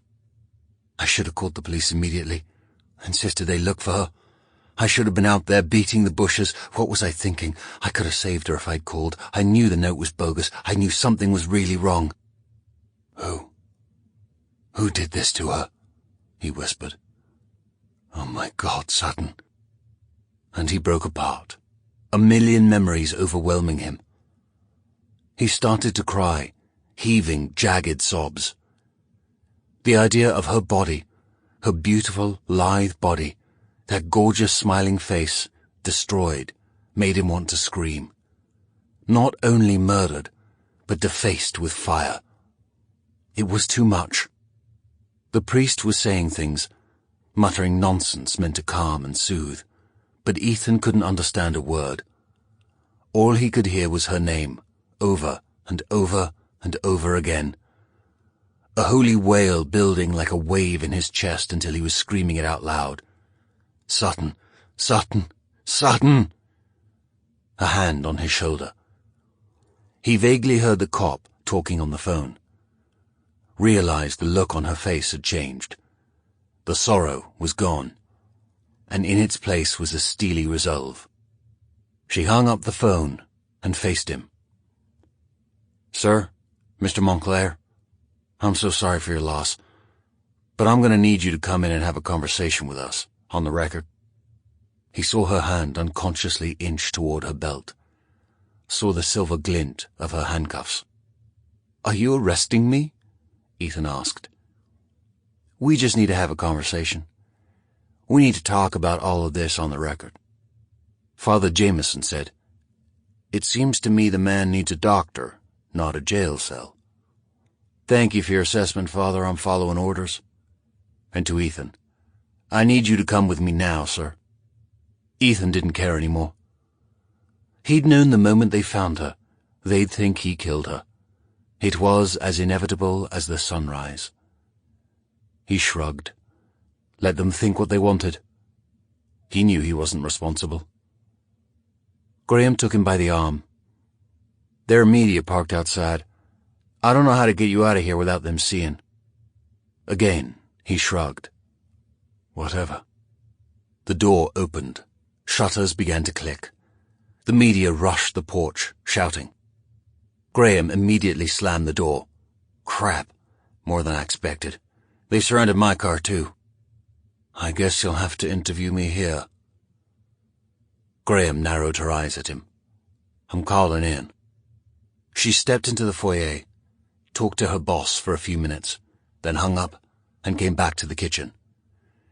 "Your lawyer is on his way here. My boss is too." "Great.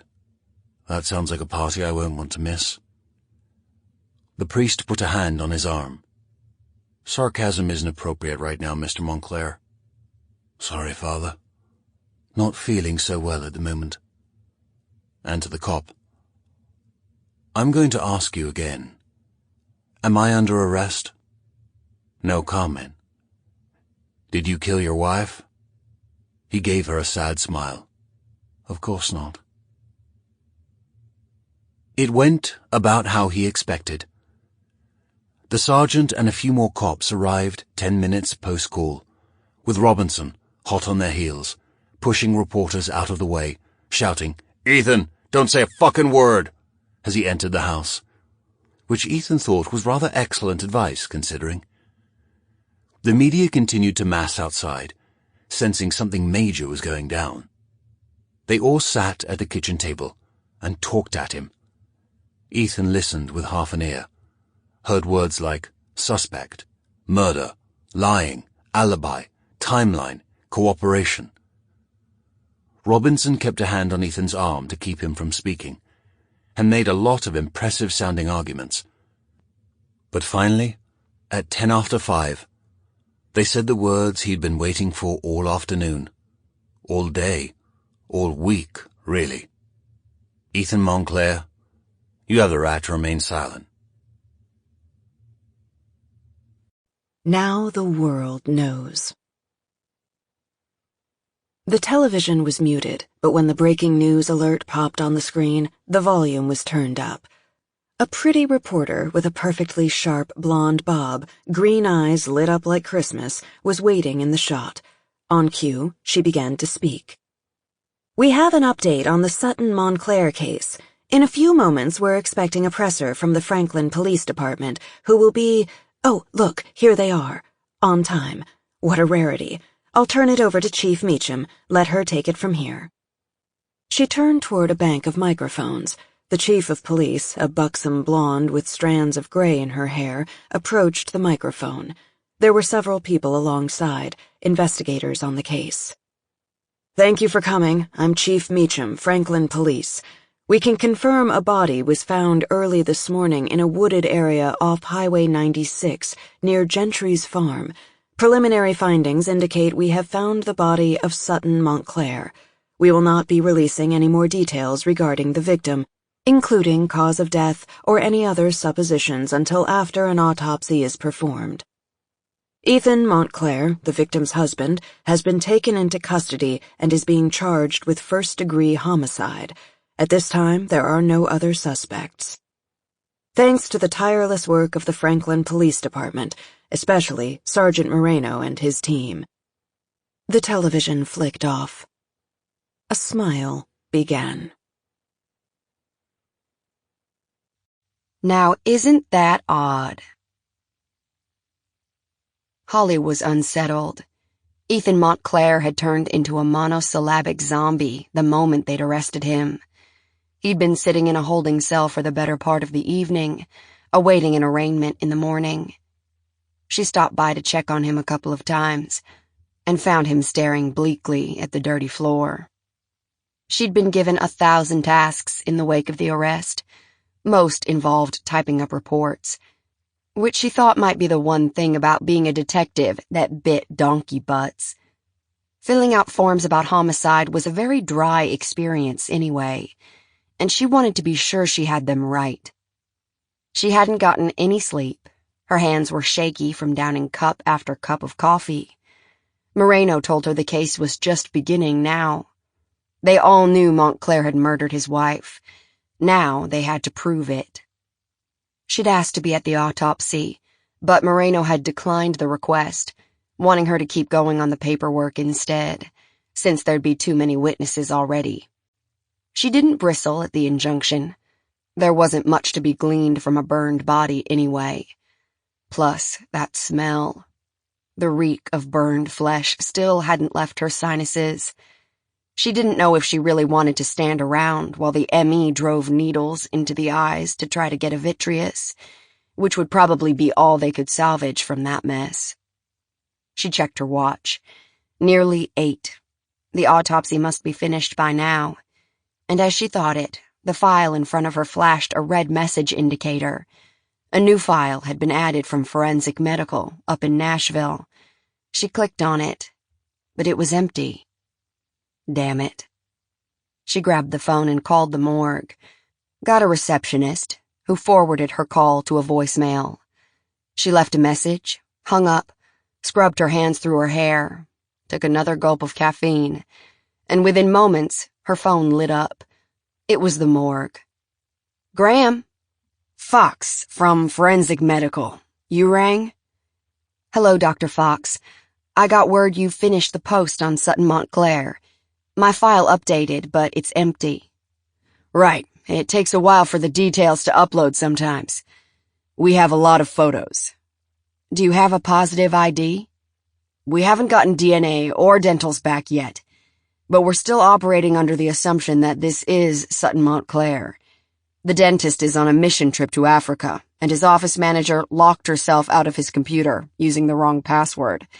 They'll send the radiographs as soon as they catch up with him, probably tonight. He's supposed to be out in some remote village this week, but he's been calling in every few days. Good grief. Can you tell me her cause of death? She could hear him tearing into the wrapper of something, taking a bite. After a moment, he said, Sorry, didn't get a chance to eat breakfast. So, COD, in this case, it's tricky. There's really no way to tell exactly how she was killed. Burning a body is a very effective tool for hiding a murder cause. I can rule this a homicide. There's no evidence of smoke or fire damage in her lungs, so she was dead when she was burned. There was also some whitish residue that we collected, chemically consistent with sodium bicarbonate. So she was burned on sight, then the killer put out the flames with a fire extinguisher? That's twisted. But it explains the hair not burning completely away. Maybe he's an environmentalist, happy to burn the body but didn't want to burn down the forest. Hardly. Whoever did this wanted to obscure the cause of death without drawing attention to the site. You're probably right. He munched some more. That's really as far as I can go. We'll probably never know exactly what killed her. Okay, that official homicide ruling is what I needed. When you get the positive ID, can you let me know? I will. Before you go, though, there was one really odd thing. The hair isn't real. Come again? One of the evidence bags that came in had a reddish-blonde wig in it. It's real hair, but there's a synthetic compound mixed into it. Why would she be wearing a wig? No idea. Ask her husband, he might know. She could have had some hair loss because of a medical condition. She could be vain and want luscious locks. Either way, the scalp itself is lightly burned, and there's evidence of scraps of fabric clinging to the skull. We found some sticky residue on the top of her head. I ran it through the mass spectrometer, and it's an adhesive commonly used to help the front of the wig adhere to the forehead. Other than that, there's nothing of note on this autopsy. Fascinating. That's it? That's it. You'll get my full written report within the week. Thank you, Dr. Fox. Have a good day. She hung up, refreshed the computer screen. The report appeared. She read through it carefully, twice, looked at the photos, enlarged several of the face and head. She couldn't tell anything. Occam's razor. A preponderance of evidence said this was Sutton Montclair. So why did Holly suddenly get the feeling there was something much bigger going on? She gathered up her things and headed down to the holding cells, gave the guard on duty a smile and a high five as she rushed by. Montclair was sitting in the same position she'd seen when she last checked. "Mr. Montclair?" He didn't move. "Ethan?" That seemed to rouse him, though he still didn't look up. "Are you asleep?" His head came up, and she saw a rage in his eyes that made her take a step back and reach for her taser, which, of course, she didn't have on her belt, since she was inside the station house. Then his eyes cleared, and he smiled grimly. "Come to mock the condemned again?" "Not here to mock," she said lightly. "I have a question, and it's very important that you answer me truthfully. Important for me and for you." "Ask my lawyer." "Listen to me. Since I'm now breaking the law by continuing to talk to you, humor me." He shrugged. "What?" "Did your wife wear a hairpiece or a wig, extensions, anything like that?" "Absolutely not." "You're sure?" "I sodding well am. She has the most gorgeous hair of any woman I've ever seen. Thick, strawberry blonde hair that is the envy of all her friends." "But if you two had been having problems, could there be any chance she—" "No, there is no bloody chance in hell my wife suddenly shaved her head and started wearing a wig. Now why are you asking me this ridiculous question? Hey, Graham!" But Holly was already out of the holding cell, running full speed toward the elevators. Back on the second floor, she hurried to the conference room. Inside, the brass were in a meeting. Moreno, the chief, a couple of other detectives. She knocked and opened the door. Heads turned. "He didn't do it." Everyone froze. Then Moreno said, "For heaven's sake, Graham, go home. Get some sleep. We're in a meeting here." "I'm sorry to interrupt, sir, but Montclair didn't do it. I know he didn't." Moreno narrowed his eyes at her. "Why, pray tell, would you want to rock the boat right now, Graham?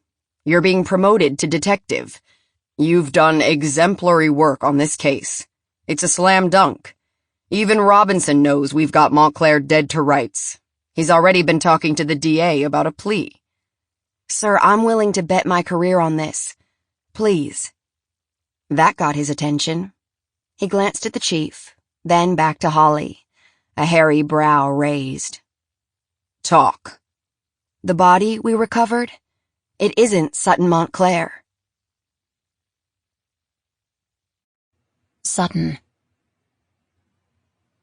Life is full of confusion. Confusion of love, passion, and romance. Confusion of family and friends.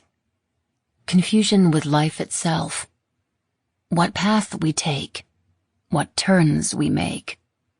How we roll our dice. Matthew Underwood. Memento Mori. I asked so little from this life. A husband, a family, friends, love, to give and receive. That's all. And I got them. Oh, did I get them.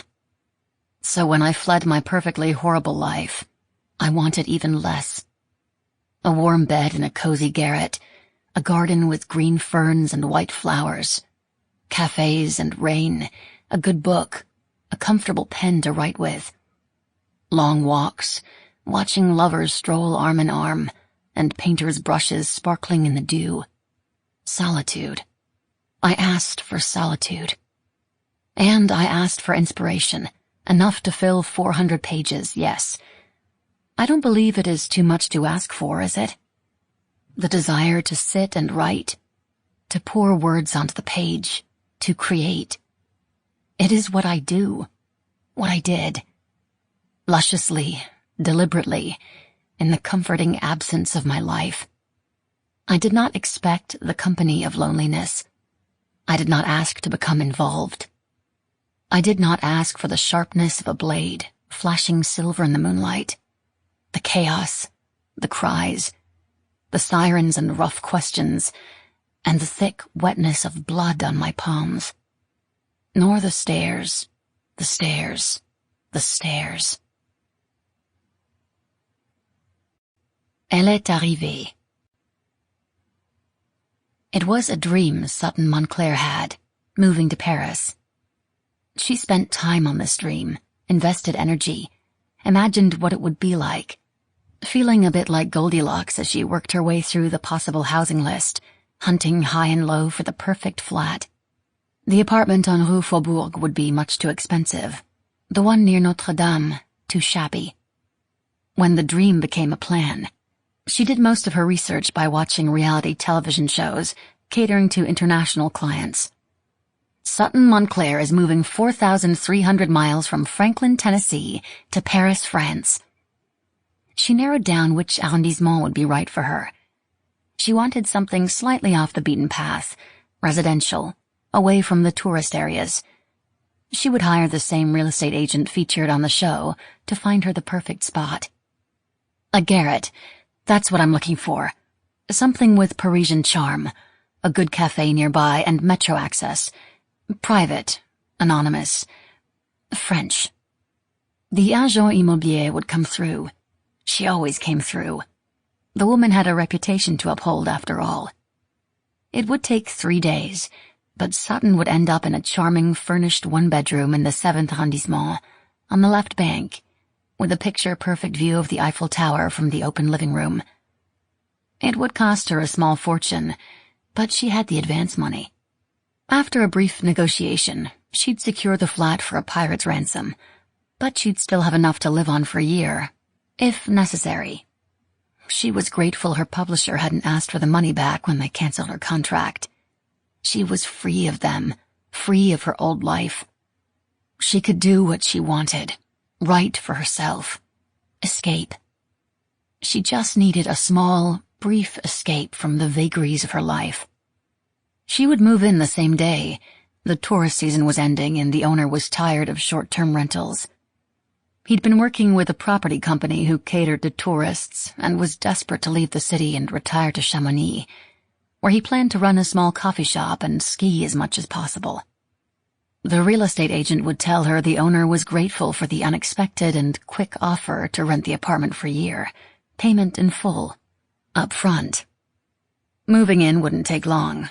She'd only have a backpack with her new laptop, new tablet, and a few worn, well-loved notebooks. A battered Hartmann carry-on bag she'd found at a local Goodwill store, along with 3 changes of brand-new clothes, all black, and some basic toiletries. Everything else she'd left behind. Everything and everyone.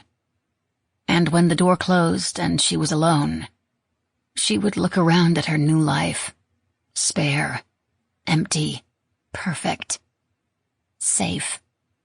What amazed her was how closely her long-held fantasy resembled her reality, her new reality. It didn't take as long as she expected. It always pays to do your research. She found the perfect flat in the perfect area, on the most perfect street, the first day. Took the keys, handed over 12 months' rent, and climbed the stairs to her new world in her gilded ivory tower. She'd escaped with her life. And really, that was all she could ask, wasn't it? Sutton dragged the Louis XIV desk in front of the window. set all her writing tools on the wooden worn top. She had no internet access yet, no wireless, which wasn't an issue. She'd logged out of all her accounts before she left, changed passwords to nonsense no one could figure out, especially her. Every single one, from Facebook to Twitter to Instagram, look, cats, to Gmail. She downloaded all the files that mattered onto a thumb drive and put them on the new laptop. Then reset her Dropbox account, turned off all cloud support. It was damn hard to disappear these days, but it was doable, if you were smart. And Sutton was very, very smart. No one had her new phone number, no friends, no business associates, nor Ethan, especially not Ethan. She ignored the stab his name elicited, continued tidying her new space. Ethan didn't know where she was. He was probably beginning to miss her now. Or not. She didn't care.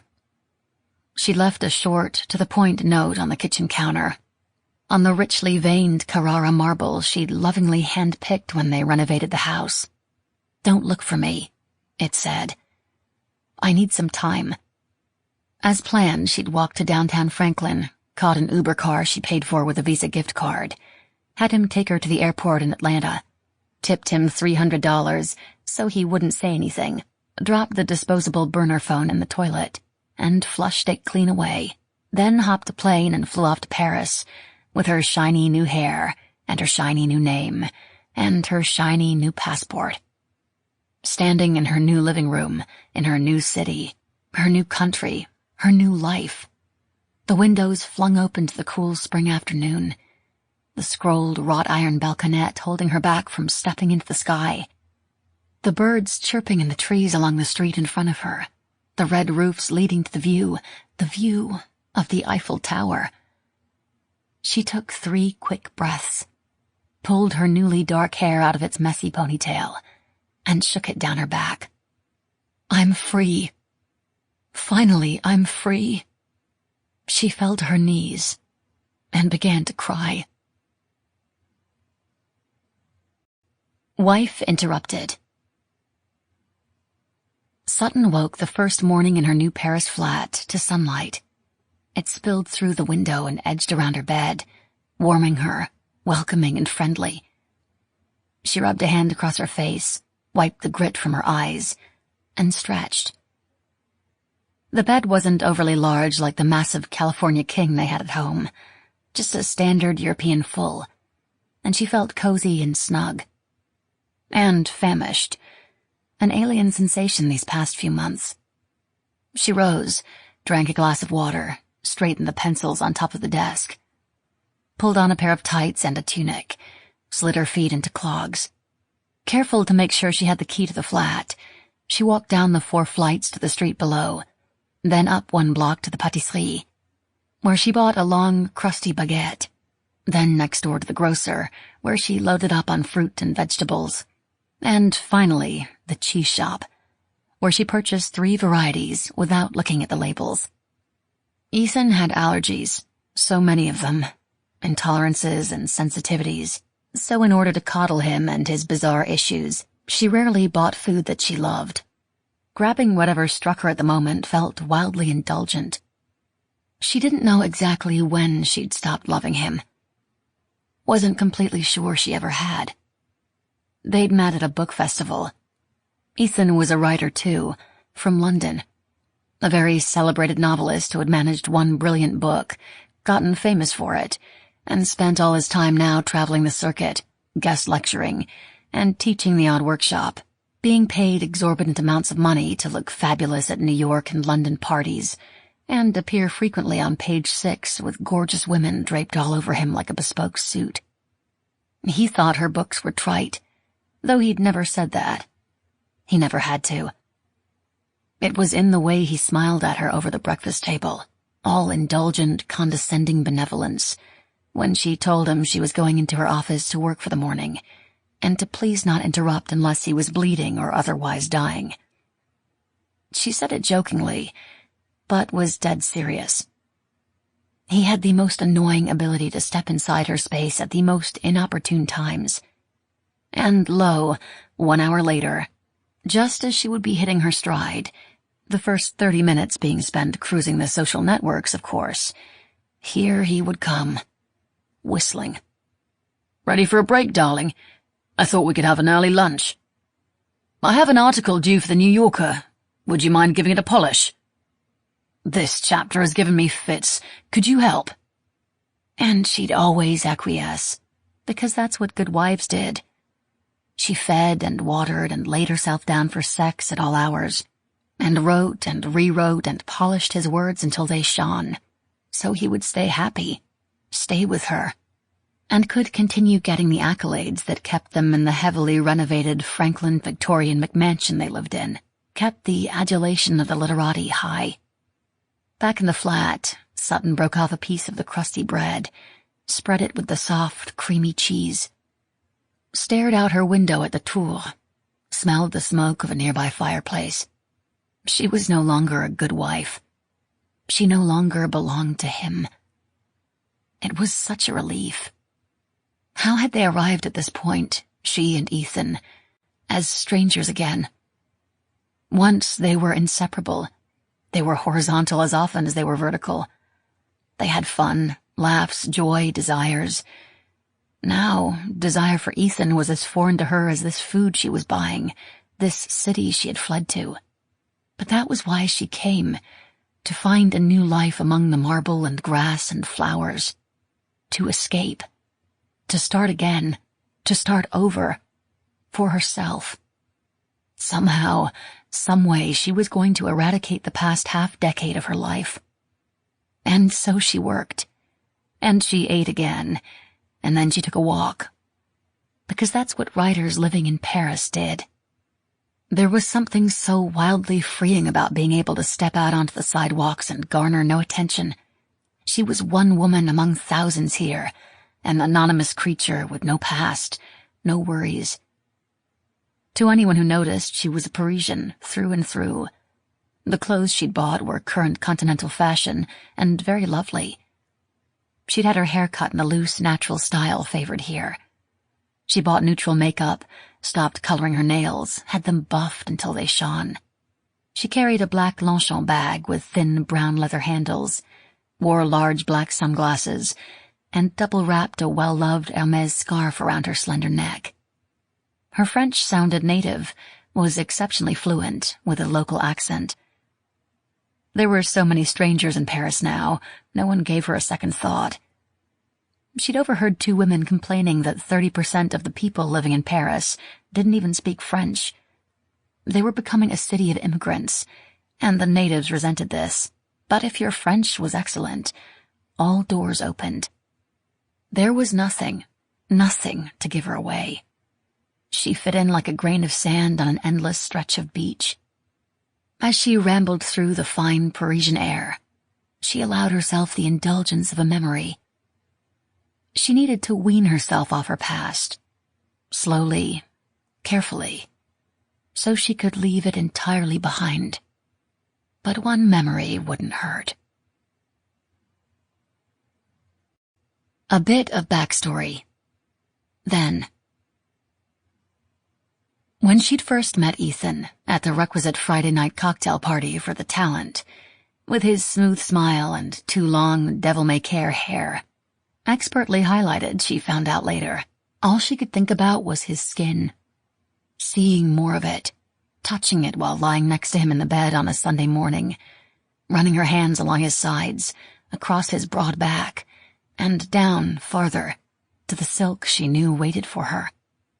The desire for him, for their life to come, was sharp and immediate, and she'd never felt anything like it before, with anyone. She watched his lips, full and laughing, and his teeth, shiny and slightly crooked, the front right overlapping the edge of its twin. And she just wanted to get him naked and see all of him.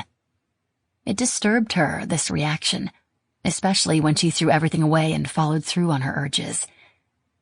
If only she'd resisted. Would she be here now? He was beautiful in the way of hyper-masculine men. He knew he was attractive, knew every woman in the room was imagining what it would be like to have him looking at, talking to, being with her. Somehow, she was the one who caught his attention. She'd been drinking. These events always made her nervous and uncomfortable, so by the time she ran into him, she was loose and downright flirty. There were 2 lines for the bar, and he was to her right. She tried not to stare. Truly, she did. Not only was he stunning, he was being lauded as one of the best literary minds of a generation, and the idea that she was within arm's reach of such genius made her giddy. And there was the skin, that luscious forearm peeking out from his rolled-up sleeve. And so she touched him, stroked the fine, lightly furred skin of his arm. She didn't understand the impetus, but she'd done it. He'd smiled down at her, widely, the imperfect front teeth charming, and offered to buy her a drink. At that point, Sutton was a foregone conclusion. Later, they were both drunk, pleasantly so. They left the party and went to the elevator. She thought her heart would burst from her chest waiting for the doors to slide open. She knew exactly what was about to happen. The last little bit of rational thought she possessed screamed, "Don't!" But the naughty party girl in her, the one she'd so carefully excised when she'd gotten out of college, massaged her skin, slid down between her thighs, and said, "You know you want him." Then they were inside the elevator. The doors whisked closed. There were mirrors. They were alone. "Here's my key," Ellison had said, rubbing up against her like an itchy cat. "Come to my room in 10 minutes. Why can't I come now? Too much scotch was making her bold. So bold. What are you going to be doing for all that time? Trust me, he'd whispered in her ear, licking her earlobe, sending delicious shivers down her spine. 10 minutes. Trust me. 2 words better off never spoken among strangers. She'd gone to her room, brushed her teeth, her hair, put on deodorant, glanced in the mirror, ran a finger under her eyes so the mascara wouldn't run, took off her panties. The party girl lust was making her act completely out of character, and the excitement of it was overwhelming. She couldn't wait 10 minutes, stalked the hall until her watch said it had been 8, knocked lightly. He'd opened the door and swept her inside with a laugh. "I just wanted to see how good you were at following instructions," he'd said, and kissed her long and deep. The sex had been better than anything she'd ever experienced. He looked like he'd be amazing in bed. He lived up to his promise. Those hands, those long, gorgeous hands. They'd married 3 short months later, the flush of their love driving them to promises best not made, self-written vows about lifelong fidelity and never-ending support for one another's careers, come thick or thin. Thin came too quickly. Soon after their marriage, they'd been at a conference together. Just once. She'd never do that again. And the moderator asked what their life was like. 2 creatives in one house. It must be amazing. You probably share an office, each tapping away. Ellison laughed, and there was something in that offhand gust of amused breath that made a hand go up in the crowd. A man, of course it was a man, in a voice as pompous and bombastic as Sutton had ever heard, stood and shot an arrow through her heart. "Don't you feel, Mr. Montclair, that your books are more important than your wife's? That you, as a literary author, are creating significant, essential work, and your wife, the genre writer, is simply generating entertainment for the masses?" Her husband, the literary star, the author with a capital A, had grinned and waved his hand towards Sutton. "But she's such a pretty writer." The whole crowd had laughed, and Ellison laughed, and Sutton had to smile along, all the while feeling small and insignificant. She knew she was less in his mind, and in the minds of many of his peers. Ellison was God's gift to literature. Sutton was a second-class citizen. Every time she thought of that moment, the words came unbidden. the words she'd heard when Ethan had dismissed her work, catering to the crowd. You are no one. You are nothing. That her first award would drive a small but workable wedge between them was understandable. It was the second award, a truly prestigious one, that created the real problem. Oh, on the surface things looked okay. Ethan claimed far and wide how very proud he was of his wonderful, talented wife. What an amazing writer she was. Never an author. No, never that. All the while, at home, their happy life was withering away, those beautiful hands no longer touching her, or the laptop keys, or anything important. He went on long walks in the afternoons, came home smelling of bourbon and other women. She was failing him, failing their marriage. And then came the surprise of all surprises. They named him Dashiell. The ghost of Papa. Now. Paris was warm today, and Sutton was done with the indulgences. Her walk took her past the École Militaire, full of screaming, laughing children on some sort of recess break.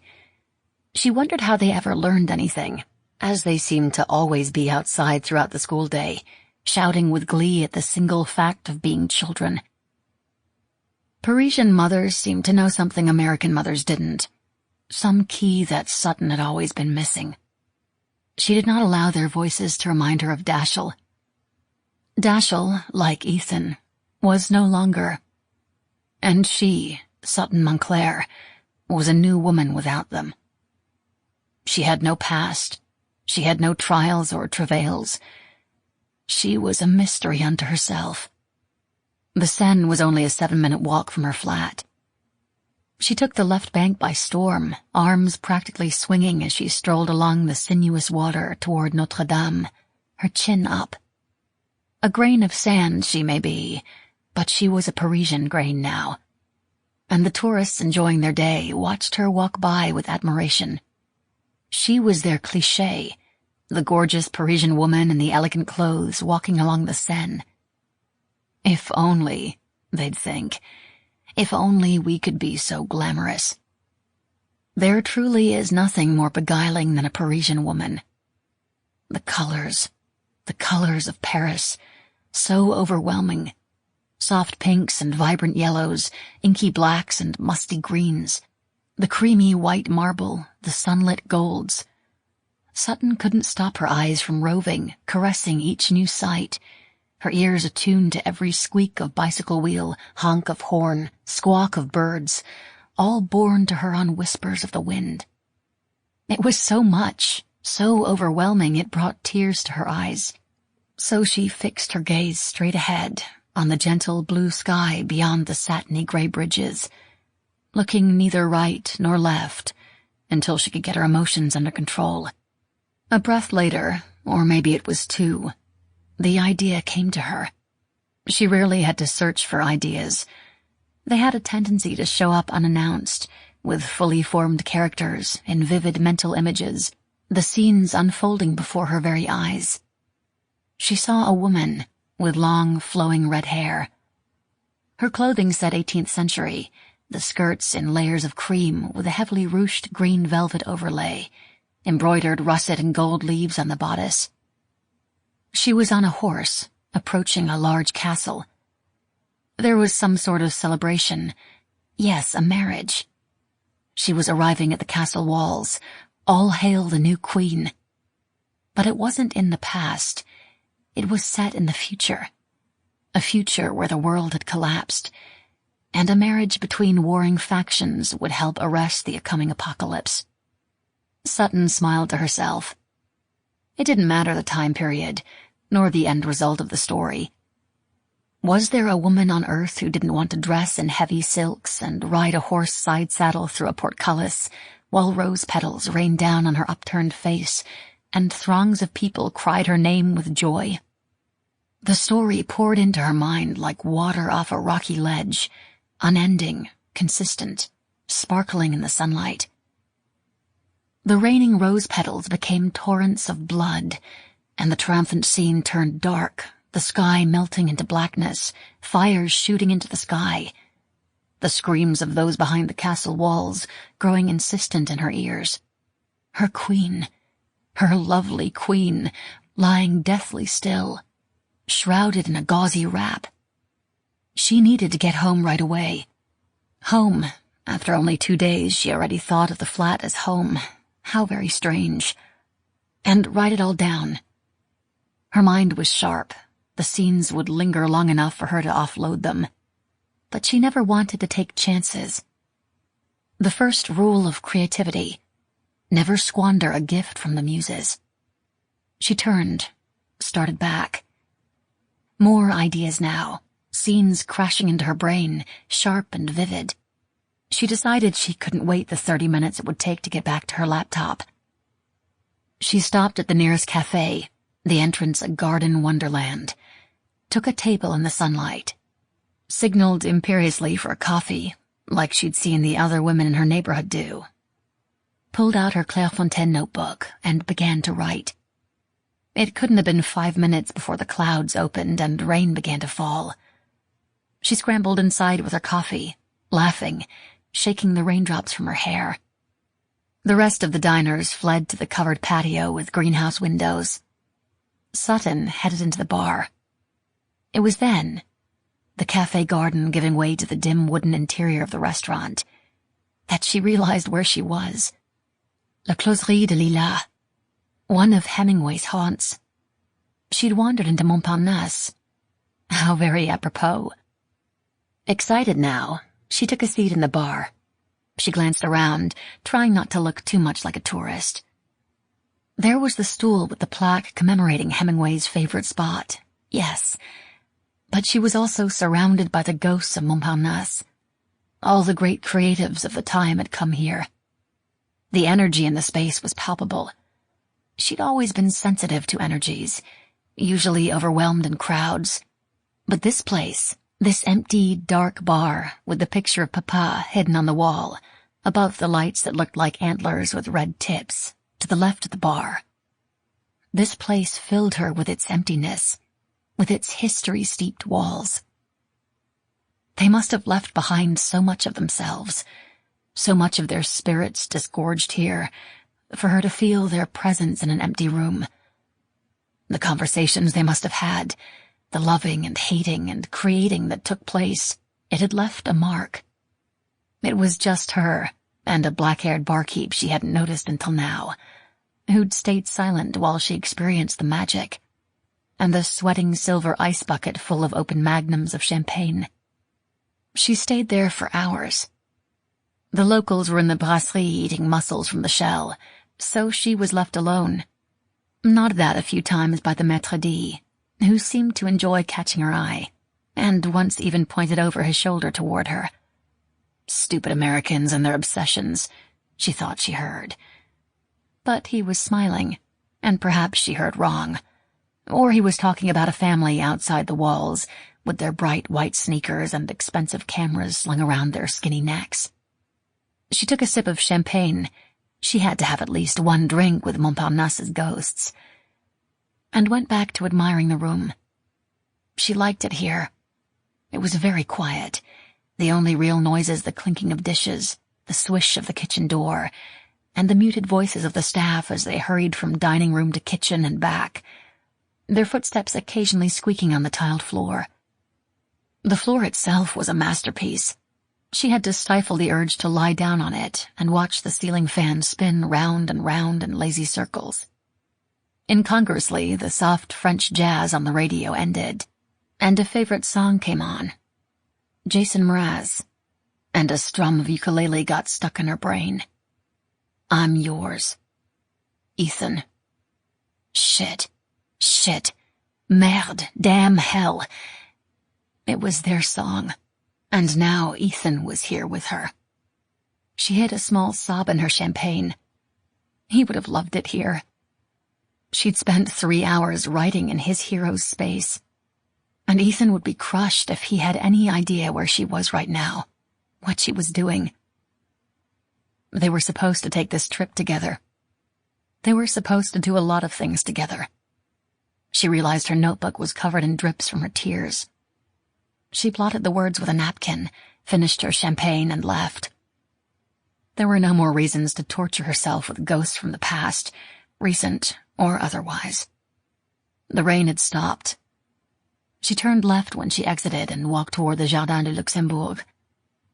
She wanted to take her buzz and her tears and sit in the grass and try to forget. Forget Ethan, Dashiell, her life, her past. But how? How was she going to do this?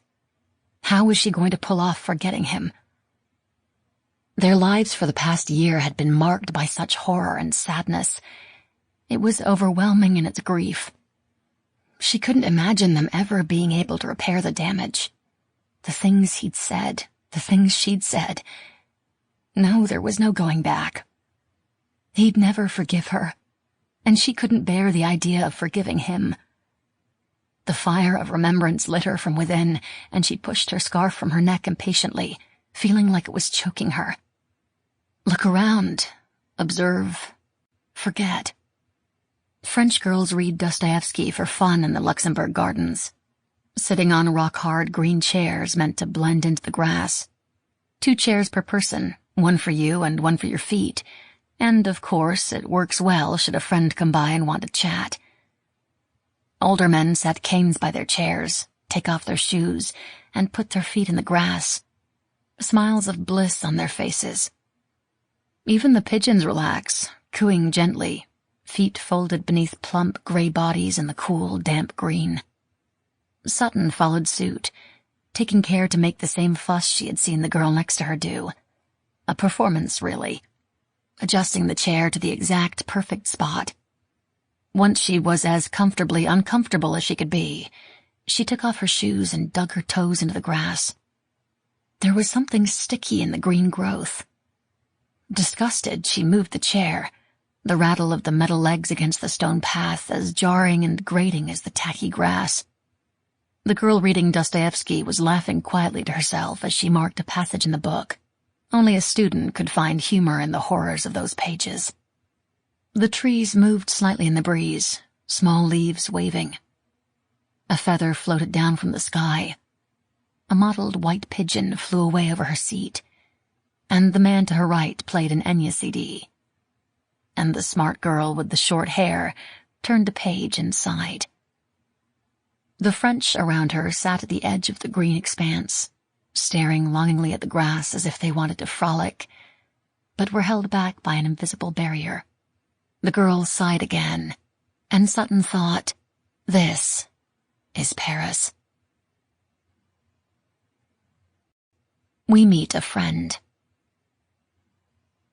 Eventually her legs fell asleep against the hard green chair, so she rose, stretched, rewound her scarf, and headed toward her flat. The story, her dying queen, reasserted itself as she walked past the École Militaire metro. She was thirsty and hungry and needed the loo, so she stopped at the cafe down the street from her flat. Once she'd eaten, she ordered a coffee, brought out the notebook, and began to work again, amazed at how quickly she was able to slip into the scene she'd been working on. So lost she was in this new world that the sirens didn't penetrate her fugue until they were directly outside the bar, screaming. Her back stiffened. She dropped the pen. Her mouth was suddenly dry, her heart pounding. The coffee at her elbow was cold, with a rim of brownish scum around the edge of the cup. The flics, as she knew the Paris police were called, barreled down the street toward her, the alien sound of their sirens making chills run down her back. Her breath came short. No, no, no, no, no. She put her head down, let her hair hide her face. She felt the muse slinking away, drawing back into her corner, away from the biting, gnashing teeth of Sutton's memory. The cars rushed past, the sirens bled away. The vice in her chest loosened. She took a breath, then another. "Are you on the run?" The voice startled her. She jumped back, knocked her cup with the back of her hand. The remnants of the espresso spilled across the table, onto the open page of her notebook. Words began to swim in a lake of black and blue. She patted at them frantically, knowing it was for naught. They were lost. The man sitting next to her had jumped to his feet to avoid the splash. "Alors," he said. "You are quite jumpy. Let me guess. You murdered someone and rushed off to Paris under a false name to stay out of prison." She forced herself not to stare. What sort of stranger says such a thing? He wasn't French. Rather, he was, but she could hear an accent underlying his words. British, maybe? "You frightened me," she said casually in French, giving up on the notebook. There was no help for it. The words were well and truly gone. 3 of the 20 handwritten pages were utterly ruined. She could only pray her imagination would keep the images on file until she could set up shop again. She sat back in the chair. The waiter brought her a fresh cup, talking under his breath about clumsy customers. "And no, I am not a murderer. I'm on vacation. It's my first time in Europe. I've never heard those sirens in person before, only in the movies." She was amazed at how easily the lies slid from her tongue. Then again, they weren't really lies. She was trying on another persona, that was all. She wasn't here to make friends. "You speak excellent French for someone who has never been to Paris. And what a shame. Every woman should spend time in Paris. It is a prerequisite for a well-lived life, mais non?" "I agree. That's why I took several years of French in school." She met the man's eyes at last, found him smiling quizzically at her. He was handsome. Of course he was. This was Paris, after all. With dark hair cropped close to his head, an imperious, hawkish nose, blue eyes. Very blue eyes. Deep, the color of dark denim. He was young, in his late 20s, dressed in jeans and a gray t-shirt. A striking man, and she looked back at her ruined notebook quickly. He stuck out a hand. "Raffalo. Constantine Raffalo." "Enchanté," she said, taking his hand. It was cool and rough, and held on to hers a moment too long. She stood and threw €2 onto the table. "Au revoir, monsieur." She stepped out of the tangle of chairs and small tables. The French had such an ability to sit on top of one another and never notice what the people next to them were saying or doing. Their discretion amazed her. She started off down the street, in the opposite direction of her flat. Her hands were shaking. How he'd come so close to the truth was beyond frightening. Had he known? Worse, had Ethan sent him? Even worse, could he be some sort of private investigator? How had they found her so quickly? She forced herself not to run. "Hey, wait up!" Constantine Raffalo was suddenly striding next to her. "I'm not interested," she said. "Please leave me alone." "Not interested in your notebook. I know it was ruined, the pages you were working on, but the whole thing isn't a loss." She stopped. Damn. He was grinning, charmingly so. "You ran off so fast, you left it behind." She held out her hand and he started to pass her the notebook. When it was in both her hand and his, he said, "I have a price." I said, "Come on, I'm not hitting on you. Well, maybe I am, a bit. I'll stop, promise.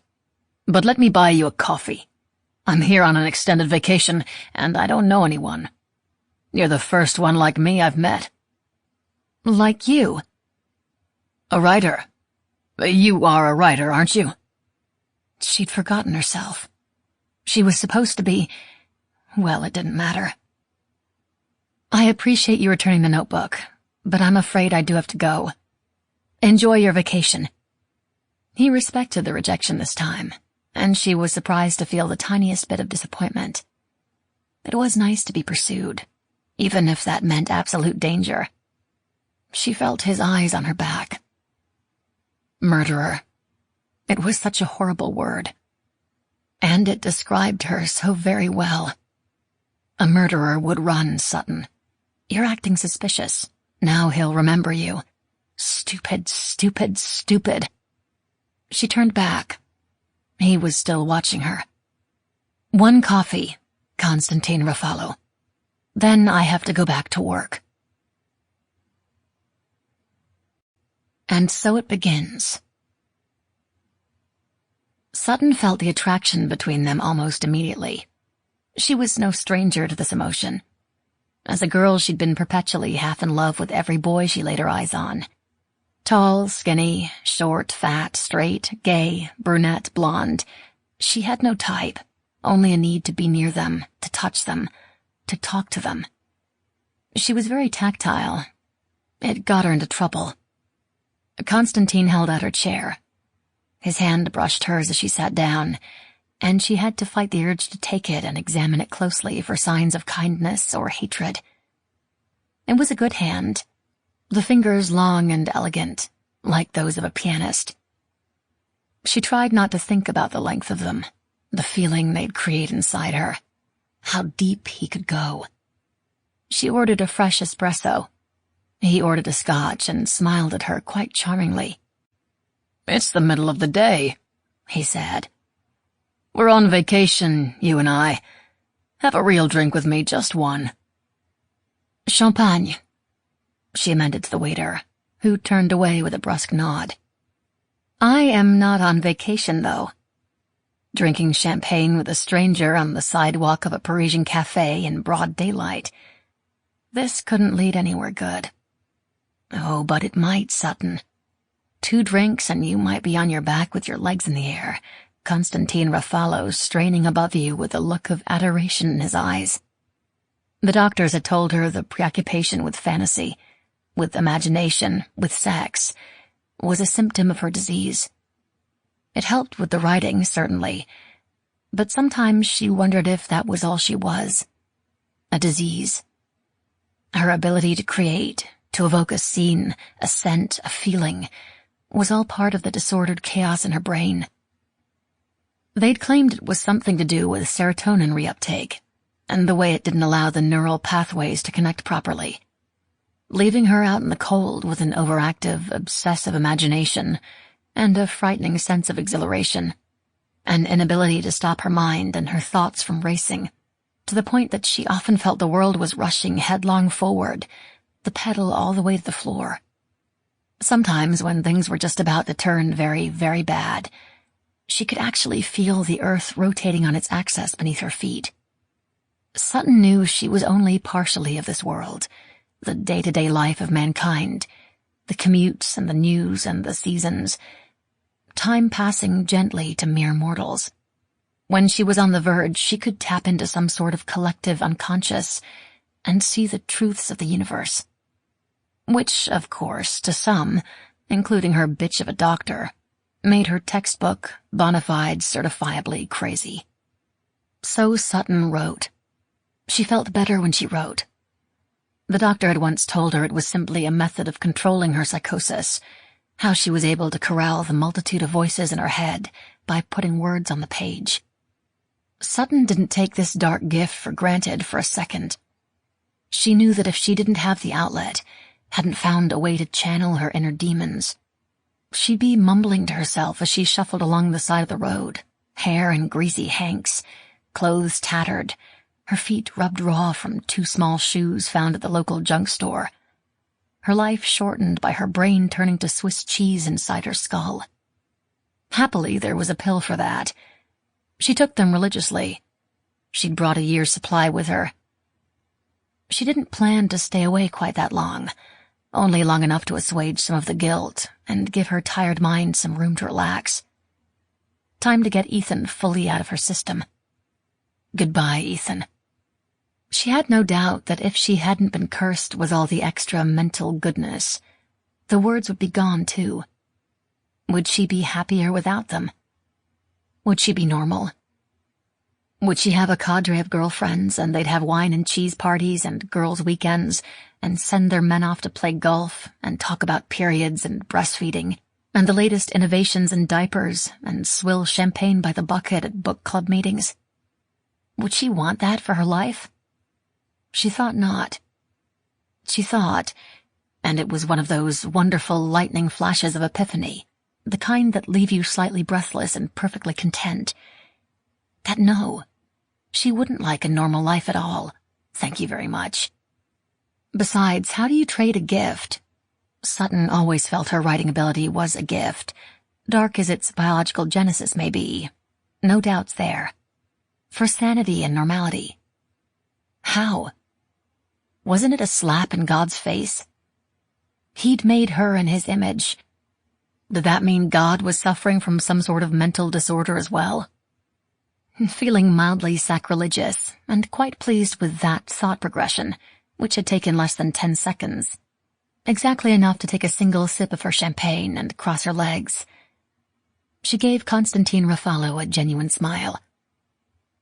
He was pleasant to look at. His teeth were white and straight when he smiled. She often wondered if she could judge a person solely by their teeth. An inversely proportional 10-to-1 scale. The straighter and whiter, a 10, they were, the lower on the scale of trustworthiness they went. Straight white teeth meant money spent to make them that way. Money meant coming from a world she hadn't been familiar with. Her own teeth suffered from an odd dentition, the canines eagerly pushing forward, so her front 4 teeth lay back, flat against her lips. It would only have taken a retainer to fix, but there was no money in her childhood household for such luxuries. Ethan's crooked front tooth. The voice that lived in her head and called so many of the shots in her life said, "Stop it. Engage. You're drifting again." "Where are you from?" she asked. A plain Midwestern voice, now unaccented, spoke.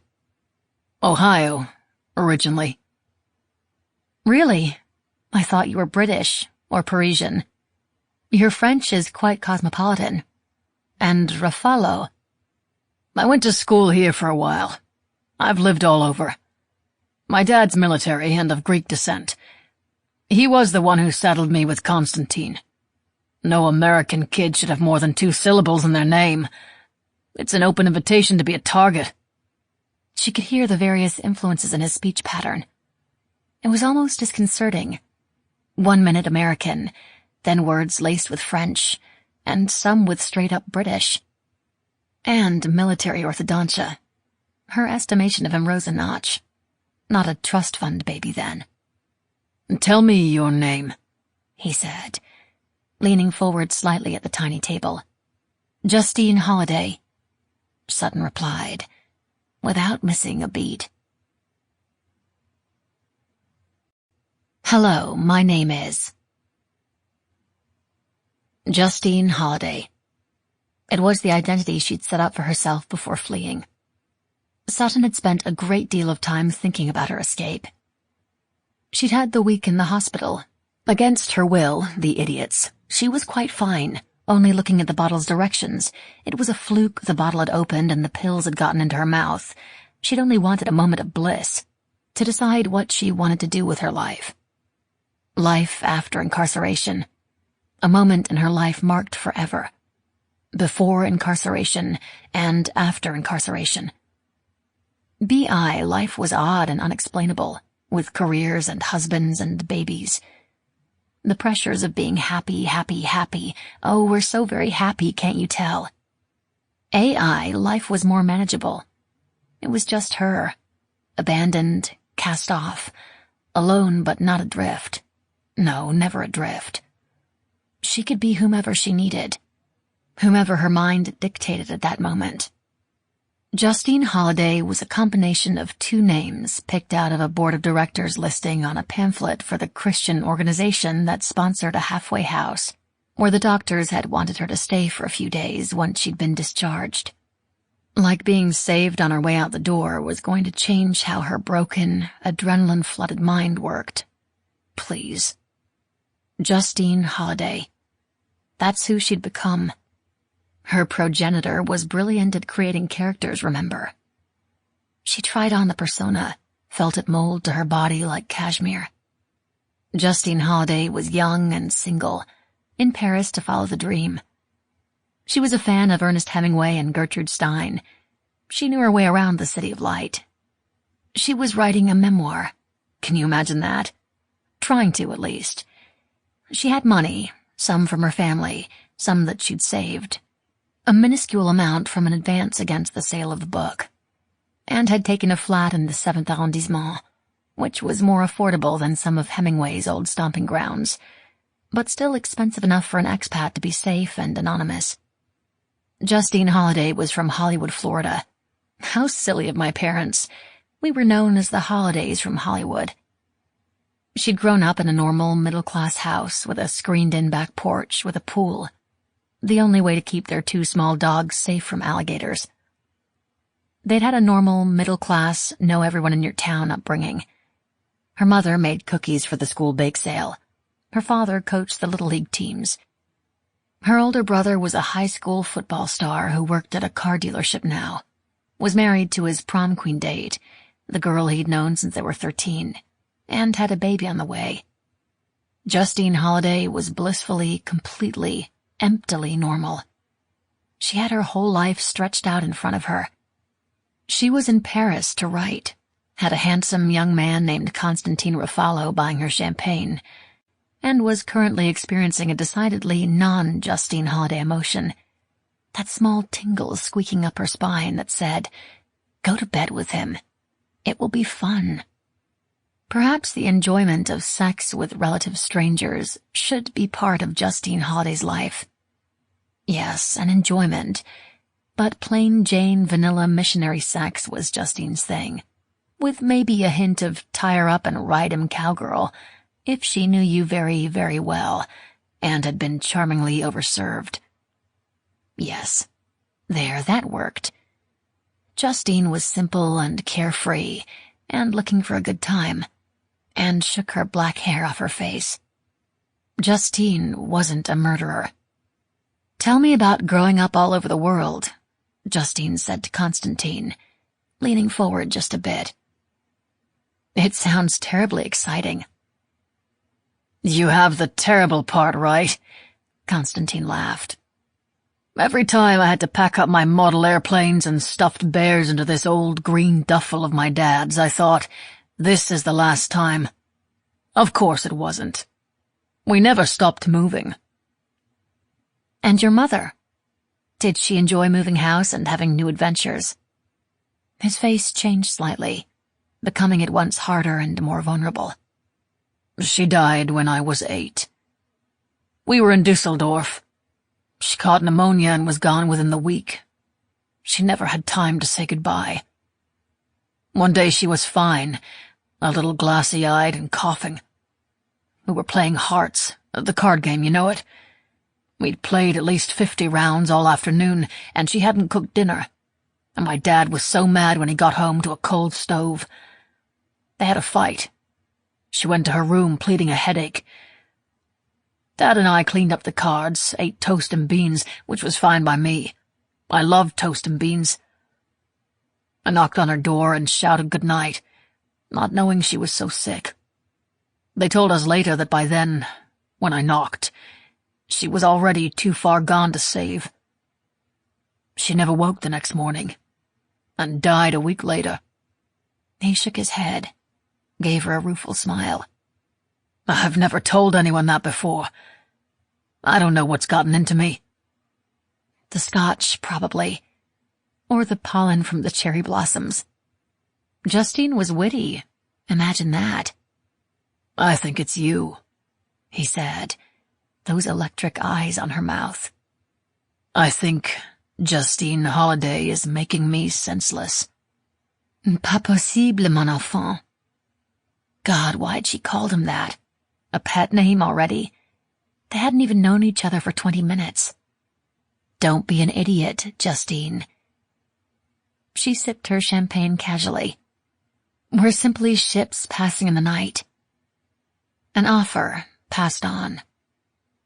She noticed Constantine relax a bit, saw right into his thoughts in the uncanny way she had.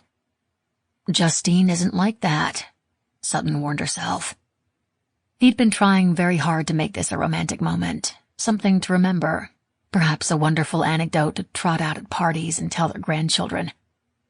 Your grandmother fell in love with me over champagne at a tiny table in a seedy cafe in Paris, children.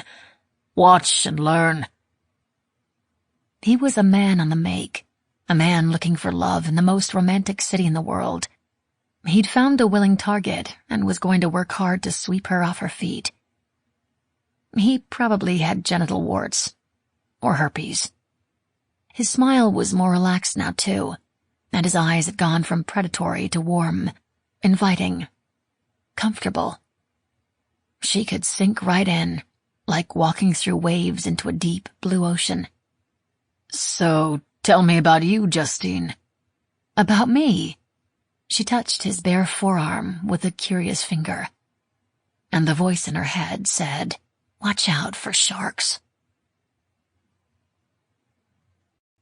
A baby is born. Then, Dashiell Ethan Montclair came 2 weeks early, practically in the parking lot of the post office where Sutton had just dropped their check in the mail. Thank goodness Ethan saw her double over as she exited the building with their P.O. box mail in her hand. He managed to get her to the hospital with 15 minutes to spare. Dashiell was always in a hurry. Ethan complained the name sounded like a hero from one of Sutton's novels. She explained in unending detail why she'd chosen the name. After Hammett, of course. A crime writer. A man's writer. A man's man, Hammett. For heaven's sake, Ethan, you call yourself a writer.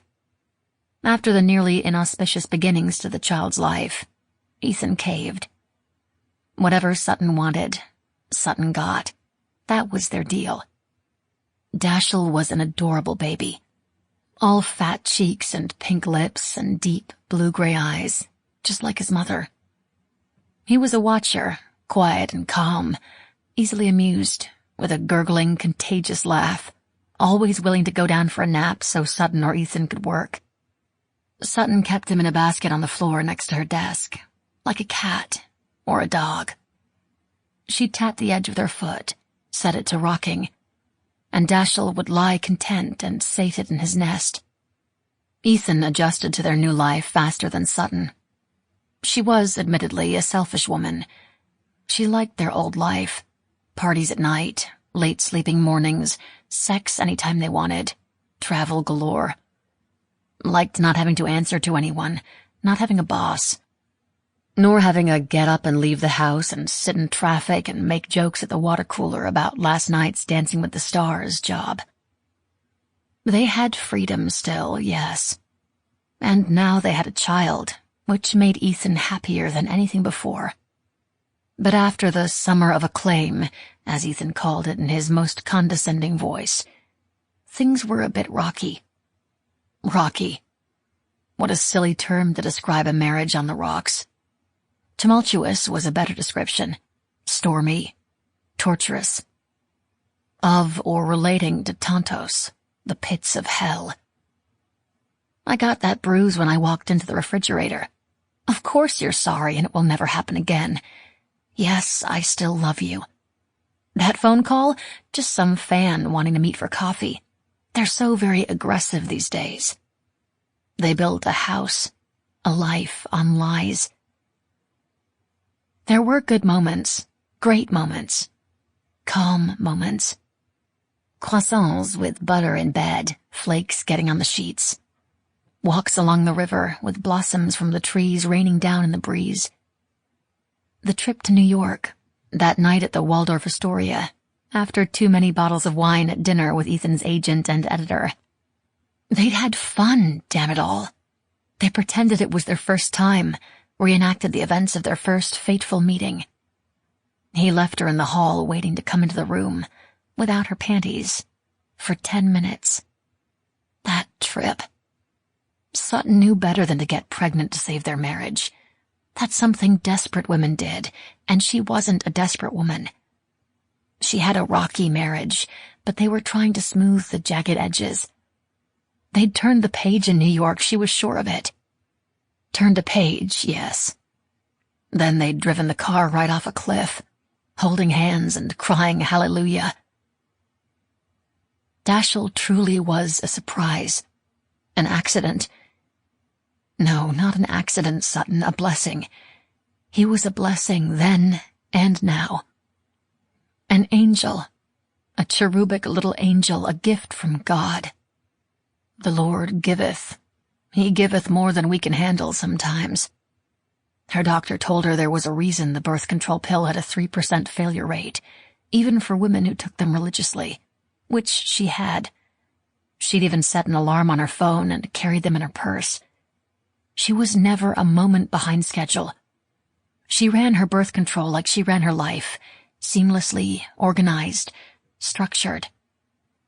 She didn't like to think of her baby as a statistic. But the cracks were forming before the pregnancy. The mangled car was at the bottom of the cliff, still smoking. Dashiell, while adorable, was a thorn in her already rocky marriage. A baby meant scheduling, for the sex, for the trips, for her work, for their life. They were no longer carefree, untethered. There was a constant flow of things that needed to be handled, from diapers to feedings to naps to babysitting to nannies, many, many nannies. It was her Goldilocks nature again. This one was too strict, this one too loose. This one she walked in on getting high in the laundry room. Sutton blamed herself for that one. The girl's name was Moonshadow, for heaven's sake. Finally, they settled on a genuinely lovely young woman named Jan. Just Jan, as Sutton liked to think of her. She was plain, with pale blue eyes and white blonde hair done in 2 braids that swung on either side of her neck like a butter-churning dairymaid. She had a degree in elementary education, but hadn't liked teaching. She was better off one-on-one. Sutton thought she probably had a touch of Asperger's. Her social cues were severely lacking, but she was devoted to Dashiell, and he to her. With just Jan on board, things returned to a more normal routine. The sex got better, and more frequent. They took a few trips, all together. Just Jan down at the pool with Dashiell under an umbrella, covered head to toe in light layers and a tiny floppy hat. Sutton and Ethan on the balcony, eating grapes and drinking champagne. It almost felt familiar. It almost felt right. So right, Ethan started a new book. He started many new books, and generally grew tetchy and bored after a few weeks. This time, though, he'd stuck to it, and there were pages, actual pages on the floor of his office, waiting patiently in their manuscript box for their brethren to arrive. Ethan was a madman when he wrote, comically Einstein-esque in his eccentricity. He worked for hours, paying no attention to the normal order of things. Sunrises and sunsets and bedtimes of others were irrelevant. His hair stood on end. He forgot to shower. He needed odd foods at odd hours. Eggplant parmesan at 10 in the morning. Pecan maple pancakes and crispy bacon at 4 in the afternoon. Always from scratch, and with high-end organics, nothing pre-made, store-bought, or delivery would do. Sutton cooked whatever he wanted, because that's what good wives did. She cooked and cleaned and mothered him, and sometimes she even had time to mother her child as well. She began to wonder if she was in an abusive relationship. What would she say to a therapist? He pays for everything, hired me a perfectly wonderful nanny, but now he won't let me do my work, and he makes me cook for him, all the time. She couldn't tell the truth, obviously. That would never do. She decided, pound for pound, her life was simply comical. Her career could wait. Once he finished the book, she'd be able to return to her schedule. What was a few months after all? She did so love to cook. And then he'd gotten stuck. Ethan always got stuck. But this time it was deeper into the meat of the novel, the important part, where the main character reveals himself to the reader for the very first time, and is judged. A seminal moment. In her brand of novels, it was called a plot point, but in his, it was seminal. Even their language had to be separate, different. His more important, always, always. As sudden as an unexpected storm and an ear-shattering clap of thunder, his flow ended. No more fingers clattering on the keyboard at all hours. No more random food requests. He slunk around the house, hollow-eyed and pale-cheeked, pulling books off the shelves in the library, leaving them scattered on the chairs by the window that overlooked the front porch. She offered to help. She'd helped him before. Tell me what the issue is. Let me see if I can come up with something. She couldn't leave the house for a week, even had to avoid just Jan. Her swollen, bruised nose took forever to heal. There was so much blood, so many apologies. The fallout haunted them forever. It seemed fitting that she would ruin the marble she so loved with her own blood. It had been a stupid mistake to offer like that. Everyone makes them. She hadn't thought. And she'd paid the price. The story should have ended right there, with the black eye and the broken nose and the baby screaming from his withy basket because just Jan had the day off. But that was where the story really began. Café au lait, in bed. Now. Sutton opened her eyes. The view was startling. To the left, the man beside her, and to her right, the Tour, framed like a picture postcard in the window. You wanted a new life. You've got it. You've started it. With a motherfucking bang, no less, sister. Her fall from grace hadn't taken long. Sutton, Justine, was simultaneously furious with herself and wallowing in the glory of sex with a new person in a strange bed, in a strange but all too familiar city. Constantine felt her stir and put a hand possessively on her hip. She stopped moving and he fell back asleep. She shut her eyes too, blocking out the world, and thought about Ethan. It was wrong too, she knew that. Thinking about a man while in bed with another wasn't a good, healthy way to live. It seemed she'd done it once too often lately too. They'd been happy in the beginning. She remembered telling her mother how very happy they were. We are happy, so very happy, happy, happy, happy. We're perfect for one another, both writers, both creatives. We're on the same schedule. We both like to write first thing in the morning, like to stay up late, watching movies and TV shows. We both like action movies and despise horror films. We don't read the same authors, so we're able to expose each other to new ideas. Money? Well, not to brag, but he has plenty, but you know, Mother, so do I. Maybe not quite as much as he. Okay, Mother, if I tell you a secret, will you swear not to say anything? I actually made more than he did on my last contract. It's just the nature of commercial fiction versus literary. We genre writers are always seen as being so vulgar because we actually make money at our art.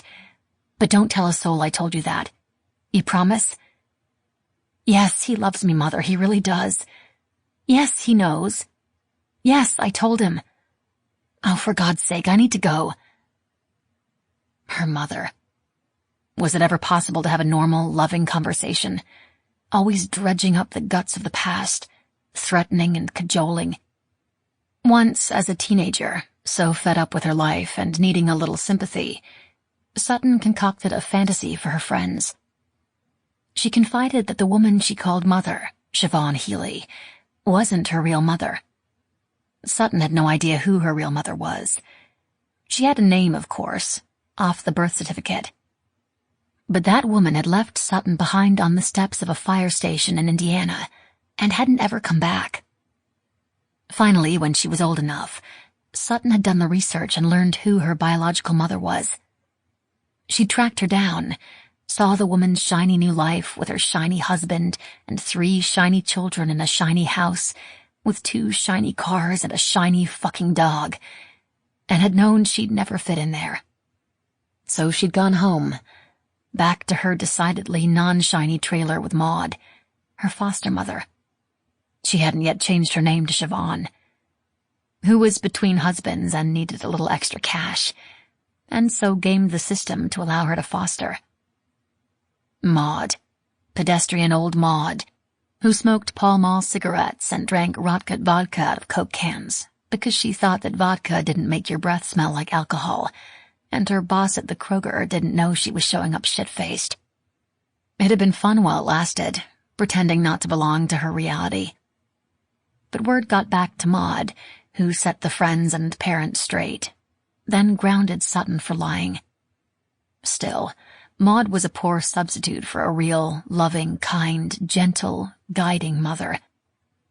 The woman thought of when she thought of mothers, and had an urge to have a conversation with a maternal figure, was her Aunt Josephine, a cousin to Maud once removed by marriage, who'd swooped in to rescue Sutton after Maud was sent to court-ordered rehab for a DUI. Josephine had raised her for a while, made sure she was fed and clothed, and had a roof over her head, until Maud got out of rehab and went to AA, and found God and straightened out, and changed her name to Siobhan, and found a boyfriend named Joe, who had a nice 2-story split level near Nashville, and moved them in with him before he could change his mind, lickety-split. No more Aunt Josephine. No more loving, motherly conversations. Instead, Joe. Joe the schmo. Her mother didn't know what Joe was saying to Sutton behind her back, or didn't care.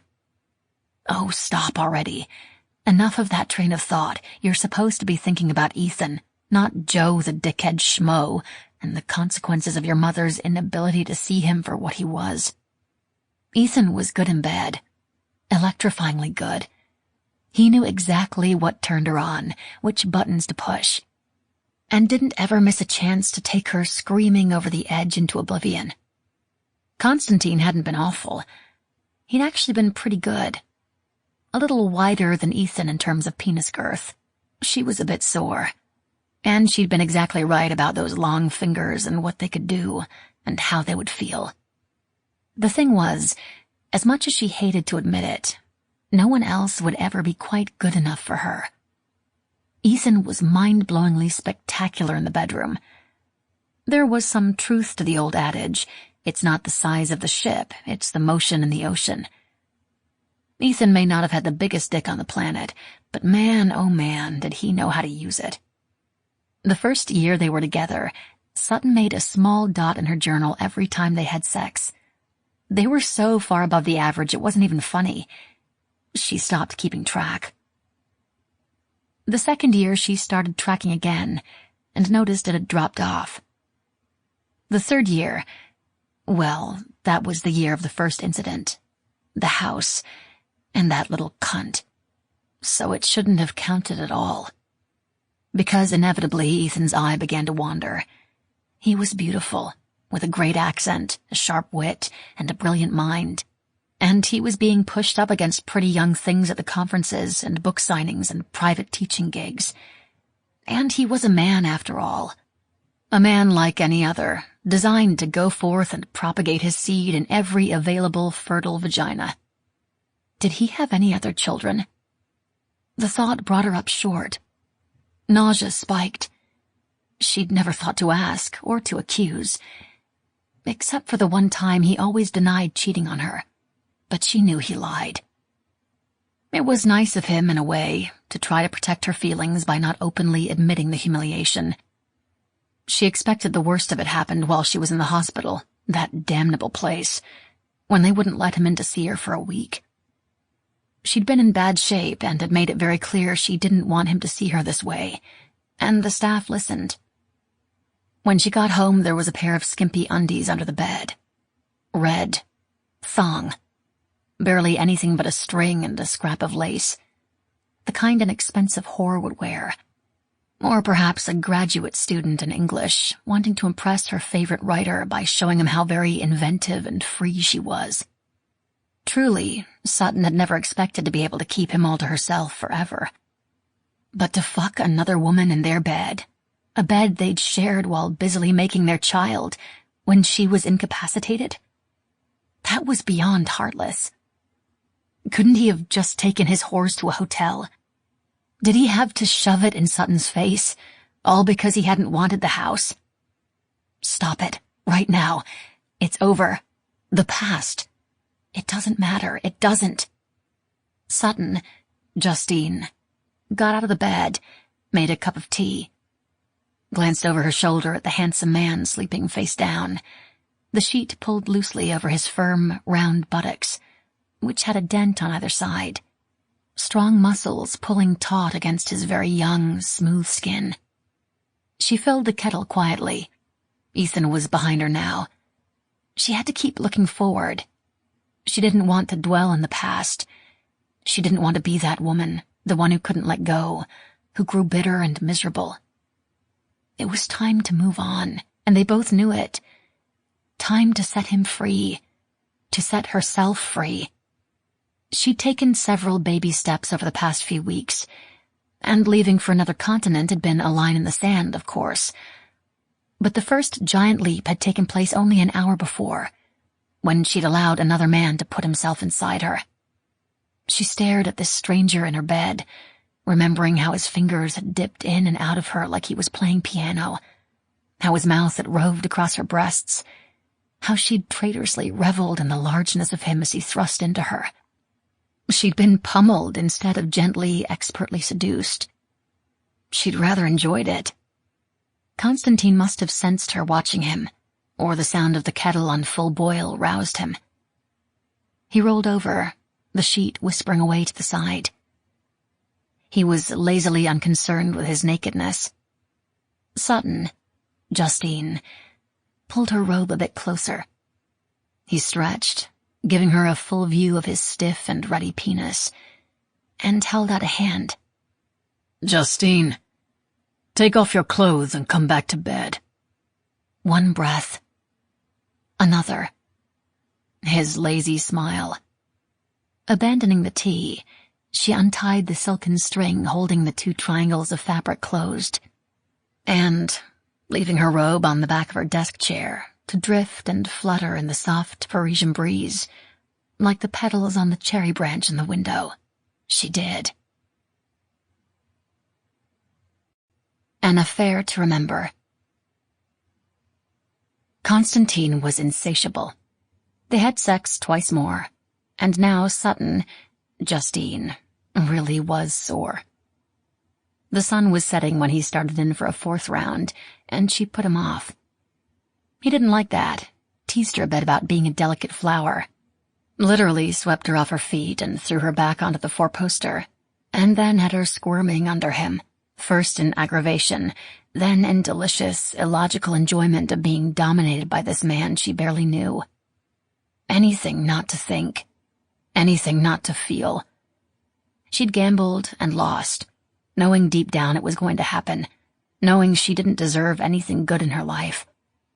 But this felt good, and though she knew from long experience she'd feel empty later, for the moment she let herself ride the waves of pleasure being with a new man gave her.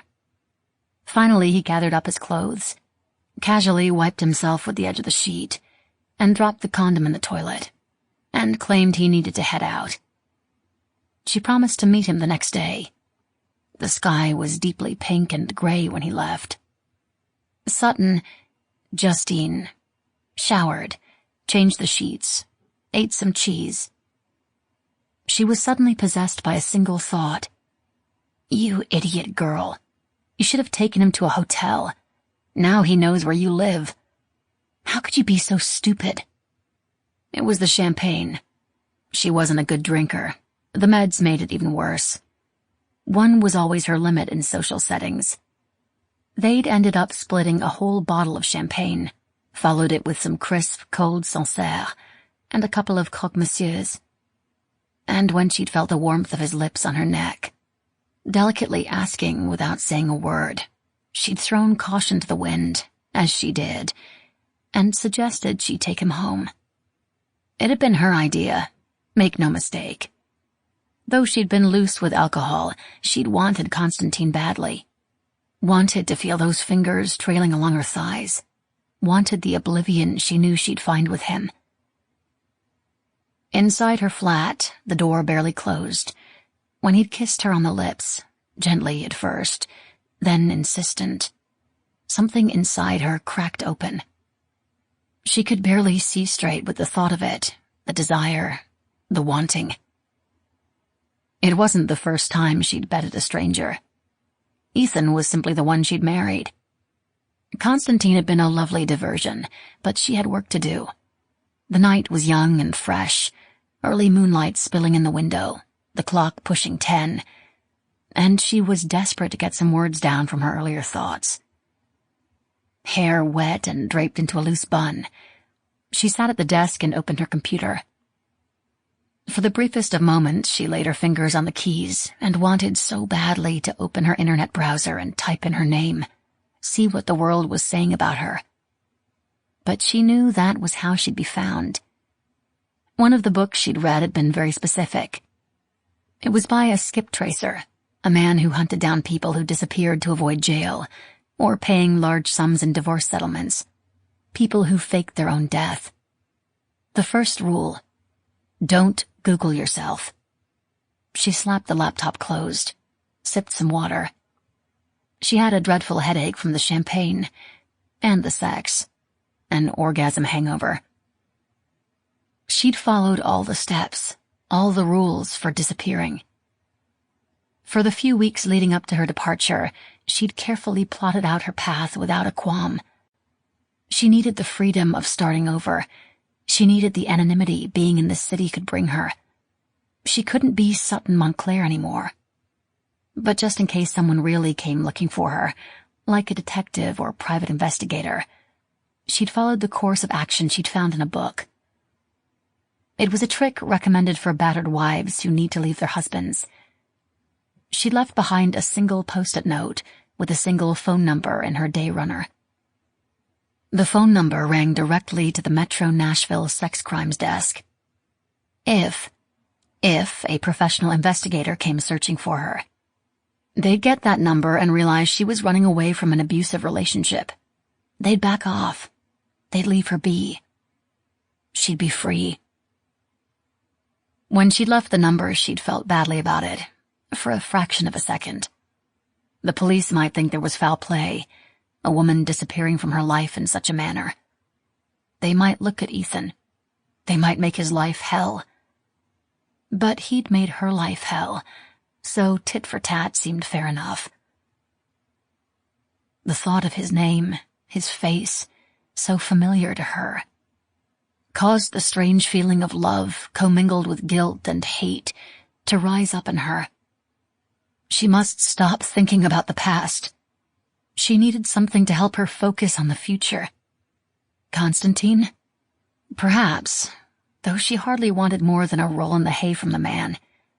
He'd be gone soon enough, and she could continue moving on with her life.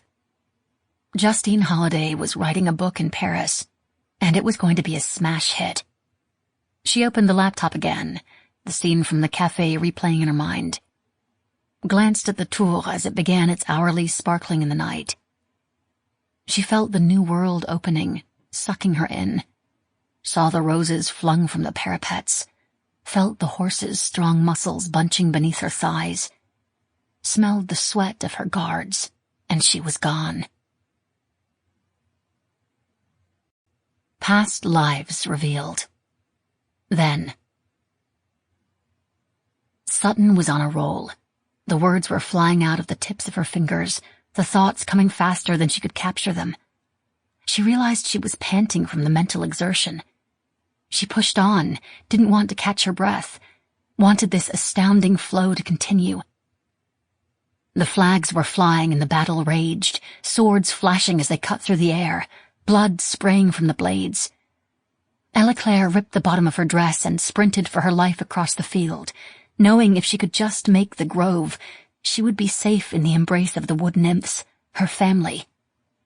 An antelope, flushed from the field, kept pace with her, its liquid brown eyes urging her to move faster, quicker, to follow the path it was creating for her through the long grass. The pounding hooves of a horse grew louder and louder, the beast bearing down until she could feel his breath hot and rank upon her face as she turned to measure the distance until she was captured. Watched the shining blade swing toward her head and— "Sutton? Knock, knock." The door to her office opened. She tried to ignore it. She stumbled, and the blade swung above her, missing her tender white neck by a fraction. The knight leaped from his steed. She heard laughter. The knight would not be laughing in this moment. The knight wanted her dead. "Fuck you, knight. I brought you a cup of tea. From the sounds of it, you were going wild. I thought you might be thirsty." Husband, not a knight. "Fuck you, husband." Her fingers ceased moving. She sniffed, smelled the strong, comforting scent of Earl Grey. Decidedly not the primordial ooze of the forgotten forest she was writing about, bathed in blood and fear. The scene was fleeing, running from her imagination like her characters had fled across the battlefield. She shut her eyes in a vain attempt to capture it, but elusive as a whisper it was gone. No more forest, no more night on the verge of murder, no more Princess Ellaclaire. She was squarely back in her office in her staid house on her boring street. Damn it.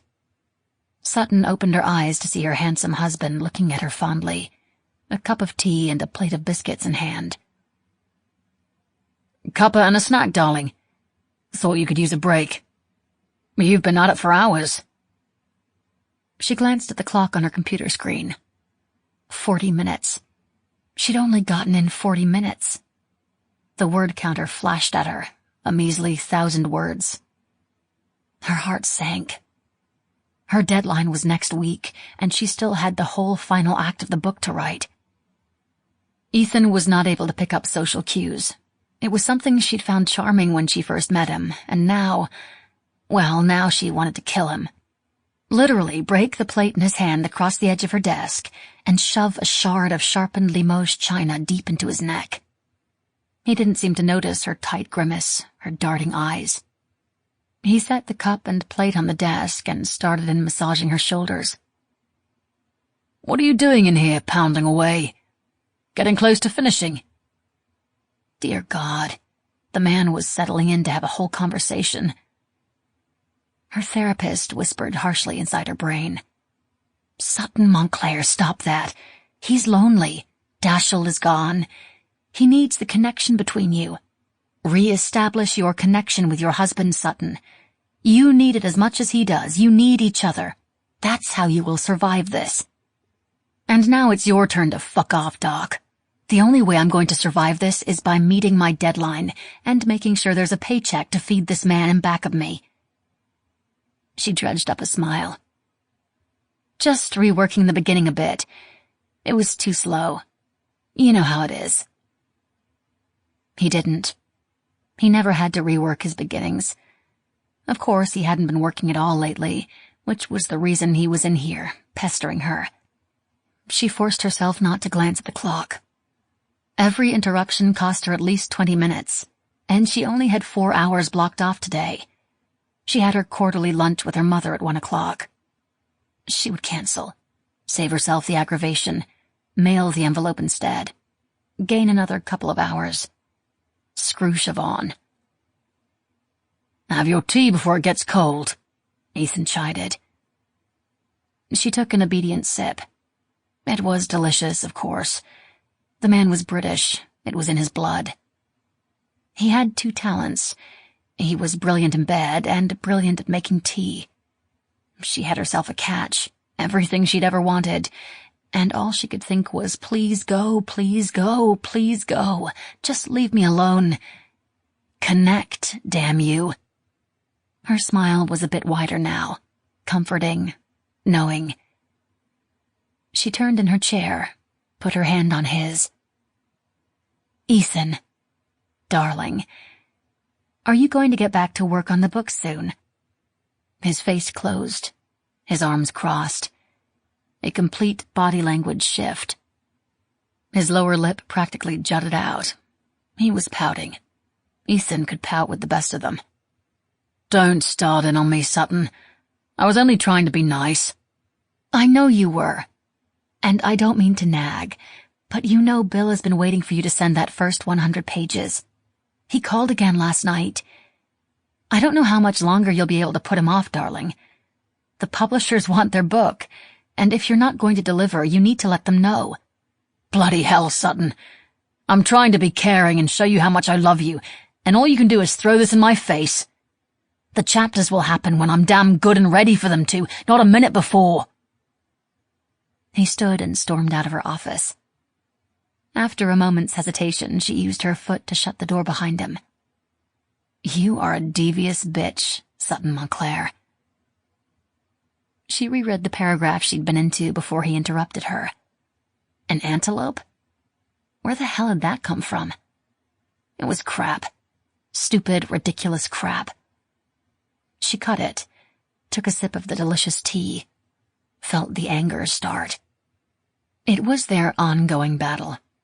Ethan had an unerring ability to interrupt her just as she was at the most crucial moments in her work. She understood exactly what was going on. It was his own resistance to writing his new book. She'd always been understanding and forgiving, even going so far as to follow him back to his own office off the cavernous kitchen and help him get started. He liked for her to start his sentences. It helped him work. After Dashiell died, none of that mattered. She didn't want to help him anymore. The bastard had tricked her into getting pregnant, and instead of hating the situation, she'd fallen head over heels with the small, bald, smelly, diaper-clad result of his deviousness. And karma had ripped the child away from them both, as they so justly deserved. The thought of Dashiell sent a stake through her, and she shut the laptop. There would be no more work today. Connect with Ethan, Sutton. Save your marriage. Do something.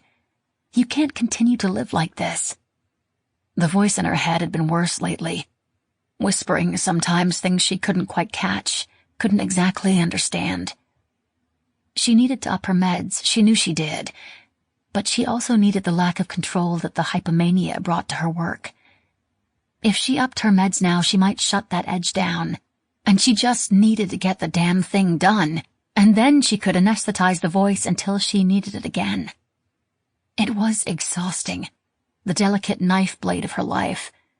Too many pills and the voices disappeared. Too few and she couldn't make heads or tails of things. It would be so much easier to simply be dead. If she were dead, she wouldn't have to finish the book.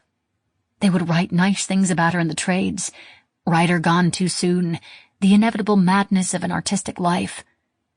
There would be stories polished and reprinted about suicide and its impact on writers. 50 or so writers would try to capitalize on her tragic death, to talk about their own battles with depression, and oh yes, please buy my book. No, she wouldn't give them the satisfaction. She felt light suddenly. A beam of happiness drove through her. She always had this moment with every book, when she felt that it would be easier to die than finish. It meant she was going to have the breakthrough that catapulted her to the end. Sutton wasn't entirely insane. She knew herself very, very well. Smiling, she took the empty cup and saucer to the kitchen. Now she was in the mood to connect, in more ways than one. And Ethan never said no to a good lay. In the kitchen, Ethan was sitting at the table, a book in front of him.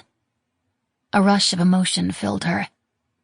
It was his battered copy of Stephen King's On Writing, the one book he turned to in times of need. Signed by the author, no less. Of course it was. He was struggling. That's why the pages weren't done. Ethan was struggling, and Sutton was doing everything she could to make his suffering worse. She blamed him. She blamed him for everything. She was a horrible person, horrid, evil to her very soul. Only an evil woman would let her husband suffer when she could alleviate the pain and despair with a touch. Why are you still blaming him, Sutton? It was an accident. Worse, it was completely, utterly random. But was it? Had he killed the baby to punish her? Had she killed the baby to punish him? She'd been so drunk. The last thing she remembered was holding Dashiell, crying into his onesie, the soft fleece blanket wrapped around her shoulder, sheltering him. Had she smothered him unknowingly, then set him back in his crib face down? She dumped the teacup in the sink with a clatter and walked out of the room without saying a word, ignoring Ethan's eyes boring into her back. He had no idea how bad this was. Losing Dashiell was something unrecoverable. Not knowing exactly how he died was life-threatening. She was broken inside, broken in 3 parts now. She'd been whole once, then she'd been torn in 2 and she'd barely recovered. And now she'd been torn again, and there was no way to repair the rent. There was simply no way to go on like this. 1 minute upset, the next happy, swinging from the branches of her once perfect life to and fro, completely unable to control her emotions. No, she couldn't continue living this way at all. She stalked back to her office, pulled up her Facebook page.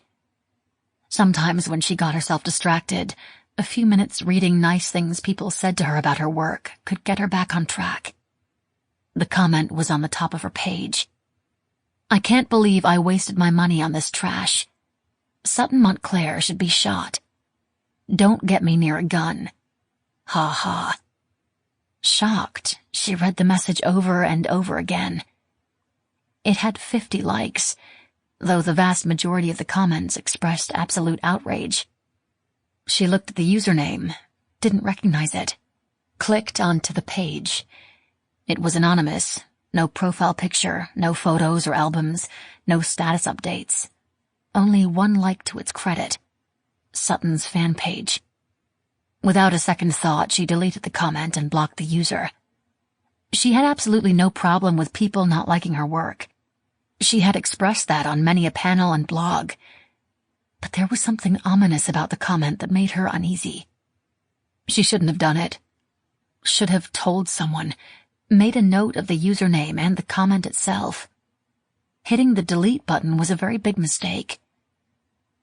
When the police tried to track who she claimed was the real stalker, that was the only clue to their true identity. She couldn't defend herself. But that morning, so long ago, after drinking her delicious tea and having mixed feelings toward her slightly estranged husband, Sutton had no idea where it was all going to go. Murder, she wrote. Now. That night, the evening of the afternoon Sutton took a stranger home to her bed, there was a murder. A double murder. On the steps of Sacré-Cœur. A young American couple was stabbed to death. They were visiting from Wauwatosa, Wisconsin, both blonde as sin and blockily built. College students on a year abroad, they were studying at Oxford in England, but had come to Paris for a mini-break. They were boyfriend and girlfriend. What no one knew was that in the moments before they died, they'd become more. He had just proposed. He, Rick, had given her, Lily, a ring that he'd brought from home, one he'd bought with tips from his job at Jack Rack's Pizza, where he'd worked every summer and 3 school nights a week to save up enough to study abroad for a year, and when he met the new girl in town, Lily, what a lovely old-fashioned name, he fell madly in love and knew he wanted her to be his wife. So he asked her to the movies, added 2 extra shifts a week, and after 2 rough years without much sleep, used that money to buy a small blood diamond. The best he could afford. Beggars couldn't be choosy about buying cheap blood diamonds versus the much more expensive conflict-free, ethically mined ones, and had been planning this special moment for 2 months. Can you see it? He, homegrown Midwestern goodness, on his knees, pledging his eternal troth. She, a hand clapped over her mouth, face suffused with a pleasant blush, happily having the moment she'd long dreamed of, tearily shouting, "Yes, yes, yes!" Him sliding the small blood diamond onto her finger and leaning in to kiss her. Their future set. A perfect moment, years in the making. But as the tableau unfolds, the camera pans back and a shadow grows. There is a glint of a blade in the moonlight. You almost want to scream at them to watch out, to run, don't you? The killer stabbed the boy once in the kidney, forcing him to stumble forward in shock. The killer then ripped the knife across the neck of the girl and pulled the ring from her finger as she fell. He waited for them to stop struggling, dispassionately. Careful not to step in the blood, he swiped the top and edge of the ring box in the deepest spot of wet burgundy, wrapped it in plastic, and stashed it in his pocket, then arranged the students on the steps so Lily was on top, face down, with her arms around her lover, her fiancé. And the moment that should have been the happiest for them both mingled with their spilled blood on the bone-white marble steps, and they died that way, together. It was quick, don't worry. They didn't suffer. They were too shocked by the blitzkrieg, and then too empty of blood to really know what had just happened. And if you think about it, it wasn't a terrible way to go. At least they had happiness in the end, and each other. There were no witnesses. Rather miraculous, really, when you consider how many people were in the vicinity when it happened. But, conveniently for the killer, the young lovers had wanted a private moment, and so had stepped away from the main thoroughfare, where the view wasn't quite as good, but there was no one else around. A man walking his dog found them, piled on top of each other. He thought for a moment they were making love, and smiled to himself at the folly of youth. Then his flashlight showed the pool of blood, and he knew something was very, very wrong. While the man called emergency, his dog stepped delicately along the edges, sniffing, leaving tiny red paw prints around the scene. When the Parisian police arrived, they were suitably frantic. A contaminated crime scene for one, and clearly the arrangement of some deranged killer. But worse, the identification in purse and pocket. American tourists being murdered is very bad for business. Very bad indeed. Those sacred hearts. Paris held many secrets. Sutton wanted to discover them all. She rose early, brushed her hair into a thick ponytail, put on a pair of dark New Balance sneakers, threw her laptop in her bag. Today was for exploring. She needed a change of scenery. She didn't know where she was headed, just grabbed the first train at the metro and rode for 15 minutes. She'd gone north, across the Seine. She didn't recognize many of the stops, but one name pulled at her consciousness. Montmartre. Constantine had told her the light from Sacré-Cœur was some of the most amazing in all of Paris. He'd suggested they meet there for lunch today. Perfect. She'd visit the cathedral, see the sights, settle in to write at a cafe nearby. There was always a cafe nearby. This was Paris. Then, if she so desired, would walk down the hill and meet him for lunch. She gathered her bag and stood. When the train stopped, she waited for the doors to open. Nothing happened. A teenager knocked her in the shoulder as he reached for a small metal latch and opened the door. Oh, tourist move there, Justine. She climbed the stairs to the surface, a periwinkle emerging from the sand. She'd never need to exercise at this rate. Paris was nothing if not filled with stairs. The street appeared before her. It had a different feel than her neighborhood, immediately more cramped and artsy. She thought of Constantine then, the thick arms that had held her. Well, no, not really held, more pinned her down. He'd been rough, and she'd enjoyed it. Though now, looking back, she felt like things weren't as blissful as she'd made them out to be. Revisionist history, tainted by alcohol. Her specialty. Instinct told her meeting him, continuing this dalliance, was a bad idea. She knew better. She knew she should be more careful. She'd just been feeling so reckless, and the alcohol had gone to her head. She still felt ill. Regret and a 2-day hangover, the breakfast of champion writers everywhere. Great.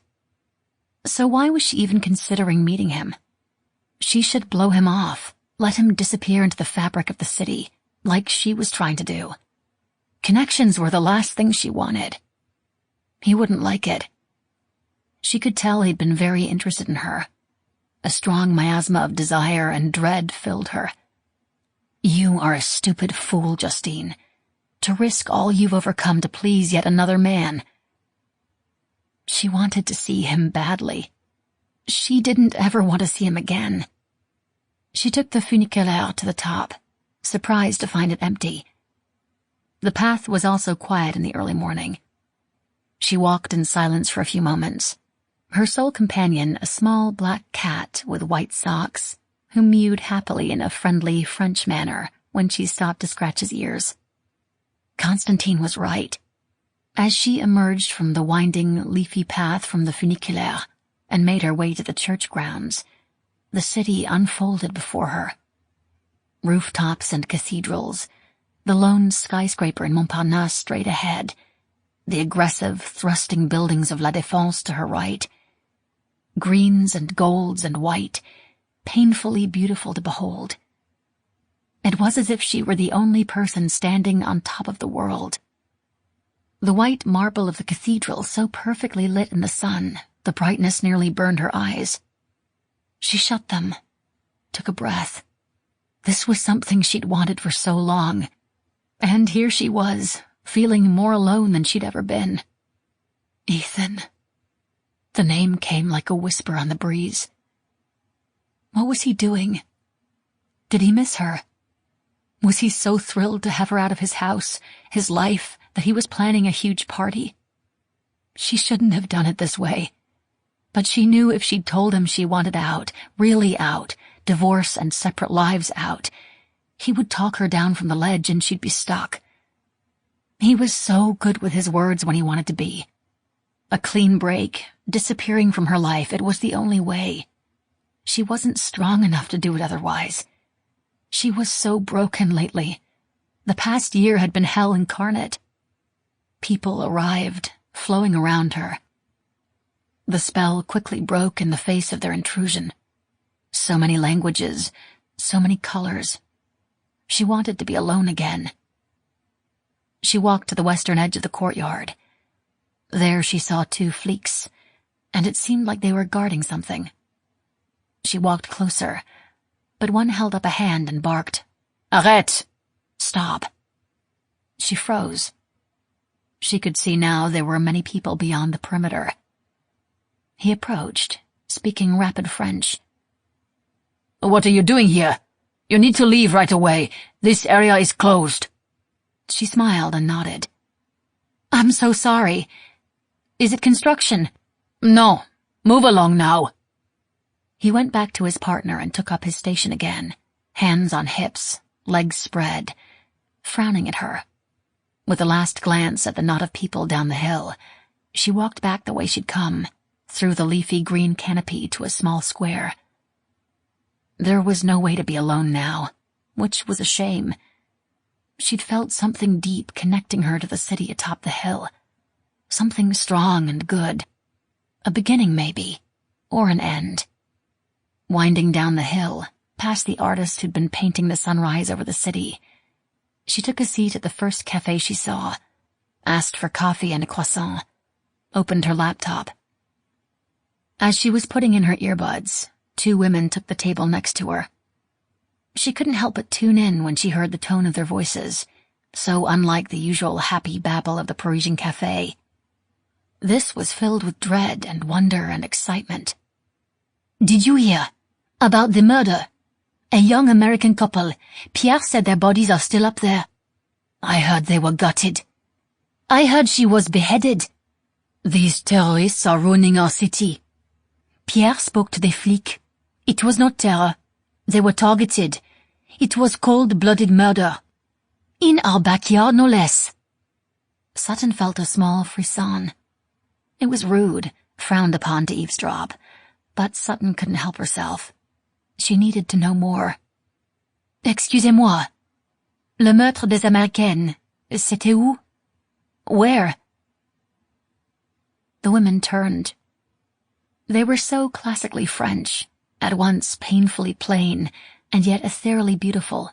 One brunette, one blonde, both perfect, elegant, lines on their foreheads. No makeup outside a swipe of red lipstick.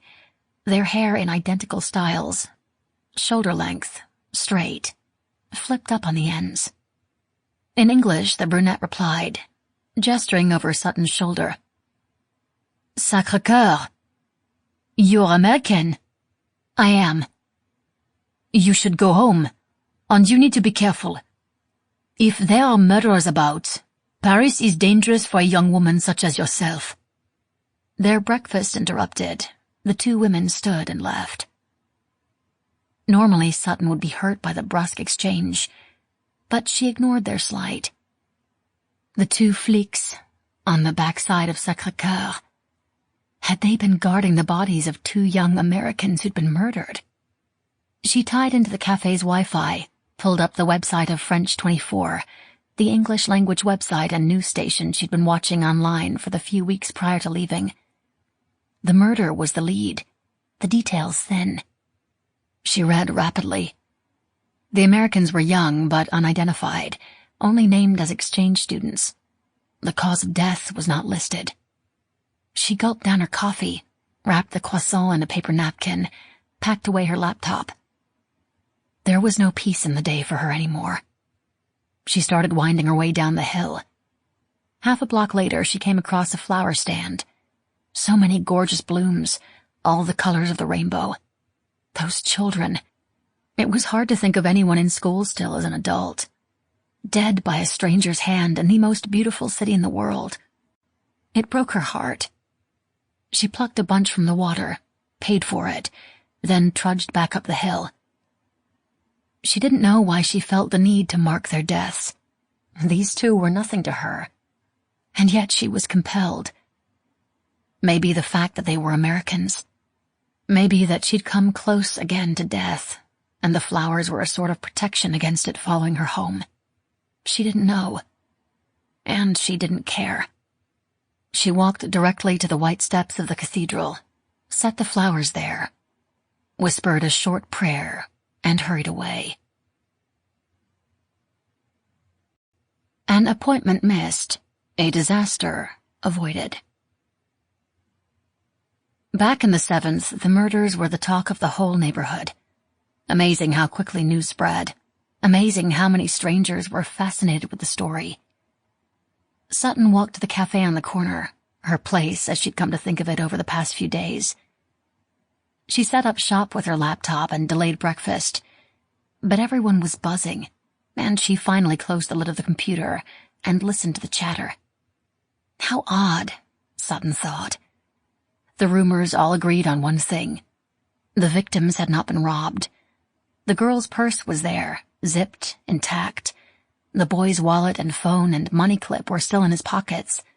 They both wore watches, passports left behind too. It felt weird to everyone. If it wasn't random, they whispered. Americans being targeted in Paris was cause for alarm for everyone, especially expats on the run from their lives, who couldn't completely pass as Parisians. And to think she'd been right there, had practically walked into the crime scene. The thought chilled her to the bone. She wondered briefly about Constantine, whether he'd be disappointed when she didn't show for their lunch date. She'd decided on the metro home it was for the best that she didn't see him again. He'd filled his purpose, helped her make the break with her past. That's what she needed, a break from her past.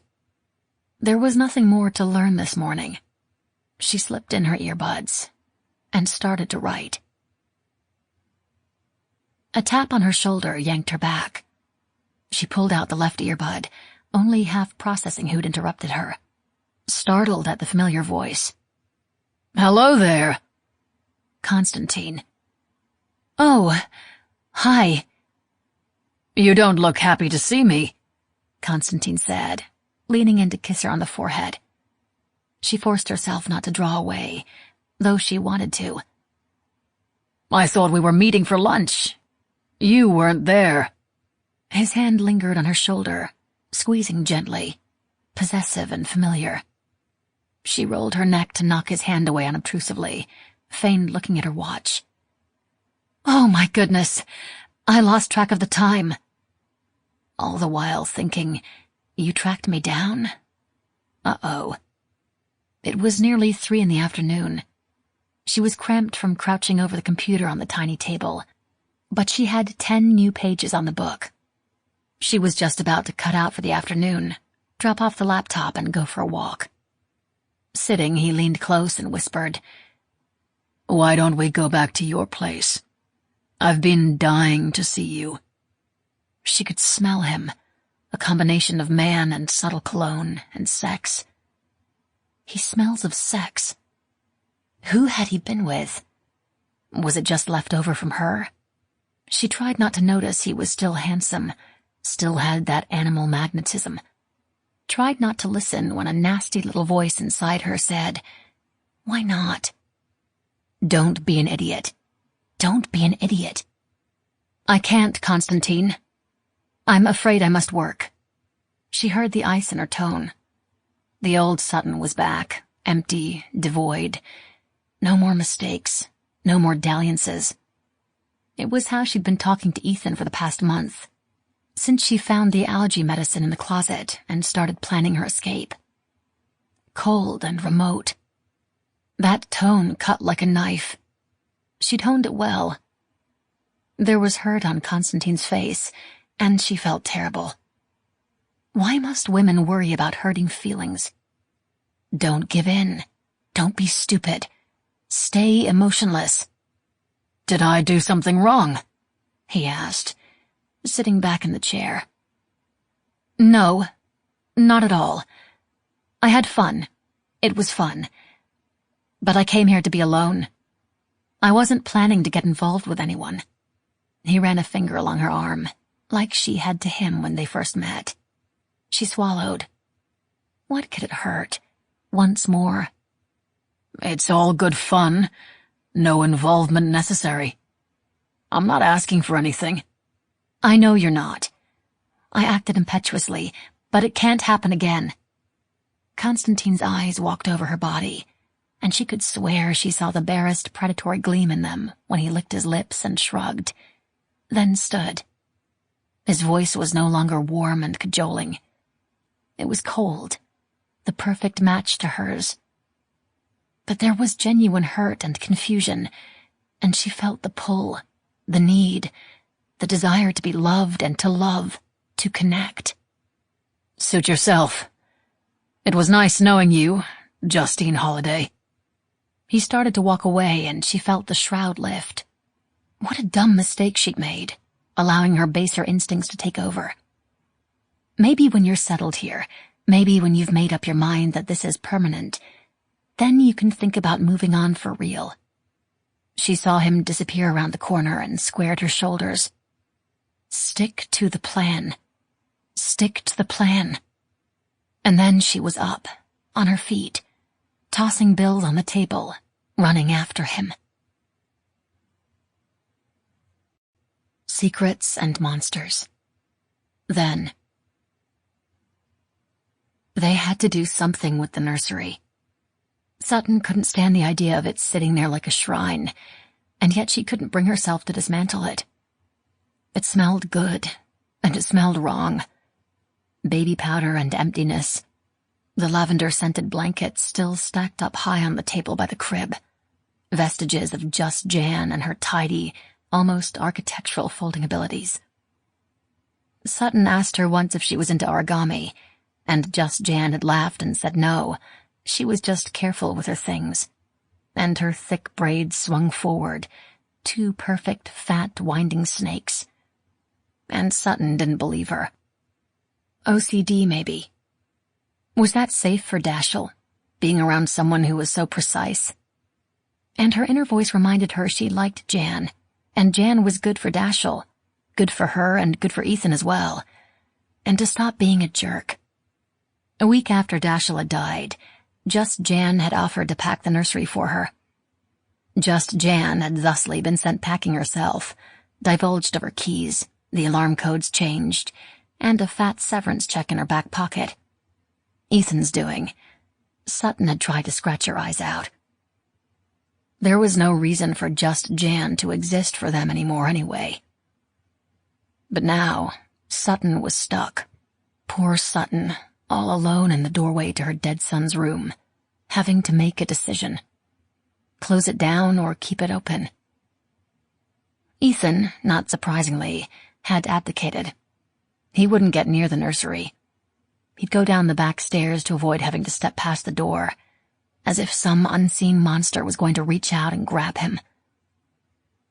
Sutton supposed there was a monster lurking inside their dead son's nursery, jaws gaping, saliva dripping off sharp fangs.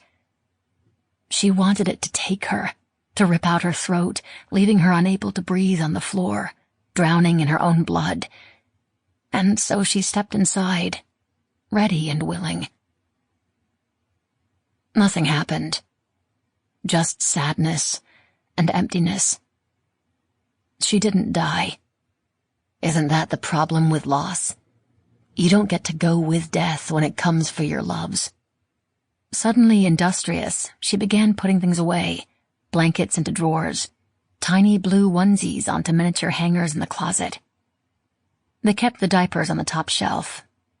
With something so quickly used, so easily disposed of, she'd never bothered unpacking them into the cute diaper box she'd received at her shower. She reached for the cardboard. At the very least, she could donate the diapers to the shelter. Diapers weren't part of her son's life. They were generic, expendable, anonymous. She couldn't get emotional about a fold of fake cotton meant for shit and piss. She was tall, able to reach all but the last box. She grabbed the 3-step stool from behind the closet door, pulled the last one from the dark recess. Her knuckles brushed something hard. It fell over with a quiet clatter. She dropped the diapers on the floor and climbed up one more step so she could see. There was a bottle on its side, small, brown, a pink label. She picked it up and examined it. Children's allergy relief. The bottle was nearly full, but not new. It had been opened. Sutton's heart began to race. She had not bought this medicine, so why was it here, in Dashiell's closet, hidden deep in the closet behind the diapers? She clutched the bottle to her chest and snuck to her office. Ethan was around. She'd heard him banging on something earlier. He couldn't see this.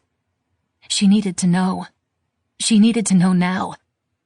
The words on her computer screen, fractured because she was reading so fast. Not for use under 12 months. Excessive sedation. Overdose. Warning. Never give infant sedatives. And because she had to torture herself, she typed in the words, infant overdose Benadryl symptoms. The results were immediate and overwhelming. Death of infant attributed to sedative overdose. Babysitter charged in dosing incident. A mother's warning after babysitter murders infant with sedative. She clicked on the last story, scrambling now, heart in her throat. Read the piece. Saw the words that changed everything. The babysitter claimed she put the infant down for a nap, and when she went to check on him, saw he was not breathing and called 911. The initial findings pointed to a SIDS death, but subsequent toxicology reports showed high levels of diphenhydramine in the infant's blood. The babysitter was subsequently arrested on the charge of first-degree homicide. In her deposition, she admitted to giving the child the drug when he wouldn't stop crying. There was more, but that was all Sutton needed to see. The knowledge poured over her like freezing water. Her teeth began to chatter. She grabbed her arms to keep the shaking under control. She knew what had happened. Finally, she knew. She'd been right all along. The nagging suspicion that ate at her day and night and ruined her marriage, her life. The words that had been whispering through her brain for almost a year. Ethan killed the baby. Sutton didn't know what to do. Should she go to the police? Tell them her husband was a monster, that he'd killed their child, that he'd been abusing her? She had proof. She had the pictures of the bruises on her arm, the shots of her broken nose. All those times the police had come during their fights. She hadn't called them. It was the neighbors who heard the yelling and tried to protect her from afar, something she'd always been livid about. But now, knowing she was living with a murderer, She was utterly grateful for their interference. What might have happened if they hadn't called? Ivy had warned her Ethan was volatile, that she should always have a plan, just in case. And now she understood why. Ivy. Of course. She'd go to Ivy. She'd know what to do. I have something to tell you. Ivy poured the wine into Sutton's glass, ruby liquid purling against the edges. Set the bottle on the table, picked up her own glass and made a small salute. Ching ching. What is it?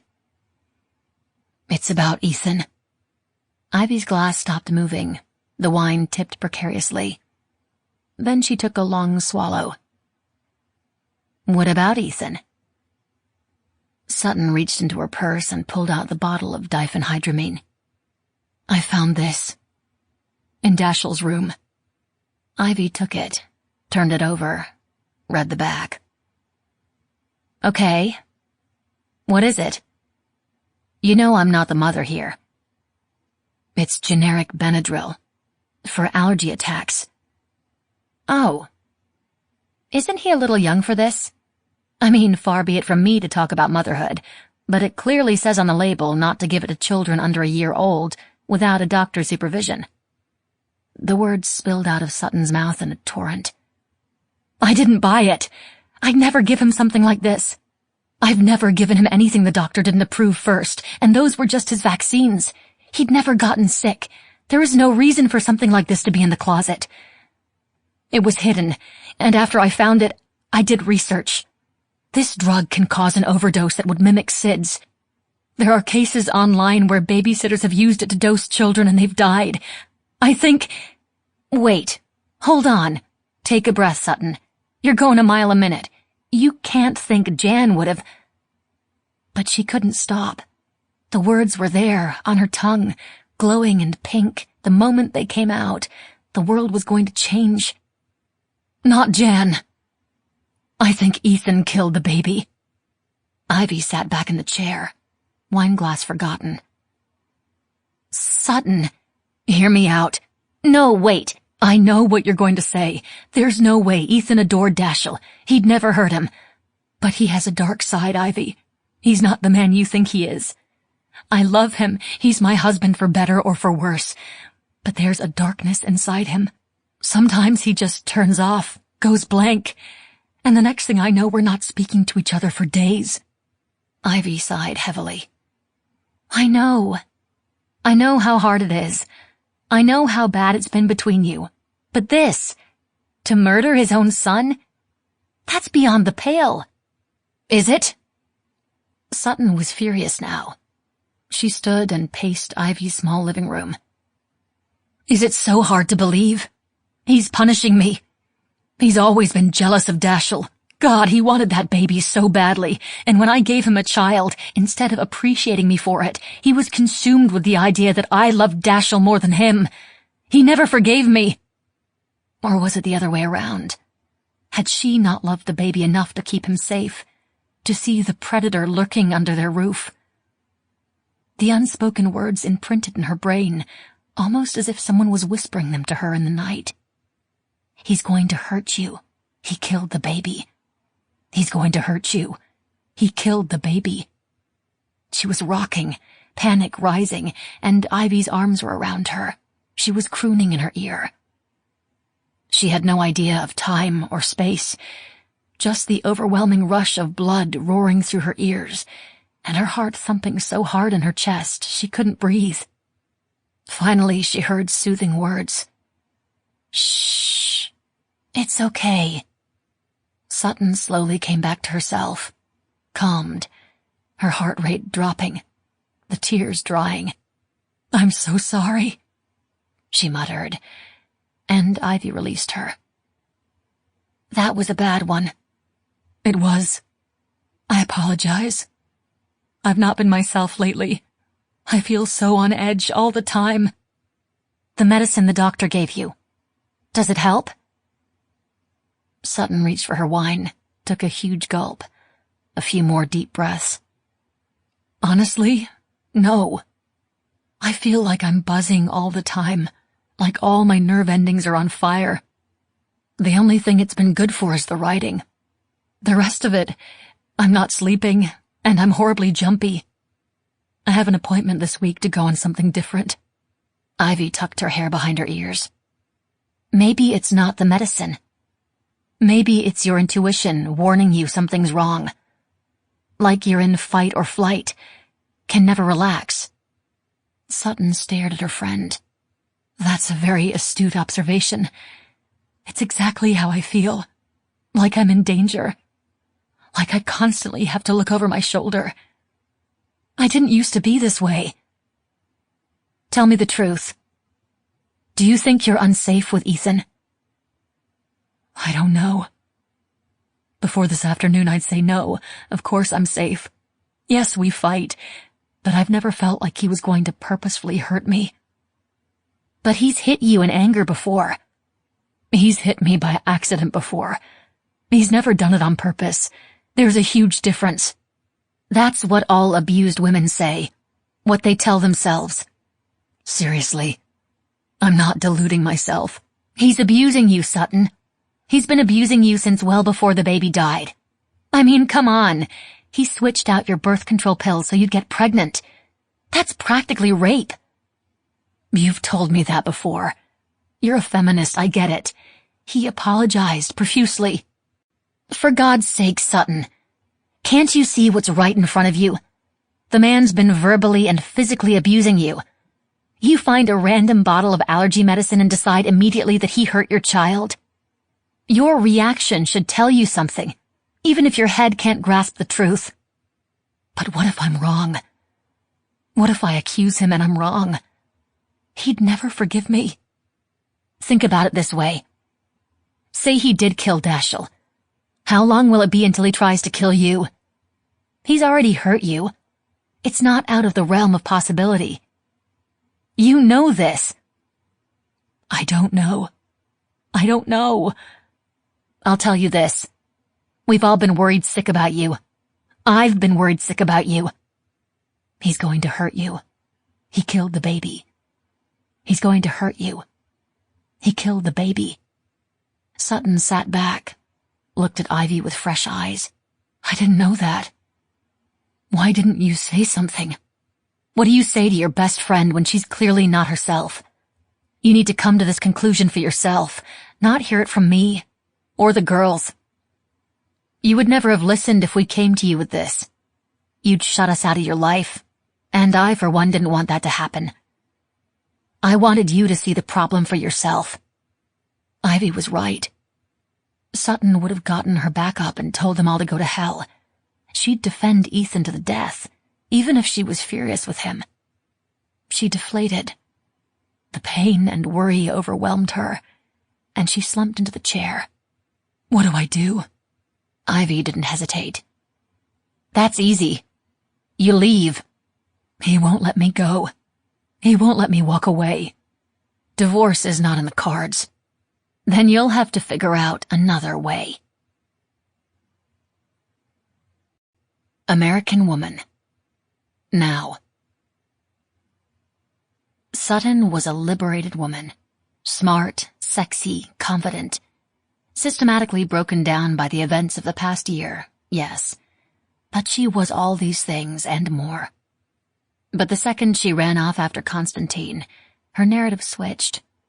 She became the same weak, mewling cunt her mother had turned into when she'd run off after the dog she called husband material. Sutton didn't know why she did it. Revenge on Ethan wasn't enough to debase herself like this, to bed someone she knew she didn't truly want. It took her back to a time she'd rather forget, a time when she was indiscriminate, looking for attention and popularity any way she could find it. It had gotten her in a huge mess then, and she had the same sneaking instinct that her actions of the past few days were going to have the same effect. She was losing her nerve. After everything she'd done to assure herself a clean getaway, a fresh life, a break from the world that intimidated and threatened her. Lying under Constantine's straining body, all she could think of was going home, slinking back to Nashville with her tail between her legs. It wasn't worth it. This. There was no medicine in the world, psychotropic, alcoholic, or sexual, that would fill the empty, gnawing hole in her. She wanted her baby back. She wanted her husband back. She wanted her career back. She wanted her life back. She wanted. God, she wanted. She'd spent her whole fucking life wanting. As a child, wanting to create. As a teen, wanting to fit in. As an adult, wanting to land the perfect man. And she'd finally achieved all the things she'd wanted, and she'd thrown them away. It had taken this empty affair to show her the way. An hour later, feeling sore between the legs and sick to her stomach with self-hate, she had just enough respect for herself to tell Constantine to leave. Good night and goodbye. He'd looked at her sideways, as if to argue, but kissed her chastely on the forehead and left, whistling as she shut the door on him. He didn't seem to have picked up on her isolationist thought process during their sex. Certainly hadn't worried about pleasuring her. He was in it for himself, something she'd already known, but had to prove to herself yet again. She cleaned up, made some peppermint tea to settle her stomach, decided to check and see if there was anything new on the murders of the poor kids at Sacré-Cœur. Their deaths were the fulcrum. There was something so wrong about it. She felt violated, though she hadn't had anything to do with them. Her adventure, and let's face it, that's what this had turned into, a vacation from her life, not a fresh start, was over when she heard they'd been killed. She couldn't escape reality anywhere. People were always vicious, wherever they were. The television was inside a cabinet. She hadn't planned to watch it, ever, just in case. But now she grabbed the dusty remote and brought it to life. It was already turned to France 24. Not surprising, since this flat had been a popular spot for American tourists prior to Sutton claiming it. There was nothing new on the story, except the families had been notified, so they were now releasing the names of the victims. Rick Lewis and Lily Connolly, Wauwatosa, Wisconsin. High school sweethearts. Exchange students in England. Their families didn't know they were in Paris. The girl's mother was suspicious. The boy's father posited that they were probably getting engaged, because his son had told him he wanted to do something grand, sweeping, romantic. He wanted it to be memorable. They led quiet lives in a quiet town, with a quiet future ahead, raising a quiet little family to live another quiet life. The exchange year abroad was the most outrageous thing they would ever do. They both knew this. Rick's father, standing stooped and defeated behind a bank of microphones, said he was certain his son was giving his lifelong love a proposal she'd never forget. Sutton snapped off the television, rushed to the bathroom.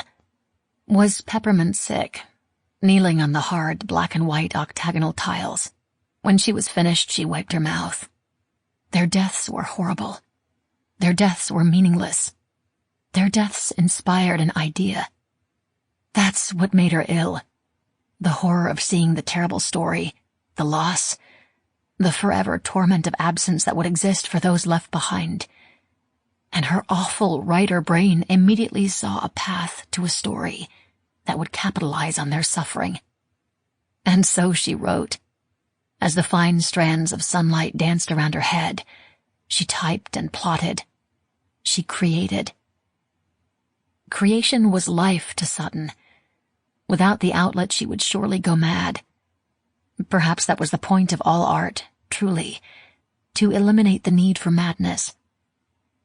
And the poor souls who couldn't surrender themselves to creation ended up ratty and homeless with tinfoil hats and lives lost to the wandering streets. It was a romantic thought, that the work was divine, and she was simply its channel. But she believed, as all great artists do, and gave herself up to the process. Before Ethan, she'd had a method, a plan, a schedule. After Ethan, she was happy to put those things on hold, to walk a different path. A path that led her into the darkness of death and loss, all over again. That's why her writing desires had changed. She was changed. She was forever changed. With a simple prayer of forgiveness to the families, she created a new world around their worst nightmare. The headlines are grabbing. Here's irony for you. Sutton, in the grips of a sudden creative urge, flipped off the television before the story of the lovers' murders finished playing, and so missed what would have been a very important moment in her life. The story France 24 followed with, rare for a European television station, was about the sudden disappearance of an American woman. A writer. Normally, this foreign news wouldn't be worthy of coverage, but the woman was the wife of a celebrated and much-loved author who was very, very popular in France. Not only did his book sell well in French-speaking territories, but he'd once written the scripts for a hugely popular television show that was still in syndication. She missed the headline, "Author's Wife Missing." She missed the delicious broadcast innuendo that followed. Author is suspect in wife's disappearance. She missed the fabulously replayable footage of her gorgeous husband standing in the middle of the street in front of their house, pale and wild, screaming at the reporters while rain hammered him and made his thick hair plaster to his head. She missed the still shot of him flipping the bird as he entered the house. She missed the subsequent footage of a tow-headed blonde cop entering her sanctum. She missed the interviews given by her best friends, the people she hadn't trusted with the truth of what was happening in her world. She missed it all. If she hadn't missed it, what would have happened differently? Would she have realized she was truly loved? That she'd caused worry and concern throughout a community, and now the world? Would she have packed her things and gotten on a plane immediately? If only she had. If only she had. Rise and shine. Sutton woke hard, alone, unsure for a moment where she was. Her back hurt and her mouth was dry. The sun was shining outside, puffy white clouds meandering through the bluest sky she'd ever seen. She raised her head, the room coming into view. The picture window in front of her showed the black metal lines of the Tour, which centered her. Paris. She was in Paris. She was Justine Holliday from Hollywood, Florida. She was writing a memoir. She'd met a handsome young man and had a fun few days of pleasure, just what the doctor ordered. So why didn't she feel all romantic and gooey inside? Probably because she'd stumbled on a nasty crime scene, and all the magic of Paris was lost to her now. She peeled herself up off the desk. She'd fallen asleep with her head on the keyboard. She was stiff and sore and headachy. Her stomach was still queasy. She must be coming down with something. She probably picked it up on the plane. Great. She drank a glass of water, stretched a little. A croissant wouldn't go amiss. She knew she had to be careful with the carbs. She'd turn into a house if she didn't watch her diet. But right now, with an upset stomach and a stiff neck, the prospect of warm, flaky dough drenched in butter and jam sounded heavenly. She dressed quickly, grabbed her bag, put on a pair of dark glasses. She took the stairs down for the exercise. Outside the air was crisp, as if it had rained overnight and washed away the stickiness of the pollen. But the streets weren't wet, and the air was still suffused with floating yellow fairies. It was a beautiful morning. The cafe on the corner had a small set of tables in front of their windows, with red and white striped awning overhead. It was so French, so perfect. She was being ridiculous. She needed to stick with the program. She'd planned this for weeks, and now she was here, and she needed to stop being a wishy-washy child and roll with the decisions she'd made. This was what she wanted. Paris. Freedom. Yes. Suddenly ravenous and filled with love for her new life, she purchased 2 croissants with strawberry jam and sat at the table, drinking cool water from a small glass. The waiter brought her a steaming hot café au lait. She opened her notebook and wrote a few lines. Really, wasn't this exactly what she was hoping for? She wanted to smell the Parisian air, feel the cobblestones under her feet. Finishing her breakfast, she made a few more notes, paid the check, and decided to walk before working more. Her choice of neighborhood had been inspired. She was so close to the Seine. She already had her bearings, could sense the river to her left, how the sky lightened between the buildings. 10 minutes later, she found herself by the gray ribbon of water. She strolled along the quay toward Les Invalides. There were houseboats lashed to the banks below the pont. Why hadn't she thought of that? Living on water, able to lift anchor and float away if necessary.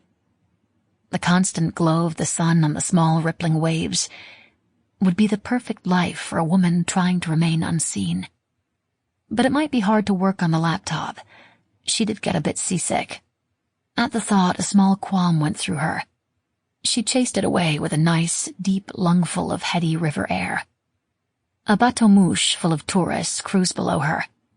They waved madly and shouted when they realized they'd caught her attention. Students, by the looks of them, young, carefree, so open and ready. Did they have any idea what waited for them in the world? The sorrow and pain and misery. Were they simply lost in their own narcissistic little lives? When she was their age, she was heavy with... But no, she didn't want to think about that today. Today was for reveling in her new life. Today was for Justine Holiday. She waved back, and they cheered. Oh, the possibilities. Oh, the places you will go. The Seine is a dynamic beast, ever-changing as the day goes by, and she witnessed its many variations with pleasure. She walked miles, up the left bank, past the Pont Neuf, down to Notre Dame. Pont des Arts' charm was no longer. The new plexiglass barrier was disheartening. She'd been so looking forward to seeing all the locks attached to the wires, half a century worth of lovers' declarations. She crossed the Seine on the Pont de Bercy, moved back up the right bank until she found an open bench beneath a willow, and watched. Lovers, tourists, businessmen, artists. The banks of the Seine drew them all, like moths to a flame. She preferred the right bank.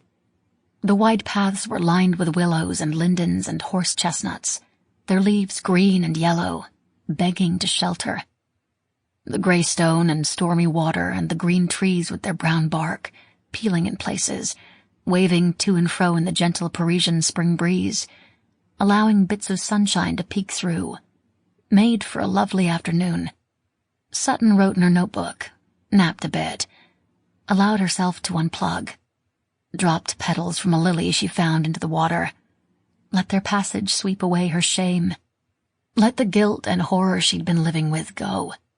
Lighter of spirit, she walked slowly up the river toward her new home. It all felt so right, so good. Back in her neighborhood, she grabbed fresh, crusty bread and fragrant onion soup from the cafe on the corner. The sun was setting as she mounted the steps to her flat. She unlocked the door, went inside. The rooms were filled with pink light. She admired the view one last time, ate her soup, dipping the bread into the broth, had a small glass of wine, and went to her desk to start transcribing her notes. She pulled out her chair. The metallic clunk startled her. She leaped backward, and the knife had just missed her foot. What in the hell? She bent down and picked it up. It was a hunting knife, large with a clean edge on one side and a serrated edge on the other. The handle was dark bone, with a metal rivet at the base, where it met the tang of metal. It smelled off, like bleach but less strong. There was tape on both ends, the sharp and the dull. She set it down, got on her hands and knees, wedged her head under the drawer, and looked under the desk. There were trailing edges of masking tape, the two sides ripped apart. She fit the knife into position, saw that it matched the edges. The knife would fit perfectly in the space, which meant the knife had been taped under her desk. What in the world? Jesus, had someone broken into the flat and taped it under her desk? She crawled out from under and stared at the knife. The handle had something on it, Flecks of... God, was that blood? Something like panic began to crawl up her spine. This was not her knife. So whose knife was it? When things go sideways. Heavy pounding started on her door, and Sutton dropped the knife to the desk. It clattered against the edge, then fell onto the floor. Urgent calling in French now, the pounding getting louder and more frantic. She dropped her purse on top of the knife and went to answer the door. Took 3 deep breaths before she opened it, wiped her hands on her pants, turned the knob. Oui? 2 men stood before her wearing police uniforms. The flics stared at her aggressively. The one who'd been pounding dropped a hand to his waist and said, in English, "Mademoiselle, we responded to your call of distress. How can we be of service?" I don't... Je ne comprends pas. He looked confused. You are not being attacked, then? No, I'm alone. I didn't call you. Yes, I'm alone, just me and my hunting knife covered in blood. He didn't buy it. If you do not mind, we shall look through your apartment, to be sure you are not telling us mistruths under duress. She found his broken, formal English charming, but there was no way she was going to let them in. I am fine, as you can see. No duress, no calls. I fear you have received my address by mistake, which means there is someone out there who is in trouble and needs you. Thank you, gentlemen. The second flic looked at his notebook. You are Justine Holliday. You have rented this flat from Monsieur Golup for the term of 1 year. They knew too much. The panic was returning. Sutton, Justine, didn't handle interrogation well. Get rid of them. She had to get rid of them now. As I have said, I am fine. Thank you for your concern. The haughty tone seemed to work this time. They both nodded and allowed her to close the door. She heard their steps retreating toward the elevator, heard the slam of the metal interior door and the grinding of the gears lowering the car, and breathed a huge sigh of relief. Something was wrong. Terribly, terribly wrong. First the knife, then the police. Sutton hurried to the desk, moved her purse. The knife, its wicked edge gleaming in the sun, made her horribly uncomfortable. She had no idea who'd put it there, if someone was trying to send her a message, nor what that message might be. But part of this escapade in Paris was staying off the radar. And instead of staying off the radar, she'd already talked to 2 different sets of police. She looked out the window toward the street. The police were no longer in sight. Could the 2 incidents have been related? Or was someone playing a game with her? Or worse, was she losing it? Had the stress and fear and chaos finally taken its toll? Possible. All too possible. Colin Wilde's name floated through her mind. Sutton, don't be ridiculous. No one knows where you are, especially him. No one knew she was gone but Ethan, and with how things were going between them, she figured he would be happier to see her gone than to have her around. But a huge, wicked knife with blood on it, smelling of bleach in her flat, and police coming to her door for a distress call she hadn't made. That was beyond weird. And the strange familiarity of the police showing up when she hadn't called them creeped her out. Think, Sutton, think. Constantine had been in her flat, obviously, but she'd been with him every moment. There was no way he could have distracted her enough that she wouldn't notice him climbing under her desk to tape a knife there. Could he? No, it wasn't possible. The previous owner had been very, very anxious to get out of town. In his rush, he must have forgotten the weapon was stashed under the desk. Or maybe a renter had put it there and forgotten it. She'd probably knocked it loose with her knee in her sleep the previous night, and when she pulled out the chair, it had torn loose from its moorings and fallen to the floor. She laughed aloud, relief flooding her body. 2 unrelated incidents, surely. You should write more mystery novels, Sutton. Justine. Maybe Justine wasn't working on a memoir after all, but a thriller. She found the masking tape in the kitchen drawer. The torn edges matched the piece of tape under the desk that had held up the knife for God knew how long. Proof, then, that the knife was here well before she'd arrived. Guns were not common among the Parisians. This knife was an excellent deterrent, especially for someone who rented his home out to strangers for part of the year. It had been left behind. Yes, she was sure of it.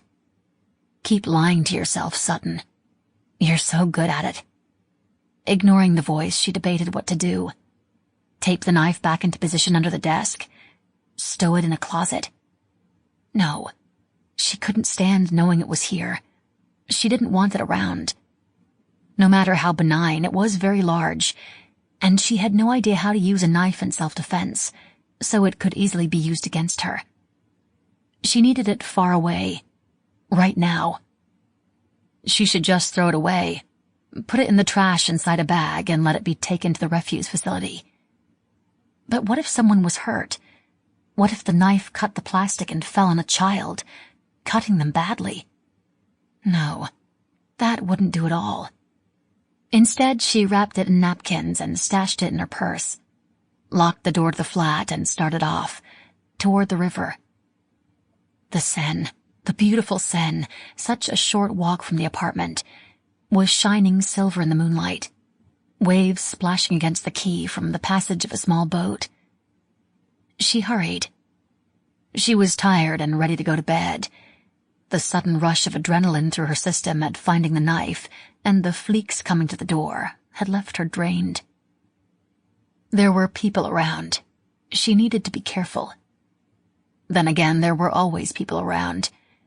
She'd chosen Paris for the romance, the idea of writing a book in the city of light, and the ability to hide in plain sight in the throngs of people. Now she wished she'd chosen something remote, someplace she could disappear and no one would see her or recognize her from day to day. What had she been thinking, coming here? Under the unflinching metal gaze of the Tour, she walked to the Pont d'Iéna, went to the middle of the bridge, feigned nonchalance, leaned against the rails. When she felt no one was looking, she slid the knife from her purse. A hard hand grabbed hers. "Mademoiselle Holiday."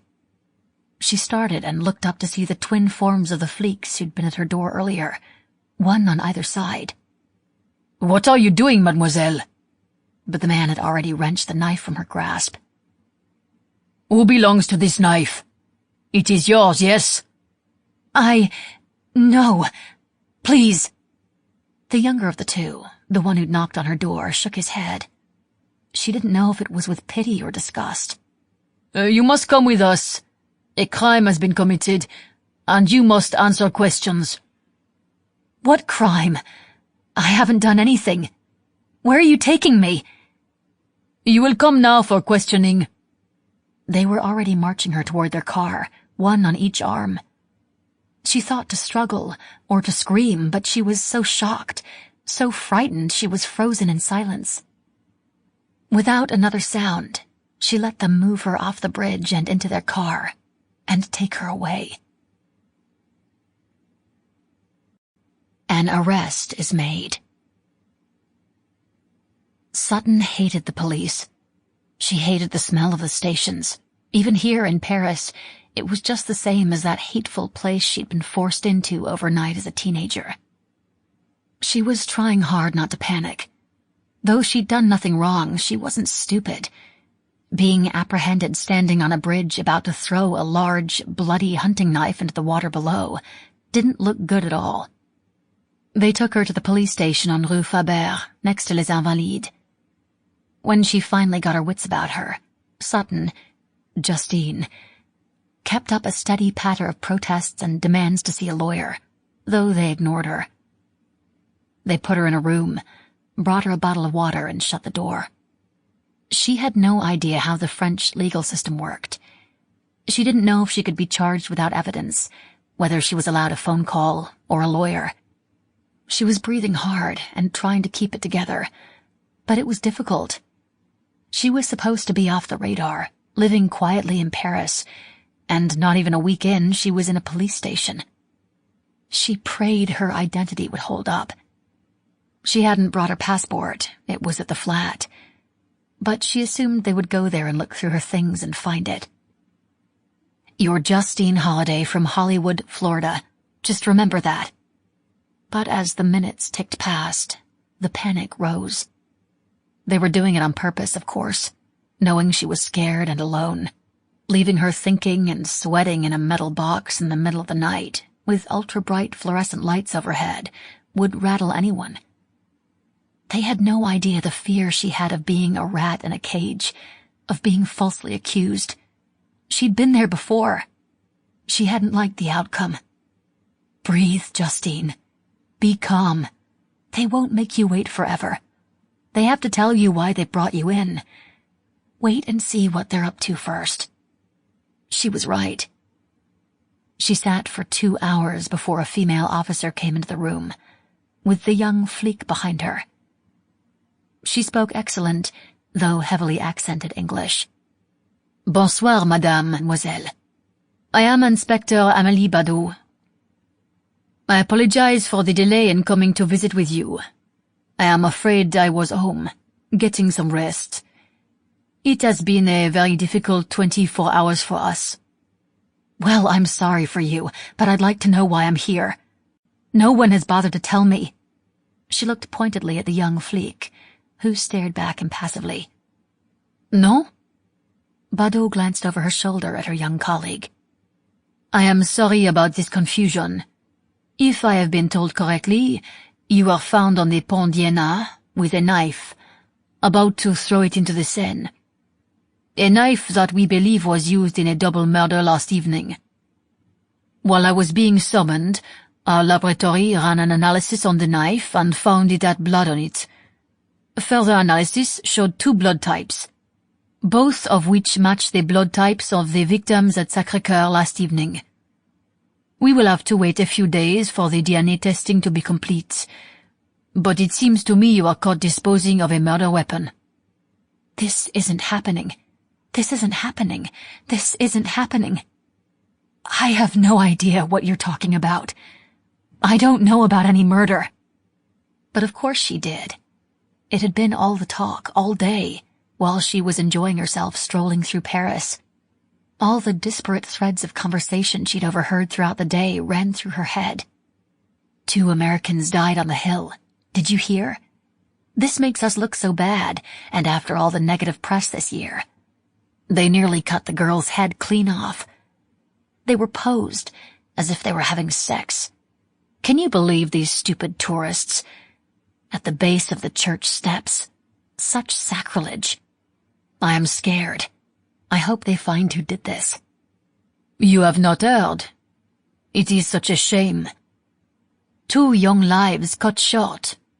With your knife, mademoiselle. I didn't do this. I found the knife. Oui. D'accord, that may be. We have all night for you to tell me about the knife. But why don't we get comfortable and discuss what brought you to Paris? I understand you have recently arrived and rented a flat. You applied for a work visa. You plan to stay for a year. Sutton wasn't about to be swayed from the topic at hand. I didn't have anything to do with the 2 murders. Those children, Lily and Rick, I don't know who killed them. And I want a lawyer. The woman smiled kindly. I didn't tell you the victims' names. So you are aware of the case, are you not, mademoiselle? Sutton shut her eyes briefly. Stop being stupid. Badaud continued in that friendly, concerned tone. You are not in America, mademoiselle Hallyday. You don't have the same rights as you might be afforded at home. She settled back more comfortably into the chair, as if getting ready for a nice, long chat. Now tell me. What brought you to Paris? Sutton closed her mouth. Her lips seemed together as if sewed shut, and shook her head. She wasn't going to say another word. This was bad, very bad, and she couldn't take the chance of screwing herself more. She knew she'd get a lawyer eventually, but shit, what was she going to do? Call the embassy and ask for help? She had a fake passport, a fake identity. She was here under very false pretenses, and that was illegal. She couldn't imagine the embassy staff was predisposed to helping foreign nationals who flouted the law. She shook her head at the woman, who smiled as if she understood completely. Bado signaled her compatriot to leave. Then, when the door shut, leaned close and said, "You might as well start talking. We know what you've done, and we know who you are. We have a video of you on the grounds of Sacré-Cœur, trying to admire your handiwork. And again, later, laying flowers to make it seem you are simply there as another grieving tourist. The murder weapon was found in your flat. We are searching it thoroughly as we speak for more evidence. It does not take a genius to pull the threads together. Now," she said, smiling kindly, "it is time for you to tell me the truth about your involvement in the murders." Sutton fought back tears. Oh God, she was well and truly screwed. "I want a lawyer." Pfft. Bado gave a Gallic shrug. "If you are not willing to talk to me about the murder, would you perhaps like to talk about the real reason you're in Paris?" "Lawyer." Bado shook her head and sighed heavily. "You will do well to cooperate with me, mademoiselle. I want only to get the truth, to understand what is actually happening." Silence from Sutton. She was a sphinx. She would not break. "Suit yourself.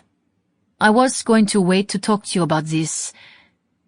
You're possibly the most famous missing person on the planet right now. A missing person, and the #1 suspect in a gruesome double murder.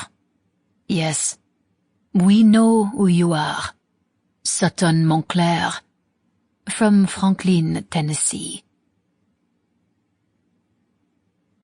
Sometimes you get exactly what you want. In a darkened apartment, barren of anything but an old dusty couch, a cobweb across a cracked window, and a state-of-the-art laptop computer, a phone rang. When answered, a voice said, "It's done. She's been arrested." "Has she been charged?" "I don't know, but she's been in there for 5 hours now. They caught her red-handed trying to toss the murder weapon. She doesn't have a chance in hell of getting out of this. She's not that good a liar. And they know exactly who she is. I left nothing to the imagination." "Good. Make sure she's charged, then come home." A pause. "I miss you." "I know you do. I'll see you soon enough." "Have you enjoyed yourself?" A throaty, satisfied laugh. "You have no idea." Everyone. The world breaks everyone, and afterward, some are strong at the broken places. Ernest Hemingway.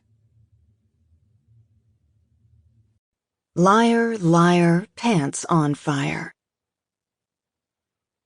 "Hey, it's me. Miss me?" "Yeah, I didn't think so." "Have you figured it out yet?" They're lying. But I know the real truth. Which means you're going to have to listen to me. Ha ha. Joke's on you. You realize they get paid to lie, don't you? It's what they do for a living, so of course they lie to each other, and of course they've lied to you. I mean, come on, they can't even agree on where they met or how the evening went down. It was Chicago, if you're wondering, not London or New York. They were at a conference in Chicago, and the only thing they both agree on is they got bone drunk and screwed all night. Have they told you about their significant others at the time? The ones they dumped? No? Well, let me tell you. When Sutton and Ethan met, Sutton was practically engaged to a man named Tobias Winters.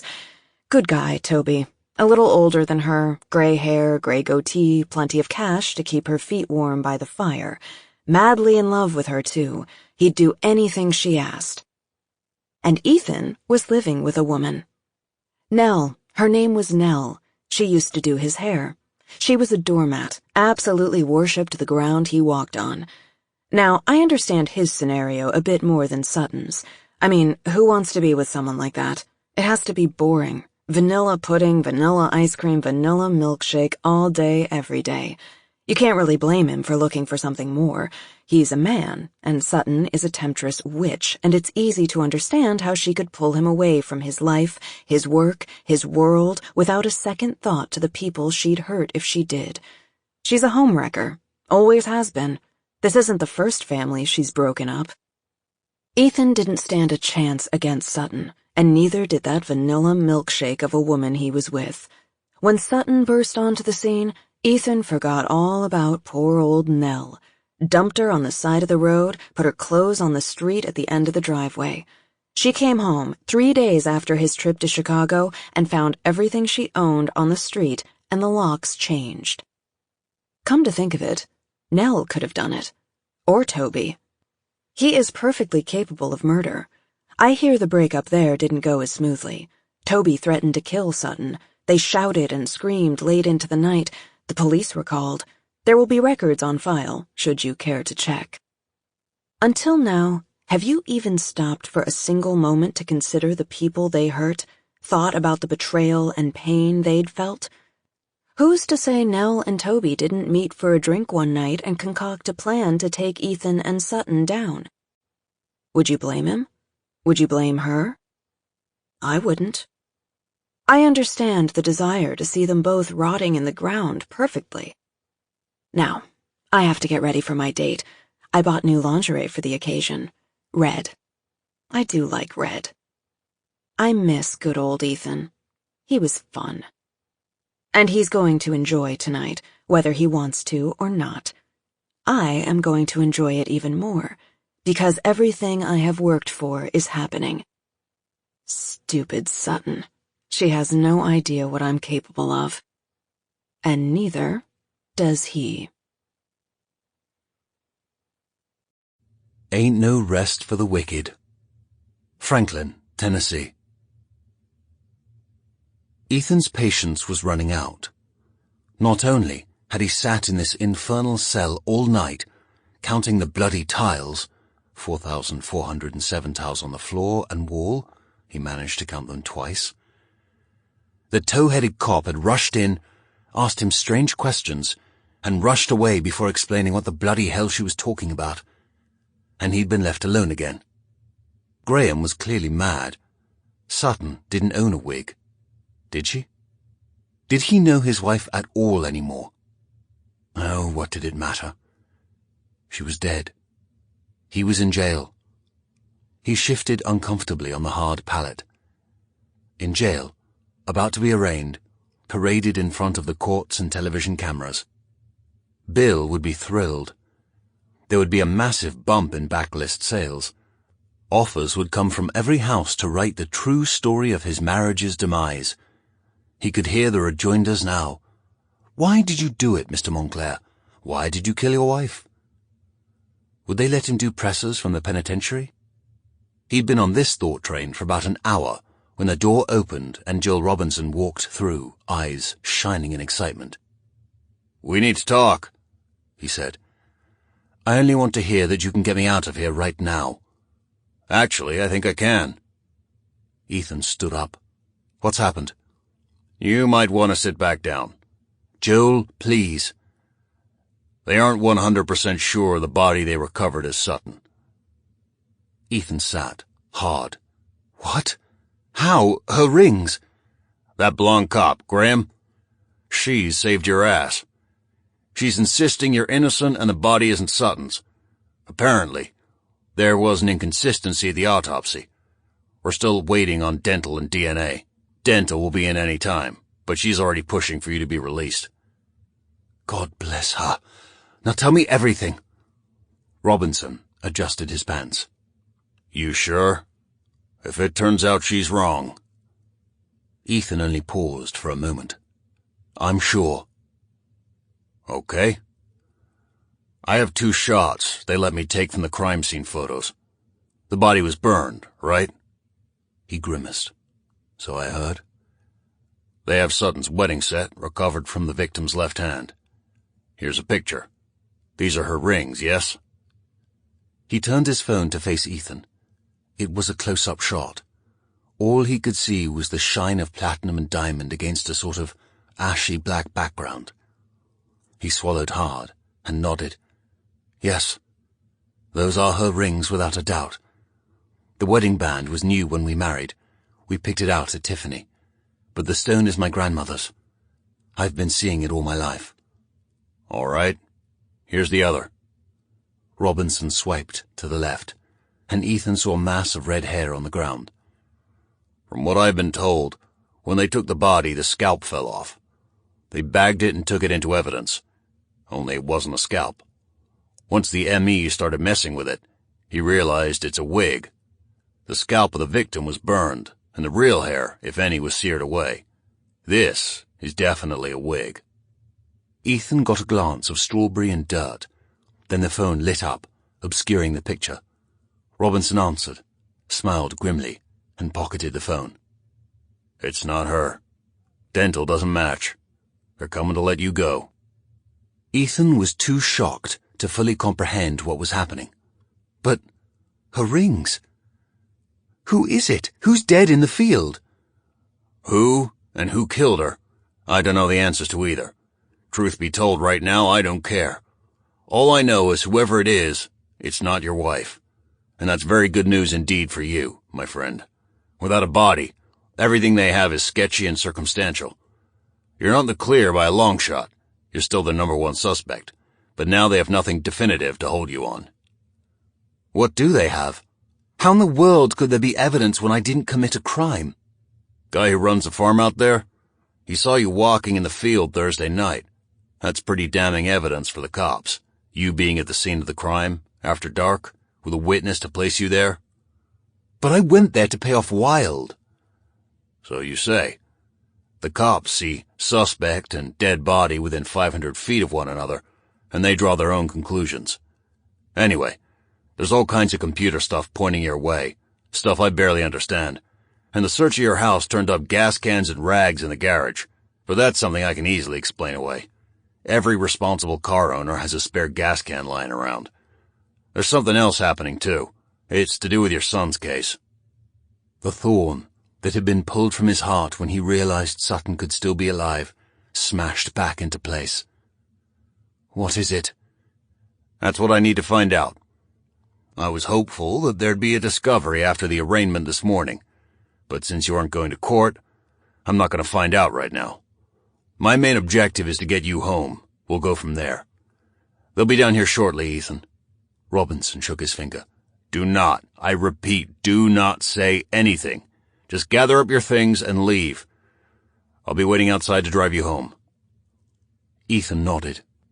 As Robinson was walking out, he said, Joel? Yeah. I didn't hurt her. Robinson nodded. I know. Half an hour later, Officer Graham came through the door. She looked like she'd been up all night. Her hair was standing on end. She had circles under her eyes. But when she approached, her smile was genuine. Time to go home, Mr. Montclair. He stood, hands in his pockets, feeling the tug of his loose waistband sliding onto his hips.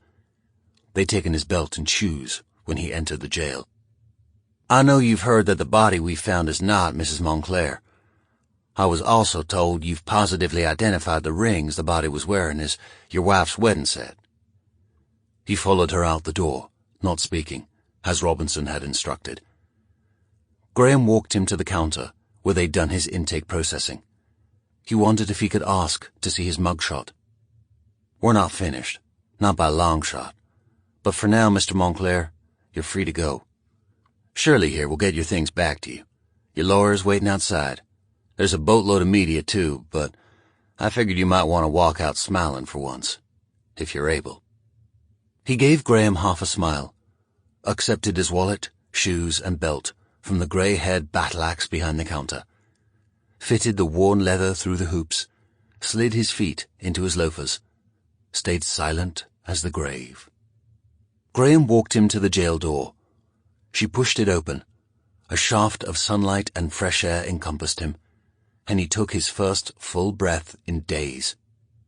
Against the advice of his attorney, he softly said to the cop, "Thank you for believing me." Graham shrugged. "I wouldn't say I believe you, sir. If you killed Mrs. Montclair, I will find out, and then I'll nail you to the wall."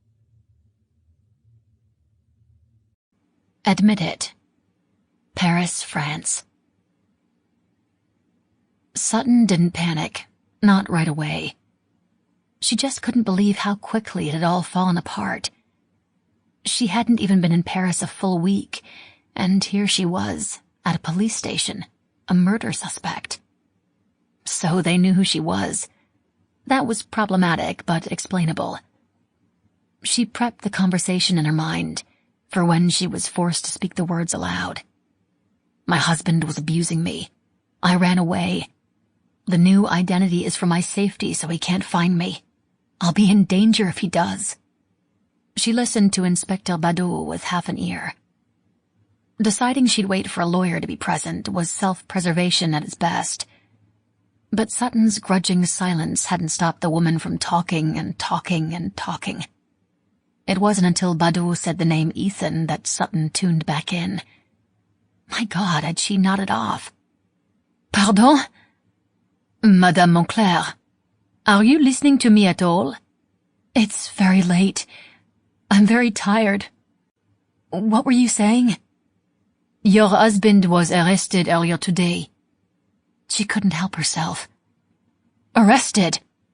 For what?" "Murdering you." Sutton's brows creased. What in the world? This was a trick to get her to talk. She said as much, then asked again for a lawyer. When Badeau frowned, a small crease appeared on her forehead. Sutton had gotten used to this. "Madame Montclair, allow me a moment to speak frankly. I will admit, now that we have become aware of this information, something feels off about this situation. According to the American police, your body was found, murdered and burned in a field outside the town in which you live. I was told the body was wearing your wedding rings. Your husband was arrested for murdering you. And yet here you sit, very much alive, a murder suspect in your own right. There are 2 bodies here in the morgue, brutally murdered at Sacré-Cœur. We have a video of you at the crime scene. We have the murder weapons that you are trying to dispose of. And there is this." She pushed a small gray and black box in a plastic bag towards Sutton. "This was found in your apartment." It looked like a ring box. As she watched, Badeau unsealed the evidence bag, creaked open the box. Flakes of black fell onto the table. Inside was a small diamond engagement ring. "The blood on this ring box also matches that on the knife. There is no more logical conclusion other than to assume it must have been taken from the Sacré-Cœur crime scene." "I've never seen that before in my life." Badeau's brow furrowed. "I thought you would claim as much." She leaned forward, almost as if she was going to touch Sutton's hand. "Madame, you are in very serious trouble. I implore you. Explain yourself." Sutton shook her head. Badeau sat for a moment, unmoving, unspeaking, then shrugged. "My superior is at this moment making a call to the police in your town to tell them we have you in our custody, and that we will be charging you with double homicide. It would not surprise me at all if a 3rd charge will not be pending." "A 3rd?" Sutton blurted out. "Mais oui, madame. It seems quite logical to me that you attempted to obscure your flight from the United States by murdering someone, putting your rings on the poor soul's finger, and fleeing here to Paris. Your murderous rage took you to Sacré-Cœur, where you killed the 2 innocent students, hid the murder weapon, Then casually return to the scene of the crime to lay flowers in an effort to make yourself look sympathetic. You are quite the dangerous creature. Sutton felt the blood draining from her head as the woman spoke, each word a nail to her heart. This was not what was supposed to happen. This was not how she meant for anything to go. A sick and deep nausea gripped her. She knew she was going to be ill. Sutton clapped a hand over her mouth. "Please, the trash can." Badaud shoved it forward with her foot. But she didn't get sick, just sat miserably, sweating, the gorge rising. She hadn't eaten. There was nothing to throw up. Her stomach churned. What had happened? What was going on? A dead body wearing her rings? She'd left them behind in Franklin with everything crashing into place. The past month, the plans made, the precautions taken, the confidences given.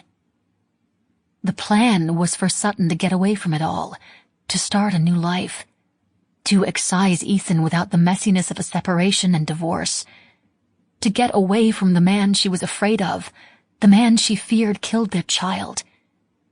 Self-preservation, yes, but something more, something else. Punishment. For both of them. For what had happened, and what was to come. Paris was the obvious choice, the place they'd talked about, the dream location. If you're going to escape your life, you might as well do it right. And now there were bodies, one wearing her rings, two more practically lying at her feet, and a horrible realization started deep within her. Ethan, arrested. Sutton, arrested. Only one person knew what she'd planned, had helped, had encouraged. A shoulder to cry on, a compatriot in the plot. And now, she had to get out of here. She had to get home. She had to fix this. Dear God, what had she done? "Are you going to be unwell?" Badaud asked. Sutton coiled her hair in her hand, lifting its mass off her neck, passing her hand quickly behind to fan herself. "Yes, I'm going to be unwell. How would you feel if someone accused you of murdering 3 people when you did no such thing?" Badaud smiled briefly. "It is warm in here. Would you like a drink of water?" "Yes, I would." The door opened and a bottle of Evian was handed in. Sutton opened it and drank. She felt better. It was hot in the stifling little room. She hadn't had any sleep or food, and she was tired of being harassed. It wasn't smart, speaking without counsel. She could hear Joel Robinson's voice in her head, warning her off. Actually, it was terribly reckless, but she was sick and scared, and being pushed was never something she could handle. And, truth be told, Sutton's specialty was recklessness. There were more people listening to the interview. The water had been forthcoming almost immediately. She needed to be careful, but she needed to talk, to clear herself, to get home to Ethan. She needed him. He needed her. They were going to have to face this threat together. "I didn't kill anyone," Sutton said. "Are you willing to make a statement? For the record, then?" "Yes. On one condition. When I finish, I want to call my husband." "We cannot guarantee anything, madame. But I agree to pass on a message to your husband, should you answer our questions adequately." Sutton took a deep drink of the water, and then she told them. She told them everything. Once a juvie, always a juvie. Holly didn't think she'd ever seen anything so insane as the media frenzy when Ethan Montclair walked out of jail, and the chief had to eat crow for arresting him before they'd formally ID'd the body found at the farm off Highway 96, which the ME hadn't been able to do yet. There were no other officially missing women in the area, so unless a family member came forward or the dental database got a hit, which she doubted they would, because the victim clearly hadn't been being treated by a dentist recently, so recent radiographs were a long shot. They had a Jane Doe on their hands. An anonymous victim. Lost. No way to determine age, ethnicity, or identity, thanks to the very well-placed fire. A stranger, wearing Sutton Montclair's wedding set. Rings on her fingers, bells on her toes. Holly couldn't get the refrain out of her head. Once the crow had been eaten, the friends lined up for more interviews, both with the Franklin police and the media, now begging Sutton to come forward, to show herself, to stop the charade. Ethan Montclair drank himself into oblivion, while Joel Robinson gave proxy interviews, begging Sutton to come home. Holly ignored it all. She shut the doors to the conference war room and went back to work. Because now they were acting under the assumption that Sutton Montclair was a murderer. It was quite clear from all the interviews that she'd been parceling out information to her friends. Phyllis, the comforting knowledge she was the only confessor. Ellen, the honor of intelligence and professional intimacy. Ivy, taken advantage of the most, given the Benadryl bottle to make it look like her husband had killed their child. Holly imagined Sutton to be a disturbed woman, volatile and unpredictable, a woman with problems, who was lashing out at everyone and everything around her. A woman who lost her child, Holly. That alone would drive anyone insane. Lost? Or was Sutton Montclair responsible for her baby's death? It was an easy hypothesis. Kill the baby, lose her mind, fake her own death, set up her husband. Perhaps it should be the realm of fiction, but it wasn't outside the bounds of reality. People had done worse for less. Holly needed to speak again to the friends, especially to Ivy, the one who'd so adamantly insisted Ethan Montclair had hurt his wife and possibly killed his child, to whom pictures had been shown, murder weapons given. It seemed to Holly that Sutton Montclair was a master manipulator. She'd killed her child, done a mighty fine job of trying to set up her husband for murder, all under the guise of, poor little me, I'm an abused wife.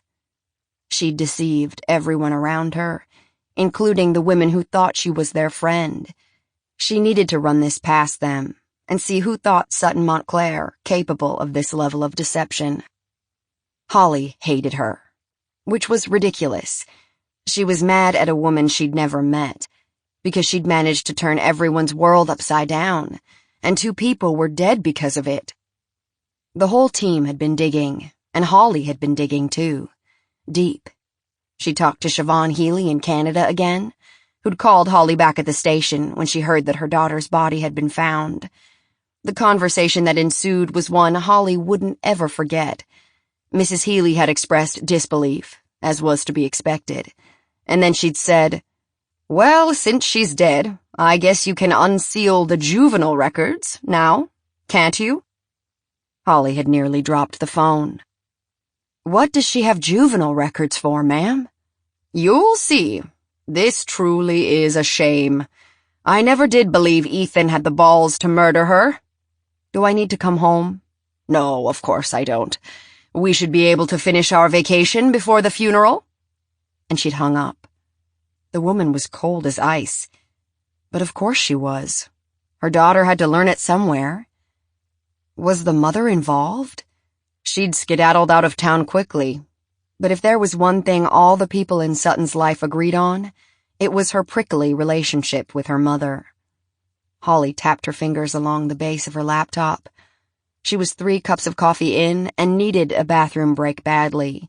But those juvie records were calling her. She typed in Sutton Healy, came up with nothing. Tried Siobhan Healy, nothing. It was half an hour later, deep in the system. She found a name change petition. Maud Wilson, mother of Elizabeth Sutton Wilson. Maud's new name was Siobhan. Now who was being devious? Looked like Sutton came by it naturally. She plugged in Wilson, Elizabeth S. There was an immediate hit. She opened the file and started to read. An hour later, she emerged from the computer, rinsed her coffee cup, used the bathroom, and perched on the edge of her desk to think. Sutton Montclair wasn't who she said she was. And Holly wasn't surprised at all. Haze on the Seine. Sutton talked for 2 hours. She explained everything that had led up to her fleeing from Tennessee in the first hour, and in the second, everything that had happened since she'd arrived in Paris. Badu and the unseen others listened without interruption until she brought up Constantine. Constantine Raffalu. Did you ever see an identification for him? A passport, a license of some sort? No, but you say you have me on video at Sacré-Cœur? I was supposed to meet him there. That's why I went, to see the sunrise, work, and meet him for lunch. He encouraged me to go. Perhaps he will be on the video. And if there are cameras at my cafe on the corner, he was certainly there a few times. He is involved in this. I don't know how, but he is. He must be. If I were a paranoid woman, I would say he is Colin Wilde, and he set me up. But that would be quite a leap. He was in your apartment alone. He had access. Did you give him a key? No, I didn't give him a key, but that means nothing. He could have made a copy. He could have picked the lock. He could have watched to see when I left the flat for a walk or for food.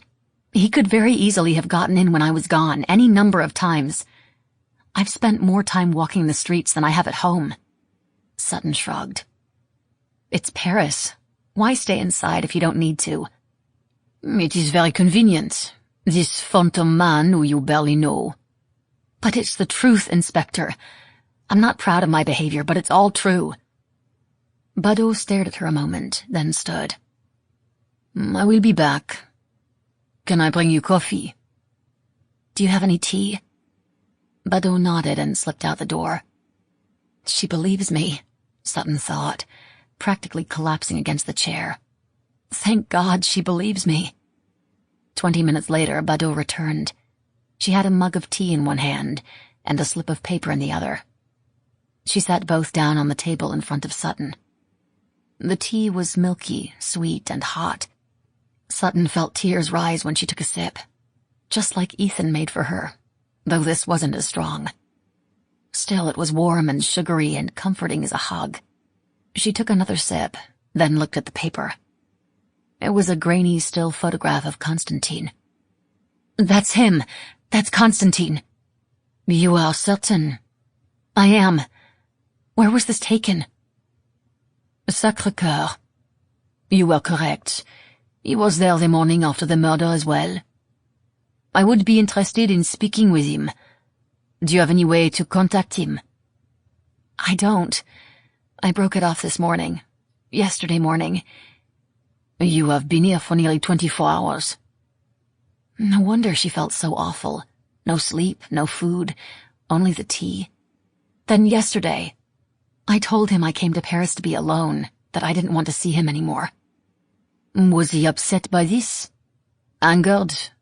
Threatening? No. More disappointed, but not hurt or rejected. He seemed cold, but not angry. He left without a fuss. Can you find him? Not without considerable help. Why is that? She slapped down another photo, this one much clearer, shot from above. Constantine, but not Constantine. The man in this picture had surfer blonde hair and a grim smile on his face. His tall body was clothed in khakis and a blue button-down. He was mid-stride, carrying a black leather duffel bag. The man who told you he was Constantine Raffalu took a flight from de Gaulle last night. Paris to JFK. We have made calls to the FBI to warn them. Hopefully they can arrest him quickly. When they do, they will arrange for us to have a discussion with him. I don't understand. He bleached his hair and caught a flight to JFK? He changed his name as well. Or lied to you. The passport he flew under names him as Trent Duggan. American citizen, 35 years old, birthplace Orlando, Florida. The passport's issuing office is also in Florida. The problem is the name, address, social security number and passport number do not match anyone from the state of Florida. I will need to see the passport itself to make the determination, but, like yours, I believe his papers are false.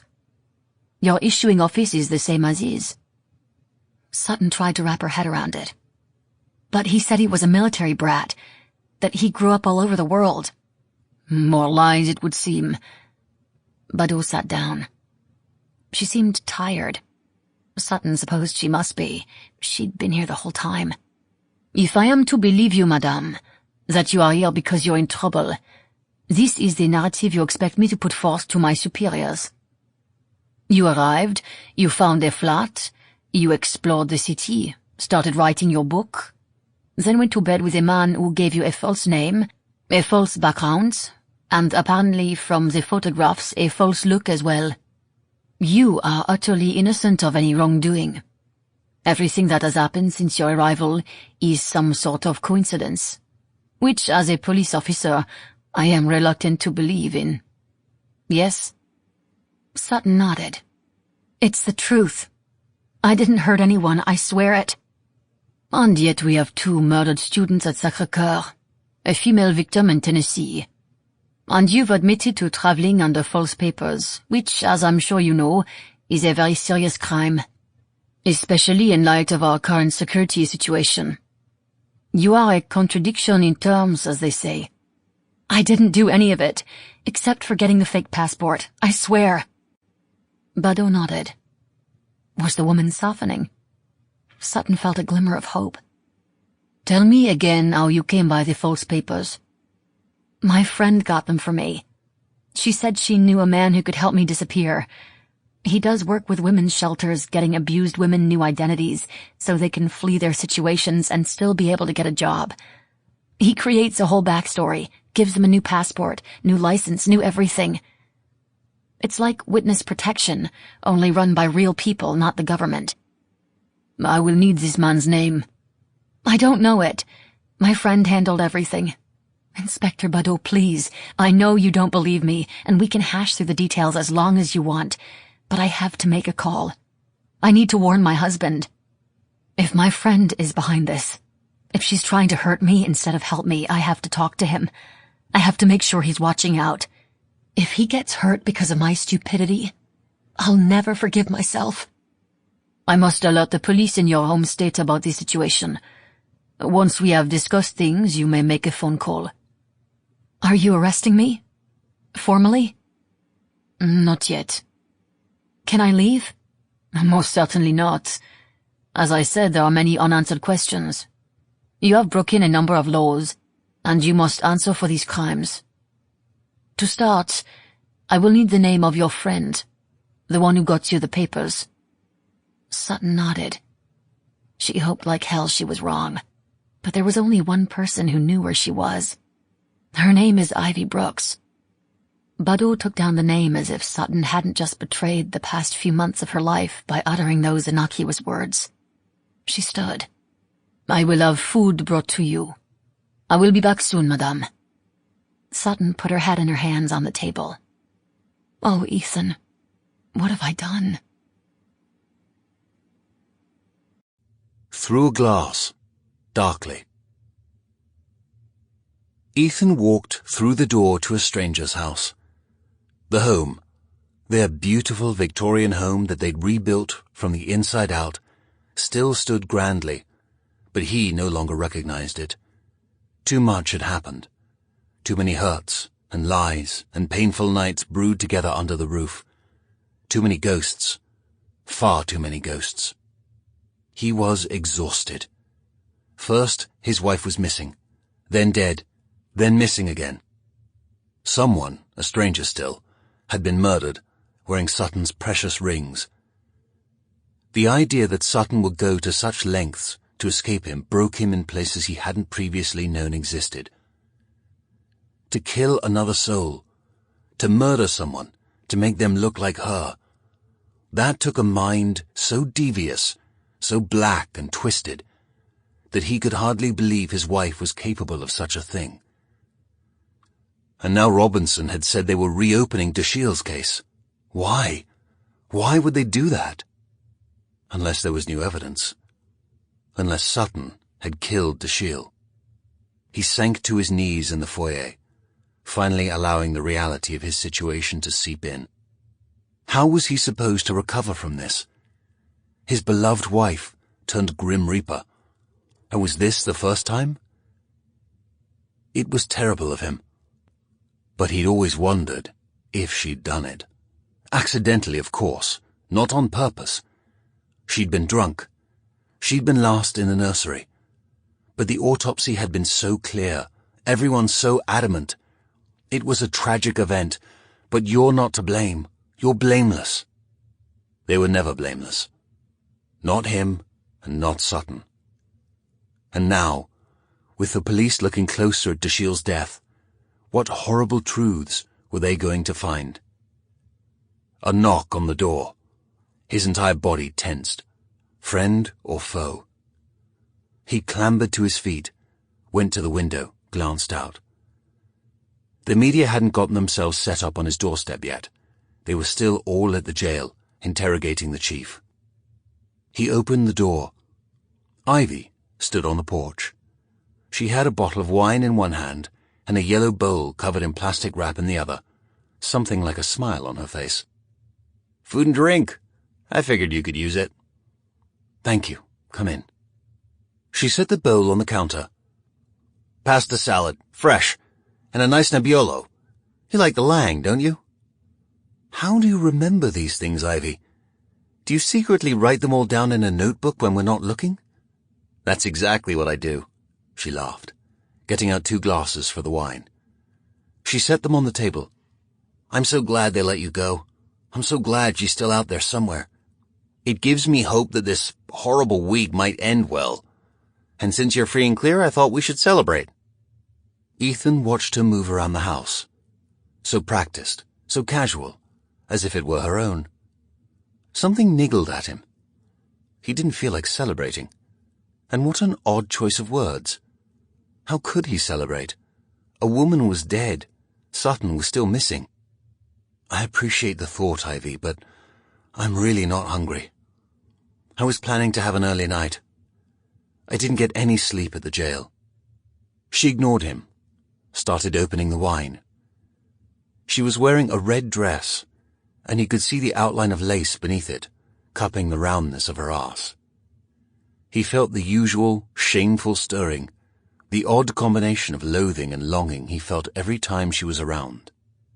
She began to pour, the ruby liquid splashing recklessly against the glass. A few drops landed on the counter. She ignored it, handed him a glass, raised hers in a salute, took a sip. Did you ever tell her about us, Ethan? I mean, she knew about the affair. That awful blogger made sure that happened. But did you ever tell Sutton that it was me you slept with that night? He nearly spit out the wine. They didn't discuss this. It was an agreement. That night had never happened. He couldn't remember it, didn't want to remember it. Of course I didn't. She was hurt enough as it was. And like I told you, no offense, but I was so drunk that I don't remember that night at all. Just waking up. I got most of the story from that arsehole blogger. Her face had whitened, her mouth a thin line. You don't remember anything? It was good. It was fantastic, actually. I've always wanted to do it again. She set her glass down, inched close to him. She started to slide her dress up her thighs. What do you say, Ethan? Shall we give it another go? This time, I swear you'll remember everything. Ivy, I don't think now is the time. I think now is the perfect time, Ethan. You know you want to. I see how you look at me. I see the way your eyes follow me when I cross the room. What's it been like, all this time, with Sutton cold as a fish, knowing that I have been ready and waiting for you? I don't want this, Ivy. You've always wanted this, Ethan. Sutton gone and me, ready and willing for anything, in your bed. That's what you told me that night. You don't remember, so you claim, but I see it in your eyes. I see how much you want me. Now she's gone and we don't have to hide it anymore. Closer now. He could smell her perfume, see the lace thong. Her dress had a deep V-neck. She was wearing a matching set, just like what he'd woken up to that horrible morning. Him, naked and suffering from the most epic hangover he'd ever had. Her, bedecked in red lace, hot as a lit stick of dynamite and ready for another go. He'd turned her down.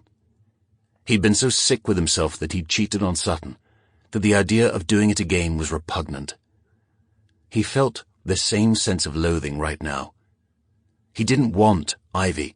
He never had. There was something about her, yes.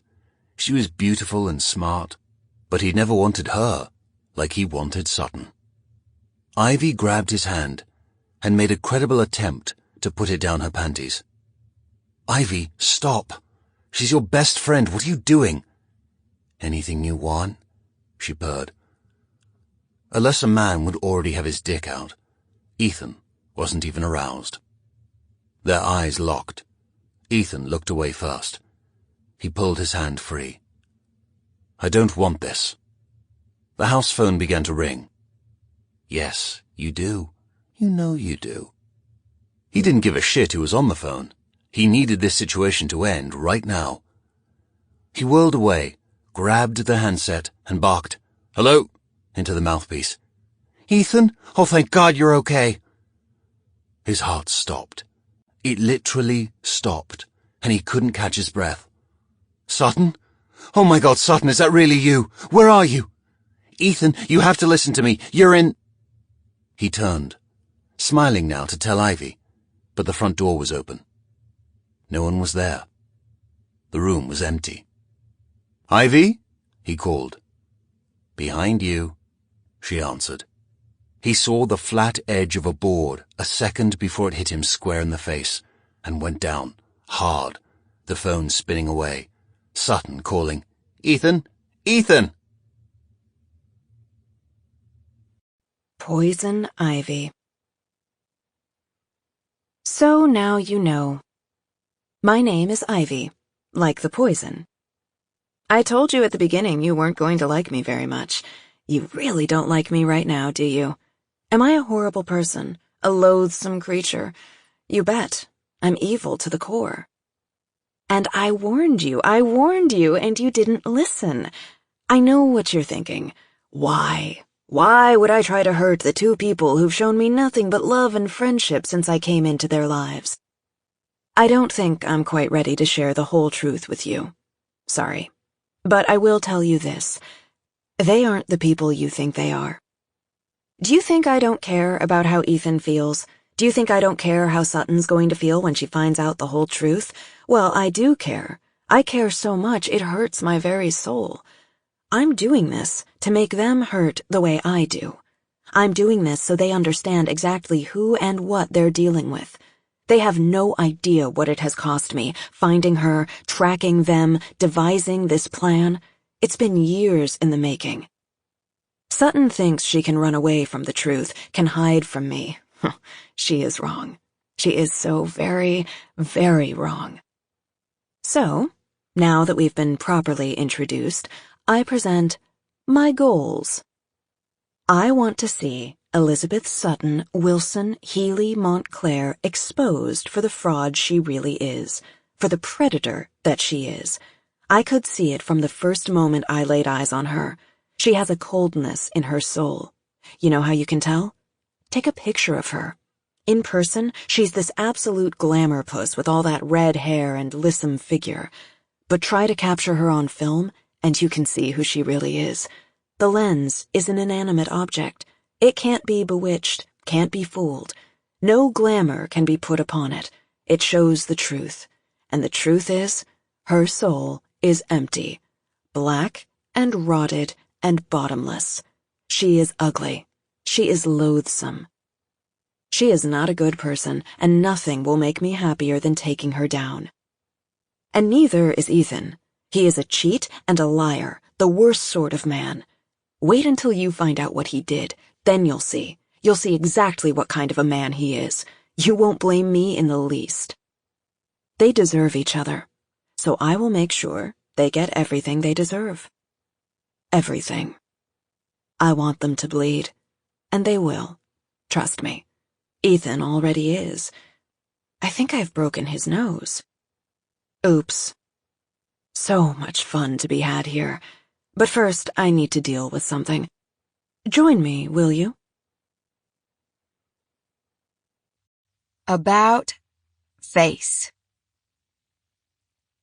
Holly's desk phone rang, something that only happened if someone was calling in-house from another phone in the station, or the receptionist. 50-50 shot. She much preferred in-house calls than the blind squirrel finds nuts ones she got from outside. Still, she had to answer. It was policy. She grabbed the receiver and kept typing with one hand. Graham.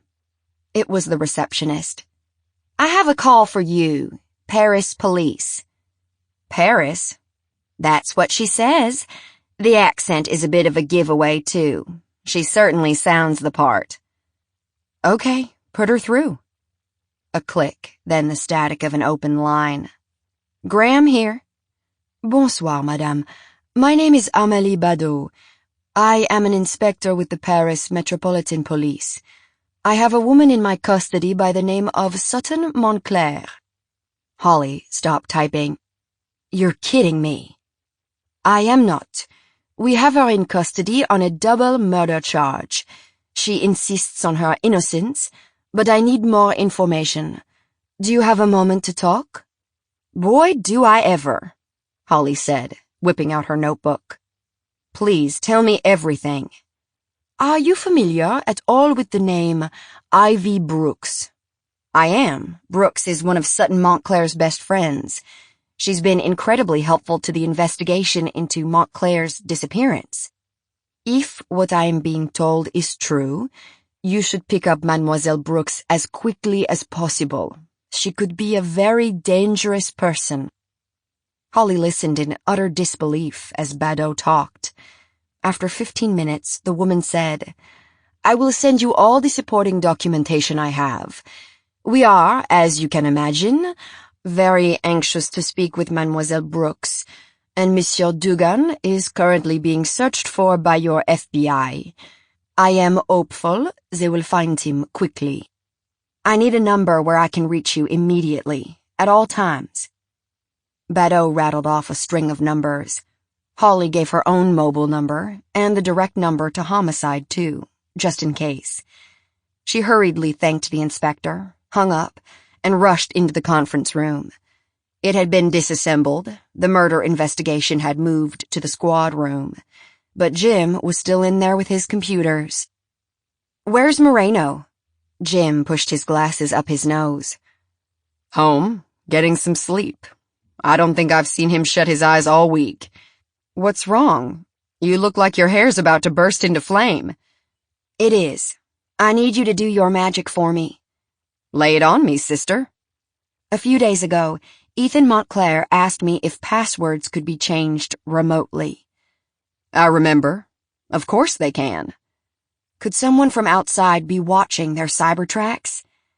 With all the malware the Montclairs have on their computers, the Russians could be spying on them. But Holly, it's been pretty clear all along Montclair was the one spying on his wife. What if it wasn't him? Is it possible to mimic the IP address so it looks like it came from his computer? Again, sure. But you don't think Montclair is innocent of all this now, do you? I don't know what to think. But tell me this. If someone wanted to really screw with a person, make it look like they've been harassing someone, it's doable, right? Jim started to look excited, all notes of exhaustion gone from his voice. Are you saying there's a third party involved? Exactly what I'm saying. Montclair's been claiming this Colin Wilde person has been harassing him and his wife for months now. And everything we have says Colin Wilde is a sock puppet created by Montclair to terrorize his wife, to cut her down, ruin her career. That Montclair himself was responsible for all of it. But what if we're wrong? What if Colin Wilde is real? I'll bite. Who is he? If Sutton Montclair is to be believed, he's probably a man named Trent Duggan, and he's working with Ivy Brooks. Whoa. Come again? Where are you getting all of this? Brooks is your most reliable witness. She has been, yes, but Sutton Montclair is sitting in a Paris jail cell and claims Brooks helped her plan a getaway, and she left her rings in her possession. If that's true, then Ivy Brooks is our murderer. You found Sutton Montclair? Sure did. Just got a call from the French police. They've got her for murder. A double murder, actually. She's denying it, of course, and the Paris inspector on the case seems to feel Sutton is innocent. And I'll tell you, Jim, Montclair never felt right to me for all of this. It didn't jibe. Why systematically try to ruin your wife? Why not just divorce or leave? He may not be Captain America, but he doesn't strike me as the malicious type. You've always been starry-eyed for him. I'm going to ignore that statement, and when it turns out I'm right, you can apologize over a steak dinner. Jim's eyes lit up. Deal. So what do you want me to do? If Brooks is behind this, there will be a trace, right? There's no way to do it completely clean. Yes, that's true. And there is a phantom IP address that came through with all the others. One from here in Franklin that I haven't been able to track down. It went through about 50 routers, bounced all over the world.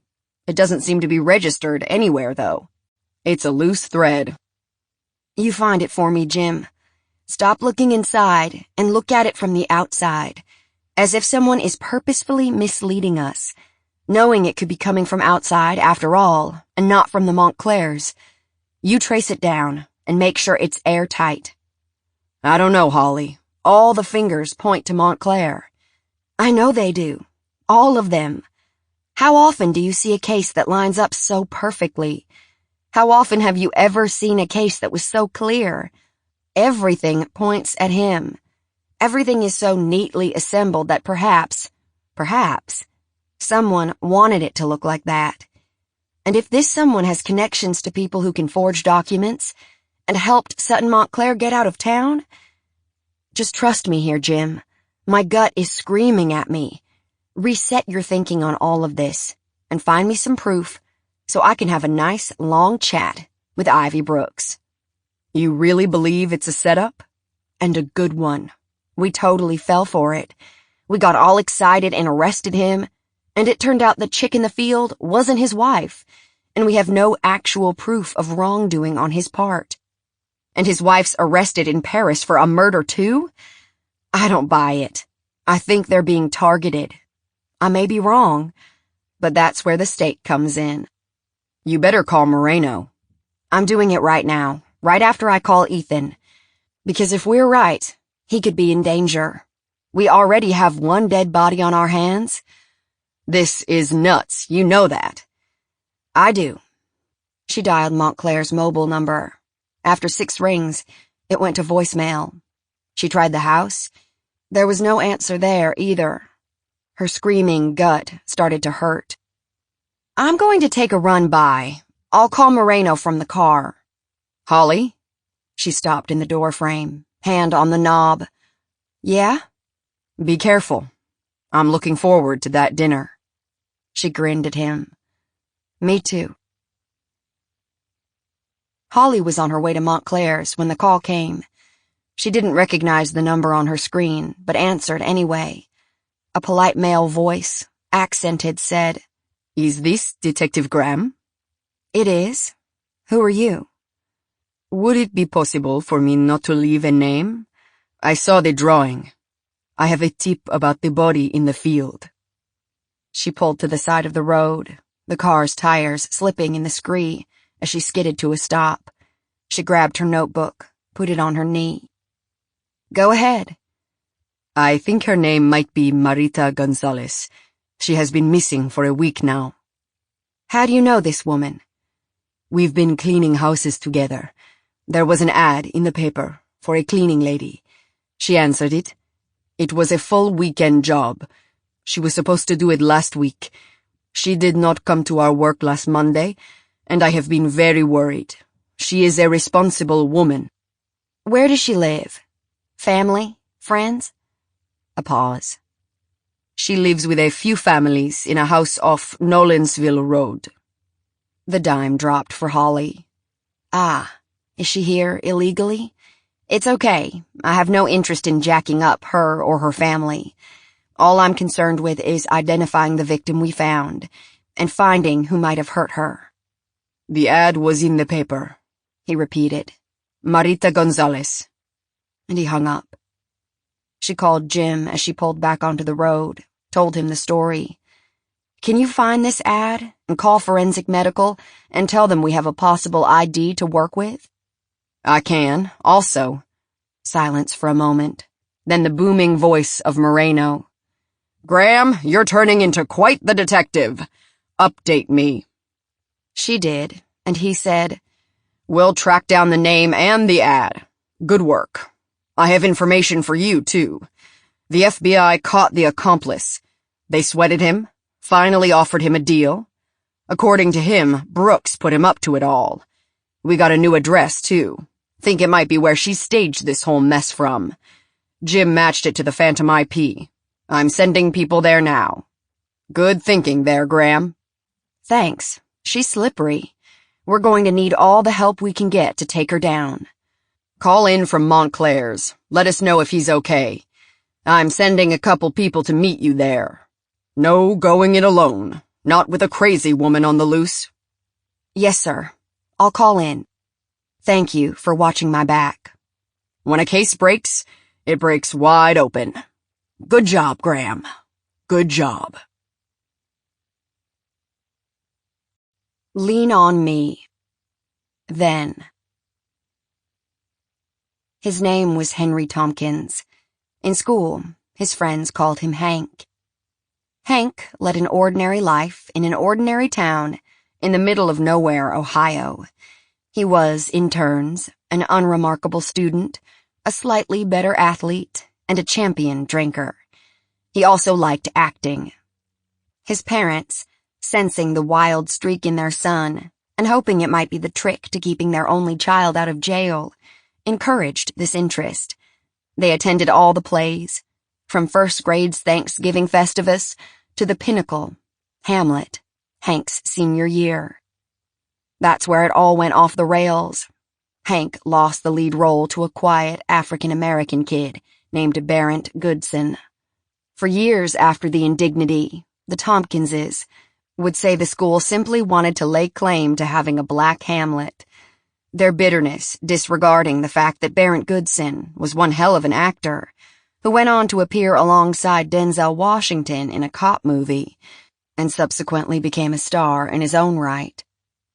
When Hank was shunted aside for his more talented classmate, even though he took the role of Claudius and played it well, the situation hit him hard.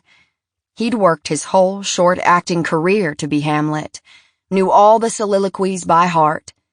He identified with the young Prince of Denmark, probably more than anyone around him knew. And where a disappointment of this magnitude would normally send a young man of relative means to the next step regardless, like moving to New York and waiting tables and trying for an off-Broadway play, or maybe even a trip to California to take some acting classes and try writing a screenplay or two, Hank Tompkins was made of lesser grit and was destroyed, flattened. This damage was irreversible. The drinking, a pastime moderated by the acting, grew to epic proportions. DUIs followed, and a stint in jail. Drugs were next, and another stint in jail, this time for dealing marijuana. The downfall was fast and complete. Disappointed Hank catapulted himself to the dark side and didn't look back. It was a deficit in his character, absolutely, that made him so unable to handle even the simplest of bad situations. But a person's true character is rarely revealed until they are staring into the face of adversity. Hank's test came early, when he wasn't emotionally mature enough to handle it, after being coddled by his parents and friends his whole existence. But it would have shown up sooner or later. He was handsome, Hank, and a partier, and always had a little cash on hand, which meant he attracted women who thought to enjoy his attentions. He took great advantage of said attentions, but then he met a girl who started to straighten him out, and things began to look up. Neighbors whispered Hank Tompkins had outgrown his childhood disappointment and was going to be a responsible young adult. But then the idiot cheated with Alicia Barstow, his high school crush. And of course, Alicia got pregnant and told his girlfriend, and the whole world collapsed down around him again. Wash, rinse, repeat. Only he was caught dealing meth this time.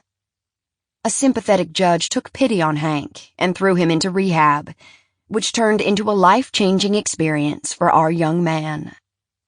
Sober for the first time in years, he acquired the tools and learned the trades a man needs to succeed in life, like how to commit fraud, check-kiting, identity theft, and where to find the shadow men who did all sorts of things behind the scenes for criminals who had needs, desires, and money. This wasn't the education the judge wanted him to receive, but Hank happened to be there at the same time as a kid named Jake, who was one of the most successful con artists Ohio had seen in recent years. So good he'd conned a judge into sending him to rehab instead of jail after his last infraction. Jake and Hank were inseparable. Jake taught Hank all he knew. Turned out Hank, with all his intelligence, had an aptitude for the long con. He was a very good actor after all, brilliant with accents, mimicry. He kept them all in stitches, doing impressions during group therapy. And then there was Ivy. She arrived on a Wednesday at 2 p.m. Ivy was hot in the damaged way of all lost young women. Doe eyes, scraggly blonde hair with the dark roots, waif thin. She wouldn't talk to anyone or meet anyone's eyes. She shuffled around the edges, watching without looking. There were rumors, always rumors. Suicide attempt, probation violation, assault while under the influence. None of it mattered. All of it was true. She was a swan among ducklings. She was a queen. She ruled them all, one bashful Mona Lisa smile at a time. Hank, understandably, fell hard. She became a project. To win a smile, that's all he wanted. He'd always been the friendly sort. It only took him a few days to make the connection. He told her of his life, his passion for acting, the disappointments he faced, the changes he was going to make. When she shared her story, Hank was lost and forever marked by the lonely waif. When he got out of rehab, he waited for her. When she got out, 3 months later, she was changed. There was a hardness in her, a coldness. Armor had been developed, protections put in place. Gone was the lost girl. In her place was a woman. A woman with ideas. A woman with a plan. And Hank, lovesick Hank, bought in.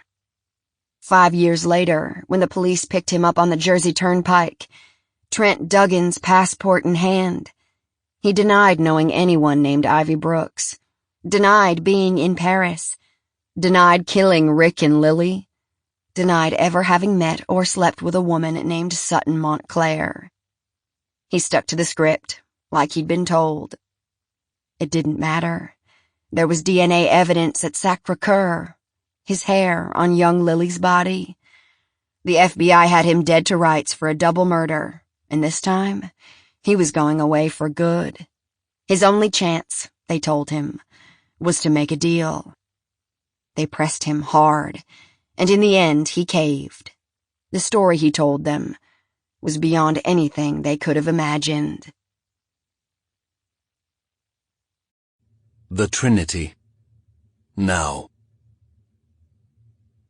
Ethan came awake with a groan. His head was splitting. The situation rushed his memory. Ivy. 1 second, he'd been standing in horror, realizing the woman he'd called friend was betraying him. And the next, it was night, he was on the floor, and he knew for a fact, if someone were to observe him at this moment, they'd see small bluebirds circling his head, tweeting and chirping. Ivy had gotten him good. Ivy, you betrayed us. His nose was broken. He could feel the blood running down his chin, thick and warm. He shuffled himself to his elbows, sat up, ran a hand below his nose, tried to swallow, coughed up blood onto his shirt. Realized someone was banging on the door, calling his name. It sounded like Officer Graham. Good. He needed to report the bitch. He rose to his feet unsteadily, used the edge of the couch for support, somehow made it to the door, threw the deadbolt, and pulled it open. Holly Graham stood on his porch. She was on the phone and held up a finger so as not to be interrupted. Ethan started to laugh. All hail modern technology. Yes, it's fine. I've got him. He's alive. And to Ethan, who did that to you? Ivy, he said, and Graham nodded curtly. It's just like we thought. Send an ambulance, he's hurt. We'll get him patched up. He's lucky to be alive. I'll check in shortly. Right, thanks, Jim. She put the phone in her pocket and gave Ethan a long look. I'm glad you're okay, she said finally. I don't need an ambulance, but I do need to sit down. Want to come in and tell me what the bloody hell is happening? My head's about to explode. Brooks isn't here? Not that I'm aware of. I've only just woken up, you see. I had a run-in with a board or a bat of some kind. Been out for a while. A police cruiser pulled up in front of the house, with 2 officers in it. Stay right here. Don't move, she said. Then walked back out the kissing gate. All 3 got in the car. They conferred for a moment. Then doors were flung open and people scattered. One started around back. The other took up position on the front porch. Graham hurried Ethan back inside. What the hell is going on? And then it came back to him. The phone call. Sutton. Mr. Montclair, I have a lot of information to share and not a lot of time to do it. Come in and sit down. I'll get you some ice. Ethan didn't demur. He felt like he'd pulled 5 Gs straight into a wall, a crash test dummy whiplashed into being. He sat heavily at the kitchen table and accepted a Ziploc bag of ice and a kitchen towel from Graham. He applied these to his face. Talk, please, he said. Sutton is alive. I know. She called me. I heard her voice. Thought I might have been dreaming, and then it all went to pot. Your wife is in Paris, currently in police custody, but they're willing to discuss extradition. Paris? Custody? What did she do? The Paris police thought she killed 2 people and arrested her, sort of like we thought you killed Sutton. Ethan tried to wrap his head around these alien words. Sutton, Paris, murder. It was too much. His head throbbed. Terribly sorry, but can you get me some Advil? Cabinet by the fridge. She retrieved the bottle, handed him 2 pills. He swallowed them dry, then said, We've been set up, haven't we? Graham set the bottle on the table, put her hands on her hips. I think so, Mr. Montclair. Some of it has been proven. Some is conjecture. But it looks like your good friend Ivy Brooks is out to get you. She suddenly knocked me out. Sutton called and Ivy attacked me, which makes no sense as she was in the process of trying to seduce me, I think. I'm a little fuzzy. Well, here's what we know. He jerked upright, then grabbed his head with a muffled curse. The front door. It was bolted. I threw the bolt to let you in. She must still be in the house somewhere. Graham shook her head. No one's here. She has keys to the house. She has access to everything of yours. She probably locked the door behind her to slow us down or mislead us. But we're onto her now. We'll find her, quickly. There's a bolo for her car, and her description has been sent to all the law enforcement in the region, plus transit. She won't elude us for long. Ethan sat back, dumbfounded. Tell me everything. We don't know everything. Graham sat now, opposite him, the ever-present notebook out. He thought she'd make a good writer, the way she diligently recorded everything. Right now, a man named Hank Tompkins is in custody in New Jersey, and he claims he's been working with Brooks for the better part of a year, trying to make your lives, you and Mrs. Montclair, live in hell. Let me guess. He has something to do with Colin Wilde. Colin Wilde is Hank Tompkins, on orders from Brooks. Apparently she's the one who's been driving the online train against Sutton. She's very good. She fooled me entirely. She's been working both of you, hard, trying to turn you against one another, even Dashiell, your child. Ethan shut his eyes at the familiar spike of Dashiell's name. This time, the spike was poisoned. Did Ivy hurt our son? There were traces of diphenhydramine in his tissue samples. It takes forever for those tests to be run. They've only just come back. When we revisited the case, the lab pushed them to the front of the queue. I'm so sorry. He was murdered. Without a confession, it can still be ruled accidental. But I'll tell you this. Brooks handed over a bottle of medicine she claimed Sutton brought to her, and accused you of killing your son. She laid the blame at your feet like a cat with a dead snake, eyes brimming with tears the whole time. Meanwhile, she was filling Sutton's mind with the idea that you killed Dashiell, and were planning to kill her too. That's why Sutton ran. Brooks helped her plan the whole thing, even procured false documents for her. She convinced Sutton you were a monster. And the woman in the field? Are we to assume Ivy actually murdered this person and made it look like Sutton to help along this charade? We may have a tentative ID. We need dental or DNA to be sure. She looks like an innocent bystander, lured into Brooks's web for the sole purpose of filling the temporary role of your dead wife. Dear God. But surely, if Ivy is this smart, she'd have to know you'd figure out it wasn't Sutton post-haste. I think she was planning a grand escape once your lives were ruined. You say she was trying to seduce you? Perhaps she wanted you to run away with her. Either way, Sutton was lucky. If they hadn't caught Tompkins. Who is this Tompkins bloke, and how does Sutton know him? I don't know all the details, she said, but he could tell she was lying, and a small burn began in the pit of his stomach. She met him in Paris, and he insinuated himself into her world very quickly. He murdered 2 students of the Sacre-Cœur and framed Sutton for it. She can give you all the details. I suppose I deserve that. Tit for tat. Sir? Insinuated himself is code for fucked my wife. And I suppose I do deserve payback from her, for the affair I had, the alleged affair. The woman at the hotel at the conference? It was Ivy. It was. I woke up in her bed at the hotel. She was wearing expensive lingerie, lounging in the bed, so thrilled when I woke. She kissed me and took a picture of us together in the bed, a selfie. I was too much in shock to think straight. I had a wicked hangover. My head was fit to burst, and I didn't remember anything past the drink at the bar the night before. Running into her felt odd at the time, but I'd had a few pops and was surrounded by strangers and sycophants. I was relieved when she sidled up to me, or surprised. What a coincidence, we're at the same hotel. And we chatted for a few. I hit the loo, came back, and that's the last I recall until I woke up and she showed me the pictures. Sounds to me like she may have dropped a little something in your drink, something to make you compliant. Ethan set the ice pack on the table. You're being kind. I don't remember. But even if she slipped me the mickey, it's no excuse.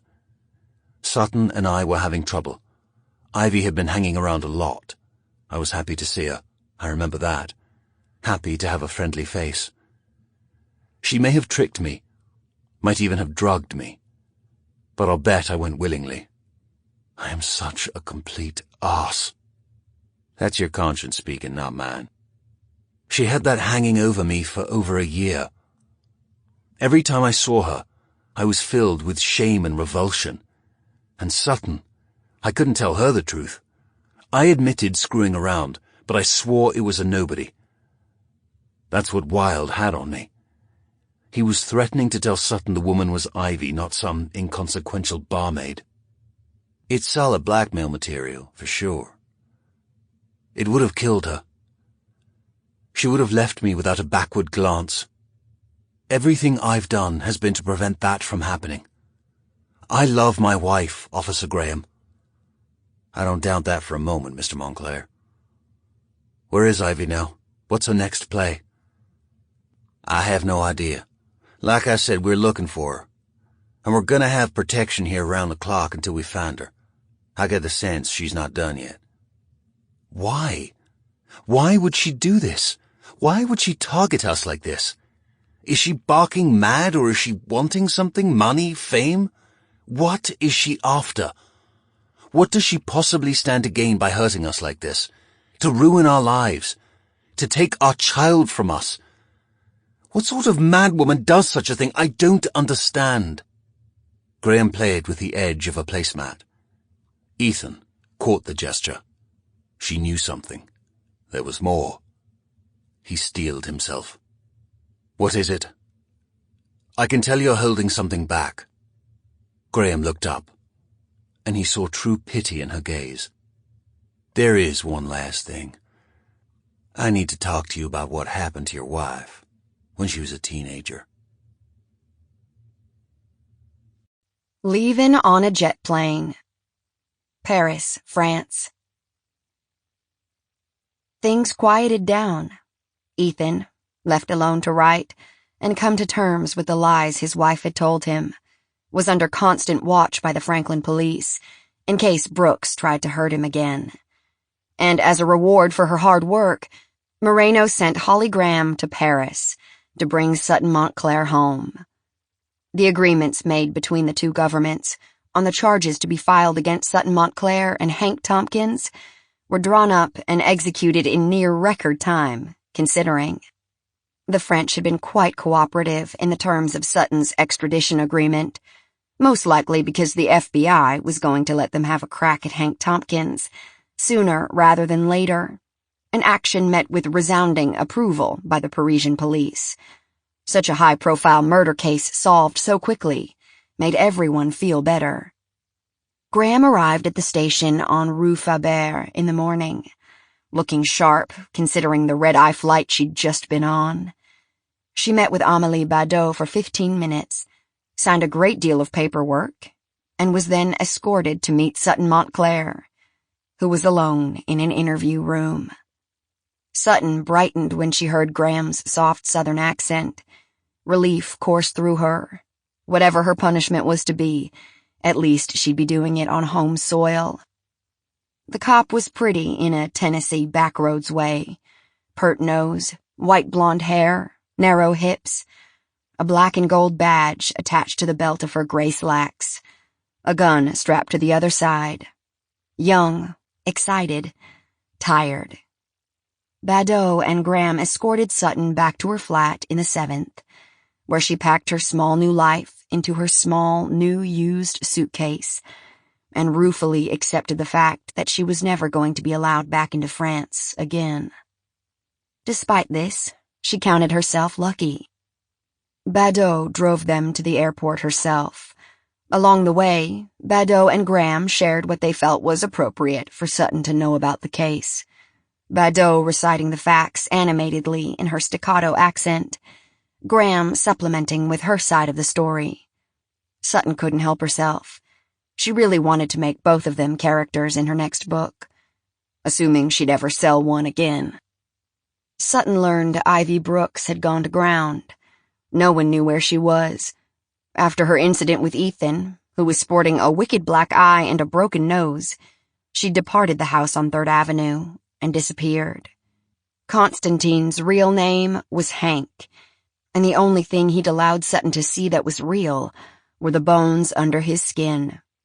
The entire conceit of the man she knew as Constantine Raffalo was a carefully manufactured persona, designed specifically to attract Sutton. A bee to honey, from his worldly accent to their intimate conversations. Sutton had always been easily seduced. With 3 years of friendship confessions to Ivy, Hank was playing with a full deck of information on how to work Sutton to the core. Sutton was embarrassed. She'd been had by a brilliant con, yes, but she'd been searching for something to break her from her life, and had seized upon the first available dick to do so. It was beneath her. The indignity of it rankled. When she mentioned it, Badeau told her not to worry. Lesser women had been felled by lesser men.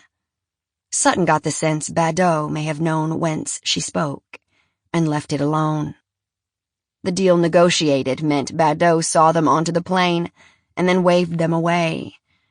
Graham wasn't much of a talker, so once they were buckled in their uncomfortable, last-row, window, aisle seats, Sutton accepted the headset from the flight attendant and plugged in, pretending to watch a movie, and instead stared out the window at the darkening sky, trying to come to grips with her new normal, where she was escorted onto flights by police officers and probably faced severe punishment at home.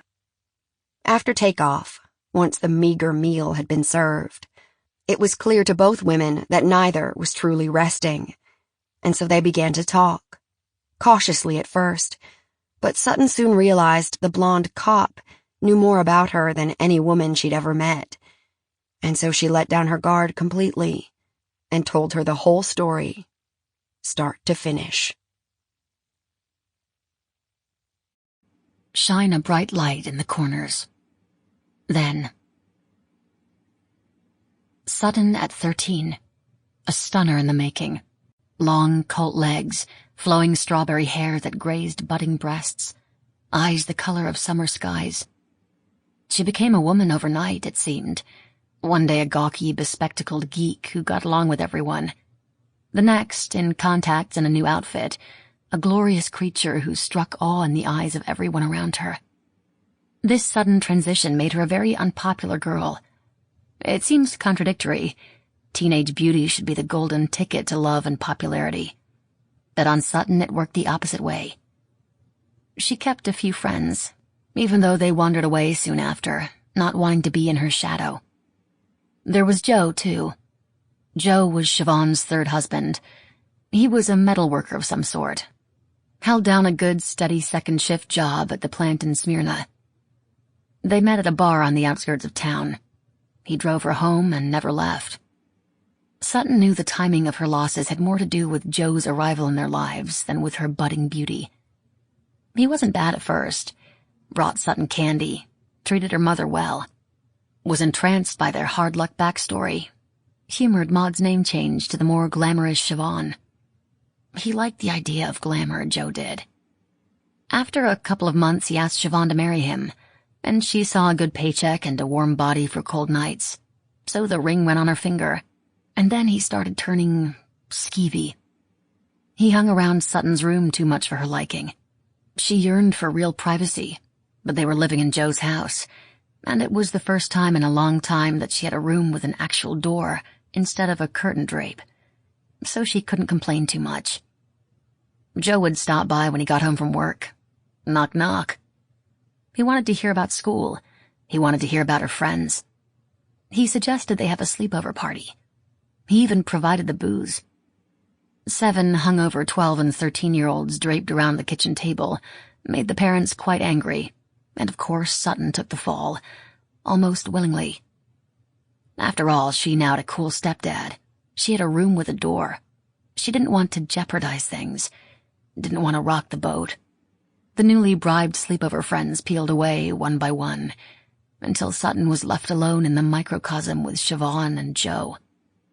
Soon after the disastrous sleepover, Joe came home from second shift. Knock, knock. Sat next to her on the bed with the pink princess comforter, put his hand on her knee, and explained the birds and the bees to her. Sutton, aghast, complained to Siobhan, and a huge fight ensued. Joe, though, was nonplussed. Look at her, she's beautiful. There's going to be boys hanging around her like wasps to sugar water, and she needs to know how to protect herself. She needs to know what to expect. That's all I was trying to do, explain the ways of the world. Still, it felt wrong to everyone, and the household was filled with tension. Siobhan, instead of getting them out of there, was jealous, unhappy that her catch was eyeing her kid. Sutton was forever aware of how Joe looked at her, his eyes sliding over her nubile form like he was taking stock. Sutton decided a room of her own wasn't worth what was surely about to come, and began acting out. It was logical to her. If she became a bad kid, he'd get mad and ask them to leave. She started hanging out with a crowd of tattered boys who kept rolling papers in the glove box and fifths of Jack under the front seat. And the fight started almost immediately. She was grounded, she snuck out. Her phone privileges were taken away. They forced her to ride the bus, but she cut school anyway. Her actions worked wonders. As her home life happily deteriorated, her street cred rose. She was willing to do almost anything she thought would piss Joe off, and soon she had herself a "you can call me your boyfriend if you want."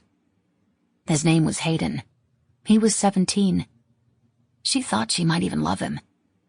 She'd had her eye on him from the start of her rebellion, certain he could help her on her path to fury. Hayden did his own tattoos, and they weren't bad, considering.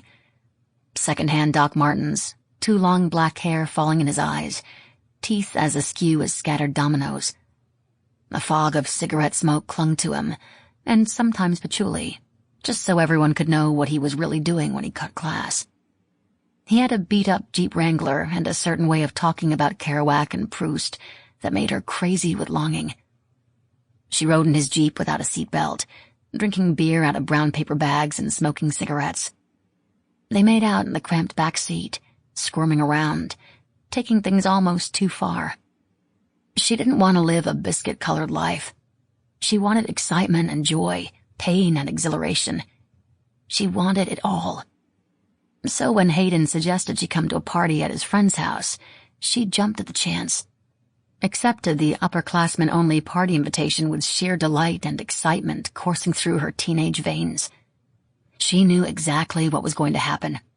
She'd been planning on this for a while. Finally, they would have the proper privacy to do all the things she'd been dying to try. God bless that little idiot.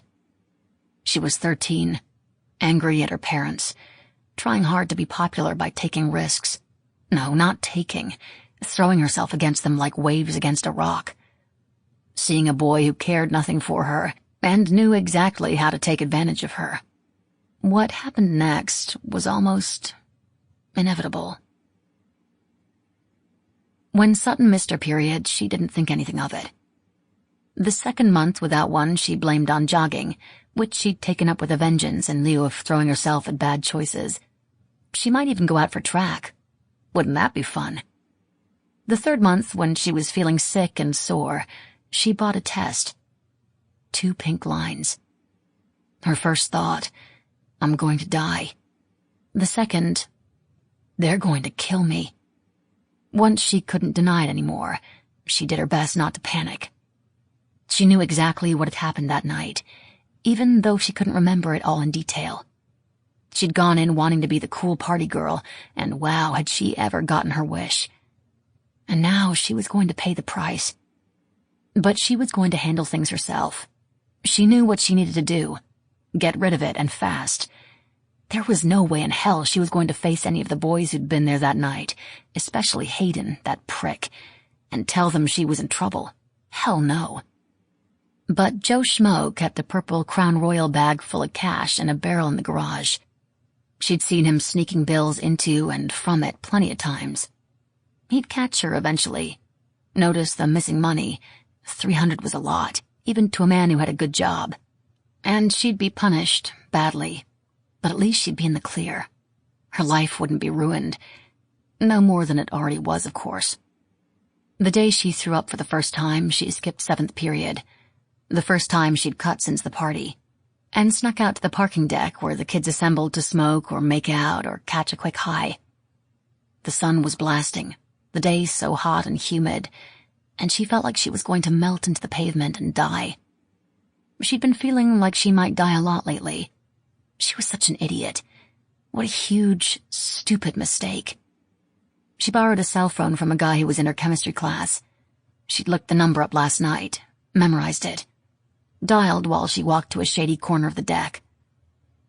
The Planned Parenthood office answered on the first ring.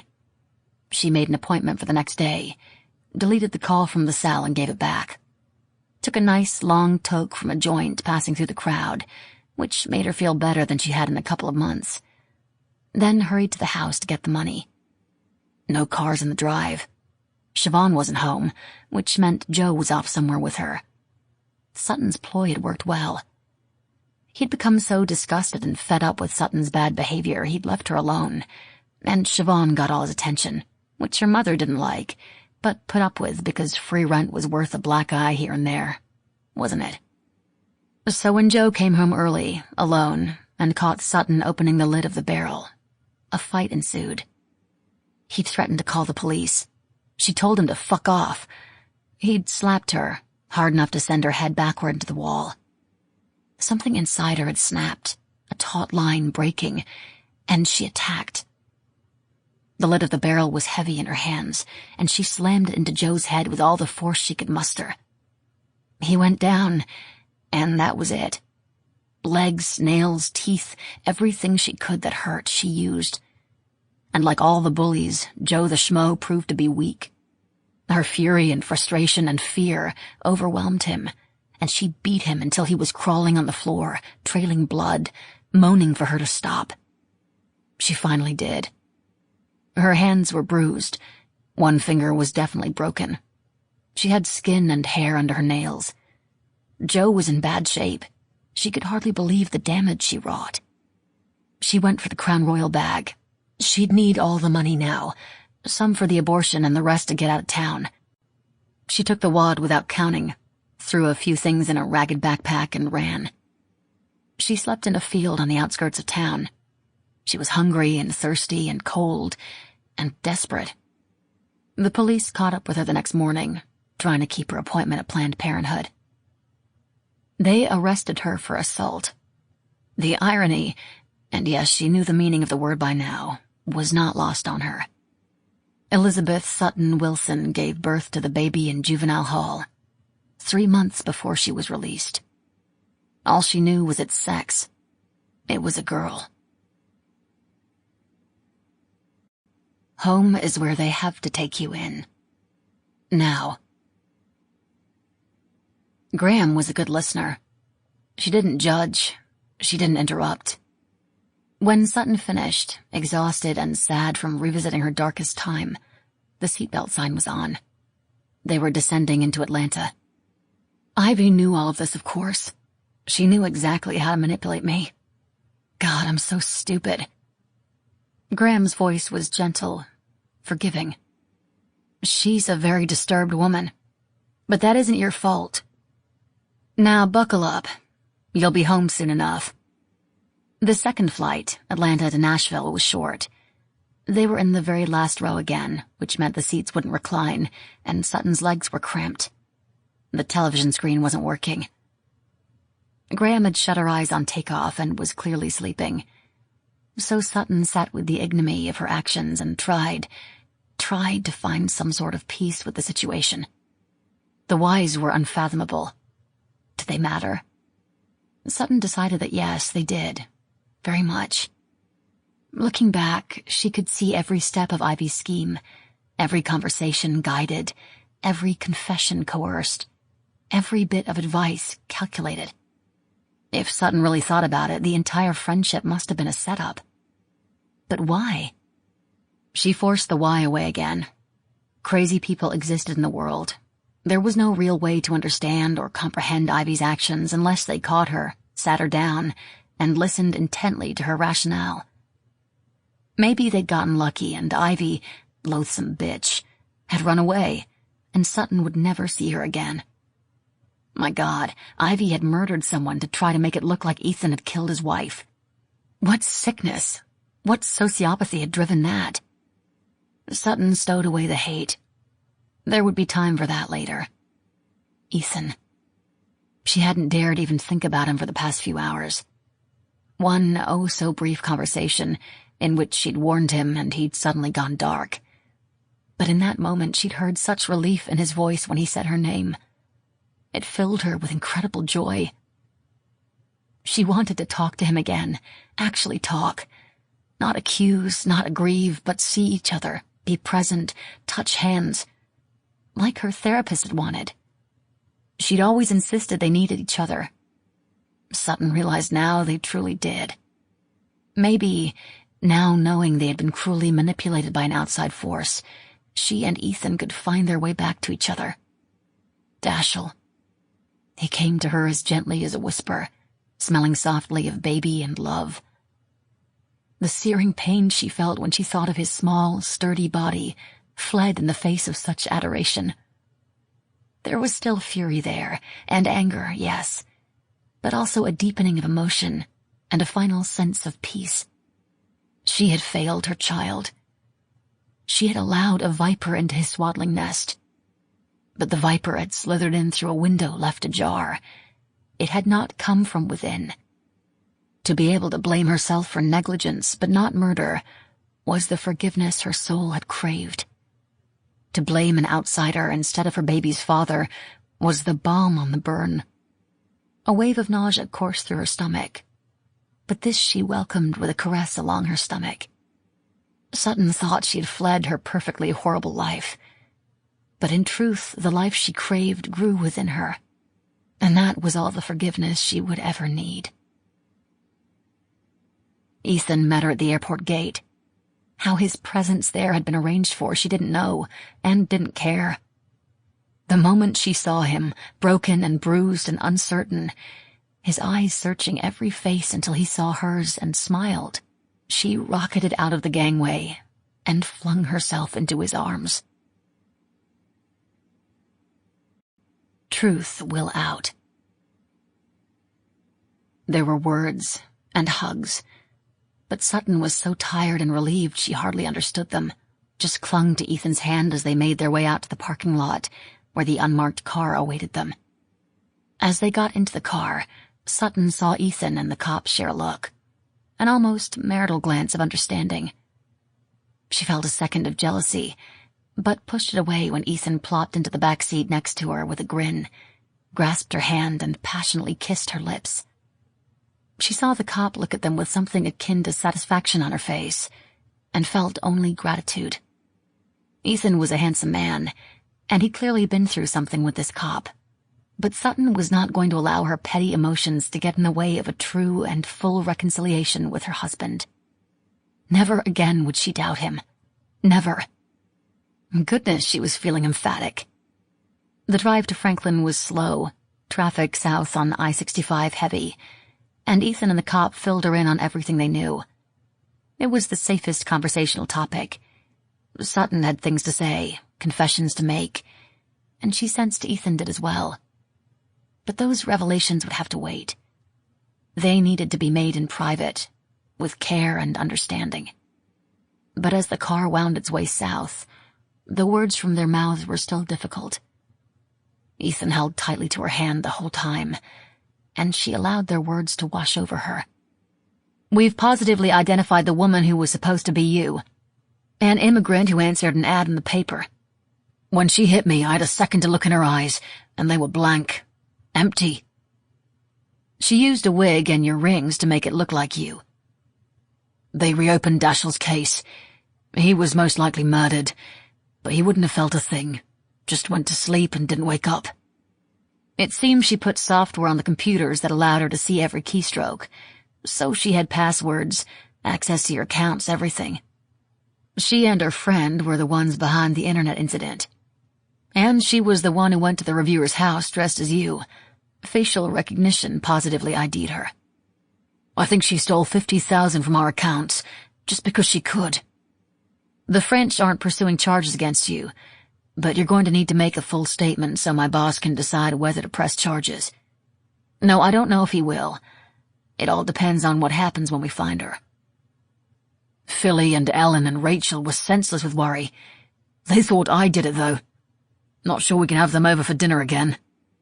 Yes, the man's real name is Hank Tompkins, and we're waiting to see what sort of deal they gave him. But he'll do extensive jail time for the murders. I'm so glad you're okay. No, we don't know where she is. Officer Graham made detective. She was just given her badge. She was the only one who believed in me. Thank you. I'm sorry it happened this way, but I'm glad I caught the case. Ah, there was the connection. She saw it now, gleaming like a silver thread between them. Not sexual. Gratitude. Ethan had been a suspect, but Graham had held back her judgment, sensing something wasn't right about the case. Her instincts had been handsomely rewarded, and Sutton's husband was a free man because of it. Then, finally, we think we might know why she's done it. But I'm going to let you two discuss it. Here we are. The house on 3rd Avenue appeared. The cocoon of safety in the car vanished. There were 2 more police cars sitting outside the house, and a man on her porch wearing a uniform. Ivy was still out there. They weren't going to be safe until she was in handcuffs. Detective Graham spoke into her walkie-talkie, then said, "Okay, we're clear. Let's get you inside. I still wish you'd let me get you a hotel room somewhere." "We've been through this," Ethan said. "We're no safer there than we are here. Come on, sweetheart." He shielded her body and hurried her inside. Graham searched the house. Overkill, surely, if there were guards. But Sutton didn't care. She only wanted to be safe. And then to be alone.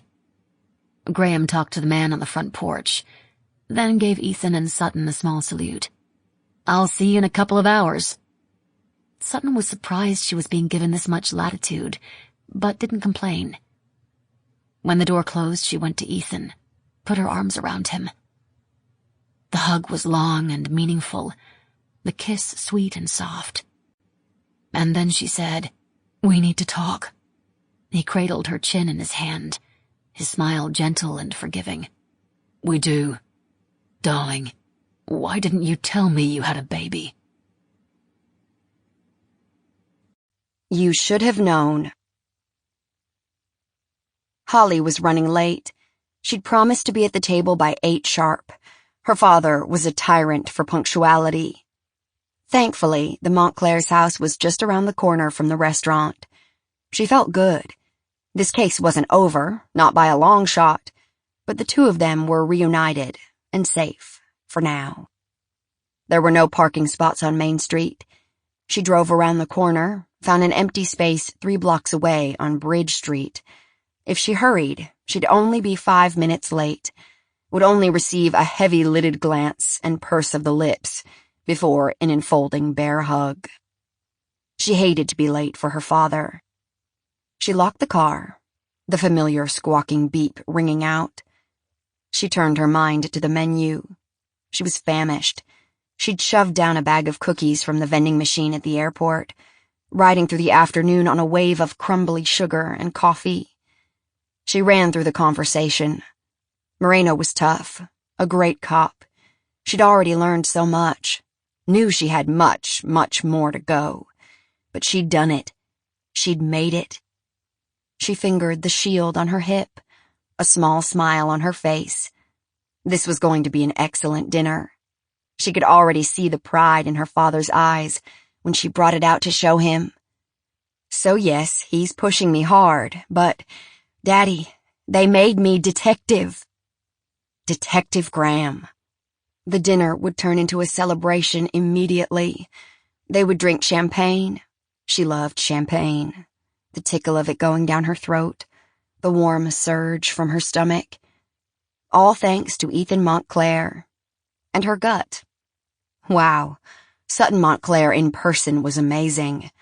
A Botticelli angel, carved of ivory. Holly could only imagine what the real hair color would make her look like. They were a pair, the 2 of them. Unforgettable. The case that leapfrogged her career into action. She should buy them some wine or something. A shadow formed behind her. She caught it out of the corner of her eye, a flash reflection in the window of the building she was walking past. The hair stood up on the back of her neck. She turned just in time to deflect the first thrust of the knife. It caught her in the shoulder. She gasped and got her hands up, but her attacker was fast and had the advantage of surprise. The blade stabbed again, and this time, Holly felt the flesh of her stomach part. The knife was large. It went deep. There wasn't pain, just shock and confusion, and a sudden concern for her parents. They'd be waiting at the restaurant, worrying about her tardiness. A searing fire began. Holly fell to her knees, hands cradling the handle of the blade, jutting absurdly from her stomach. She heard the words, whispered. Maybe she dreamed them. She didn't know. It all hurt. So much pain. She'd never felt anything so horrible. She felt invaded, could feel every inch of the metal inside her. She tried to pull the knife away, felt the warm gush of blood, and realized she was dying. You should have left it alone. And there was nothing more. Admissions of guilt. Yes, I did it. Of course I did it. I've done all of it. Did you really have any doubts? And before you turn away in disgust, you need to understand something. The cop needed to be taught a lesson, just like Sutton and Ethan needed to be taught a lesson. She'd been warned and wouldn't leave it alone. They didn't understand the gift they had in the cherubic little boy. Sutton didn't for sure, though Ethan might have. But if they weren't so wrapped up in their own drama, this wouldn't have happened. If they'd been paying attention at all, this wouldn't have happened. They will be so surprised when they figure out it wasn't negligence on their parts, that I did this to them, that I knew deep in my soul what had to happen. The boy didn't feel a thing. I swear to that. I am not that much of a monster.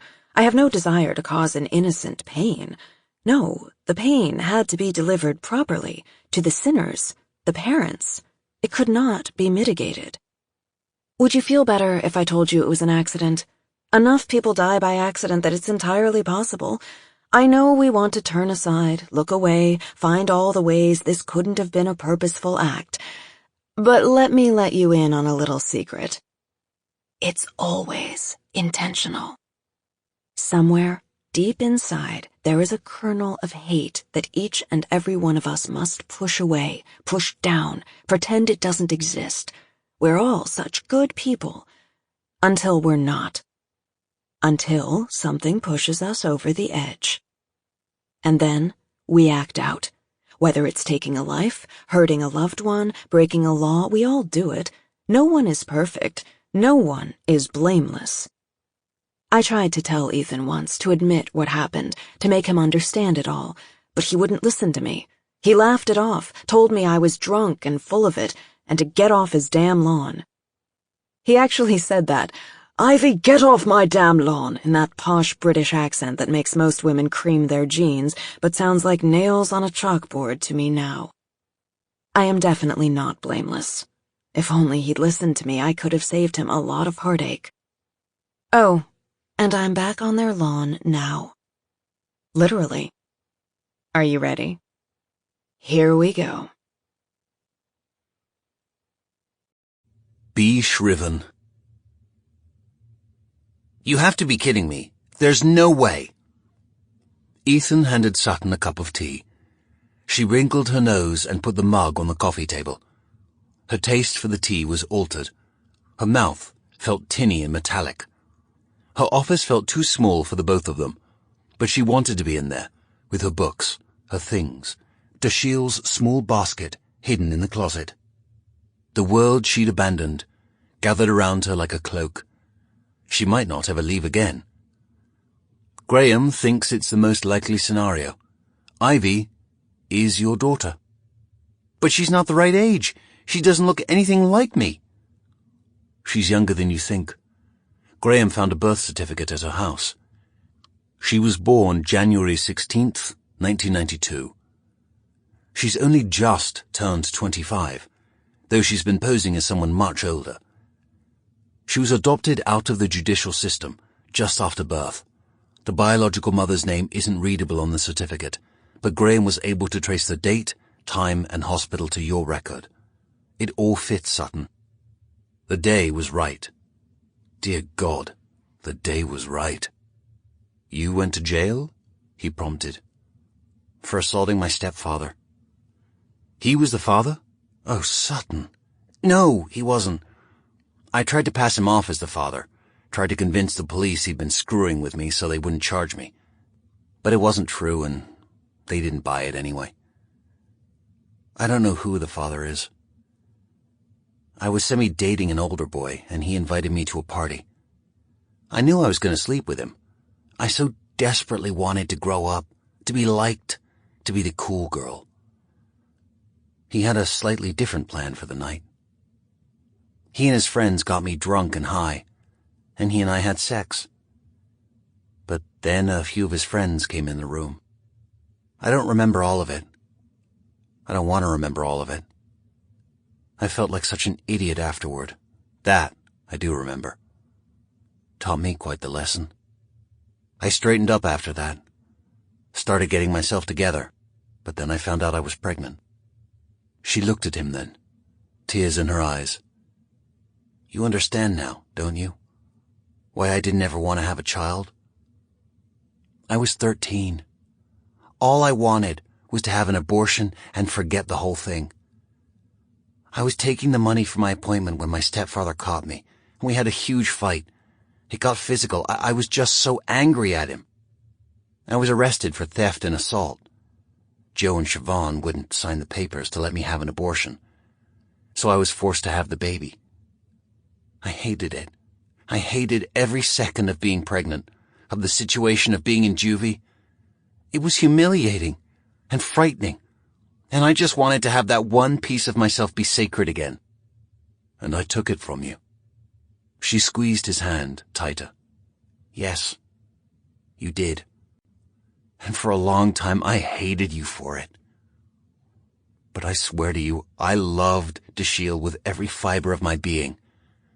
When I thought you'd hurt him, it unhinged me. And now to think that it was Ivy all along, that she could be mine from so long ago? It's insane. And if it's true, then she's insane. There has to be something more. To tear apart our lives in retribution because I had to give her up? It's not like I had a choice. I was 13, and in juvie they didn't exactly give me options, and my mother... What about her? She threatened to tell you. Threatened to ruin everything. To tell you that I'm a criminal, that I was in jail. That's why I pay her an allowance, so she stays quiet and lets me have my life with you. Ethan closed his eyes for a moment.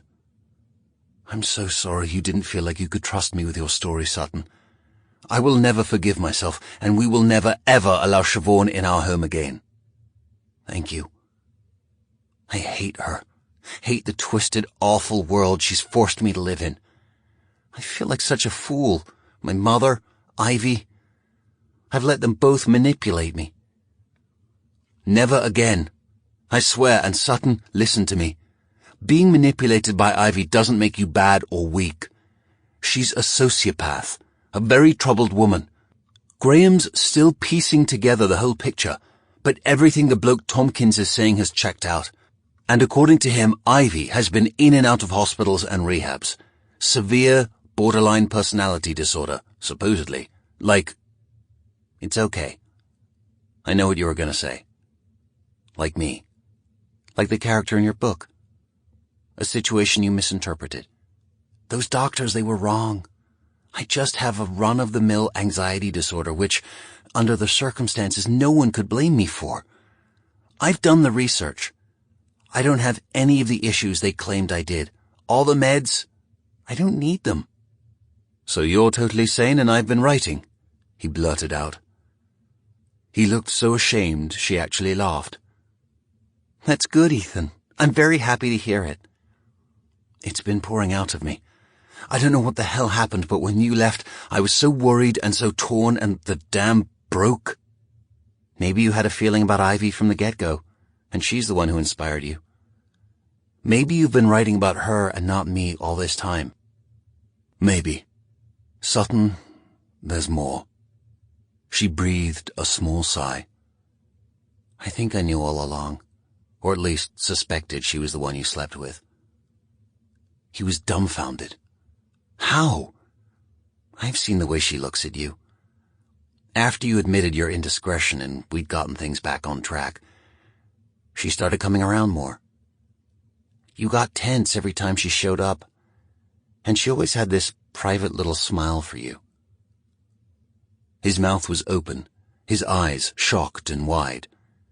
If you knew it, why didn't you say anything when I told you? And more, how could you stay friends with her?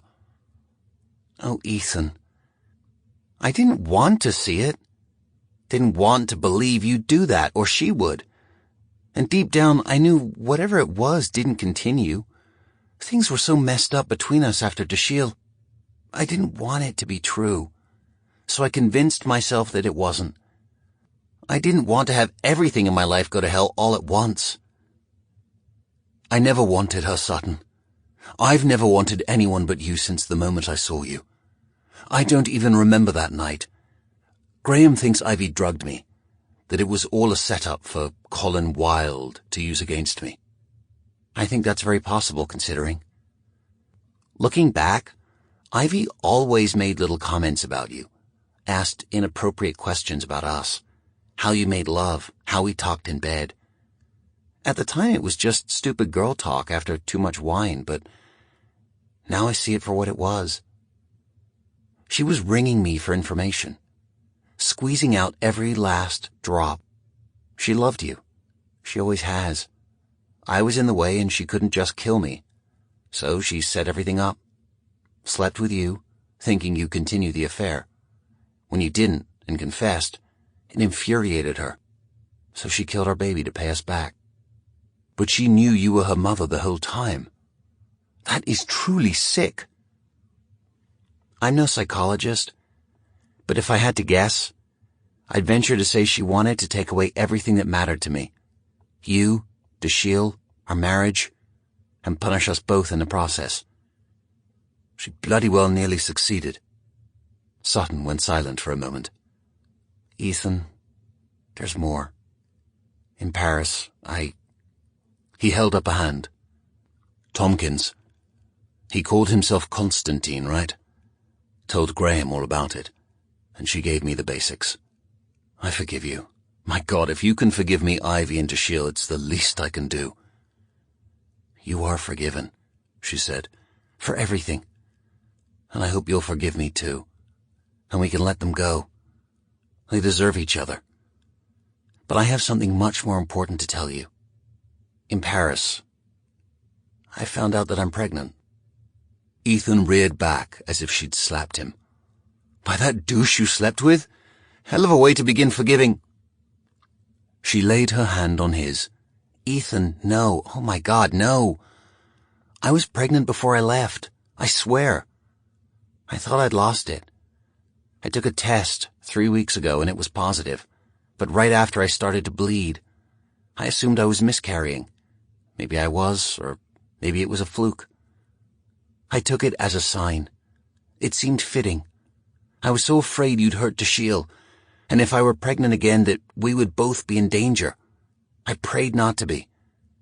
And then I started to bleed, and I thought, for once, God's answered my prayers. I would never hurt Dashiell, or you. I know that now. I started feeling ill the first day I arrived in Paris. I figured I'd gotten into something on the plane. I didn't think. No, that's not true. I wanted to run away and pretend my life hadn't turned out how it did. When did you know for sure? He whispered. Inspector Bedeau noticed how sick I was during the interrogation and thought something was up. She brought me a test and I took it. She pulled it from her purse and handed it to him. The 2 lines stared up at him like slitted eyes. She rubbed her stomach ruefully, one hand still tangled with his. I am pregnant, and the baby is yours, only yours. I screwed up royally in Paris, by running away from all of this. And I know you won't be able to forgive me for my stupidity in thinking that I'd be better off away from you. Now that we know Ivy was trying to ruin our lives, well, it's too much to ask you to open yourself up to me again. But if you're willing to make a go of this, of us, I am too. And if not, I will understand. And the baby? She smiled. I will see him or her as a blessing, now and forevermore, no matter what happens. So you're keeping it? She nodded, a faraway look in her eyes. Yes, I am. We've lost too much already, don't you think? Ethan stood and walked out of the room. Sutton sighed, sipped her tea. She couldn't say she blamed him. It was a lot to dump on a man. I thought you killed our child. I thought you'd kill me too. So I ran away and screwed another guy. Oh, by the way, now I'm back and knocked up. And aren't you thrilled? It's yours. A minute later, she heard him coming back. She set down the tea and moved forward in her chair, leaning toward the doorway. When he appeared, her breath left her. He held the pregnancy test she'd taken before she left in his hand. Ivy was with him, and she had a gun to his head, and a crazy smile on her face. Hello, Mom. Did you miss me? The Reckoning. Ivy tugged roughly at Ethan's arm, pulling him into the room. His face was ash, and he was trying to tell Sutton something using only his eyes, but she couldn't understand. She was too focused on Ivy, and the snub-nosed revolver, and the blood on her hand, casually trailing down her arm, disappearing into her sleeve. Where was the blood from? So, Mom, I must say I'm impressed. You have it all figured out, haven't you? You've written my villain speech, and now we get to end things. Is that what you think? The police are otherwise occupied. Sutton heard the sirens now, insistent and frantic. What did you do? Oh, Ivy, what have you done? I did what I had to. She should have left well enough alone. Now. She shoved Ethan and he stumbled toward Sutton. Sit. Both of you. We're going to have a little chat. Ethan put his arm around Sutton, his grasp warm and sure. She felt his strength, felt him reassuring her. Why are you doing this? Sutton asked. Why? Ivy's voice was calm and eerie, disassociated and furious all at once. How had they missed this? The rocket fire burning in this woman's soul as they talked and played with her day in and day out. You have no idea what it was like for me, growing up without you. I want you to know. I want you to understand. You told me you had a great childhood. You said, in my mind, maybe. It was hell. I was alone, abandoned, stuck in that jackhole of a place they have the audacity to call an orphanage because the foster care people didn't want me in the system. Why not? What was wrong with you? Ethan asked. Nothing was wrong with me, she answered, voice rising, edging closer, her eyes narrowed. Nothing has ever been wrong with me. I was made this way. Made by you, Mom. Her voice rang through the room now, bouncing off the books. I didn't make you, Ivy. I took you in when you showed up in town, friendless, alone. You came in from the rain, sat dripping at my table in Starbucks, looking for all the world like a drowned kitten, knowing I would take pity on you and take you in. I introduced you to my friends, to my family. I allowed you in my world. I shared my life with you, willingly, happily. And how do you repay me? By drugging my husband, murdering my child, kidnapping a stranger and burning her to death, and trying to destroy my life? You're sick. Sick and twisted, and your soul is black. I didn't burn her to death. I strangled her first. She was expendable, a means to an end. But yes, you're right. My soul is black. It's the same color as my mother's. You're insane. Ivy laughed. That I've known for a long time. Other people saw it immediately and cast me aside. Not you. I find it amusing that you, of all people, never ever guessed. You are so stupid, so vacuous, you're incapable, you're empty. You and your silly, embarrassingly bad little books. Even Ethan thinks your work is shit. Not true, Ethan said, but Sutton talked over him. At least I'm earning an honest wage. What do you actually do, Ivy? You're certainly not a stockbroker like you claim. All those business trips, all the stories you told about things you did on the road, the places you saw, the people you met. All lies, aren't they? Ivy went to the window, looked out. Oh, I'm so much better than a broker. You think the hack I did on your world was something? You should be proud, Mom. You gave birth to a certifiable genius. I've forgotten more about computers than you will ever know. More than Jobs and Gates combined. I can make them do whatever I want. Attack, siphon, inform, all without a trace. You left traces here, Ethan said. You changed the password on Sutton's computer between the time you got into it for me and when I handed it over to the police. Ethan killed our baby was a bit over the top, don't you think? I think it was highly appropriate, and I left the trace because I wanted you to know. Did you think I was going to let you walk away unscathed from all of this? Either of you? Things have gone perfectly, exactly how I planned from start to now. The big finish. Oh? Sutton said, an eyebrow cocked.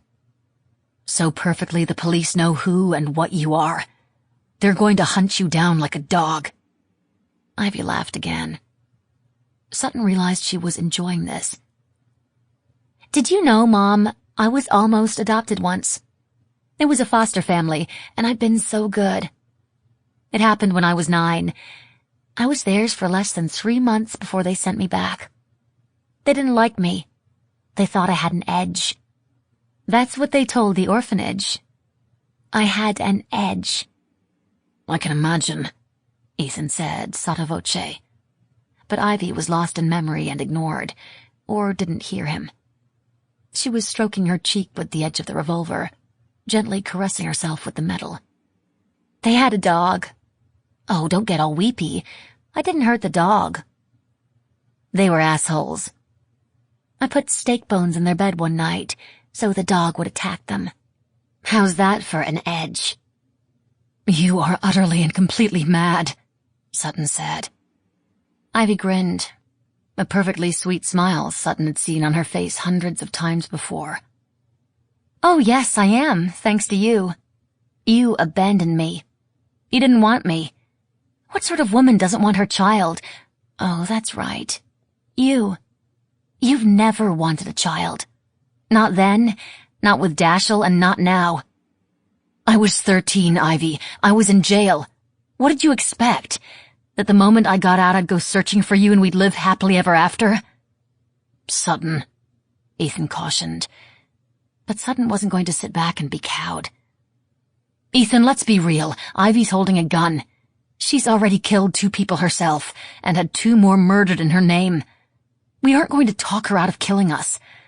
Bullets in our head are a foregone conclusion. Ivy laughed. You're right. You're both so dead. No one's coming to save you. There's been a sighting, you see, down in Murfreesboro.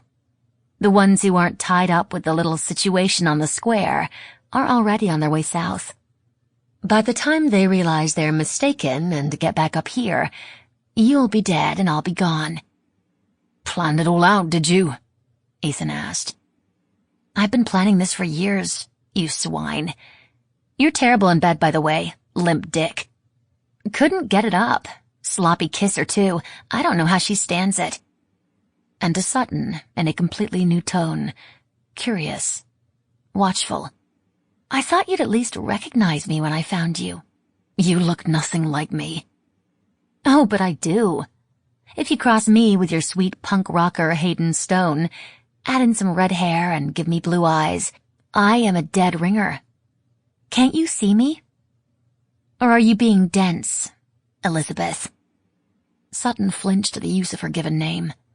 She flashed back to the stringy black hair and sophomoric homemade tattoos of Hayden Stone.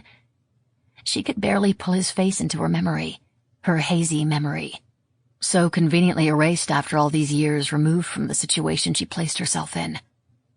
At least she knew now who'd gotten her pregnant that night. Bile rose in her throat. He was a sick fuck, taking advantage of me like that. If he is your father, I see you got your psychopathy naturally. He told me you wanted it. He told me you asked for it. Yes, that's right, Mom. I talked to dear old Dad. He remembers you fondly. Remembered, I should say. He's gone now, too. Don't think I did it for your honor. He was a waste of space, like you are. Sutton shook her head, her newly dark hair raining around her face like a shroud. What a disappointment you are, Ivy. After all this time, instead of simply telling me who you are like a normal person, you had to make it into an event to make yourself feel more special. Sutton stood up. The gun wavered briefly. Sit down. Sutton took a step, then another. I could have been a mother to you. I was a friend, but clearly that wasn't enough. Nothing will ever be enough for you, will it? No one will ever be enough. The flash of anger in Ivy's eyes was black and absolute. When you're dead and I've taken everything, then it will be enough. She leaned against the door jamb, braced the gun with her left hand cupping her right, a small smile playing on her face. Do you know how easy it was to slip the syringe in his little mouth and push? He went away almost immediately. Sutton stopped moving. No, Ivy. Don't. Stop. Stop. No pain.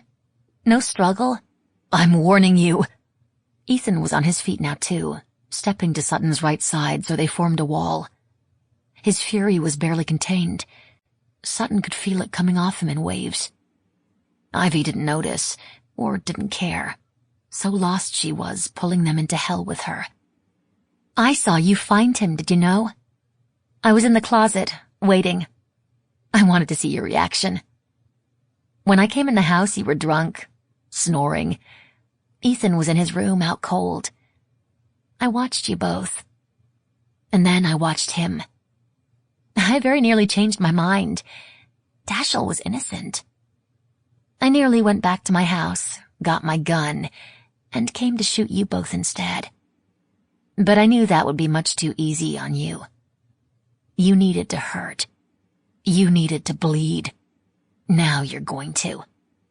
And she fired.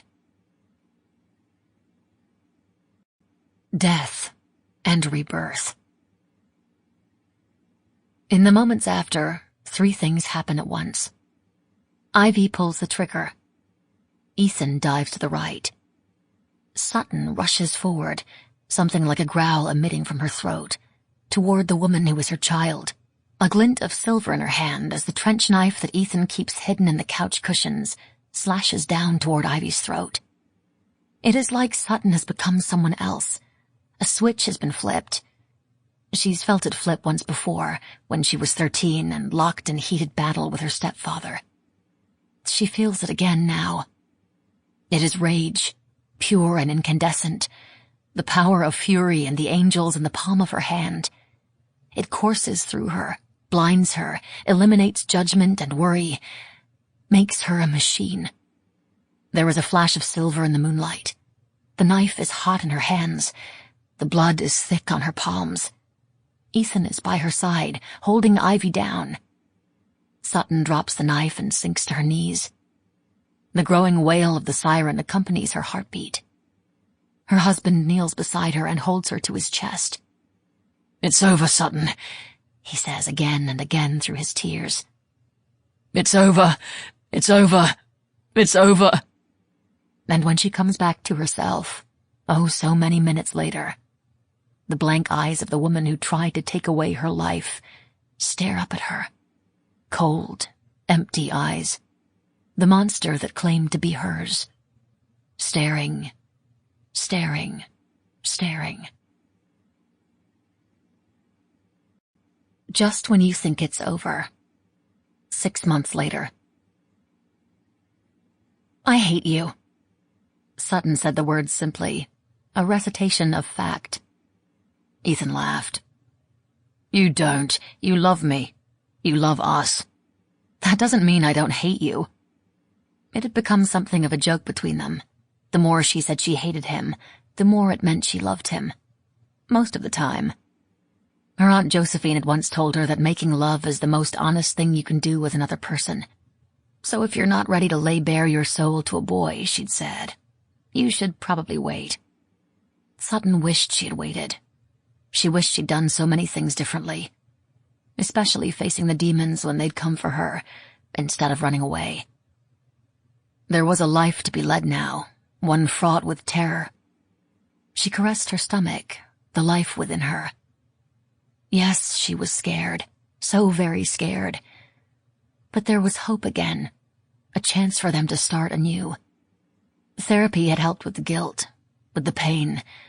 The knowledge her own child had created an untenable world for her, had manipulated her, had murdered her son, and tried to kill her and Ethan as well, was hard to fathom, surreal at times. That Sutton had killed her daughter in turn was difficult to live with. It would never get better.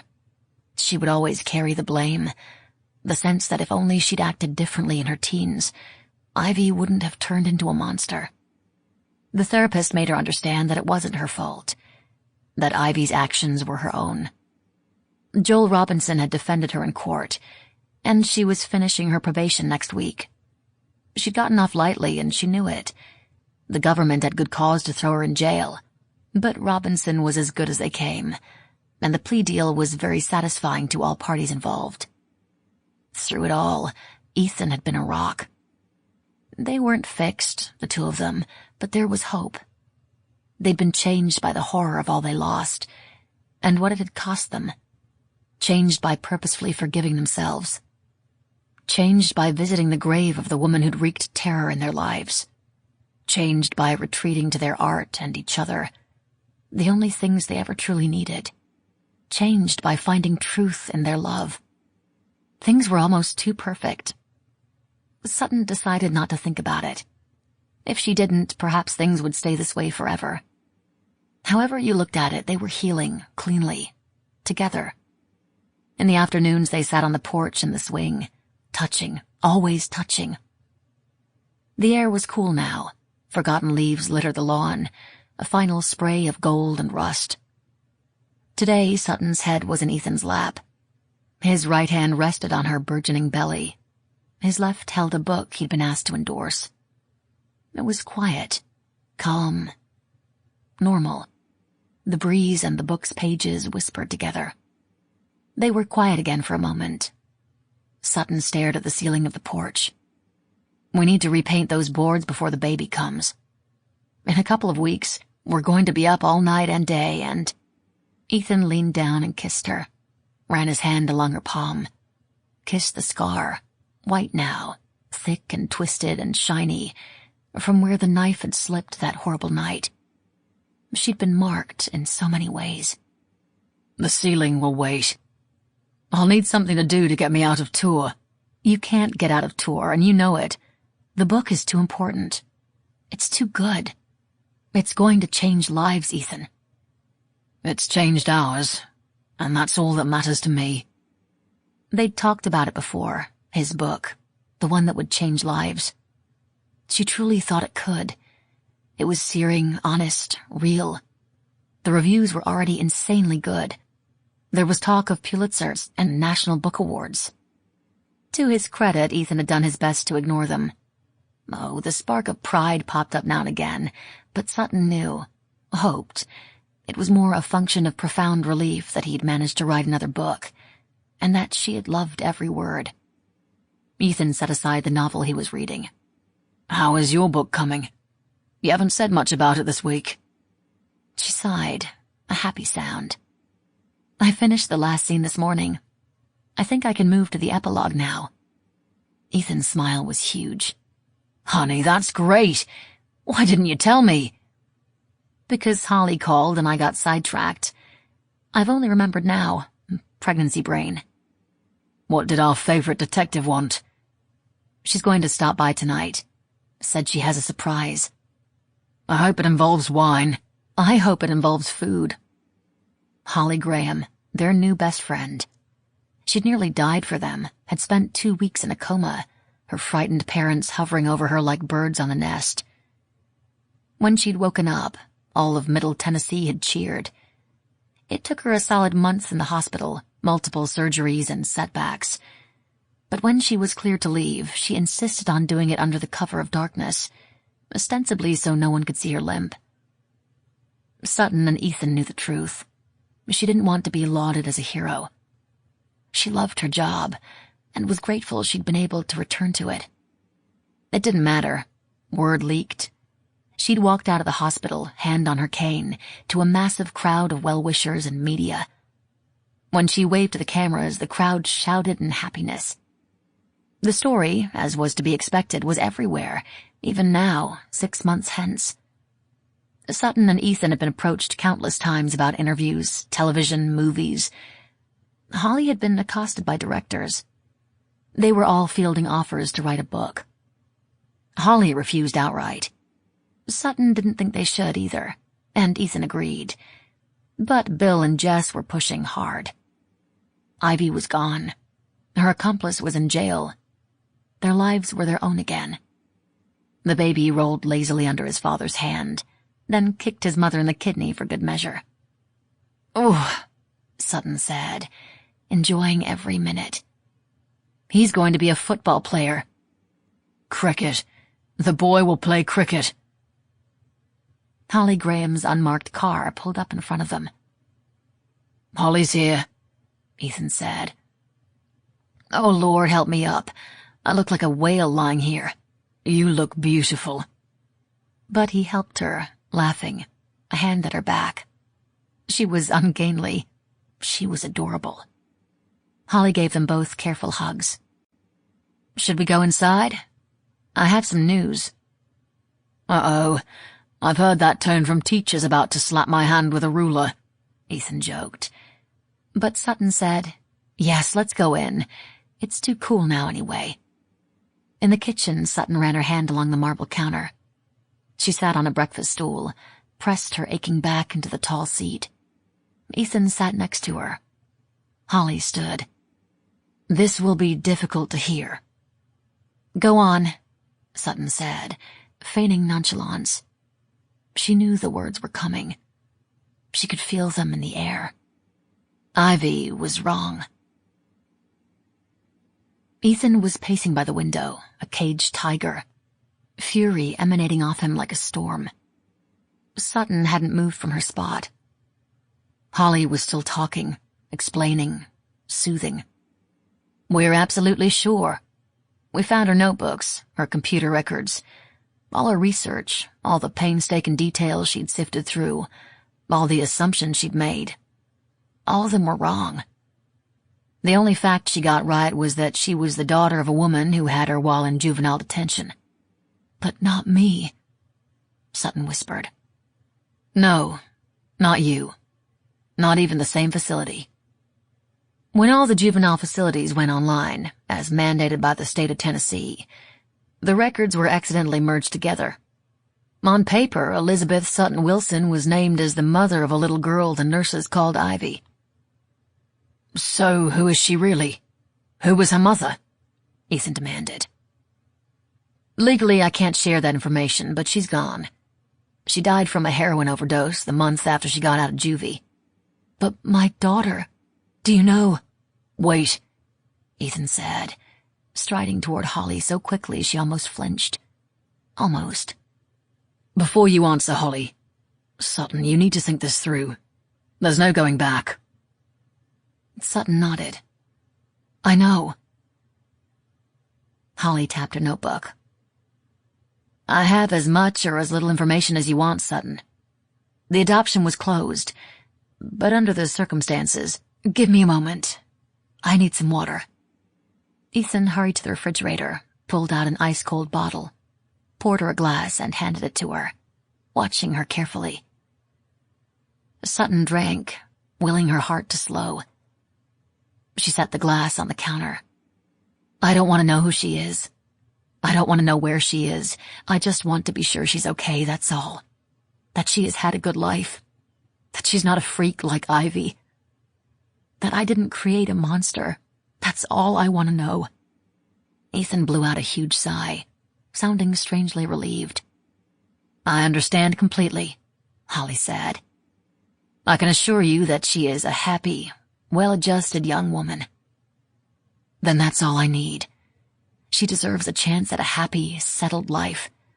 That's why I gave her up in the first place. I don't want to ruin her life. I especially don't want our notoriety to influence her. We have too much baggage now. Stay for dinner, Sutton said, starting to get up, but Holly waved her off. I promised Jim I'd come over after I talked to you. He's going to open some wine, make us steaks. Besides, you need time. If you change your mind, I won't. Get rid of the notes, Holly. I will. I'll see myself out. Y'all have a good night, okay? Ethan followed Holly to the door anyway. He retrieved the book he'd left on the porch, then turned the deadbolt and came back to the kitchen. He rubbed Sutton's shoulder, and she leaned into his warmth. Are you okay? I'm all right. I'm relieved, actually. All that pain, all that fear and loathing, all for nothing. Ivy wouldn't have said it was nothing. Ivy would have seen the abandonment regardless. She would have found a way to ruin someone else's life instead of ours. We're not ruined, Sutton.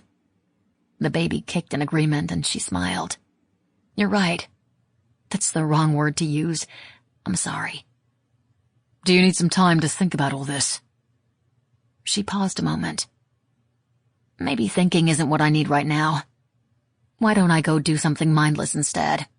I need to answer some email anyway. That's perfect. He searched her eyes, but seemed satisfied she was telling the truth. Okay. Off with you. I'll get things started. 20 minutes later, Ethan opened her office door and stuck his head in. Grinned at his beautiful wife on the couch, legs up, laptop opened. She closed the lid. Dinner's ready? She asked. In 5. I made carbonara. I figured you needed something warm. Sounds perfect. I'll be there in a second. Almost done here. Sutton waits for the snick of the door, then opens her laptop to the blue and white banners of the social media giant that destroyed the world's anonymity. The photograph is thumbnail size, but a quick click opens it to fill the screen. A young woman standing on a beach, silhouetted by the sun. Her legs are long, still cultish. Her hair a soft shade of strawberry. Her nose seems carved from ivory. She has the profile of a Botticelli angel. She is unaware of the camera. The hand-shading eyes Sutton knows are blue. She seems so hopeful, Sutton thinks, smiling at the photo. Hopeful, as if a new world awaits her.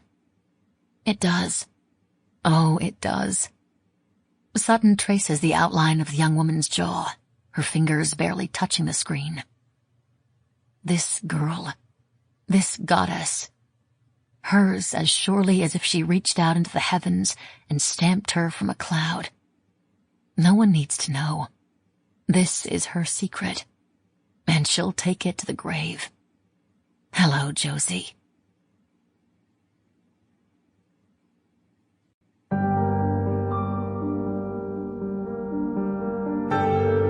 We hope you have enjoyed this unabridged production of Lie to Me by J.T. Ellison. Performed by Matthew Watterson, Saskia Marleveld, Sarah Naughton, and Julia Whalen. This program was produced by Dion Audio. Executive producer, Suzanne Mitchell. Text copyright 2017 by J.T. Ellison. Production copyright 2017 by Harlequin Enterprises Limited. Used under license with Harlequin Books S.A. All rights reserved. Thank you for listening.